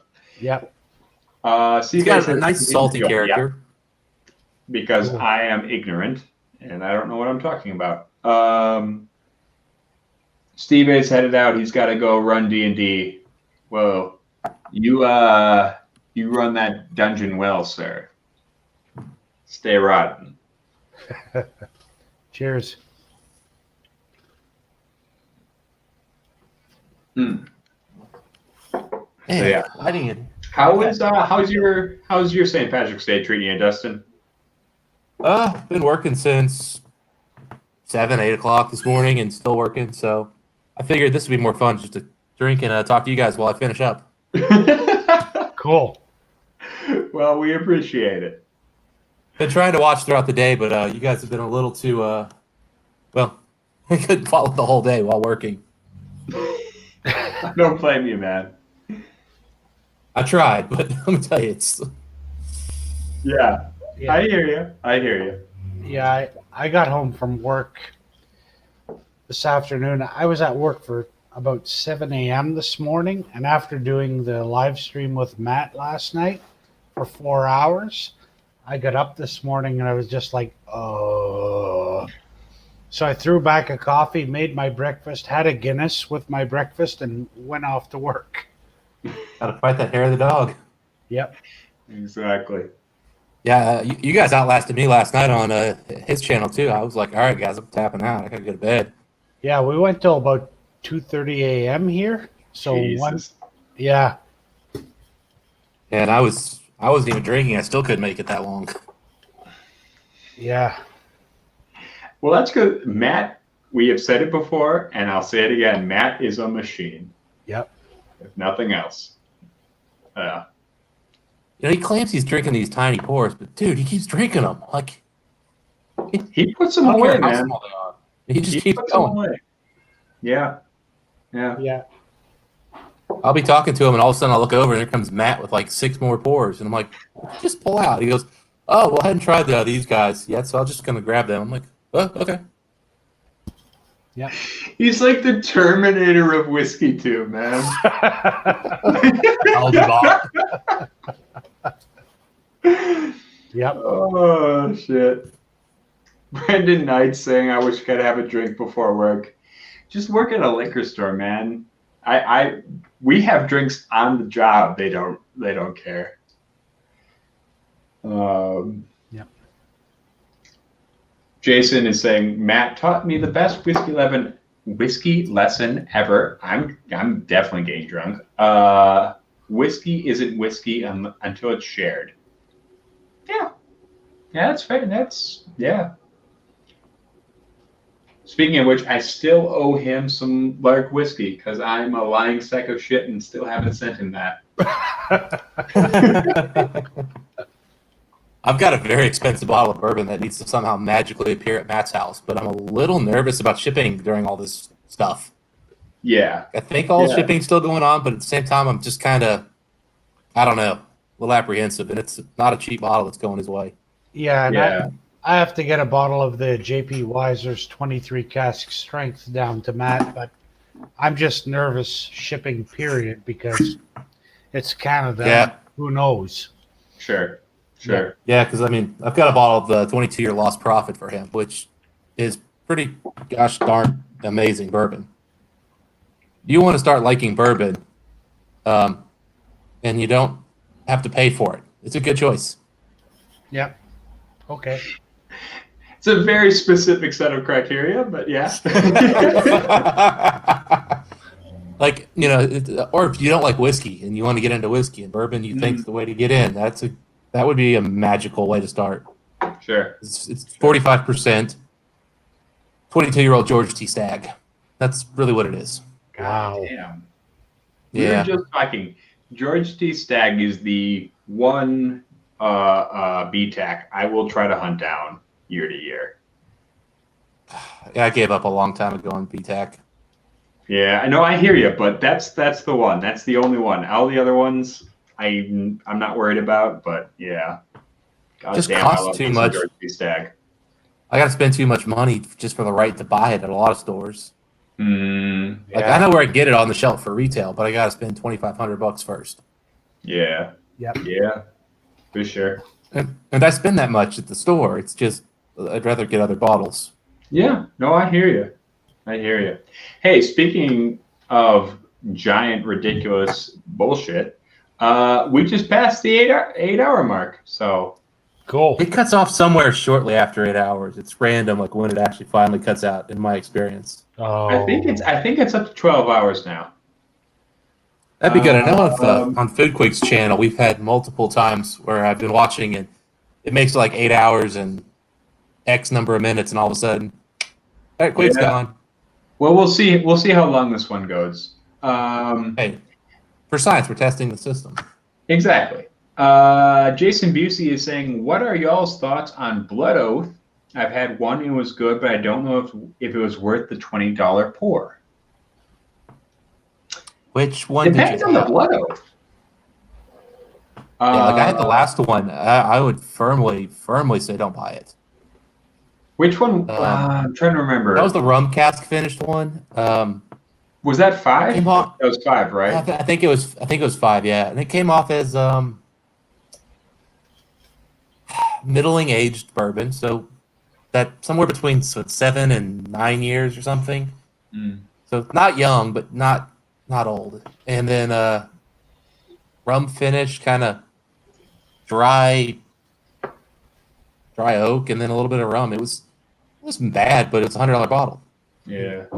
I will say I think it was, what was it, 4? Because 4 was the one with the gray box. I believe that was what? Oloroso finished? God, I'm trying to remember now. I like that We one. had, yeah, we That had one one was- available recently that may have That been one that was box. that one was really good. So like I don't know, it depends because those are so varied edition to edition. Yeah, DJ11. It's bourbon. What do you want? I want a fair price. Call me an asshole. I want a fair price. Like I'll spend the money if it's gonna be wow. Blood Oath is not wow. It is okay. Or maybe that's good. Or you're gonna go, that's not what I want out of $100. Right. Bourbon and Irish seem to be the same that way right now, where you either got meh and it's overpriced or wow. Mm, That seems to be the way it's going for sure. yeah. Yep. Yeah. No, I see what you mean for sure. Yeah. Because there are a lot of people releasing kind of limited editions that really aren't all that different from what you can get for the regular expressions. Yep. Yeah, Mm-hmm. yeah. But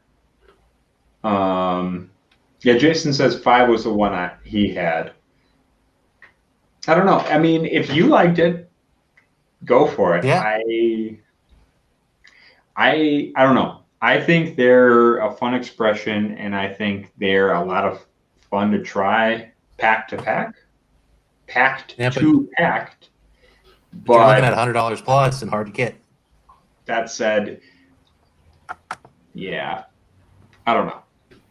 $100 these days, could you get something better? Is really the question you got to ask yourself. All right, guys, I'm going to jump off for a few minutes just because I have to feed the 8-pound terrorist and take care of my stew in the oven and whatnot. So I'll be back soon. All right, sounds All like right. a plan. Okay. You know what? I think we The were gonna. 8-pound I was saying we were gonna take a wee break about now anyway, Okay. because I got to get some more water and have a wee tinkle. Okay. So I'm gonna throw up the banner for a minute, and I'm gonna come back here about 6:10. All right. Okay. So you people watching now, you don't go anywhere. We're gonna be Cool. right back, All right. and y'all stay rotten.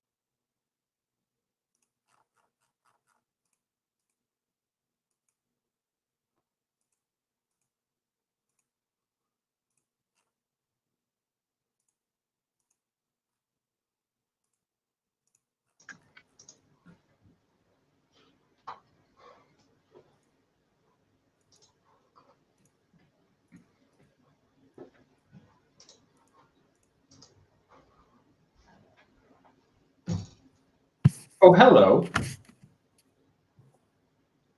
Friends. Friends and well-wishers. Friends, Romans, countrymen. Lend me your beers, that I may distill them into whiskey. I'm out of beer, man. Sorry. So, Erica just got home from a shopping trip, and she just dropped off a little something, a little black. Ooh, something. nice. God damn it! I love my girlfriend. I love her so much. You might have to promote her from girlfriend. Huh?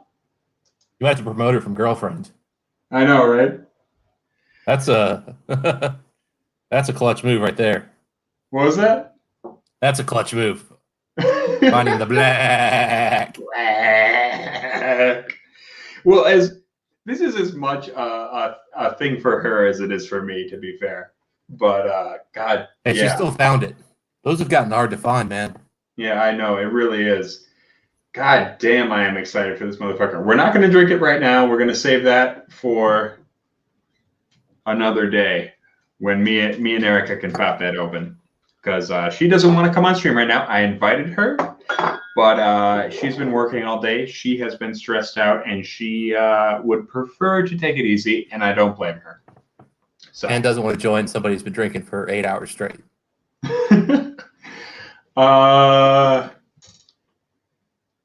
Charles Ashworth is saying, I just saw the Dropkick Murphys are live streaming that St. Patty's Day concert. They have 78,000 in the chat. Well, we ain't the Dropkick Murphys, but I don't think you're going to get personal feedback. Is that many? Which one is it? It's the committee release. Yeah, 50.7% alcohol. That's the committee release right there. I'm hearing good stuff about that one too. God damn, I love him. I love my girlfriend. Yeah. So I'm going to. We'll do a review of that. You know what? I think we're gonna do. I think we're gonna do a review of that, and then we're gonna take the neck pour. Then we're gonna do a review of that, and then if anybody on our Patreon would like some, you get a hold of me on there, and we'll figure that out, okay? Because I think we could probably send us some samples. So there you go, guys. Everybody start paying $1 a month. Exactly. Yeah, $1 a month gets you a sample of our Big Black. So worth $30 or $40 easily. Yeah, you gotta say it, the black. Black. You can't just say black. That's not how it's pronounced. Basically, you should recreate the Budweiser. What was it, the frog, or what was that one? Like, what's that? What's that? The black. Well, I will say I do like that they have the bighorn sheep on here, the big furry sheep. That's very cute. It's a very cute label. If you look at that. Yeah. And there are so many sheep humping jokes out there to be made now. So, why do Scotsmen wear kilts? You can hear a zipper a mile away. Was it the old bull and the young bull? Young bull says, "Hey, look at that field of cows. Let's run down there and fuck them." And the old bull says, "Let's walk down there and fuck them all."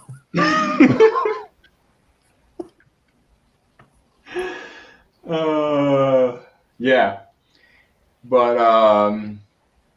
god damn, I love her so much. Anyway, let's Charles Ashworth was gonna make the same joke. Of course he was.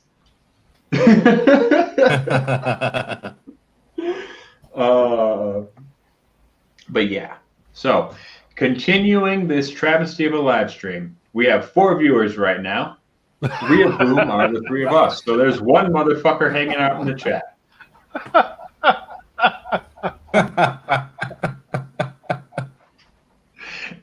No, it's I'm not sure Charles there's Ashford who got off. But despite the Dropkick Murphys and their streaming, we are going to continue on. I don't care how many celebrities are streaming at the same time. The Rock Cut Review perseveres.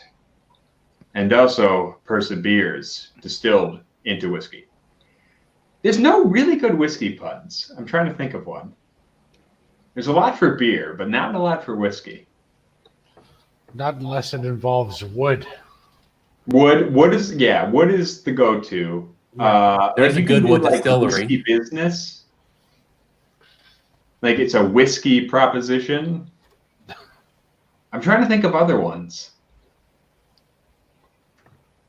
That'll make you cognac. Yeah. Yeah, it's really bad. I mean, There's I'm not that many struggling good here. ones. Beer is easy because it's like a 1-syllable word. Yeah, but And there is every single name of beer in existence. There's probably King Bourbon's Playtime IPA. IPA. Yeah, it's like when here in Canada, I like to say when you have a beer belly, you've got a Molson muscle. A Molson muscle.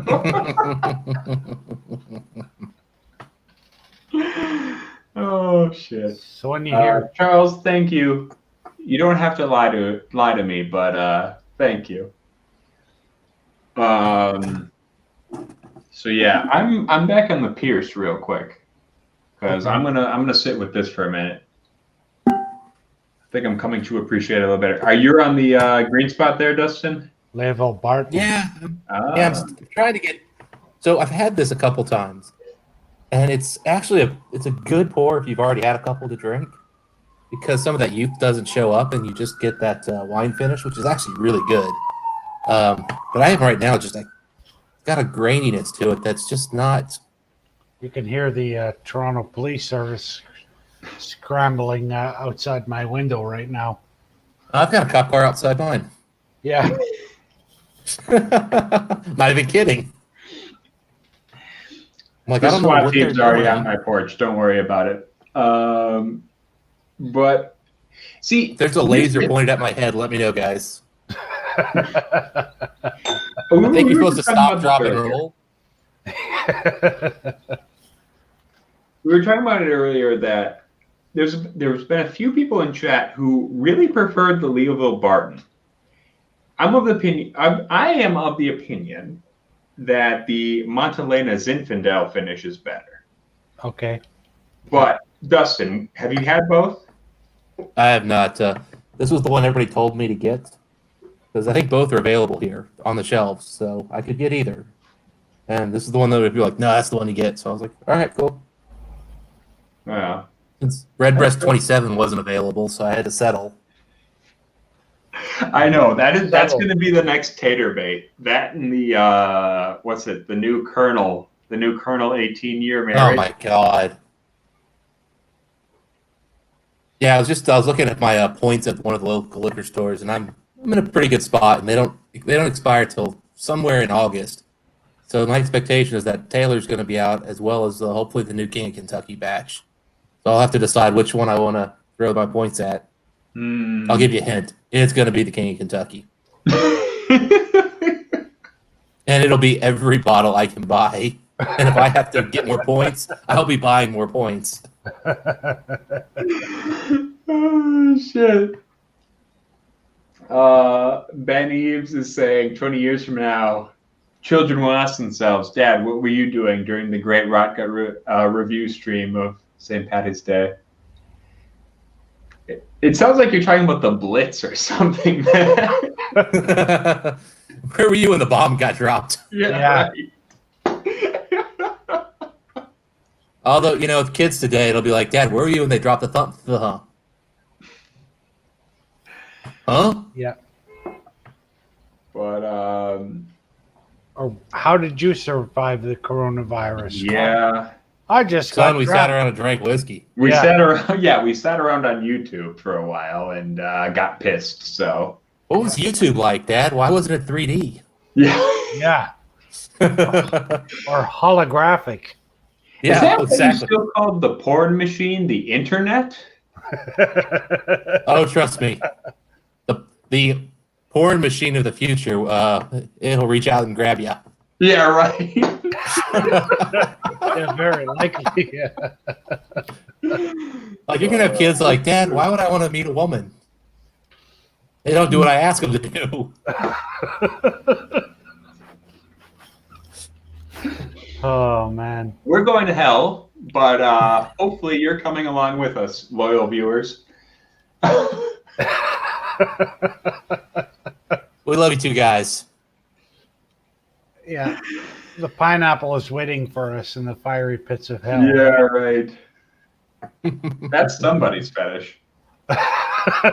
I'm sure. I mean, given what I experienced this week at a Tim Hortons washroom, absolutely. I mean, did they not have stalls, Donald? Was that the issue? I just walked in and it was like, oh, what? What? And I did the most Canadian thing ever. I apologized. I'm like, oh, sorry, geez, eh? And I walked out. I've probably done the same darn thing. I've been like, my bad. Yeah. And I'd walking out just like dazed, like, the hell did I just see? Well, I wasn't. Why did I just see that? Are there locks? Are there stalls? Come on, guys. I wasn't so dazed as much as confused as why the hell did I apologize? Yeah. I feel like it's one of those things it's kind of like if you open the door and you walk in on somebody taking a dump, you're like, oh, my bad. Yeah, right. You're like I had a friend of mine, we're at this bar and they've got two restrooms. They're just, anybody uses them. And there's a lock. And he walked in on one of the servers, tinkling. And he comes back and he's like, so I just saw Deidre on the toilet. And I'm like, I don't know how to respond to that right now. But and he's just like, yeah, my bad. If she comes out and it's awkward, it's really on her, but I feel bad. Yeah. I'm like, yeah, she works there. She knows how the locks work. Yeah. Not that we didn't drink there as often as she worked, but I mean, you go in for your lunchtime coffee and you're like, okay, I've got to go use a washroom. No problem. Open the door. Some guy performing fellatio on another guy, and you're like, oh, sorry, geez, eh? And then you walk out and you get back to the counter and you're like, why did I apologize? Well, because they were obviously busy. Yeah. And, they had things to do. So, you don't want to interrupt that. Although, I mean, I've never understood why anyone would want to have sex in a bathroom. Especially Tim Hortons bathrooms. They're usually pretty filthy. Any bathroom, like regardless of who it's with, I just don't think I would want to do that. Also, okay, it's a shower. Snorting cocaine off a toilet seat. Ooh. Who the fuck? What kind of party animal does that shit? Somebody. although is it really better than a hooker's ass? Which one's cleaner? It's true. Like, who would want booger off of if you're in a that? guy's restroom, the top of the toilet seat's probably never been down. Yeah. Let me tell you, that hooker's ass has been down. Yeah. Good point. All right, so that's the kind of stream it is now, folks. Hope you're melted in. As always, we're gonna keep it PG, guys. Nothing inappropriate or offensive, unless you're a hooker. In which case, Donald, the Canadian. Sorry, eh? Hey, respect your sex workers. Pay them well. That's all I gotta say. And pay them working with them to keep their mouth shut. Oh man. Hey, Arthur Lopez, you're finally home. Hopefully you can have a drink with us. If you'd like to hop on stream, feel free. We'd love to have you on. I am quickly becoming more and more incoherent by the minute, so hop on quickly. Yeah. If you can actually go 12 hours, man. Yeah. What are we at? 8.5, roughly. Nearly 8.5. Jesus. Yeah, I was counting the number of pours I've had, and I was like, oh crap, I'm at 21. What the hell? Where did the day go? Are we? Wait. Okay. 1, 2, 3, 4, 5, 6, 7, 8, 9, 10, 11, 12, 13, 14, 15, and 2 pachins and a beer. Okay. Yeah. That seems about right.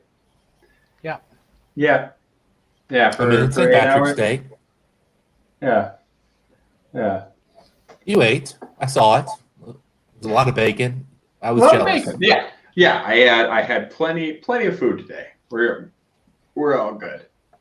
Yeah, I was sitting here making like a turkey sandwich, looking at you eating bacon, going, I failed at shopping. Well, it was actually boiled beef with cabbage and potatoes, right? No, yeah. It actually turned out pretty good. I should have gotten some rye bread, though. That's what I could have had. Yeah. But honestly, when I went to the store, they were out of nearly everything. I have wheat bread, but no rye bread. So yeah, the bread section yesterday was like decimated.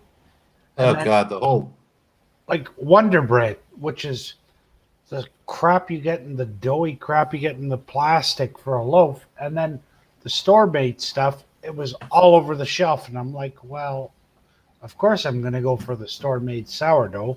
Hello? Yeah. Why the hell do you have all this crappy, doughy, nasty bread? I was gonna say premium products are mostly still on the shelves. If you're willing to spend, I don't know, $1 $2 more. extra. Yeah. If you want the cheap stuff, it's gone. Well, the thing is, I feel like, I don't know about you guys, but here we've been like the meat section is pretty much gone. We had corned beef and like bacon and like pork sausage. That was about it. Yeah. And then for like paper products, gone. And bread, like I say, we had like whole wheat. That was about it. I don't know if people are just like buying the easiest stuff or what they're trying to go for. I'm not exactly sure. Frozen pizza was, I mean, it was there, but they'd gone through most of the good stuff, and anything cheap was gone. It was like, oh, here's the $9 DiGiorno's, which is about the same price as getting it delivered, minus tip and delivery fee. I'm like, okay, where's the $5 stuff here, guys? Come on. Yeah. I don't know. I am fine with living on rice and beans for a month. That's not a problem for me. All these people running out and buying like luxury products and all the TP and shit, that's not something I understand. Yeah. But whatever. To each their own. I kind of wish I'd bought an extra thing of toilet paper, though. It can get rough here in a few weeks. See, man. Here's the thing. You just got to do it Peru style. In Peru, I've got a shower. right? Let's be honest. You throw in the trash. You take it out immediately. Yeah. Done. You use some paper towel or newspaper. You're done. I feel like TP is the least necessary thing you can buy right now. Yep. I actually bought some things called mug wipes for your face. So I'm going to be nice and moisturized and clean, guys. I'm fine. Yeah, exactly.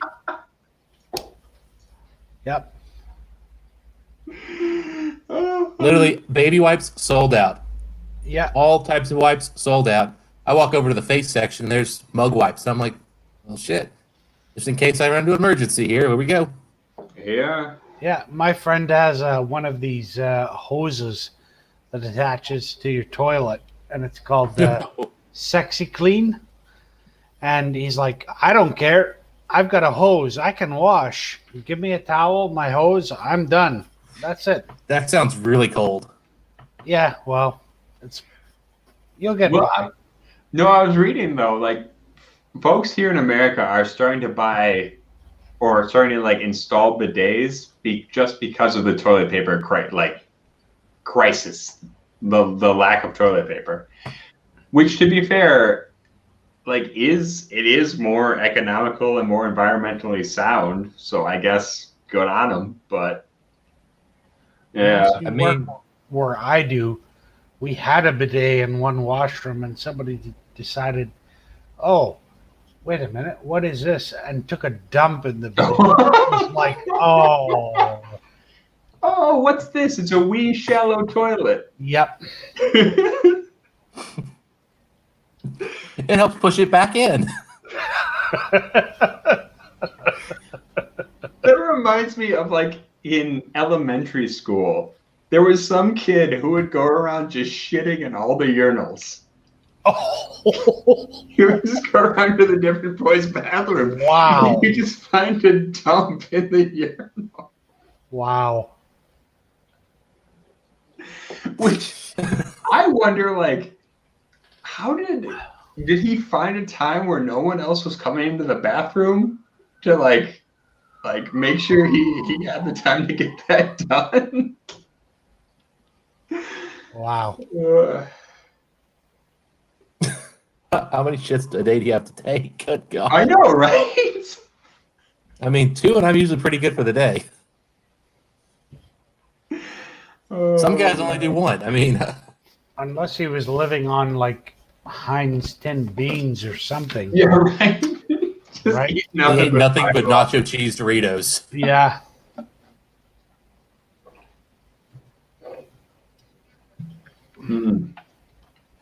Yeah. This really does smell good, though.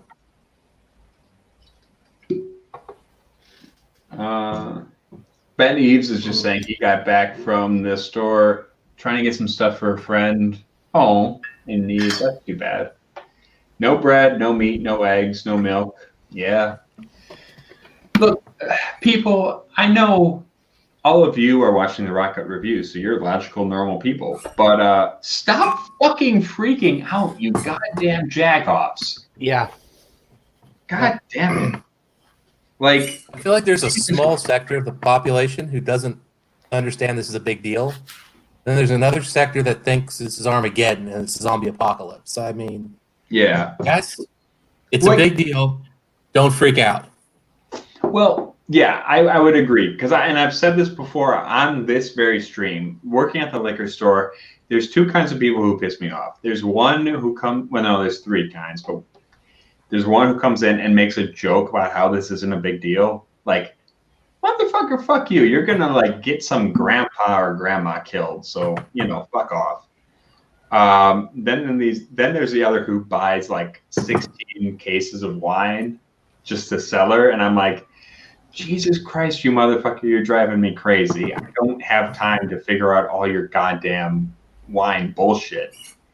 And then there's the motherfucker who doesn't seem to care and buys 1 beer, and I know he's going to be back tomorrow, and he's just going to fucking expose himself again. And I'm like, go home. Yeah. Jesus Christ, people. Well, there's 2 groups of people who, and they're not mutually exclusive, but they're not the same group. There's the group that doesn't believe in vaccines, and basically that roots in that they don't trust medical professionals. And then there's a group of people who don't trust the media. And I think both groups have done a disservice to themselves by giving people reason, at least in some cases. But at the same time, I'm like, all right, I get it. Your doctor doesn't know your multivitamin has blah, blah, blah in it. Not their profession, really. Or, okay, I get it. You felt sick after a vaccine. I'm sorry. This is different. Yeah. Yeah. And for unfortunately, that you got those two groups that are, they're in, on Twitter and all these. They've got groups of people that create these echo chambers where they just keep saying it. And you're like, okay, guys, come on. Hey, Arthur, my man, how you doing? How's it going, guys? Hey. Good to see you, dude. What are you sipping on? Starting off with Redbreast 12, moving on to Powers John's Lane, and then moving on to Redbreast 12 cast strength. You got the whole flight poured out already? Oh yeah. Let me. Cool. Nice. You're a little quiet on my end. Would you turn up your mic just a little bit? Oh, hold on. I think I got to talk into it like this because it's kind of a crap little headset. Okay, sorry. There you go. Yeah, I got you. Yeah. Oh, man. But, yep. So we got all that going on. Cool.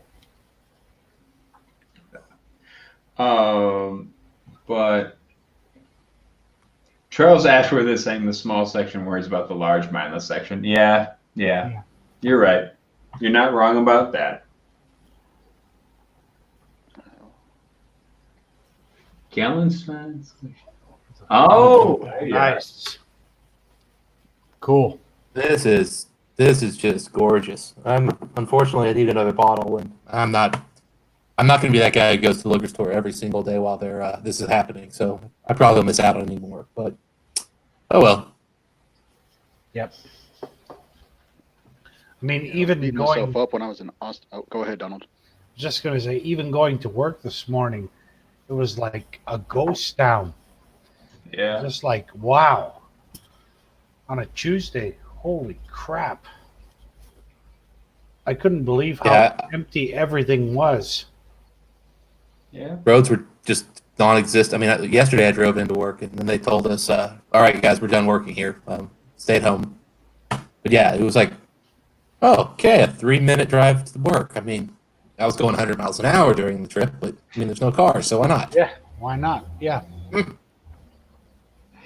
How are things down Texas, Arthur?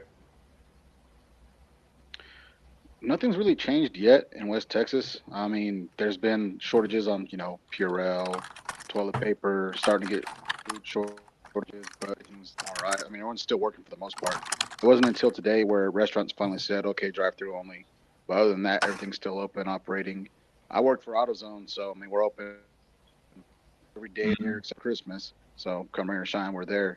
I feel bad for the people in the oil field, though, because a bunch of those companies are starting to shut down because oil's at, like, 28 was a barrel. So yeah, I'm surprised. I mean, Texas, I just kind of quickly Googled to just get a quick view, but you got 85 cases that are confirmed in Texas. I mean, that's I mean, given how big Texas is, it's not crazy, but that's not small.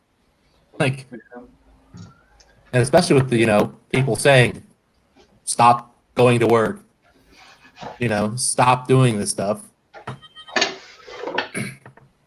But it's Texas. You guys are a little more independent. Where we're like that, our government won't do anything until our local government act into act. So no one's said anything yet. So they're just going to keep on going. Yeah, here everything is closed. Restaurants are closed. Tourist attractions, schools. It's basically even the border now. They've shut it down to basically Canadians and Americans. That's it. So Americans that are moving through Canada to get home are the only people that are allowed except for Canadians and until further notice. So it's pretty crazy. Yeah, I mean, here in Ohio, I mean, when we had 2 cases, our governor stepped in and he said, hey, we're closing down the schools. Yep. Where I forget what else he did, but I mean, with 2 cases, he started shutting things down, and then a few days later, shut down more. And I mean, to be fair, though, that's impressive.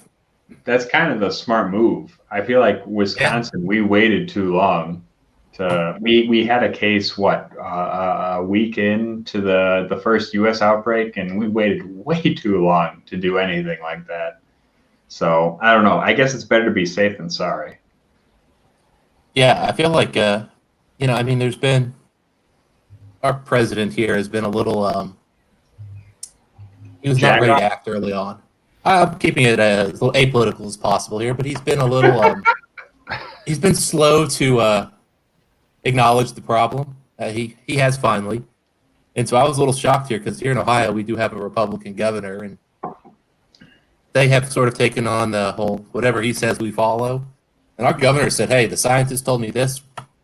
We're doing it." And I'm like, "All right, hey, I like this guy.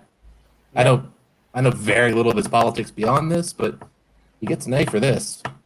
Yeah, our prime minister had to self-isolate because his wife actually came down with it in the UK. So he's operating from home, and whenever he has a press conference, there's a tent, and everybody's at least like 30 feet away from him. Yep. Yeah. Yeah. You know, we kind of in a way got lucky that this virus mostly started off by hitting all the rich and famous people. Yeah. And if you think about it, I mean, it's like it really. I mean, this became an elitist disease outside of China because who's going to catch stuff traveling? People who can go on cruise ships, people who go to ski resorts, politicians who are around lots of rich people, celebrities again who can travel the world. Yeah. So they got it first, and so when we start having Rudy Gobert, Tom Hanks, Justin Trudeau's wife, like catching this stuff, we're all like, oh, these aren't like the guy in the gutter who's unclean. These are rich people. Yeah. I know that person. A canary in the coal mine. Yeah. Yep. You know, it's different when it's Forrest Gump telling you that, not somebody who acts like the real life Forrest Gump.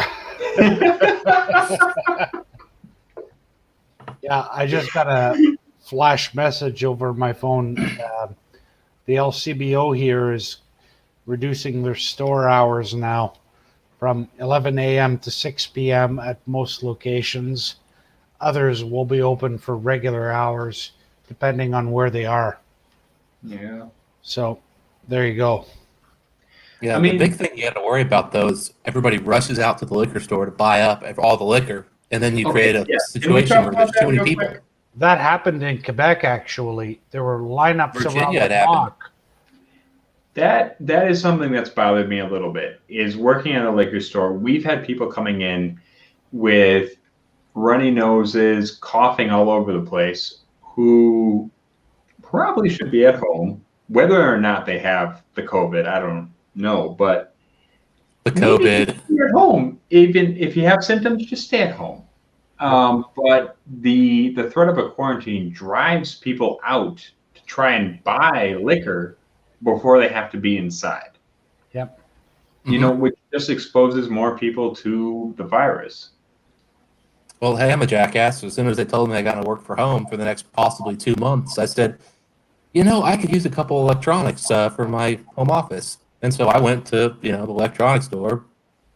I bought these wireless headsets because I didn't want to be, I'm in conference calls all day. So it's like, I need something a little better. And then I picked up a couple other things. And I'm like looking around going, yeah, we're all fucking up right now. I just think for me, like, I talked to my manager about this the other day, and I know I told you this, Donald. Like, I don't want to get some old lady sick, man. Yeah. That's just my thing. Like, I don't want to be running the cashier or running the store, and some old lady comes in and she gets sick because we've been open. That's fucked up. Well, it makes me nervous anytime I see an old lady. Like, I went to the grocery a couple days ago. Oh, we lost Arthur. We lost Arthur. Arthur? Sorry. Oh, Arthur, we're out that. Arthur, if you want to hop back on, just tell us. I'm sorry if we were talking over you.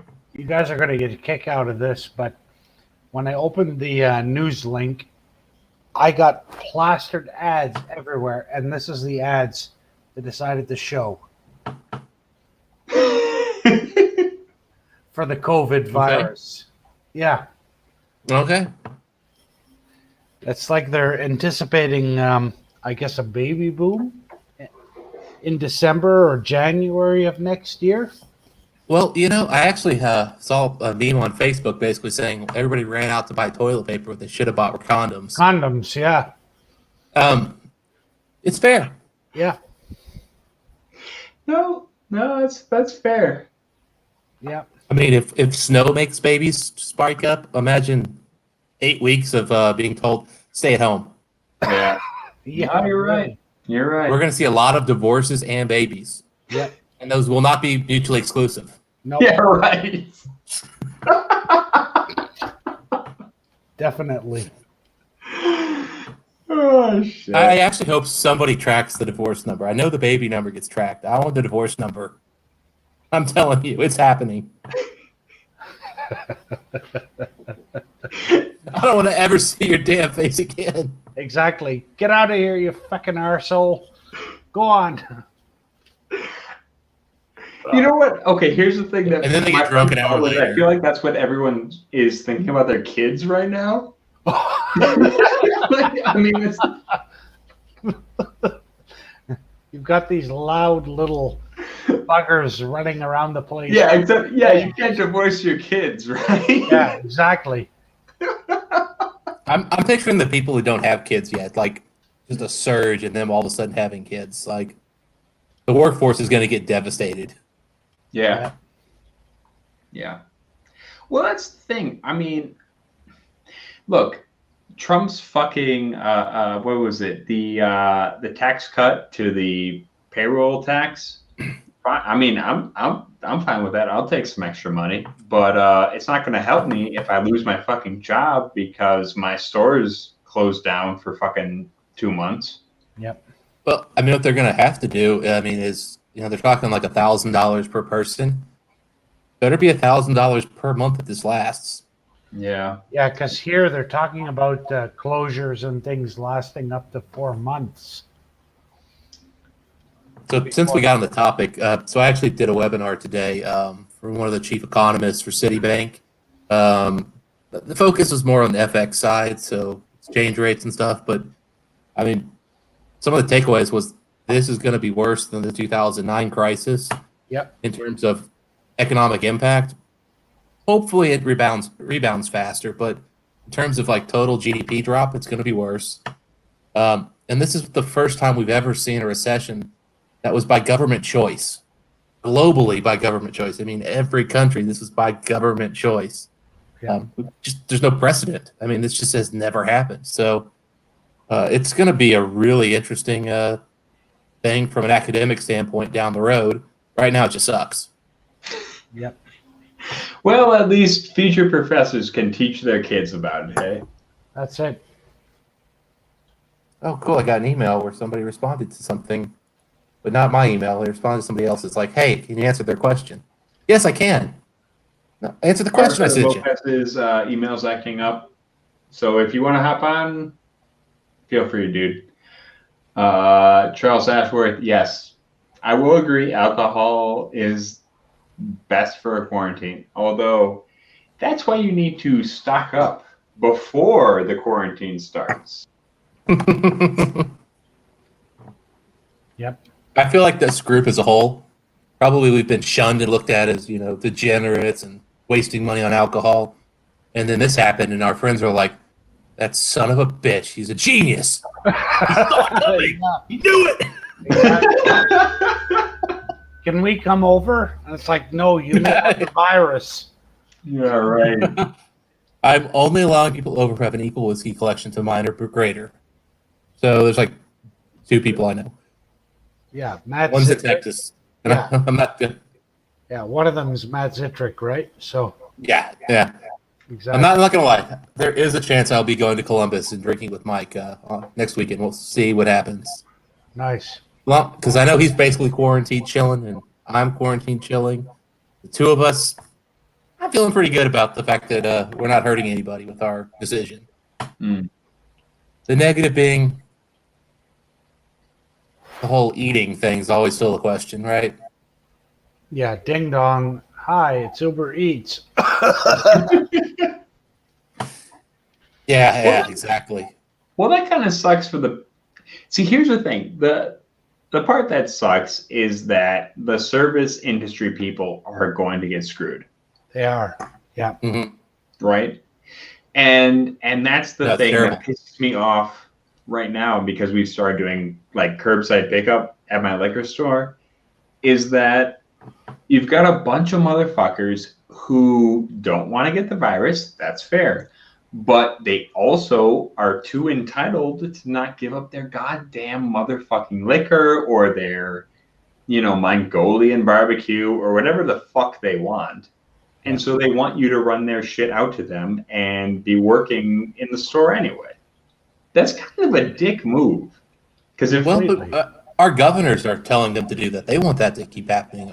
I know in Kentucky, I heard Bashir, who came on and said, we're going to be ordering takeout 3 times a week to help out the local economy while we keep everybody out of the restaurants. So, well, no, you're right. That's fine. If you keep them out of the restaurants, that's fine. But like Wisconsin right now, we've got a bunch of motherfuckers who are coming into restaurants, who are coming into bars and whatever. There is a limit, but we've still got motherfuckers coming in and out, and they still want their takeout too. Oh, you haven't closed down the restaurants? No, we haven't closed down the restaurants. And that's the so fucking part. We haven't closed down the restaurants. We haven't closed down the bars. So all the service people are working both the running around doing the curbside pickup, and they're doing the fucking regular old jag-off work where they're in the restaurant. Oh, no. Fuck that. And now you're seeing exposure on 2 fronts. Why the fuck are we even bothering? Wow. I didn't realize we still had states that hadn't implemented closing down the restaurants. Yeah, no. Starbucks? We've got, like, the governor said, 50 people to a restaurant, which is fine, whatever. That's a limit, but fucking close that shit down. Yeah. Dude, I've been in some tiny ass restaurants where 50 people was max capacity and you were touching elbows, man. Yep. Come on. Like that works at like the 200 seats. And honestly, at some point, I feel like if you don't tell business owners that you need to shut that shit down, they won't. They won't, because it's pandemic profiteering. Yep. You're going to make as much money as you can while the pandemic's going on because you're scared that once the quarantine hits, you're not going to make any more money. Right. Which is fair. Yeah. I get that. But you're fucking endangering all your workers in the meantime. Yep. The problem is that your workers don't want to stop working because that's their paycheck. It's really the patrons who are really fucking things over because. Well, but like I get it. I mean, if I was still working in a restaurant, I'd be going to work. That's a fucking prisoner's choice at that point. Why the fuck should a service provider have to choose between his health and a paycheck? Yep. What the fuck is the point of that? Apparently here again today, the government. I was just going to say, the government today here announced measures that there won't be a choice between that. They're going to cover it, so we'll see what happens. Yeah, in Ohio, they've unemployment benefits if you're not working because of this, and you don't even have. It used to be you had to wait a week, I guess, for a background check or whatever. Immediately they're paying you, but how much do you get paid if you're a server and you make $2 an hour plus tips? You get paid back what your tip amount would be. I don't know how that works. Yeah, because if they give you minimum wage and you're used to making $20-$30 an hour, it's not covering the mortgage, man. Nope. Well, it's better than nothing. They're doing the right thing, but it's a problem. Yep. I would like to see. Look, if for me, I don't even give a shit if you cover my wages, right? Just cover my insurance, right? For 2-3 months, because that's the greatest expense I have right now. I don't give a shit if you cover my wages. Just cover that insurance for the next 3 months, and I'll be fucking happy. But yeah, but like for example, my dad, he owns his own business. He works by himself in a 3,000 square foot building.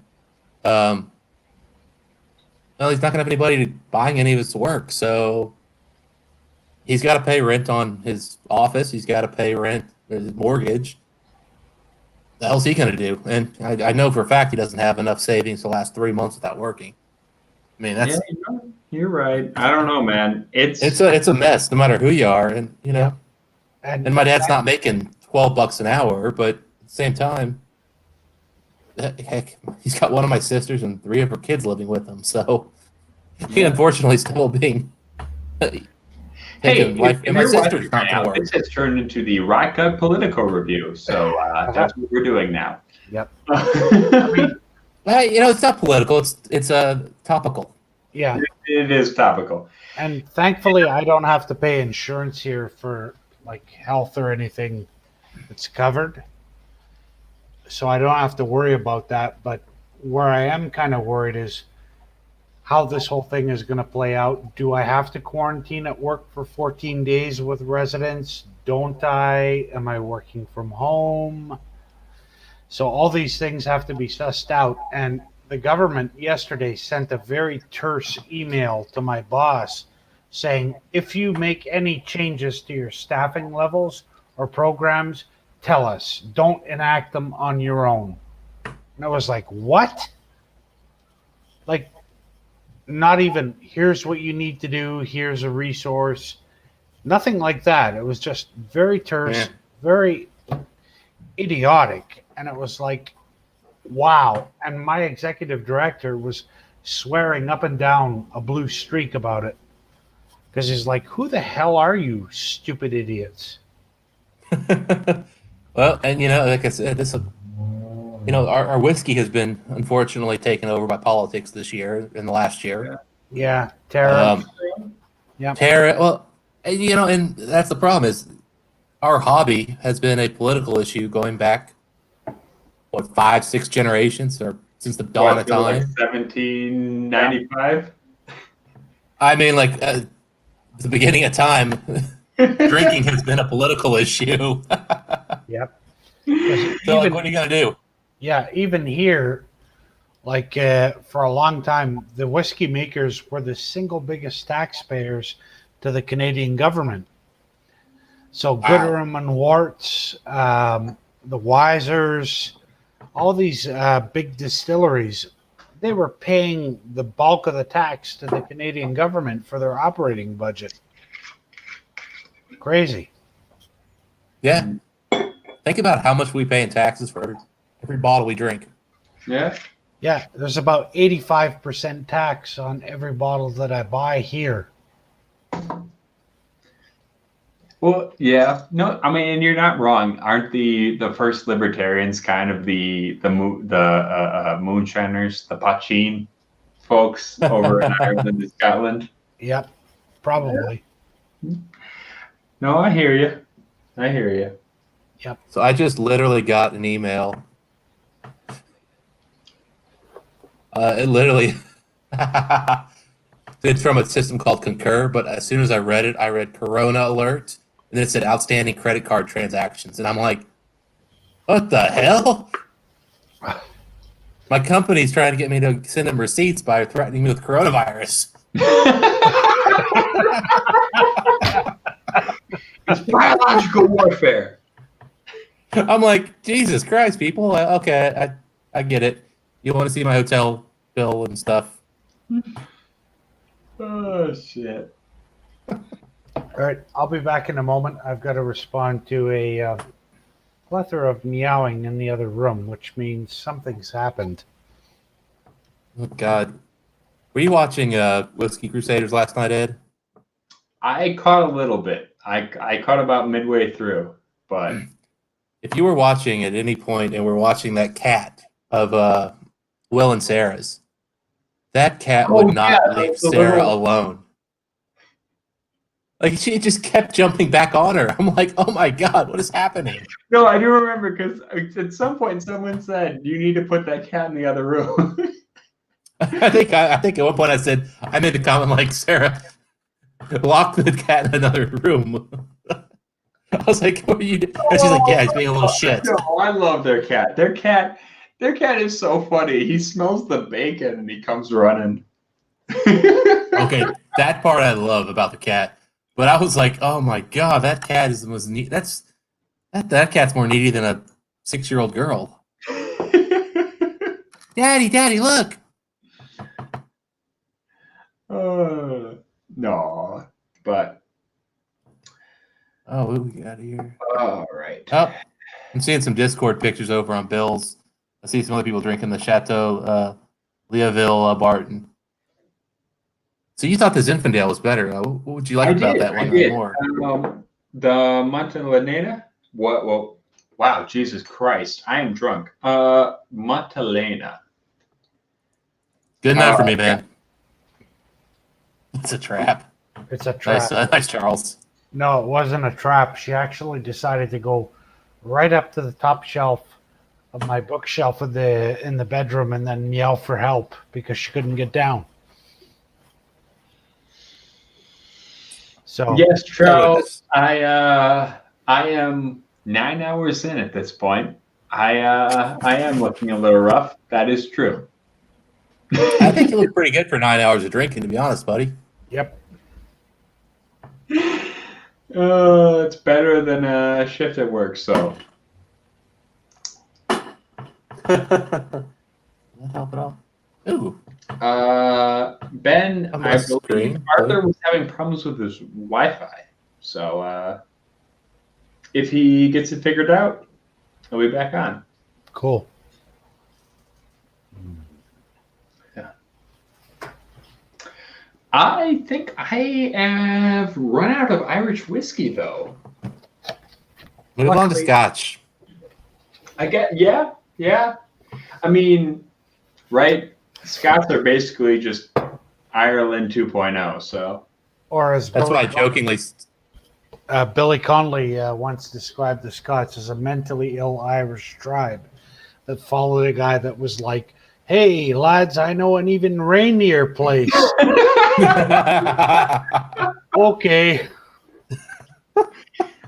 Well, we were talking about that earlier, Donald. Like the fact that Irish nationalists never extended like the pan-Gaelic movement to Scotland. Yeah. Yeah. Like, and how that was Or even massive Wales. movement. Yeah, even Wales. Well, and the thing about Wales is the IRA sold a bunch of guns to the Free Wales Army back when. Yeah. But it's not like, but it's, the problem is that the Irish nationalists never had, like, they never really extended their idea of Celticness to the Welsh. Well, they've always been so focused on Gaelicness rather than a pan-Celtic community. Yeah, and they also have to extend it to the north of France too, Brittany. Oh, Brittany? Yeah. Yeah. So. To be fair, and I'm going to say something a little controversial. I feel like Irish Americans, as a political sect, have been better about that towards the Celtic nations than like the Irish Republicans have. And I'm sure I'm going to piss some people off by saying that, but I think it's kind of true. Like, we have been more pan-Celtic and more pan-Gaelic than like the Republicans in Ireland. And that's kind of fucked up to me. Like, I feel like Sinn Féin should be trying to bridge some gaps with Kimru and with the SNP rather than just trying to focus on a united Ireland. Why can't we just create a pan-Gaelic confederation? But whatever. Yep. That's my politics again. Let's see. All right, we're going on to Orkney.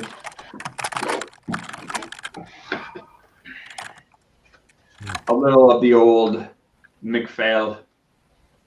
This is 8-year-old Highland Park.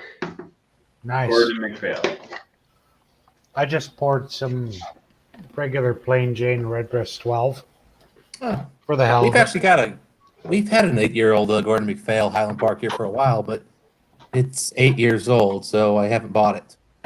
Then it wasn't discount priced by any means. It was still not cheap.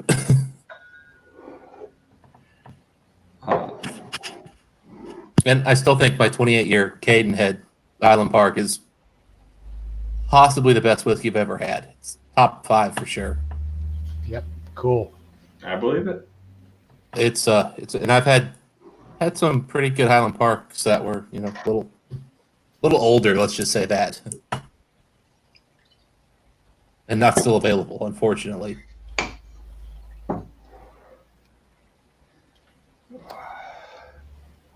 All right.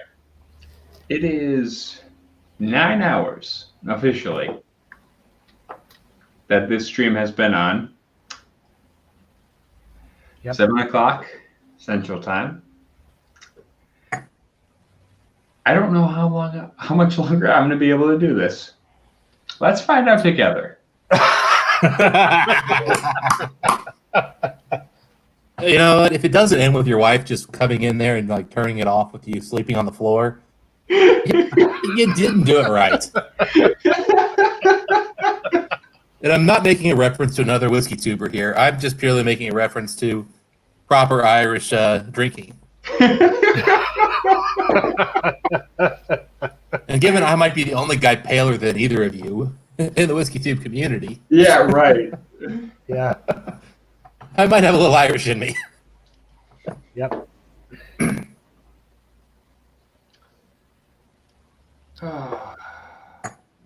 Yep. But if I still had color in my beard, I'd be more red, but Yeah, right. I think I do. Apparently I had to get bald and gray at the same time. Yeah, I know. I've got the both of you in with your shiny heads. Yep. Yep. I've heard redheads are more likely to go bald, and well, Is that really? I have heard that is more likely. It's not like you're guaranteed. It's just there's more likelihood. All right. Now, when I was a kid, I used to have the David Bowie slick look with the blonde hair. Yeah, at 17, for whatever reason, my hair just decided, oh, I'm going to start buggering off. And that was it. Same here. Yep. I'll never forget. I was in like my AP psychology class. I don't know if that was senior or junior year, and somebody like grabs my head and goes, "Oh, your hair's so thin." And I went, "Huh, that's weird. I've always been told my hair's thick." In fact, the last time I got a haircut at a professional, they actually used shears to thin it. Now I did this, and I went, "That seems different." I didn't even thought about it. And I'm like, "Oh." A year later, I'm like, "Hey, clippers, we're buzzing this thing." Yep. And then by 20, it was a big. And probably should have done it sooner. Ben says his old man is English and Scottish, but when he has a mustache, it's a shade of red. You know, my granddad, he was in the Air Force in North Africa. My Irish granddad, he was in the Air Force in North Africa. They called him the Red Moustache because he had pitch black hair like me and then just a bright red mustache. Wow. Yeah, very much the same. Nice. Very nice. So this was fun for me today. So I write reviews over on distiller.com. And, you know, like all of like 6 people probably have read any of them ever. Just like this channel. Your channel is tens of thousands of times more popular. You've probably got hundreds of views. We've got like tens of views. But so I wrote a review of Murray Hill Club blend, which is it's part of the Joseph Magnus distillery. Yeah. Wait, okay. I want to hear your opinion first. On the Murray Hill. Tell me what you think. Okay. All right. So I've had 2 bottles of the Murray Hill, and so in my rating system, a 2.0 is an average whiskey. A 3.0 is getting into like it's pretty gosh darn good, and a 4.0 is basically just insanely good, and anything over that's just like holy crap. Like I just crap my pants. It's so good. So I gave it a 3.25, but I noted that the last bottle I had was getting into 4.0 territory. It was truly like special bourbon. And I'm like, I actually opened my review by saying, this is batch 18. would be nice if Nancy could pop in and let us know if anything has changed for this batch. Just knowing that Nancy Fraley is pretty famous for responding on a lot of YouTube channels, and I'm like, yeah, like she's gonna respond to me on Murray Hill of all things. So today I hop on and I get a note. Hey, you got a comment from a whiskey blender. Hi, DH12-2. Master Blender Nancy Fraley here to rescue and answer your question. I'm like, holy shit! It's like, That's yes, awesome. there was a slight change in the most recent batches of Murray Hill Club. The proof is much higher on these barrels than it has ever been for Murray Hill couples. Thus, I'm going for a rough aggregate proof of 130 or higher down to 103, which has been the standard proof, blah, blah, blah. Barrel ages are usually somewhere between 100 and 116 proof, if that's any indication of how different these barrels are. This was a sale one barrel of what they call light whiskey, which is 10 to 15 years old, and then 11 barrels aged between 12 and 20. So they actually have some older stuff in here, which is shocking. And then she goes, at any rate, I hope you get a hold of Murray Hill Club special release, finished in cider and malt casks. And I'm like, yeah, I'd love to get a hold of your 700 bottle unicorn whiskey. Yeah. But I'm still like, holy crap. Not only did she give me that information, but she's like, I'm like, oh man, like she did respond to my like cigar blend review, but she responds to like all like 12 reviews of cigar blend because again, no one can get a bottle. This is actually fairly easy to get. I'm like, holy crap. She responded. And I was right. They did change it. Yeah. Because I mean, I was expecting to be like, yeah, you just have a shitty palate. I don't know what's wrong with you. It's like, no, actually, we're getting much higher proof stuff and we're blending it down. It's probably telling me they're trying to get more whiskey out of those things by putting higher proof whiskey in. And they're cutting corners from MGP. Well, I mean, hey, real quick, Lost Cause. Good to see you, my man. I haven't seen you in a couple streams, so good to see you back, my buddy. Hey, So it sounded and like you were Spencer NAV. Good to see you, man. No, but that is cool, man. I really do like Murray Hill. I like that light whiskey edition. Yeah, I was going to hear what you said. What do you think about it? Because, I mean, the first one I had, honest to goodness, was probably in my, well, because I can get it anytime I want, it's probably the best available whiskey I'd had in a long time. So here in Wisconsin, weirdly enough, we can get the cigar blend pretty often. Wow. Yeah, I don't know. We had a shit ton of it at the store. I don't know why, but we did. Do you guys ship via Honestly, mule? huh? Do you guys ship via mule?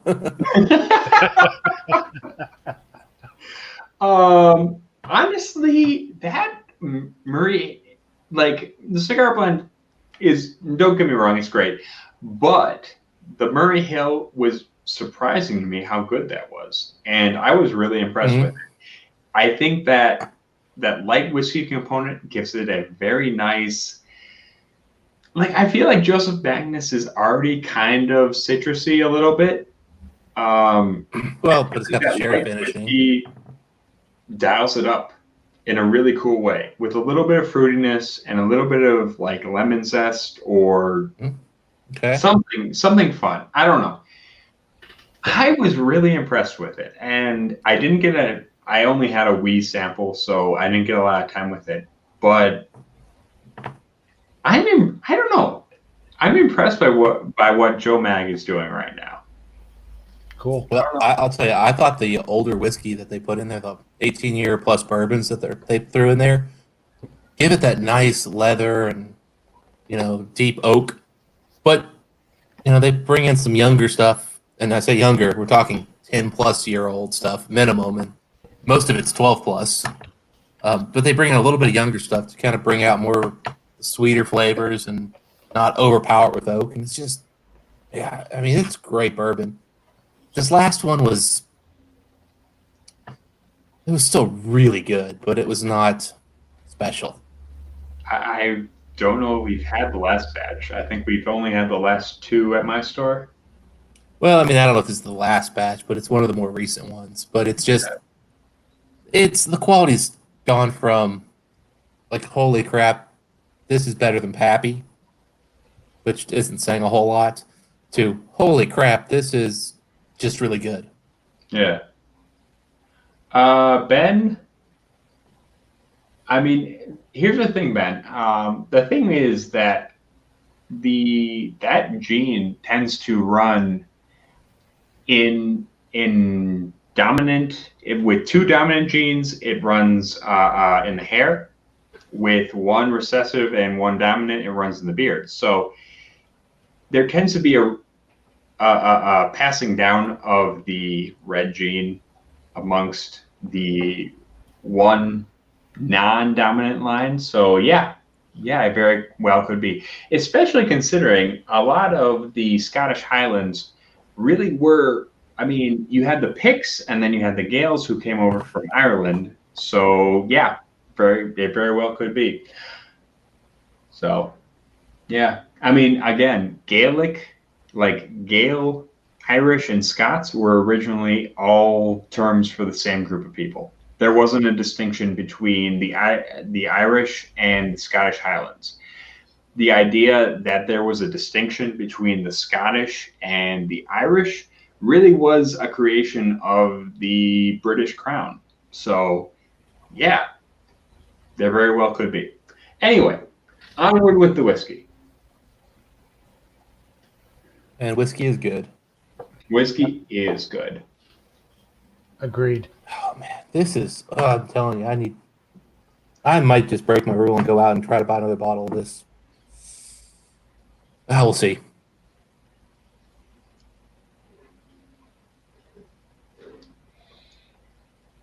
This whole quarantining ourselves thing is definitely going to be a challenge over the next little bit. Namely because I am refreshing liquor store websites daily, going, you have it, you have it, you have it, you have it, you have it, you have it. I need some black, black. Red Breast 27. I got friends texting me, hey, can you still get some of those Octomores? Yeah, but I don't know how to get them because it's curbside pickup, and I don't really want to be a jackass. And it's on the website, but I know they have bottles. Look, you can do curbside pickup. It's just that we're all going to judge you. I mean, well, the thing is, though, like I can't go on the website and pay for it and then just have them like bring it out and be like, okay, cool. It's like I actually have to call and be like, hey, I know you have these bottles. You sell them on your website. All right, that'll be $400. And how much? Okay. Hey, buddy, I need you to PayPal me now.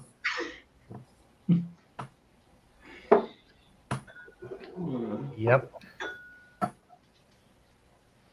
I've actually gotten to the point where I literally think there's one store that I am probably have spent $10,000-$15,000 in the last year at for other people. Wow. For other people, though? Yeah. My PayPal has been really, really well stocked lately.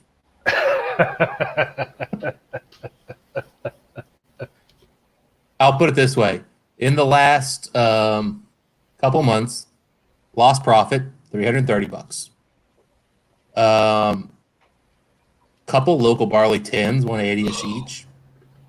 That Kilcare 15-year. Oh. At least 2.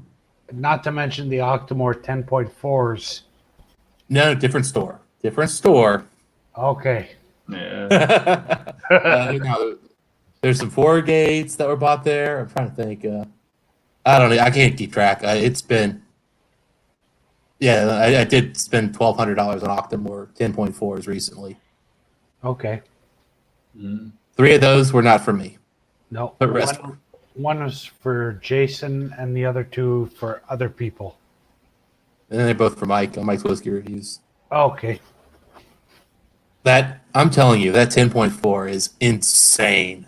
Is it? Unbelievable. I don't have a clean glass over here. You know what? Bottoms up. Hey, cheers. That's it. Let me show you the 10.4. Thank you for your penchant for self-punishment and hanging out with us all day. We really appreciate it. YouTube. Charles is a YouTube. good guy. Yes, by law, I think I actually do need a liquor license. And because I'm going across state lines, I think I'm probably violating lots of all kinds of fun stuff. But hey, who cares? Yep. Okay. 10-4. 10-4. Virgin Oak. This is 3 years old. Wait, did you This say is- 3? Yeah. 3. 3. Non-chill filter, natural color. And I do apologize for the lighting here, but guys, look at this color.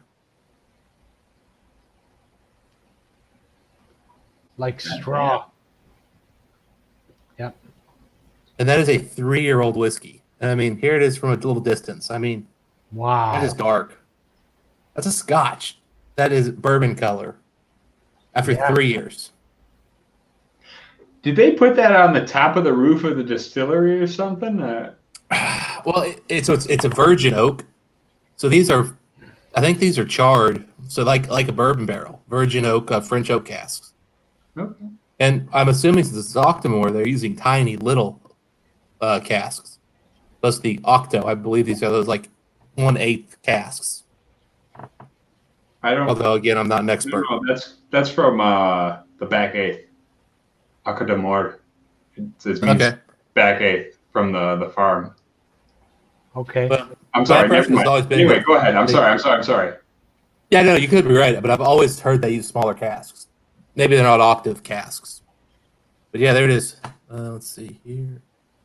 This is harder than it looks, guys. Yep, 3 years. Wow. Yeah, it's the youngest Octomore I've had, and I think it's my favorite. Really? Yep. I've got the 7-year-old 8.1. I've got a 6-year-old 10.3. I've got a 5-year-old 9.3. This is, and I've had the 8.3, which is also 5 years. This is incredible. Cool.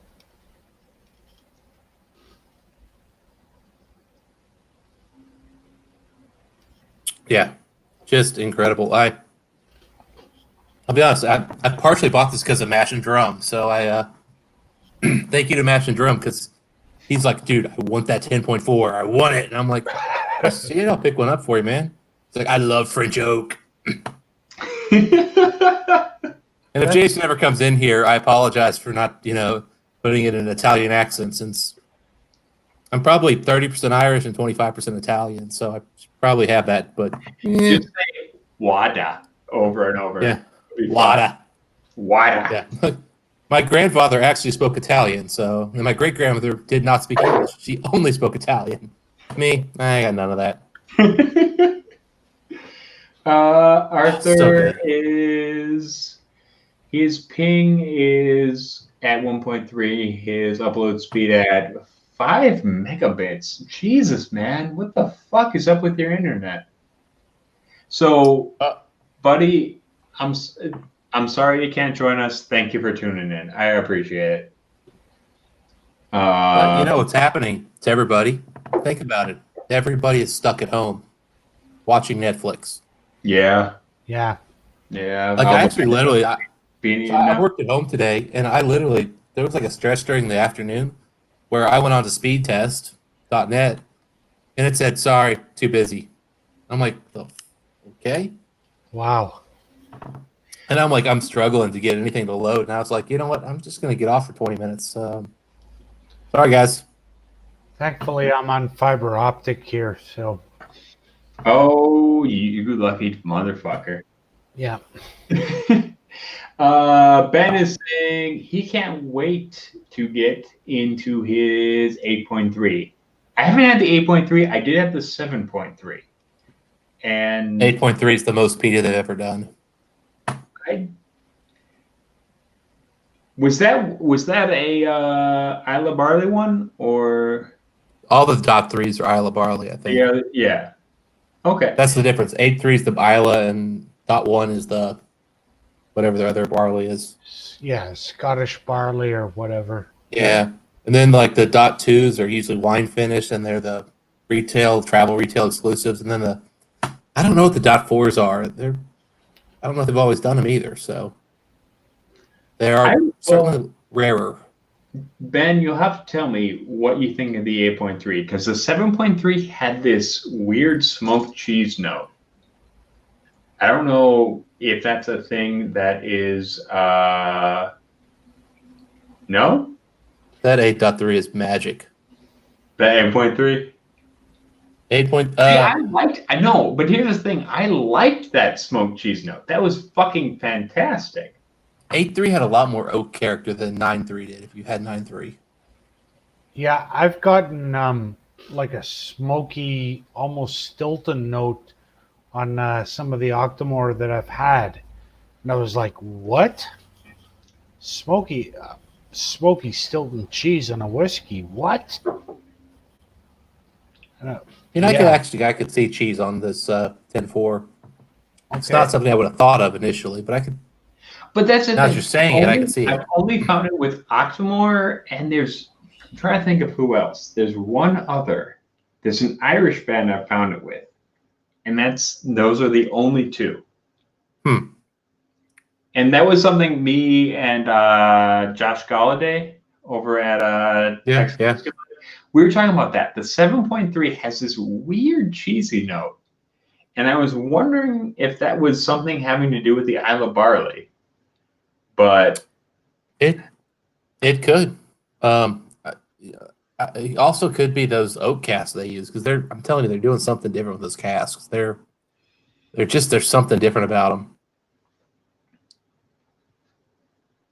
Because I'm right now, this one though, this virgin oak, man, I'm telling you, it's like bourbon and peat in an Octomore way. That's just, it's good. It's the oak that you get in a bourbon, but it's the peat of an Octomore, and it's just.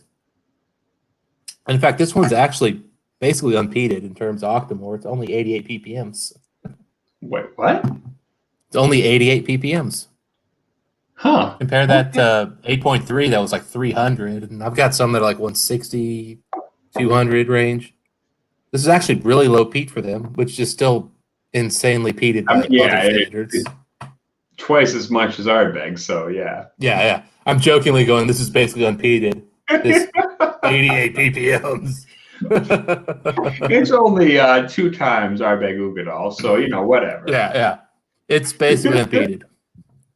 But I tell you, there's just something about it. I just can't get over the color. I just can't get past that color. It's just incredible. That is wicked dark. It is. I mean, if I bring it all the way up and I try to, bring out the color with like direct light on this thing here, I mean, that's still dark. No, it is. It is. I mean, again, this is 3-year-old Scotch, and it's that dark. Yeah. It's 10.4, Emily. So it's the virgin oak cask. It's aged 3 years. But it's virgin oak, French oak. Well, here's my thing. I saw someone asking this in the comments. Did they do like a 5 char on that shit?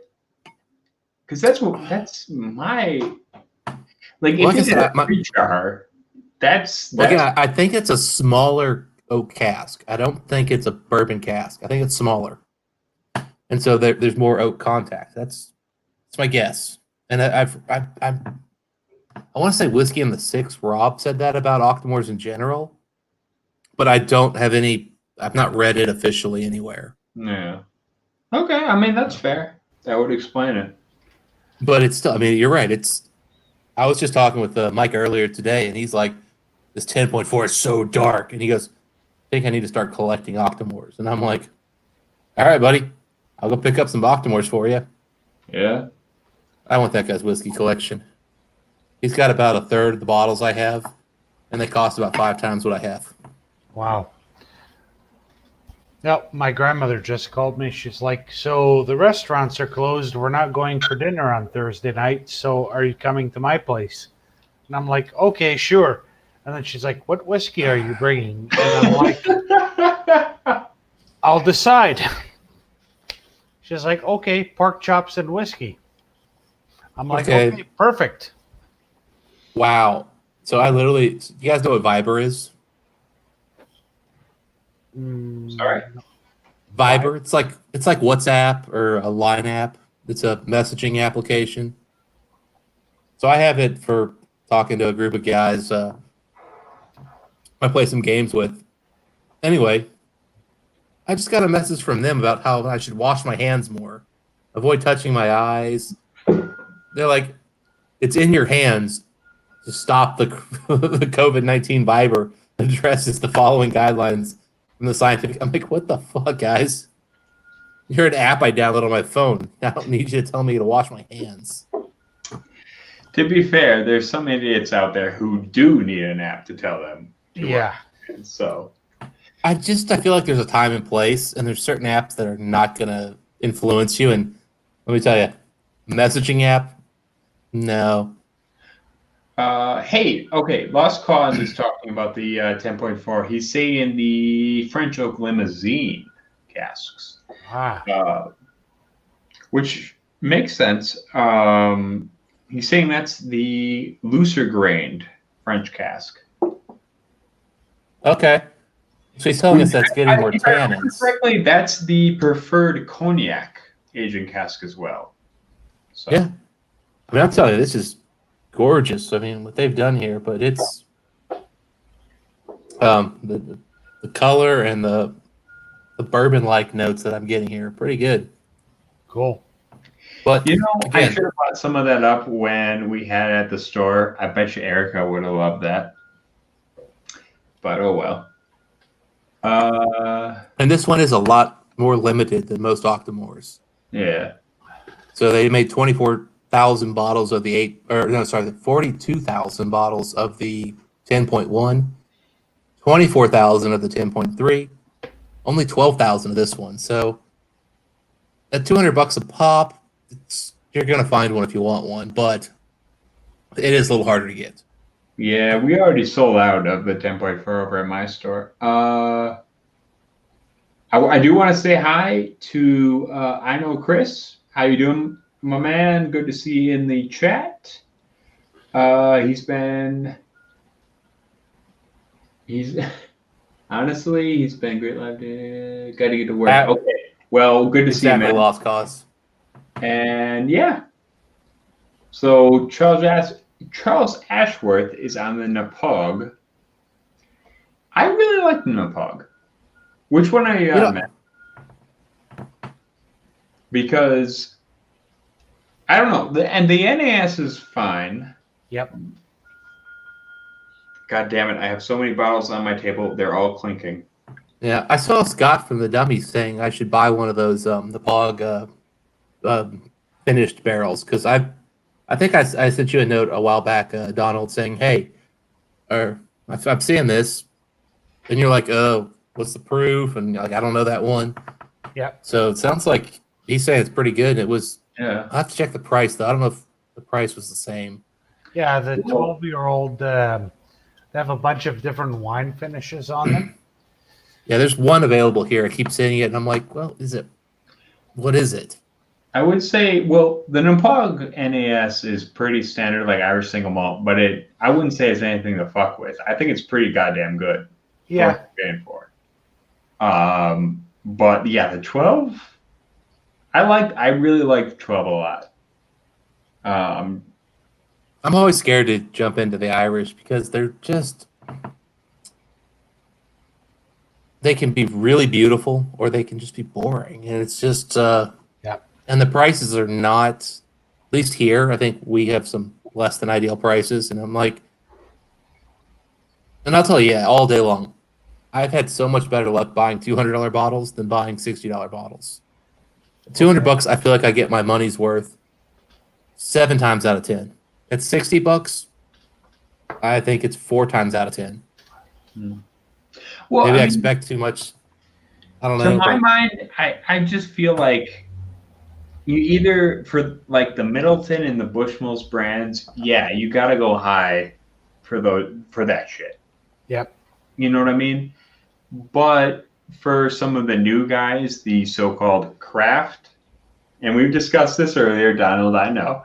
Yep. The so-called craft guys, I feel like you can fuck around in the 60 to 100 range, and you can see some really fun shit. Yep. We don't get a lot of it here, though. Like we get, it's pretty minimal. Like I actually have looked for Powers and I haven't seen it, but I did Google it. Apparently, I can get it at one of my local stores. I just never saw the bottle, but it's only the 12-year. That's it, and it's $70. And do I want to spend $70 on that, or 90 on the Redbreast 12 cast string? Which also I think I can find for 70 some places. Motherfucker. Okay, hold on. This was exactly the fucking conversation me and Donald were having 2 hours ago. Yeah, I know. But I actually remember the conversation now. But I had to bring it back up because I'm like the problem for me is the price. Like, there, especially if I can find old bottles of the 12 cast drink before the tariffs, they're $10 apart. Like, man, you got to really think there's something special about the Powers to tell me it's a better value for money because it's $10 less, and it's 46 versus 50. Yeah, I see the argument, but you don't always get the same flavor explosion out of the Redbreast 12 cask strengths that you do out of the Powers. No, you're right, and that's the trick. What I love about the trick. And now, because the difference. The Redbreast, I will say, I love Redbreast. I adore Redbreast, but Redbreast is made to be a more subtle exploration of the pot still style. It's more designed to be a slow and even ascendance through what whiskey is. I think if you're going to buy Powers, you're looking for something that is a little more of a pop. Yeah, it's probably the most challenging pot still out there because you get the most spice, the most up-in-your-face flavor. It's really like the old school Dublin style pot still. Just right there, boom, and it's great. Arthur Lopez this is out there. chiming in. He's saying John's Lane is much creamier and rich compared to the 12. The 12 is much more muted. I mean, yeah. Wait, creamier than the cast strength? Because what I was getting ready to say is, I mean, I think with whiskey, for me, I value texture almost as much as flavor. Yeah. Whereas I don't think most people do. To me, texture is, it can separate an A and a B. Like, it's that big a difference. Yeah, as you and said. That's why I love the 12 cast strength. Yeah, as you said in Discord, the mouthfeel is a big deal breaker for you if it sucks.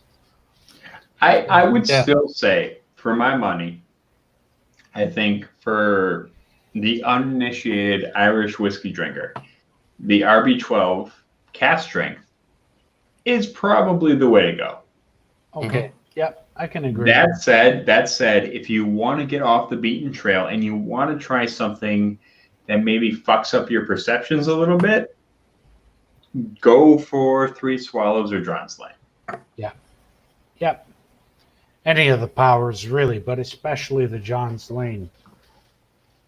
Fair enough. Which is probably why another reason I love the Octomores, because they are creamy, velvety, silky, rich and oily. They're fun to drink. Well, but that's the thing. I would love to see a Redbreast done with a 20% oat fucking mash bill. I would, if you could take the exact same distillation, your heads, your tails, whatever, put a 20% oat mash bill in there. See how fucking creamy that motherfucker comes out. Oh man, I'm sure that would be like Dairy Queen. Yeah. Yeah. Hey, I'm down. But that's the thing. Middleton will never do it. Unless the Irish government forces their hand. So I'm going really boring. Andronic.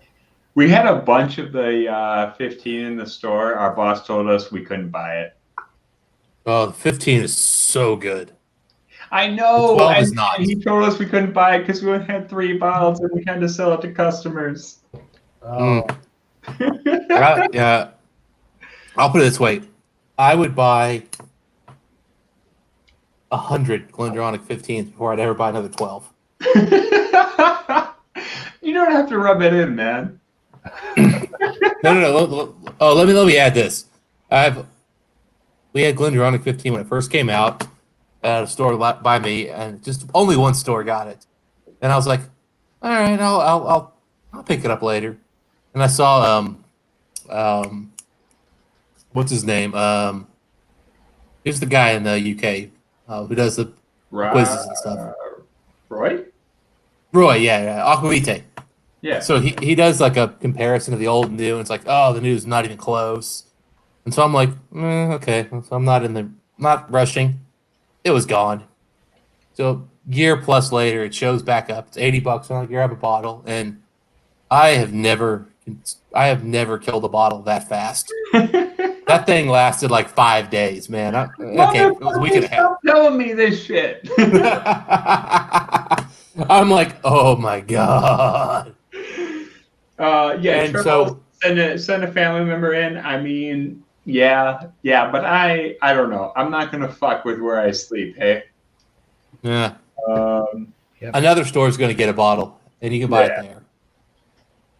So, Ben Demon Hunter does have a question though. Down Rants, would you highly recommend John Lane over RB12, RB12 CS, and Bushmill 16? May I field this one first? Yeah, go ahead. Okay. It's going to be a yes. Can I say first? Fuck Bushmill 16. That's all I wanted to say. You can take the rest of it. I agree. I mean, the price point is asinine and stupid, and thank God I didn't pay the MSRP for it. I mean, I like the whiskey.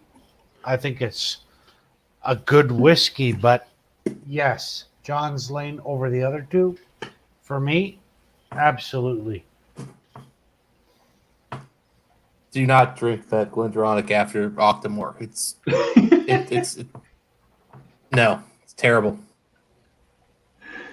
I'm getting nothing but just bad bitter notes and off whiskey notes, and that whiskey is much better than this.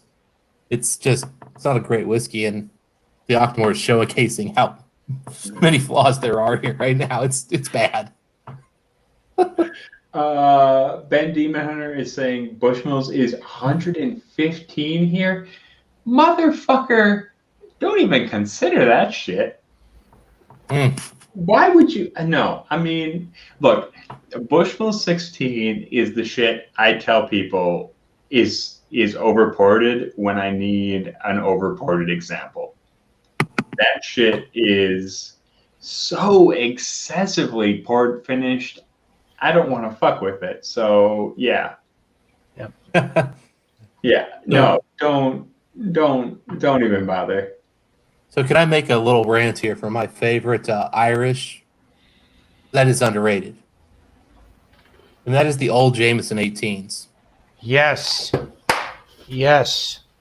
Like so Scott was talking about it, just talking about how underproofed and how light it was, and I get that because that's fair.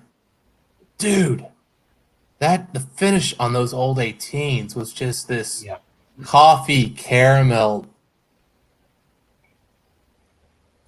clean, crisp, beautiful whiskey that lasted for freaking 5 minutes in your mouth. You're like, because up front you go, okay, yeah, it's a little light, and you go, ooh, oh.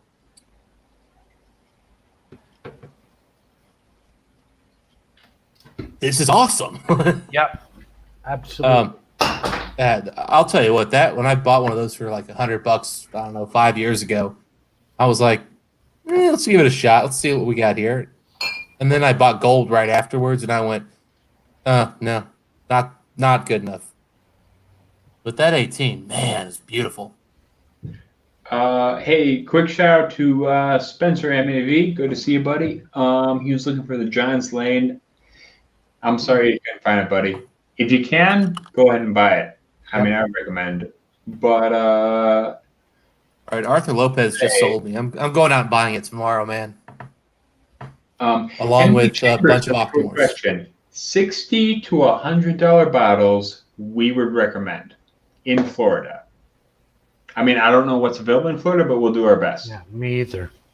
Are we talking Irish, Emily, or are we talking, or are we branching out, or are we just sticking purely Irish? I mean, okay, assuming Irish, what would we say? I mean, off the top I'm of my assuming head, Florida is a little cheaper than it is here. 'Cause I've heard that enough.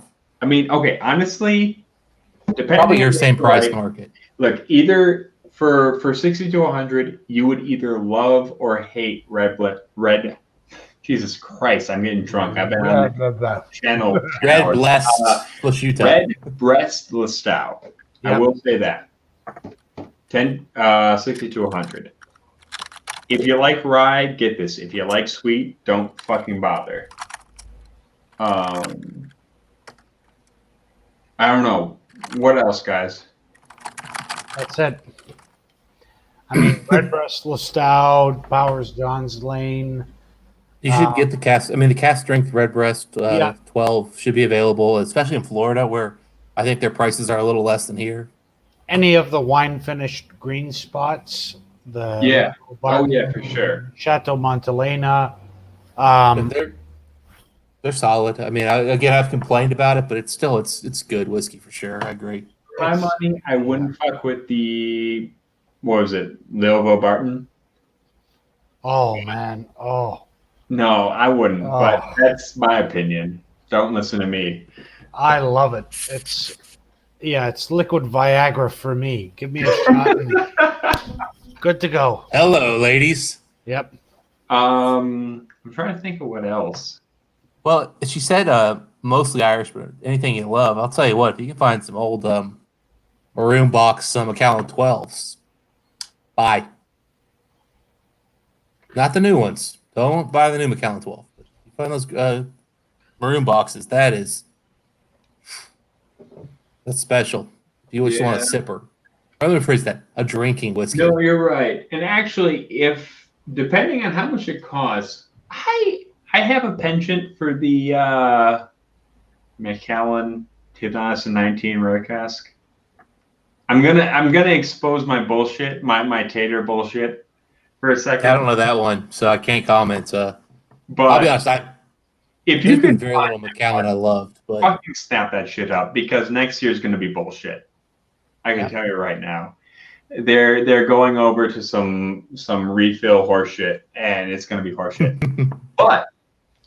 but the 2019 rare cask, give it a go. Oh, Macallan rare cask. Yeah, that's $300 though, right? What? What the fuck are you paying?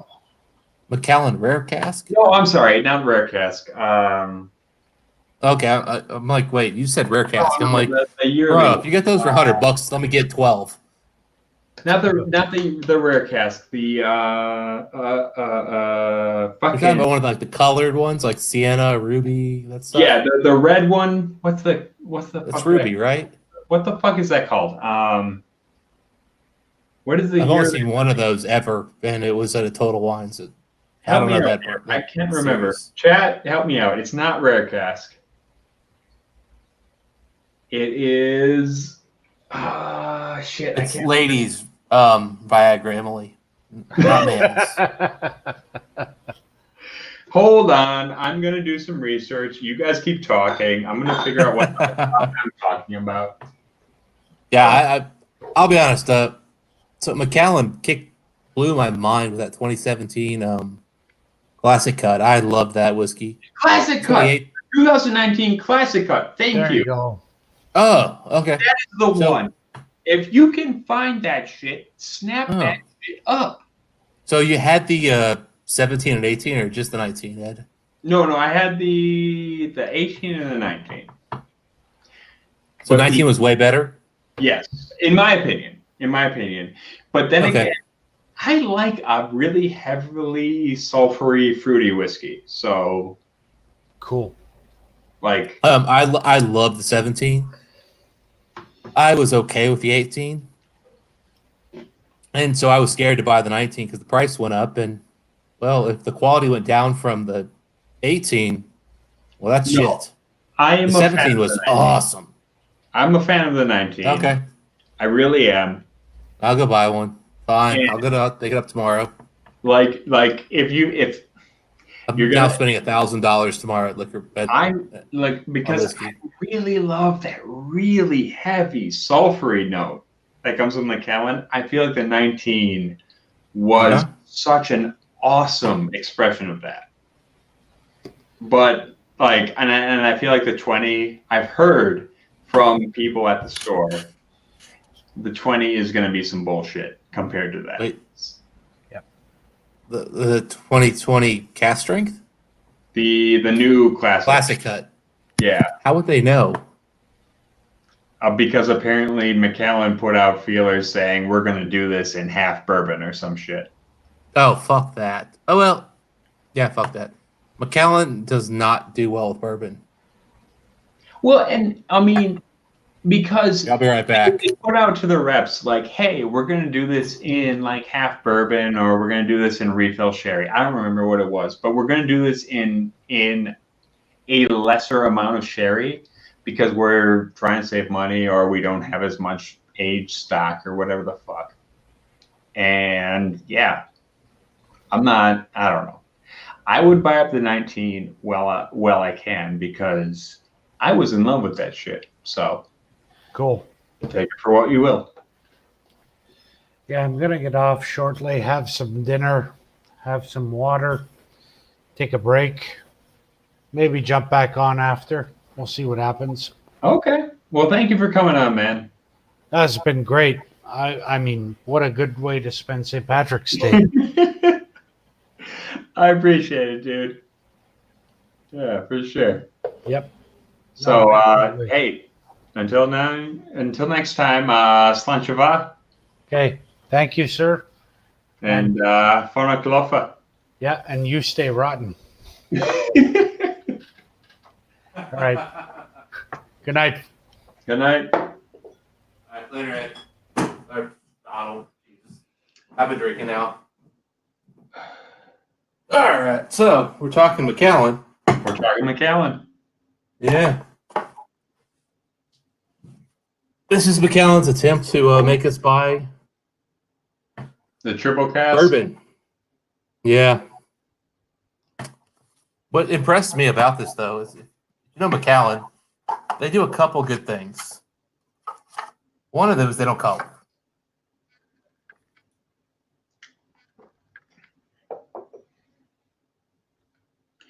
Yeah. That is some So- red shit. And for a 43%, that's solid. So I give them credit for that. But this whiskey it's a very good whiskey that these assholes want $600 for.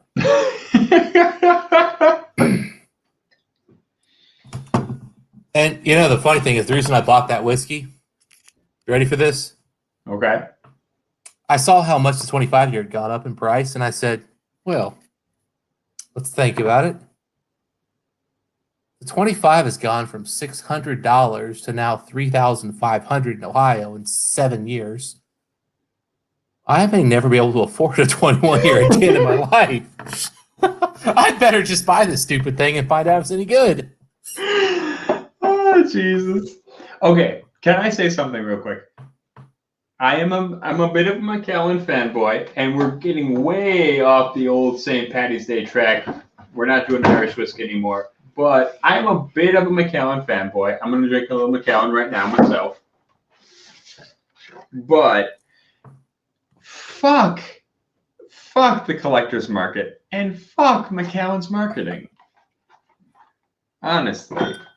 Like, So, Jesus if I ever create Christ. a YouTube video, I want to start off by doing a video on Macallan. And it's going to be Macallan, we believe in suicide. And then cut to that freaking commercial they do. And you know what, fuck? I actually walked in the other room for a reason. And it was because my laptop's going to die and I'm going to put a charger on it. I'm going back. I brought whiskey instead. I got distracted. Okay. However, I can still talk. The beauty of these wireless headsets. Well, I guess you folks are stuck with me. Yeah. Can we just talk about Macallan Genesis for a minute and how they shut down an entire highway for their fucking release party? Yeah. Look, I like Macallan. I do. I really do. And it hurts me as a whiskey rye hipster motherfucker to admit that. But god damn, Macallan, you got to stop with this collector edition high end bullshit. I love number 3, but you goddamn know you just made this to try and sell a bunch in like $4,000 in a year. So, god damn it.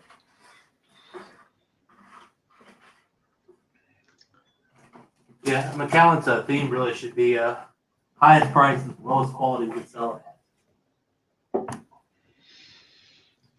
You know, I feel like that's the problem with any kind of nerdy exercise in consumerism is that eventually you reach a point where you find a brand that you love deeply, but their business practices piss you the fuck off. And for me, that's Macallan. I fucking love Macallan's whiskey. I fucking hate Macallan as a business. My thing is the whiskey's just not the same quality that it used to be. And that's what makes me kind of even more frustrated. Is their quality's going down. I mean, I have literally bought every bottle from the shelf of this at least 5 times this year. And the store I go to just keeps restocking. I don't know where they're getting them. I'm like, they have more? Yeah. So I was actually going to switch to Irish, but let's talk about Macallan. There's a liquor store available that will run out of Macallan, let's face it. Yeah, but this is not this is the old box. Oh, this is the shinny. This stuff is good. The new black box, it's not the same quality. It's just not as good. By the way, the best cork in the business.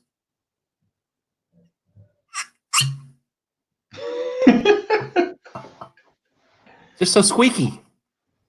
And I've never had a Macallan cork fail on me. Which, mind you, it'll happen eventually. You know, I don't believe I have either, but we'll see.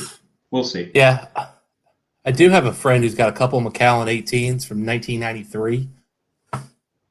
We'll see how those do if he ever opens one, which he may never open.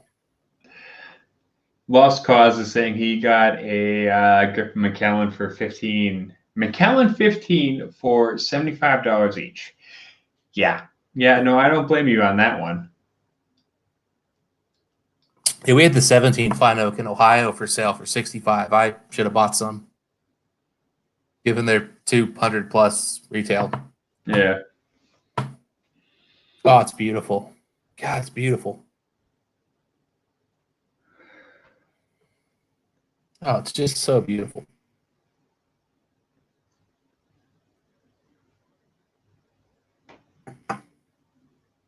Okay, the 43 does suck a little bit, but well, I gotta say, I think my favorite expression that I've tried so far from Macallan has been the edition number 3.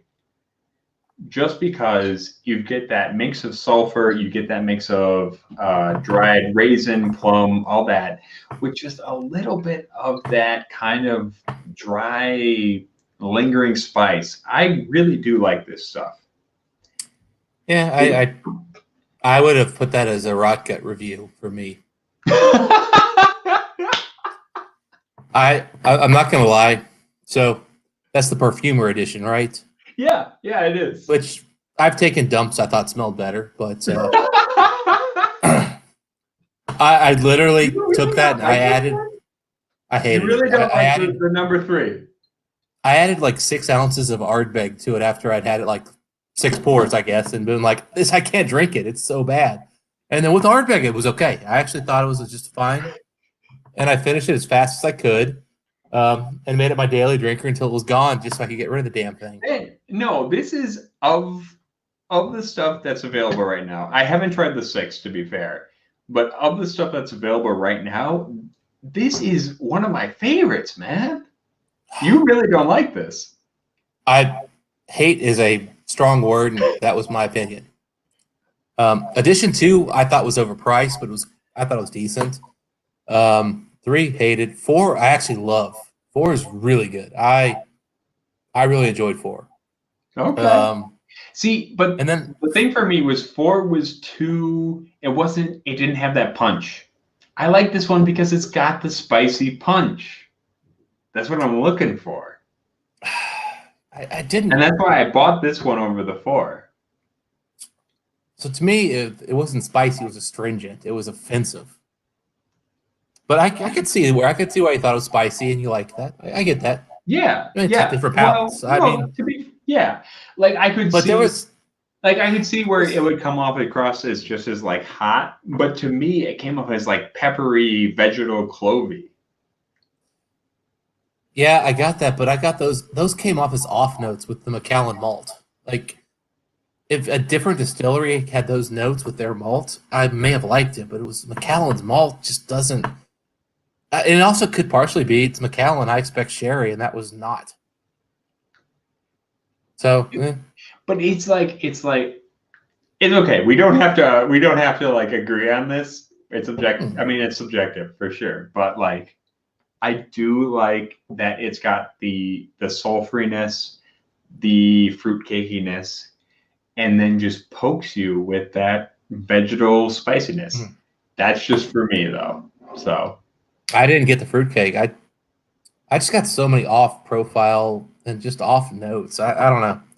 It's all good. Fair. I mean, that's fair. 4 was great. 5 is overpriced and mediocre, but there's nothing wrong with 5.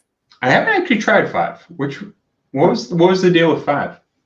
5 was about the color, which was kind of purplish. That's the purple. That's the purple. Yeah. I'll say this to anybody who's like interested in having 5. I have not a single negative word to say about it as a whiskey. I just don't have a nice thing to say about it. It's just honestly, well, that seems like bullshit to me. Like, okay, I haven't had the whiskey. It could be amazing whiskey. Let's face it. But yep. Fuck the color. Fuck the color. I mean, I like whiskeys that have natural color. I like whiskeys that have light color. Well, but in their defense, though, Macallan is natural color. Well, whether or not so they did the color with the casks. I feel like drawing attention to the color is kind of unimportant. I guess coming from I started as a bourbon drinker, so I get the color thing. Like, I'll buy bottles of bourbon like that are small batch or single barrel based on color. Like, I'll look at one and I'll go, nah, that's wrong. Ooh, that color looks good. Yeah, let's buy this one. I mean, look, to be fair, like, I get that my old man is the same way. He came from bourbon. I get that. But for me, like coming from Scotch Irish, guy. You've been. I don't give a fuck about. For me, and because they're all like color it, so color doesn't like bring out like. But at the same time, like, I've had fantastic whiskeys that have been incredibly light in color, and that's been okay for me. But so the thing with that one though is it's not that it was dark; it was that it had like a purple hue that is incredibly unique in a Scotch, and it's unique. I mean, that was what they went for. It was a unique color. I mean, should you pay? That's fair. That's fair. I guess for me, that's not a consideration. And you know what? At the end of the day, I only bought it because so many people said, "Oh no, it's really good whiskey too." And I was like, "All right, fine." And I bought it, and I was like, "It's exactly what I was expecting." It was better than I expected because I thought color bullshit. But again, I get the color appreciation. I think it's a cool idea. I just like the fact that that's the marketing because that tells me what's the flavor. Well, I don't. Whiskey tubers kept telling me it's good, and so I said, "All right, we'll buy it," and it's not bad. It may be no. The whiskey may be fine, regardless of the whiskey. It may be great whiskey. I kind of hate Last Cause's thoughts, but I love it. Well, I bought it because Macallan under 200 and want to try. I mean, Yep. That's the market we're in. That's the world we live in. hey, dude, if you want to try it, I'm not gonna fuck with you. Like you wanna try it for 200, I'm not fucking with you. You do what you want, man. Well, but that's the thing. I'm not saying that I want whiskey from Ireland or Scotland with E150E or any of that bullshit. Mm-hmm. I'm saying that you can make whiskey any fucking color you want, but I'm not going to judge it by the color. And I understand that may be a consideration with bourbon, but that's not really what I give a shit about. And that's in my opinion. I'm not trying to I'm not trying to shit on anybody else, but we both love peated whiskey, so we love some clear ass looking whiskey. Right. But you just saw me talking about this Octomore, and like I just couldn't get past the color. It's just so cool. I can understand why. It's cool. I get it. I'm geeking out over it. Right. Now, if it sucked, if the whiskey sucked, I wouldn't care. Is interesting. I get that. But the real test is when it goes in your mouth. Agree, but the geek in me likes the color idea if it's natural, and so the geek in me gets the Macallan color thing. But the geek in me also says all I really give a fuck about is that this is good. And the Macallan Edition 5, you won't dislike it. Okay. But what you're telling me about what you like about Edition 3, there's none of that in Edition 5. What I'm telling you I like about Edition 4, there's none of that. If you like the Macallan malt and you want a little sherry, but you don't want to be wild in any way, that's Edition 5. That's Edition 5? Okay. It's flawless whiskey with nothing special, and you can get it for $100. I'd buy it, maybe. I think I've seen it for $130, $150. God, no. Those prices, that's a pass.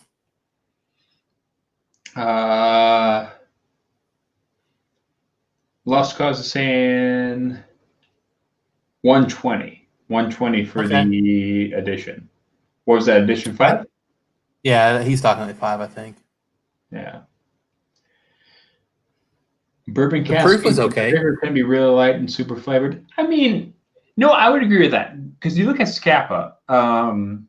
Like look at the Scapa Skirin. I think that is one that it's been bourbon casked and has very tropical fruity flavors, and that's something you don't find in regular whiskeys. Like other whiskeys, corn based or rye based, that have been finished in bourbon casks. You're right about that. Be a malt. I think you're right. Like I think there's a certain kind of flavor you get from a bourbon cask that can contribute to a very good young whiskey, and a very light whiskey, too. If you're talking about color, I don't know if you're talking about like light whiskey in the terms of American light whiskey, but I assume you're talking about like, light. Well, you can get some whiskey. Oh, I mean, I've had a 29-year-old Balvenie. It's the 25-year-old, but if you actually look at the single cast, I'll tell you the age. This one was a 29-year-old. It's super light, and it's got those tropical fruits. It's got the Balvenie honey. Mm. When I had it, I made the statement that I got a green tea note. So I've been told that I'm a freaking asshole and wrong, but there was like a bitterness to the oak that made me think of like a green tea. It was darn good whiskey. I wouldn't pay the retail for, but I mean, it was a multi-$100 bottle for sure. Just not $600-700, which I think is the retail. So sure. Yeah, so I mean, you can get bourbon cask can be light. Looking for the Iron Root. Haven't found Kilhoman yet. Oh. And she's looking for Scotia 15. Oh, sweetheart. Oh. You're looking for some Kilhoman. You're looking for some Kilhoman. Yeah. Okay, I hate you on both those bottles. Yes, you are looking for some Kilhoman. I hate you on both those. Those look so good. We have a shitload of Kilhoman up in here. So, yes, you want to get some Kilhoman. This is the... There are which one is 4 this? Kilhomans available in my market. It sucks. This is Madeira, and this is the Sauternes. We also have the Bourbon Cask, the Meet the Pete Tour, and, the STR cask up here. I think we used to have... here's 100% Isla, too. Hey, I can get the 100% Isla. You have one I can get. No, Kilhoman is fantastic. They really are. I fucking splooge over Kilhoman. I'm not gonna lie. So I'll tell you, the Makia Bay might be the best entry level peated whiskey on the market. It's fantastic. It is. And actually, I like it better than Ardbeg. Ben Demon Hunter is saying, does everyone absolutely love Kilhoman? I don't think he's found anyone that doesn't love Kilhoman. Yes, everyone loves Kilhoman because it's fucking amazing. No. Yeah, Mark, 100% Isla. I can occasionally. I've seen once and I bought it, and then I've actually never bought the Loch Gorm, which I can get, but Scotch Test Dummies were a little negative on it, so I didn't buy it. It is $100. The Loch Gorm it's okay, but I would put the Sanag over the Loch Gorm. So get this. So I got Sanag for $56. It's 20 something off. I was like, score. There you go. And also I have a store pick of Makia Bay that I haven't killed yet, which I don't know how it's possible I didn't kill it. I think it's because I lost it. I've got so many bottles that I actually don't know where it is. Otherwise it'd probably be dead. But it's got sharper, heavier sherried version of Makia Bay. Yeah. Oh, I love it. And Makia Bay is fantastic. I think that is one that Erica and I both agree is fantastic. I really like it for the more like smoky, sweet notes. She really likes it for like these deep, heavy, earthy, iodine-y seaside notes. It fucking manages to do both, is what I'm saying. Yeah, I'll tell you my biggest complaint about that bottle, and this is what I hate about it. And I'm gonna be real blunt here. I can't keep a bottle around because it's so fucking good. I just drink the whole thing. It just pisses me off. Actually, here, hold on. So this is, we got, luckily enough, my store happened to get in the only Wisconsin shipment of the Meet the Pete cast strength Makia Bay. Oh, somebody told me about that, and then I went on Ace Spirits, and it was sold out because, of course, it is fucking fantastic. Oh, I bet. Oh my god, I love this. I love this shit to death. I would kill a man for this shit right here. This is. There's a few men I'd kill for less, but yes. This is some of the best goddamn peated whiskey I have had in a long time. I don't know if that's older or it's just purely cast strength. It's just cast strength. It's literally just cast strength, and I think that speaks to the strength of the distillate that Kilhoman is making right now. Yeah. I'll be honest. The store pick I have, so the store pick's a little more sherry cast than the standard, and it actually makes it a little harder to drink because it's got a little more astringency. Now it's really good, but I actually legitimately like that because it's harder for me to drink because Dude, I could drink a freaking half bottle of Kilholman Makia Bay in a sitting, and I hear I'd you. regret it the next day. But I'd just be like, I just don't want to stop drinking. It's so good. I'm trying to wait. Hold on one sec. I'm trying to remember if Erica finished off. The best bottle of Kilhoman we ever had was a Binny's store pick. It Ooh. was Buffalo Trace X Bourbon. Ooh, here we go. I don't think this is the one. No, this is a Specs one. She killed the Binny's version as soon as she got it home. But Good girl. yeah, the best Kilhoman in Buffalo Trace barrels is fucking fantastic, you guys. That's if you incredible. find this one as a store pick anywhere, buy this shit up. It is so goddamn good. That's incredible. Yeah. No, I literally, we brought this home. I think she killed it within a week. Dude, I've done that with a Makia Bay before. I mean, it's just so easy to drink, and it's just like, well, why do I want to drink something else? This is perfect. Yeah. Yeah. I know this is St. Patty's Day and we're supposed to be drinking Irish, but god damn it, I love Kilhoman. Love Kilhoman. Well, all the bottoms up again here. Yep. I think someone was saying they had Balcones in Madeira. I would love to try that as well. Balcones is actually about to be distributed here in Wisconsin. And it's actually just after my birthday, so I'm super excited about that. All right. So I'm sorry. Let me enjoy this Macallan here because I love that. I love it. But so we talked about it earlier. You guys talked about it earlier. Oh, the Whistler. Which one do you have?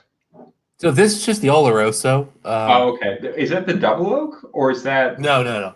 This is just Oloroso finished. It's I think this is the cheapest version they have actually, at least here locally. I paid $26.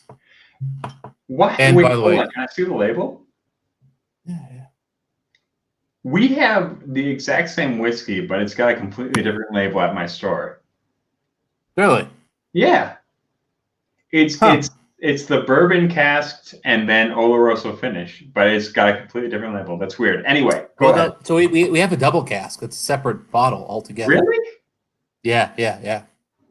Weird. I think this is because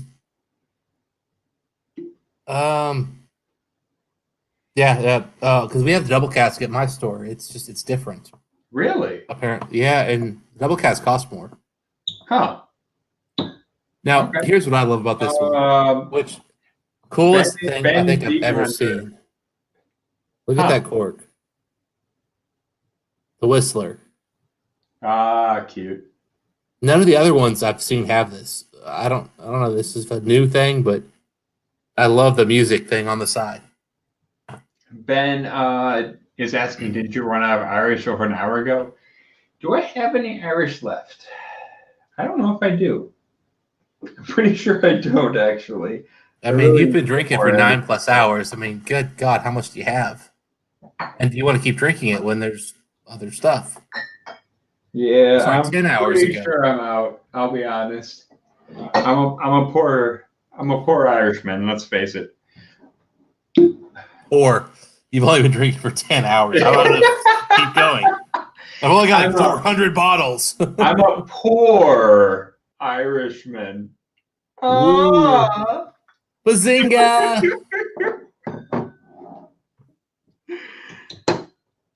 I mean, this is you get the grain, you get a little alcohol. I mean, there's nothing special about this except it's $26 and it's delicious for $26. I mean, like, I am really confused about the distribution on the Whistler because we just got their the double oaked and then the like cream and the honey in. But apparently, like Europe's had the 5 and the 7 for a while now. We've had the 5 and 7 at my local store for a year plus. What the fuck is going on with this distribution? And mind you, the store I go to is the second or third largest store in the country, so they kind of get stuff. Yeah. But I've been told from them that the cast strength 7's gone, and I'm like, but buy one more. I should have bought it. Like the 10-year is over oaked, which is weird. I've never had a 10-year whiskey that was over oaked, but it's over oaked. Yeah. And I mean, like noticeably, like it's bitter. Really? Yeah. I mean, to be fair though, they're not.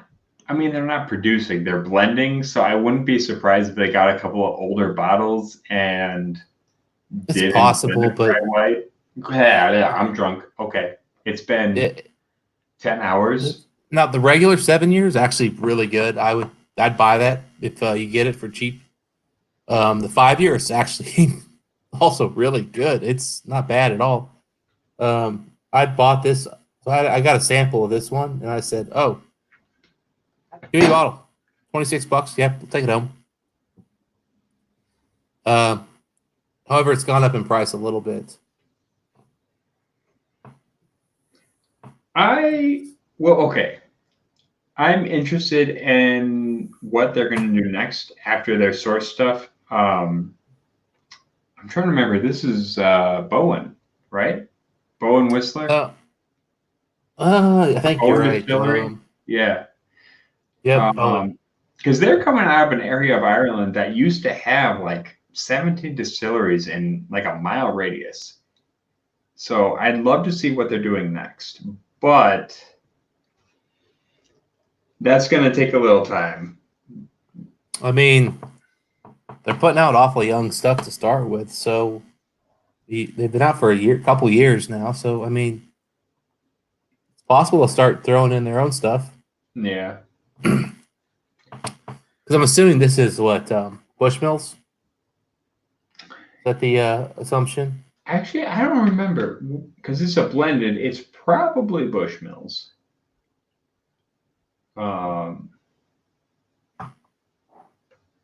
Trying to remember.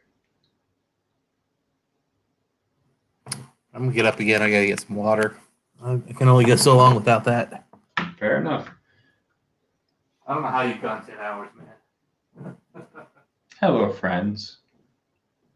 My name is Edward O'Mara. Isme Ed. Agus is Esho on Tevrenu on Guadalofa. Agus. Shoe. On Gel Medicana.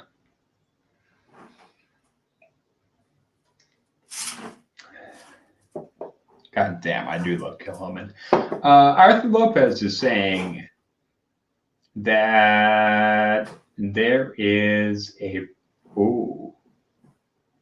allegedly had a pre-release sample of the Balcones single malt matured in Huck Madeira casks. I'm jealous. Not gonna lie. So, are you part of the worshippers of the Texas whiskey, Ed? I don't like that tone you're taking, mister. But yes, yes, I am. No, God damn it, I love Iron Root. I really do. Okay. Balcones is really, really good, and I'm super excited for them to come to Wisconsin at the end of April. But Andalusia, Andalusia, they're really good, and Banner. I really like Banner wheat whiskey. So yeah, yes, okay. I am. Fair enough. I've only had a little of their stuff, and man, there have been some misses, and there's some prices that are just stupid. Really? I'm looking at you, Garrison Brothers. Okay. I've had a few Garrison Brothers that were off the mark. I will admit that. That is true. But Harbinger for mine root is I found out recently if I put enough ice in it, it's actually I can sit back and enjoy that, but without the ice. Wait. Hold on. Harbinger XC or regular old ass Harbinger?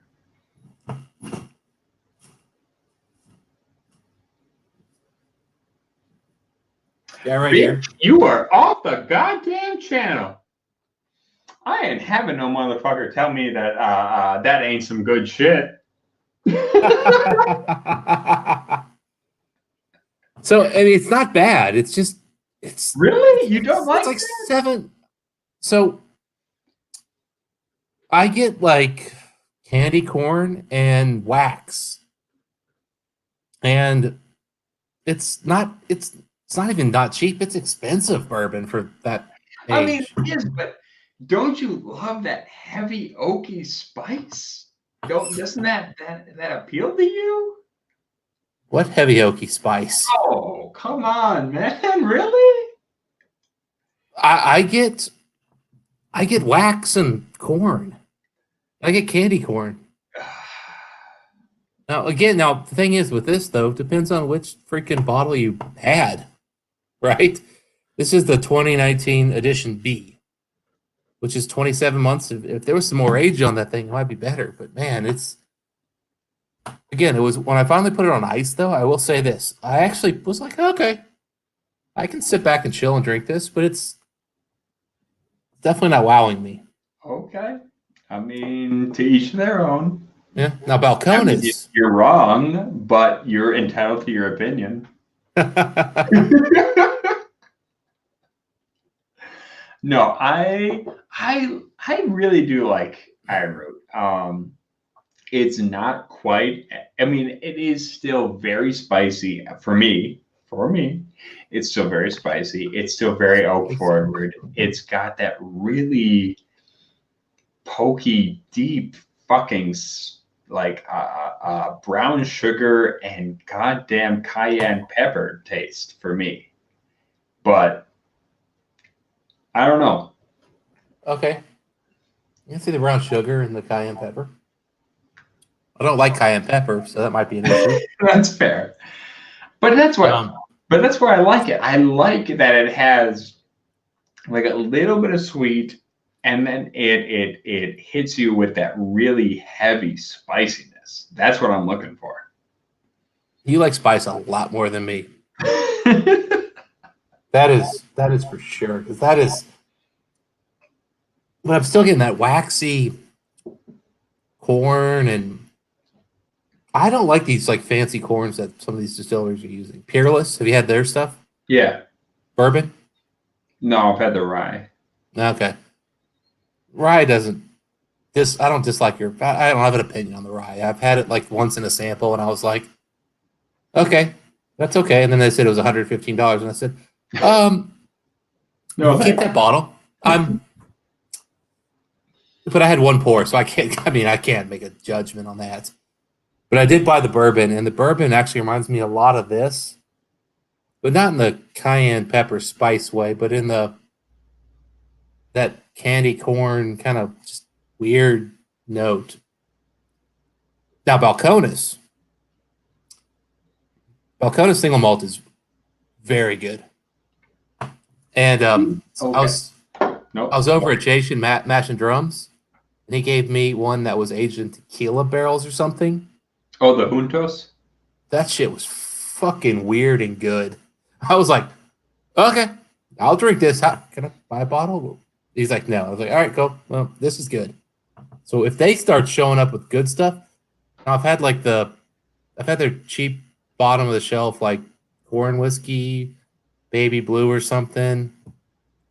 Wait, you're shitting on the baby blue now too, huh? No, not the cast strength one, which I hear is pretty good, but the regular, just low proof, regular, that is legit candy corn and nothing else. And if you like that, that's going to be really great. If not, you're going to be like, I had Brimstone, which is, I could see really liking that one. I didn't buy the bottle, but I'd have to spend more time with it. But if there's something cool there, it's a little pricey. No, Where I was I like Brimstone a lot. I just couldn't justify buying the bottle and finding out if it was gonna be something I liked. But the one pour was like, No, I mean, this is not what I want. I'd spend $60 in bourbon or whiskey for. I like it is it's a wood forward smoke, which gives it less earthiness, gives it a little more lighter, kind of tannic, burny smoke. I like that a lot. I don't know. For the Brimstone, that's pretty good. But and Arthur Lopez is in. He's repping the Texas whiskey. Yes, he is. Yeah. Everything Iron Root, it's just golden. Well, I mean, Arthur, I went in with really high hopes on the Iron Root, and I was massively disappointed. Then I came back to it. I was actually drinking with Eric Waite on a Friday, and he was talking about drinking on the rocks, and I'm like, you know what? I'll drink this on the rocks, and I'll tell you what, I really kind of enjoyed it on the rocks. So, again, I don't want to. It's not bad. It's just so expensive for being so young and not that great to me. But I think if this gets a little older, this is going to be good. To all our viewers who are on right now, I think Mr. Dustin is full of shit. And I think Iron Root is a wonderful brand. So don't listen to him for a second. I have said nothing bad about the brand. I have said nothing but nice things about the brand, and I think it's going to get better. I just don't think it's well, I'll put it this way: Bourbon of the Year, that's some bullshit. Okay. Oh, okay. Oh, No, that's not even getting off. Come on, you're putting that over a freaking George T. Stagg. God damn it! You had to bring in George T. Stagg, motherfucker. Over Harbinger, not one of their special fancy bottles at Iron Root. Harbinger over George T. Stagg. You know that's my weakness. Like, you're gonna really legitimately tell me it's better than Stag. And Ed, if you ever get a chance to try King of Kentucky, if you like spice, you'll get that, but you will get so much more. No, okay, I do love Stag. Let's face it, I love Stag to death, but I don't know. I am. Stag and Iron Root are, I think, two different beasts, right? I think Iron Root has a very heavy, spicy wood tone going on. I think George T. Stagg has a much more fruity, cherry forward taste with a backing of wood tone. I don't know. It's don't make me fucking choose, motherfucker. I want both. They're both really good. They're both very good. I just think they're good in different ways. I think you're crazy, but whatever. I mean, don't get me wrong. I mean, if you think Iron Root's good, that's fine. But to put it even in the same stratosphere of George C. Stagg, it's just Here's the thing. If you want a more fruit forward whiskey, I would agree George T. Stagg is better. If you want a really better dry, whiskey, spicy whiskey, I think Iron Root is better. I think Stagg's got more spice to it than I don't Iron Root does too. No, I disagree. I disagree 100%. Iron Root is definitely the more wood spice forward of the two. I don't even have words. I don't have words. Like, Stag is sweeter and spicier. It's got both. You just gotta focus your palate on which one you want. Like, Stag is bigger and bolder in every way. Okay. We're going nowhere with this. We could get Robert Licorice on here right now, and he would tell you the same thing about Stag. What, motherfucker? Don't you dare impugn the name of my boyfriend, Robert Licorice.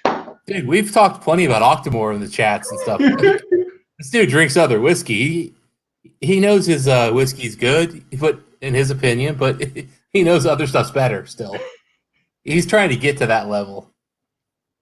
Like, that guy's not somebody who's gonna be like, yeah, we are better than Stag. He's gonna be like, He's like, if you no, think no, we're better no. than Stag, I love you, but This is the hill really? I will die on. Don't you bring your bald ass up in here. I will fucking die for this. Don't you fuck with me. You know why you go bald? It's testosterone. You really want to try this fight?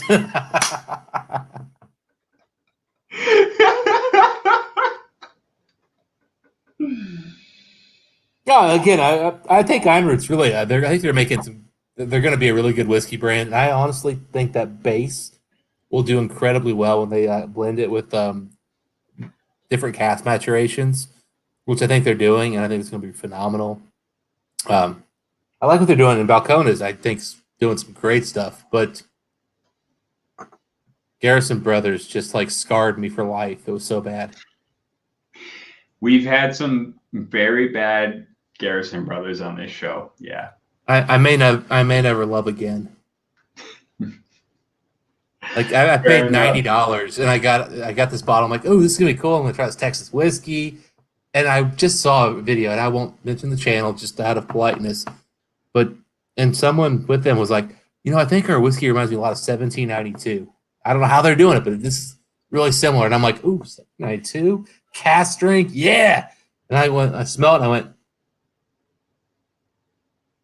did they rub this in the mud? And I'm like, I'll just get whatever. We'll taste it. They did. And then I'm like, I got to make sure this is right. So I tried it again. I added rocks. I let it sit out for 2 days. And then I'm like, okay, I'm wrong. And then I asked like somebody, I was like, hey, you've tried that stuff, right? You got the same batch? Yeah. He goes, yeah. What'd you think? And they're like, tastes like mud. I'm like, okay, we agree. They're like, okay. I'm like, what? But meanwhile, again, they're telling me it's 1792, and I'm like, dude, that's good whiskey. Mm. All right, so we've got a few people in the chat, including Emily Chambers and Ben, who are telling me that I am a little bit pissed and I need to get some water. So we're going to take a break. I'm going to get some water, and we'll be back in a second. All right? Cheers.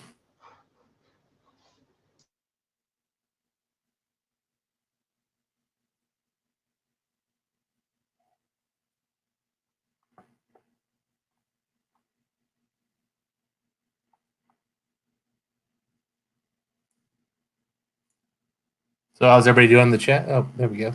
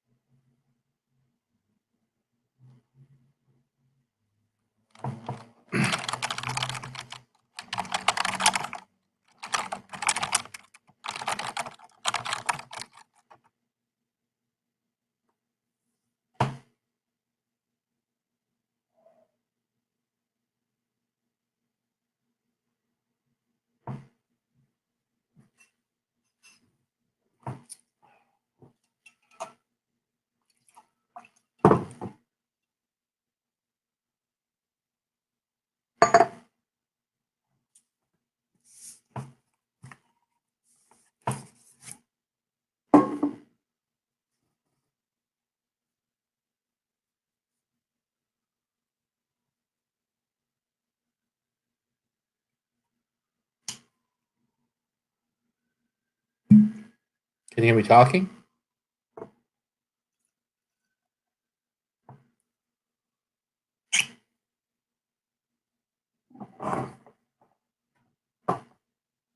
Ben, can you hear me talking or just typing? That'd be weird. Oh, definitely weird. I assumed when he put the thing up, I was dead. So I just I decided the Whistler and I were done, so I've still got the Whistler to drink, but I switched over to Teeling's single malt, which I've said is not one I would probably buy again, but it's definitely not a bad whiskey.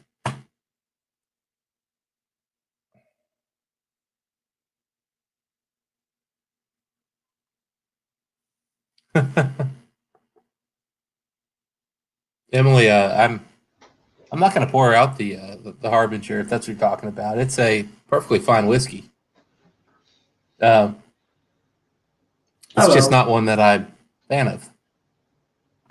Welcome back, Ed. Apparently, when you put that up, I can still talk and they can hear me.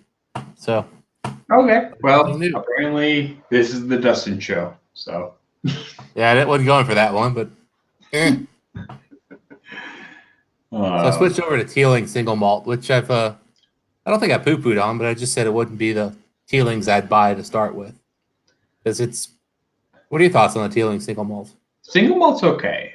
I really, really love the single grain Mm-hmm. on the whole. Yeah. So yeah, it's the only Teelings I've had is this one, and The single grain is this weird mix of spicy vanilla, a little bit of the gravy red, chewy stone fruit. I think it really works. The single malt it's okay. You know, it's like citrus IPA level, like citrus, and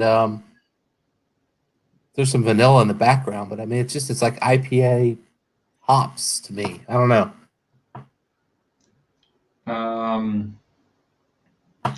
Oh, hey, Mark. He's asking if I've had the red wine cask. No, I haven't had the red wine cask. I have had the STR. So the red wine cask was the one they put out 2 years ago, a year and a half ago. I don't remember. That one I haven't had, but the STR is actually really, really fucking good. So the STR is the red wine cask that they did shaved. What is it? Charred and I can't remember the other one. Shaved, charred, and toasted. That one's really good. So if you get a hold of that, I would go for it. But yeah.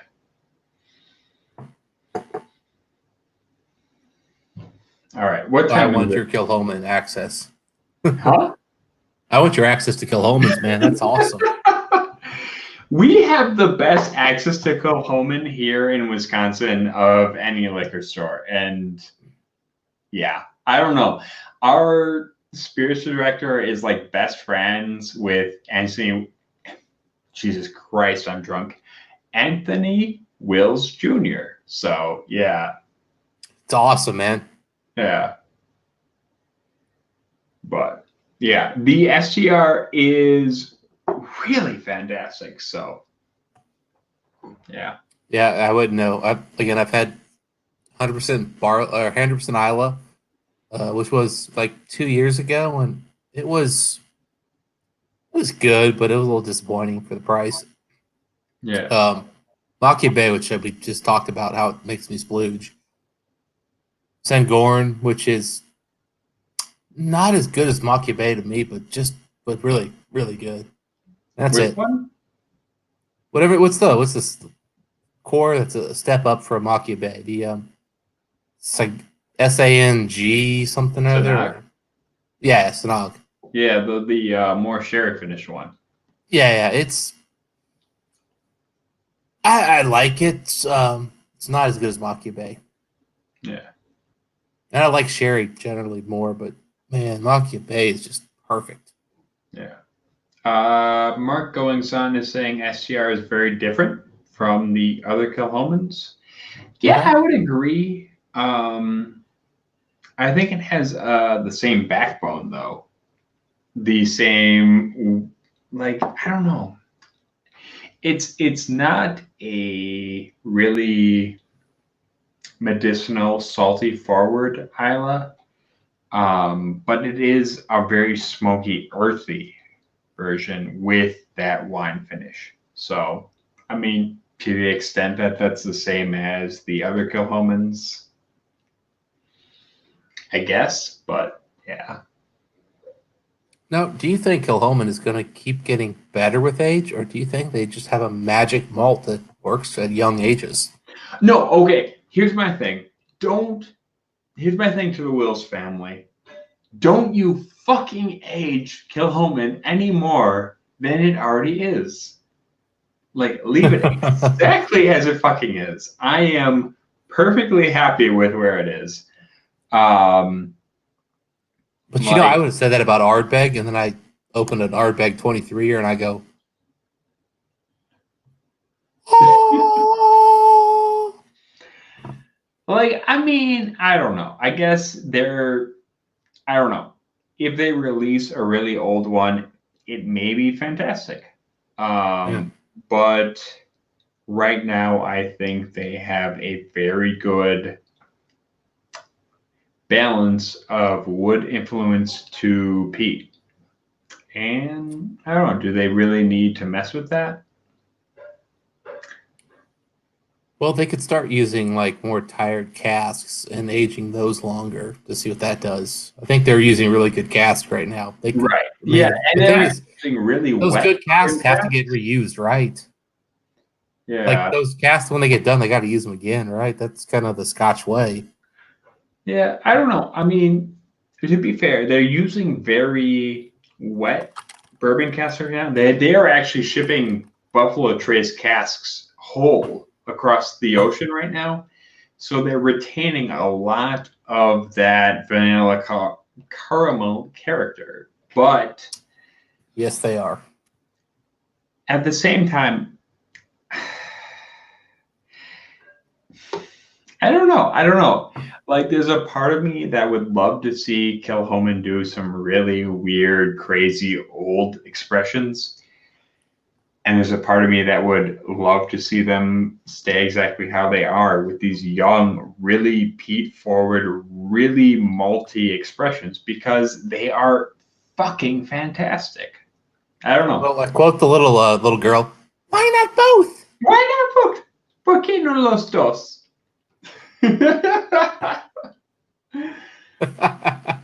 Yeah. Hey, that's what I'm hoping. But in the chat. Part of me also thinks their malt just. Part of me, because I've had like, I think the 100% Isla I had was an older. I mean, it's relatively older than the Macchia Bay and stuff, and it was not as good, which makes me think maybe their malt's just as magical at like 5 years. I don't know. I mean, I don't either because it's magic at 5. That's the thing. It was they are good at 9. Using a pretty specific malt from their farm. I don't know. I mean, the 100% Isla though, I don't think is as good as like their Macchia Bay. I agree. I was so excited for this older bottle, and I don't know which. I think I've got like a year or 2-year-old bottle, and it was like I was like, yeah, it's gonna be older. It's gonna be so good. And I was like, oh, kind of lost what Macchia Bay was about. So I don't know. Yeah.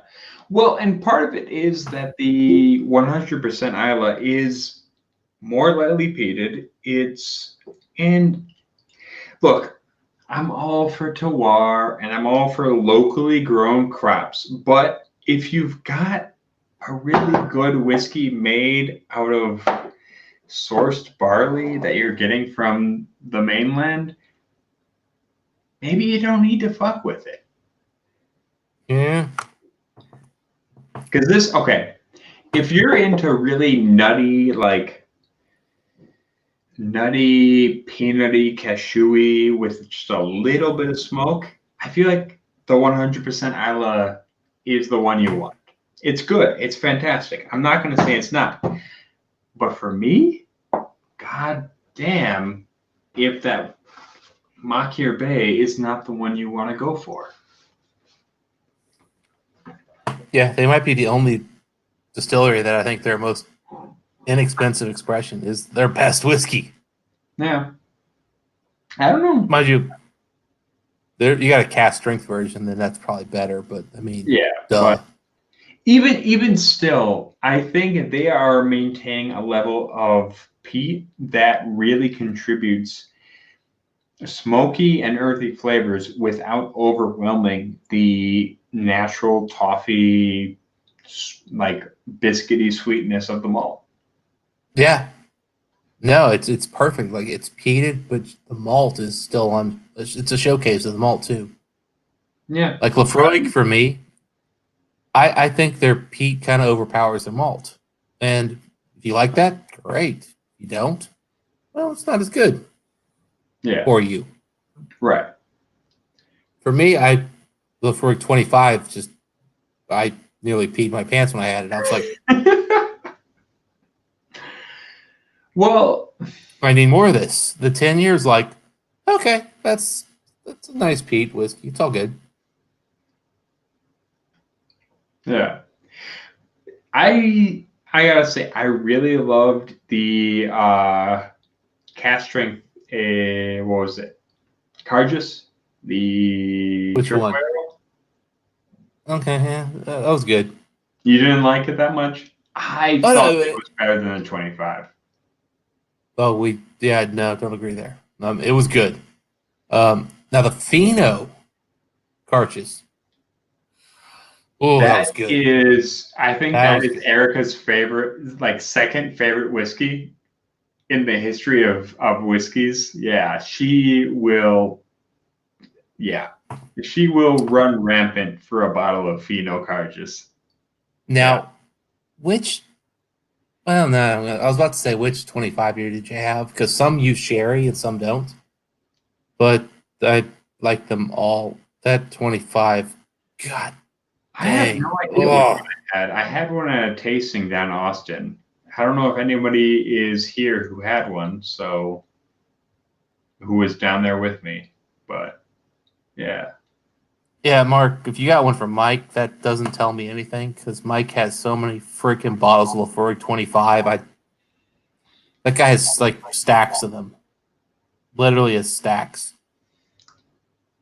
And I'll tell you what, so I picked up one from Ace. It's all bourbon. Oh my God. I just smell the thing. I'm just like, how is it? It's like there's no wine finish. There's nothing magic. It's just like naked malt. Yeah. And it's so good. Like I thought I was shit faced drunk at Mike's house, Mike Whiskey Review's house, and I'm like, dude, I haven't had a 25 year yet. And he goes, oh, we pour it. And I'm like, are you really gonna pour that? Because we've been drinking. And he goes, yeah, it's fine. And so I'm sitting there and I'm like, I just nose it and I go, what did you just pour? Oh my God. I mean, we've been drinking nothing but $300+ bottles like for 6 straight hours. Like we have had incredible whiskey. And I'm just like,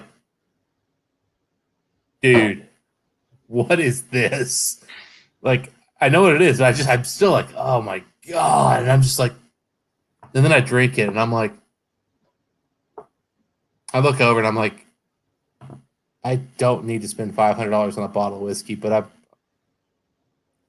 and then I got on my phone and I ordered a bottle of whiskey. That has happened to me more than once at his house where I've literally gone on Ace and bought a bottle and had delivered to my place. I believe while we were drinking it. I'm just like, yeah, this has to come home.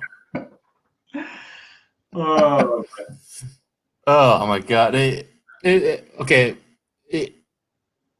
it's just one of the best whiskeys I've had. And I mean, I honestly think I've become a sherry guy first, peat guy second, but that thing, oh man. Yeah.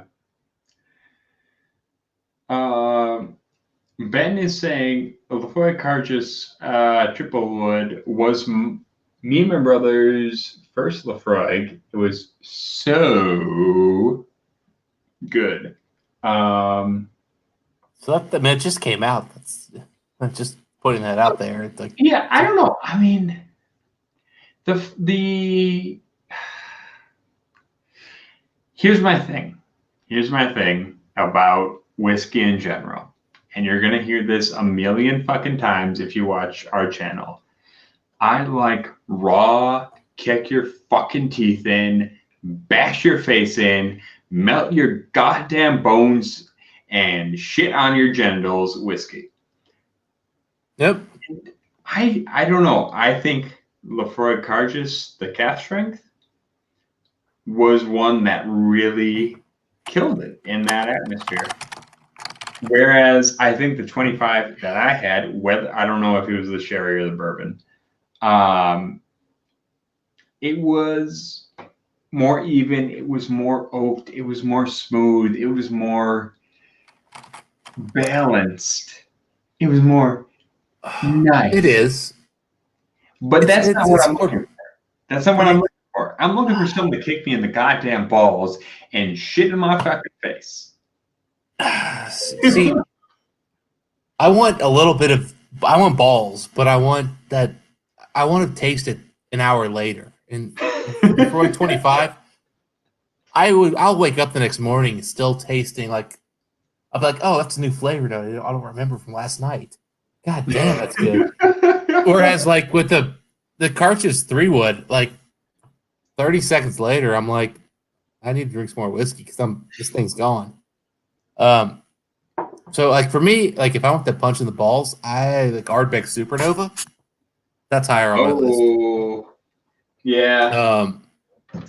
Well, he There's- said it. He said it on stream. I guess we gotta drink it, guys. I don't know where mine is. Right, go grab it.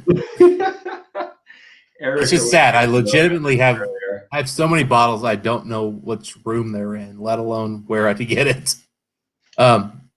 Octomores, I like better for that purpose. Let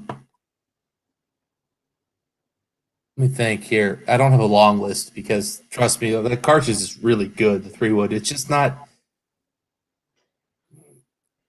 for what you're asking for. No, what are your thoughts on Elijah Craig Barrel Proof?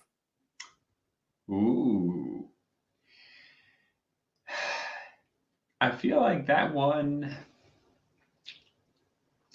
varies by which one. Yes. Which one you have. Let's assume it's one of the ones with a punch. I've always preferred the ones. I feel like the A batch usually has the most forward wood spice, the most kick your ass fucking pepper, and that's what I'm looking for. Okay. Yeah, I want that most. So that's peppery, like your bourbon, like burny fucking knock your ass fucking spice. That's what I want. okay. So I'm getting a better feel for where you're like who you're looking for here. Like I knew you liked intense flavor. I wasn't like I didn't realize you were looking for like almost raw alcohol a little bit. Not like raw alcohol. Okay. I think you are. There's a difference. There's a difference between alcohol heat and like pepper spice, though. No, I get you. But they tend to come together when you get to just aged enough. No. Okay.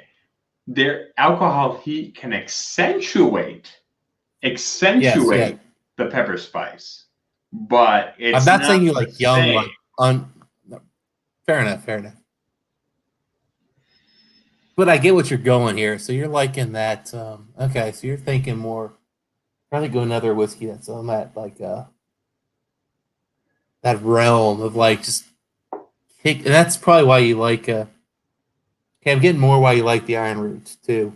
Right. And that's why I like rye. Like that's why I go for shit like this shit right here. Driftless Blend, Cat Strength. Okay. This shit will fucking scrub your tongue and kick you in the goddamn eyeballs. And that's what I want. That's what I fucking want. But like that's me. I want something that is super peppery, super clovey, super forward with its wood. So I'm spice. surprised the 100% Isla is not your not your Kilhoman guy. That's The got a little more 100 punch. This Yeah, one? the 100% Isla. Yeah. Okay, here's the thing though. This one, comparatively to the Meet the Pete, this one is child's play. Like we're serious. I mean, I like this one. It's got a nice How about peppery a bite standard to it, Makia Bay?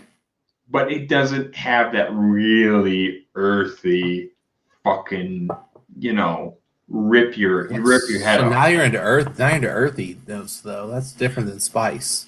But that's the thing. I'm looking for dramatic character. Okay. Right? It's not that it's the same kind of spice, because it's not. But between the two of these, one has a very dramatic character and one has a more easygoing character. All right. So about the regular Makia Bay? Just the. Ooh, that's a tough choice. Between that and the 100% Isla? Yeah. Ooh, god damn it. For me, the 100% Isla is a left hook. It's not. It's not a clean. Isla, because that is more of a peppery, vegetal, spicy forward whiskey, whereas the regular Makia Bay just doesn't have the punch. But okay, gotcha. Yeah, that's also, we have just hit 11 hours on the stream. Yes. So cheers. And I'm not sure I'm gonna make another hour with you. If you're going for that 12, jeez, man, you are a monster. Yeah, we've only got 58 minutes to go, so. So what are your thoughts on the ooh, actually. So what are your thoughts on the Springbank line?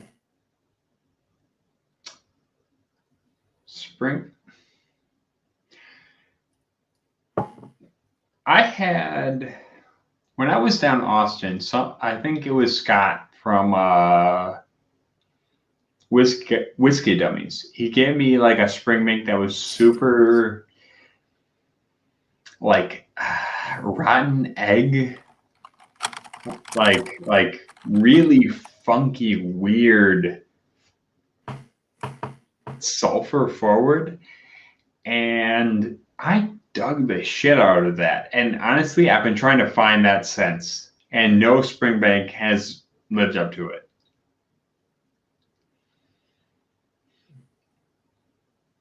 Interesting.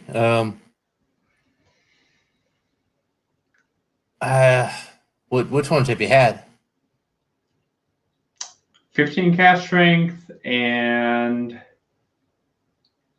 15 There's regular. No standard 15 cast strength. There's no standard 15 cast strength. I mean, they do some stuff that's 15 cast strength, but it's not a No, the cast strength and then the 12. Okay. What's the green label? So that the standard green is a 15. It's a 46%er. Okay, yeah. No, that one and the cast strength. Okay, the cast strength's 12, the standard. But the one he had was, I don't know, it was weirdly like sulfury. It was almost like if you cut a Macallan with Campbelltown Funk. And he wanted it on the Worst Whiskey Watch, because it was like that weird. Of a Springbank? Yeah. Huh.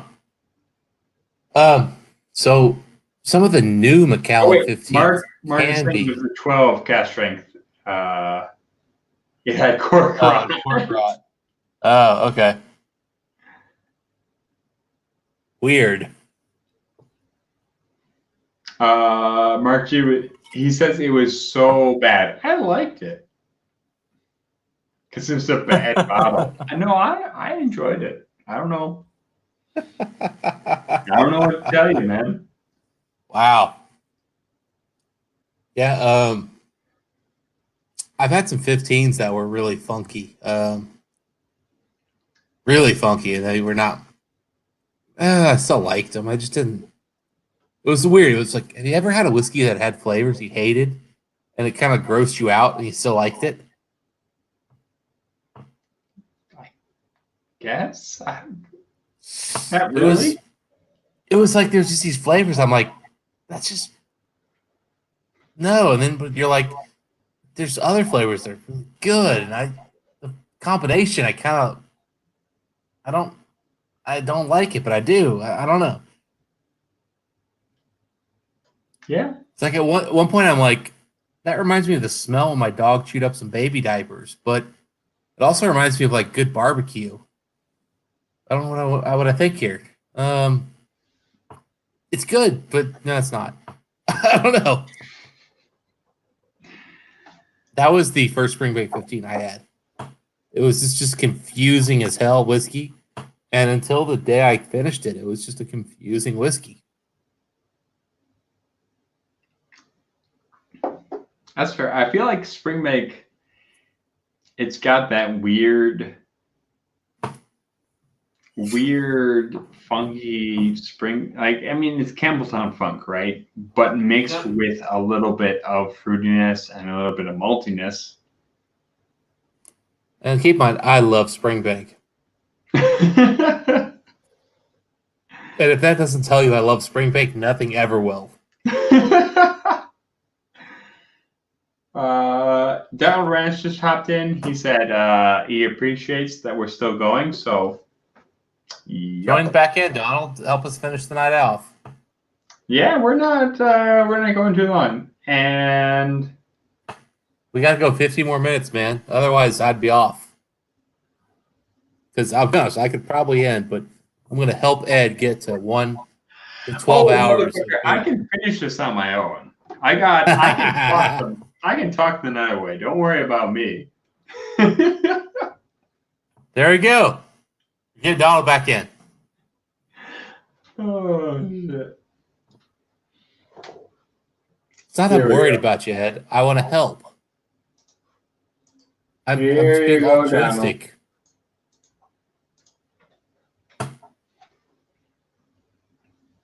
All 4 viewers want to see us make it through.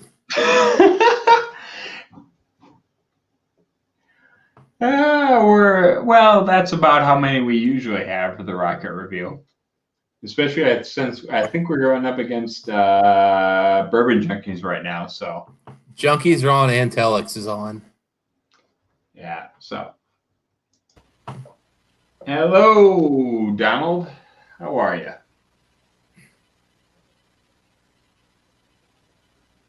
Cheers, Donald. Your audio is not working there, buddy.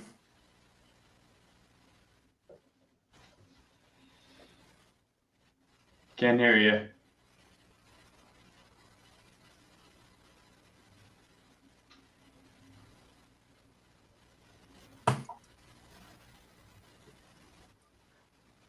Nope. Still can't hear you, buddy.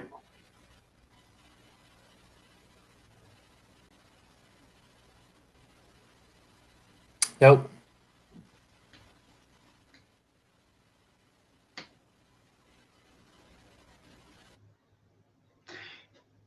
So until then, Dustin is going to entertain us all with a song and dance review. Go, Dustin. Dustin. What is love? Love, love, baby, don't hurt me. Hurt me no more.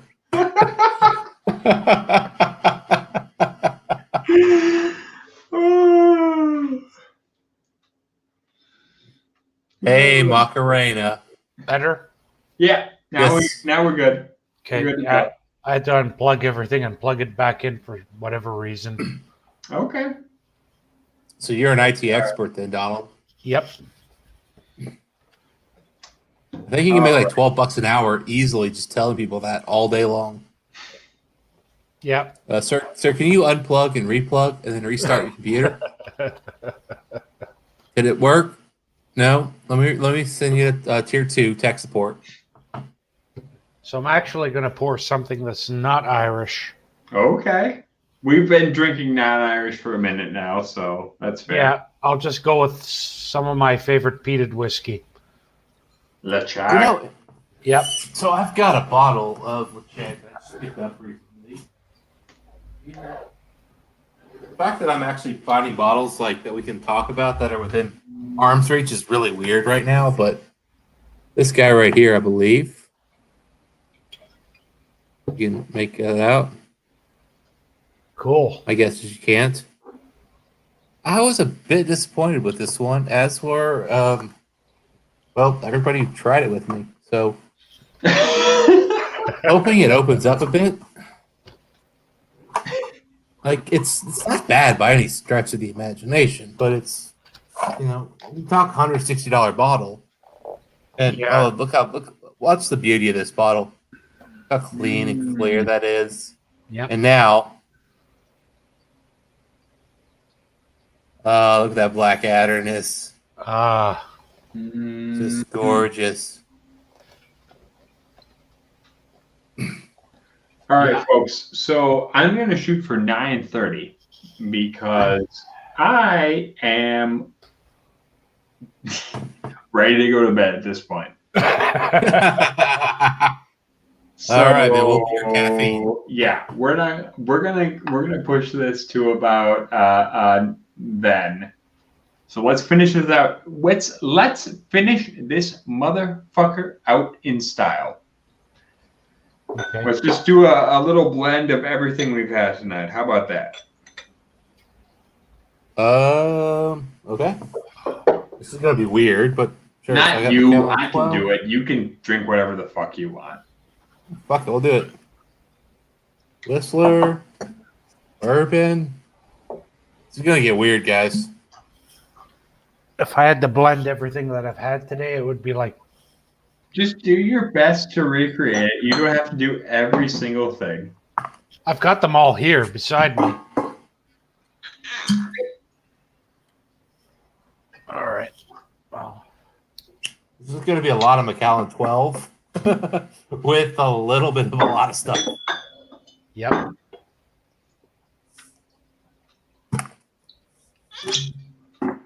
By the way, I'm pretty sure this is gonna be the worst whiskey of the night. Yep. I'm just blending all the Irish stuff with the Port Charlotte and the Lejeune and. Oh dear God, I gotta use Octomore 2.4 for this. Why not? I may as well go to the closet and get the Jacob Wiser's 23.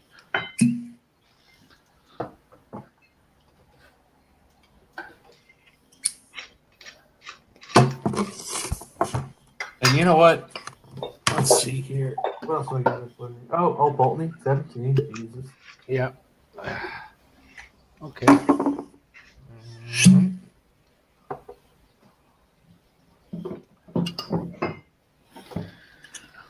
All right. How much whiskey did I drink today? God damn.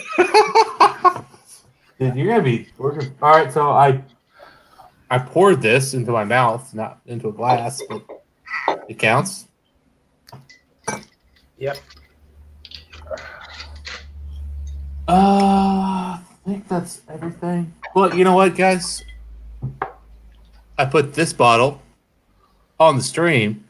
So I should pour it in the blend, right? Sure. Why not? That only makes sense. All right. Well, I'll put it on the stream and go cheers, and I'll pour it in the blend. And so the bottle I've spent the most money on in my life. I didn't drink it, but I showed it on the stream, so I guess it has to go in the blend. Here's my $800 Springbank 25. All right.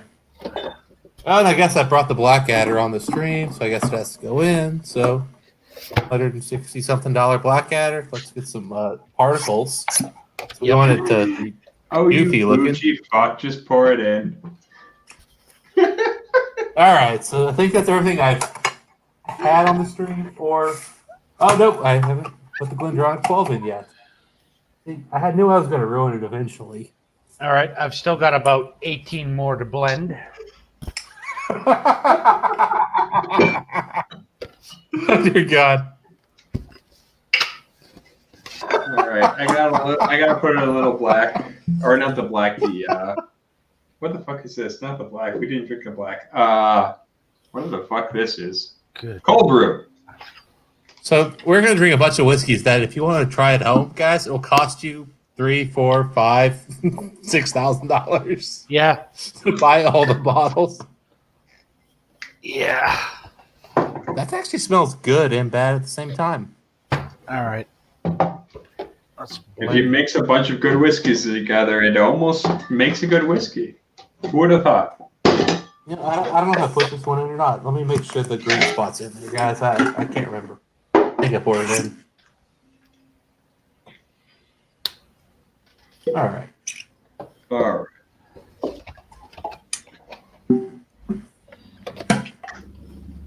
All right. There we are. Oh, I forgot the pochine. That's what I started out with this morning. Yep. I gotta go grab the pochine. Hold on. I'll be right back. That is a large glass. God.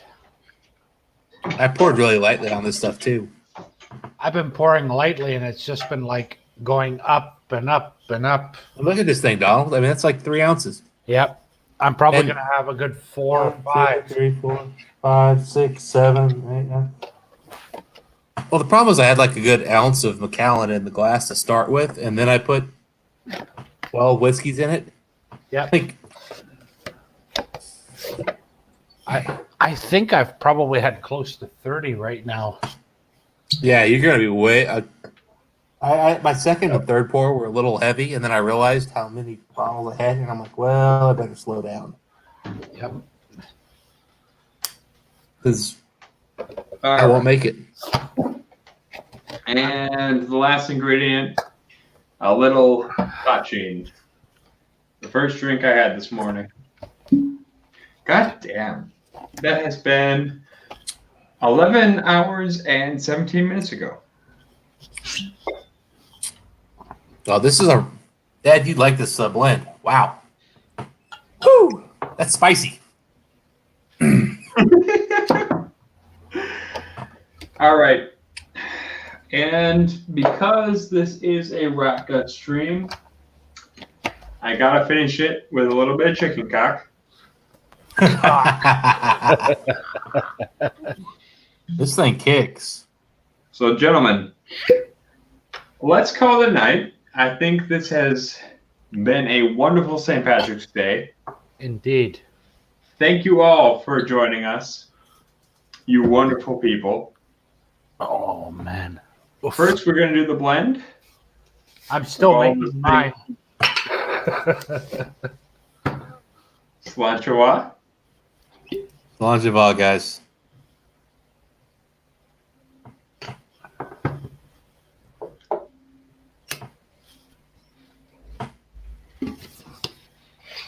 Not bad. On my end, I don't know about you guys, but. I'm And then I'm going to finish off with a little bit of chicken cock. And I think we're going to call it a night because I'm enjoying this. I am wicked drunk. So until next time, make sure you stay safe, you stay healthy, you stay wonderful, and you stay rotten.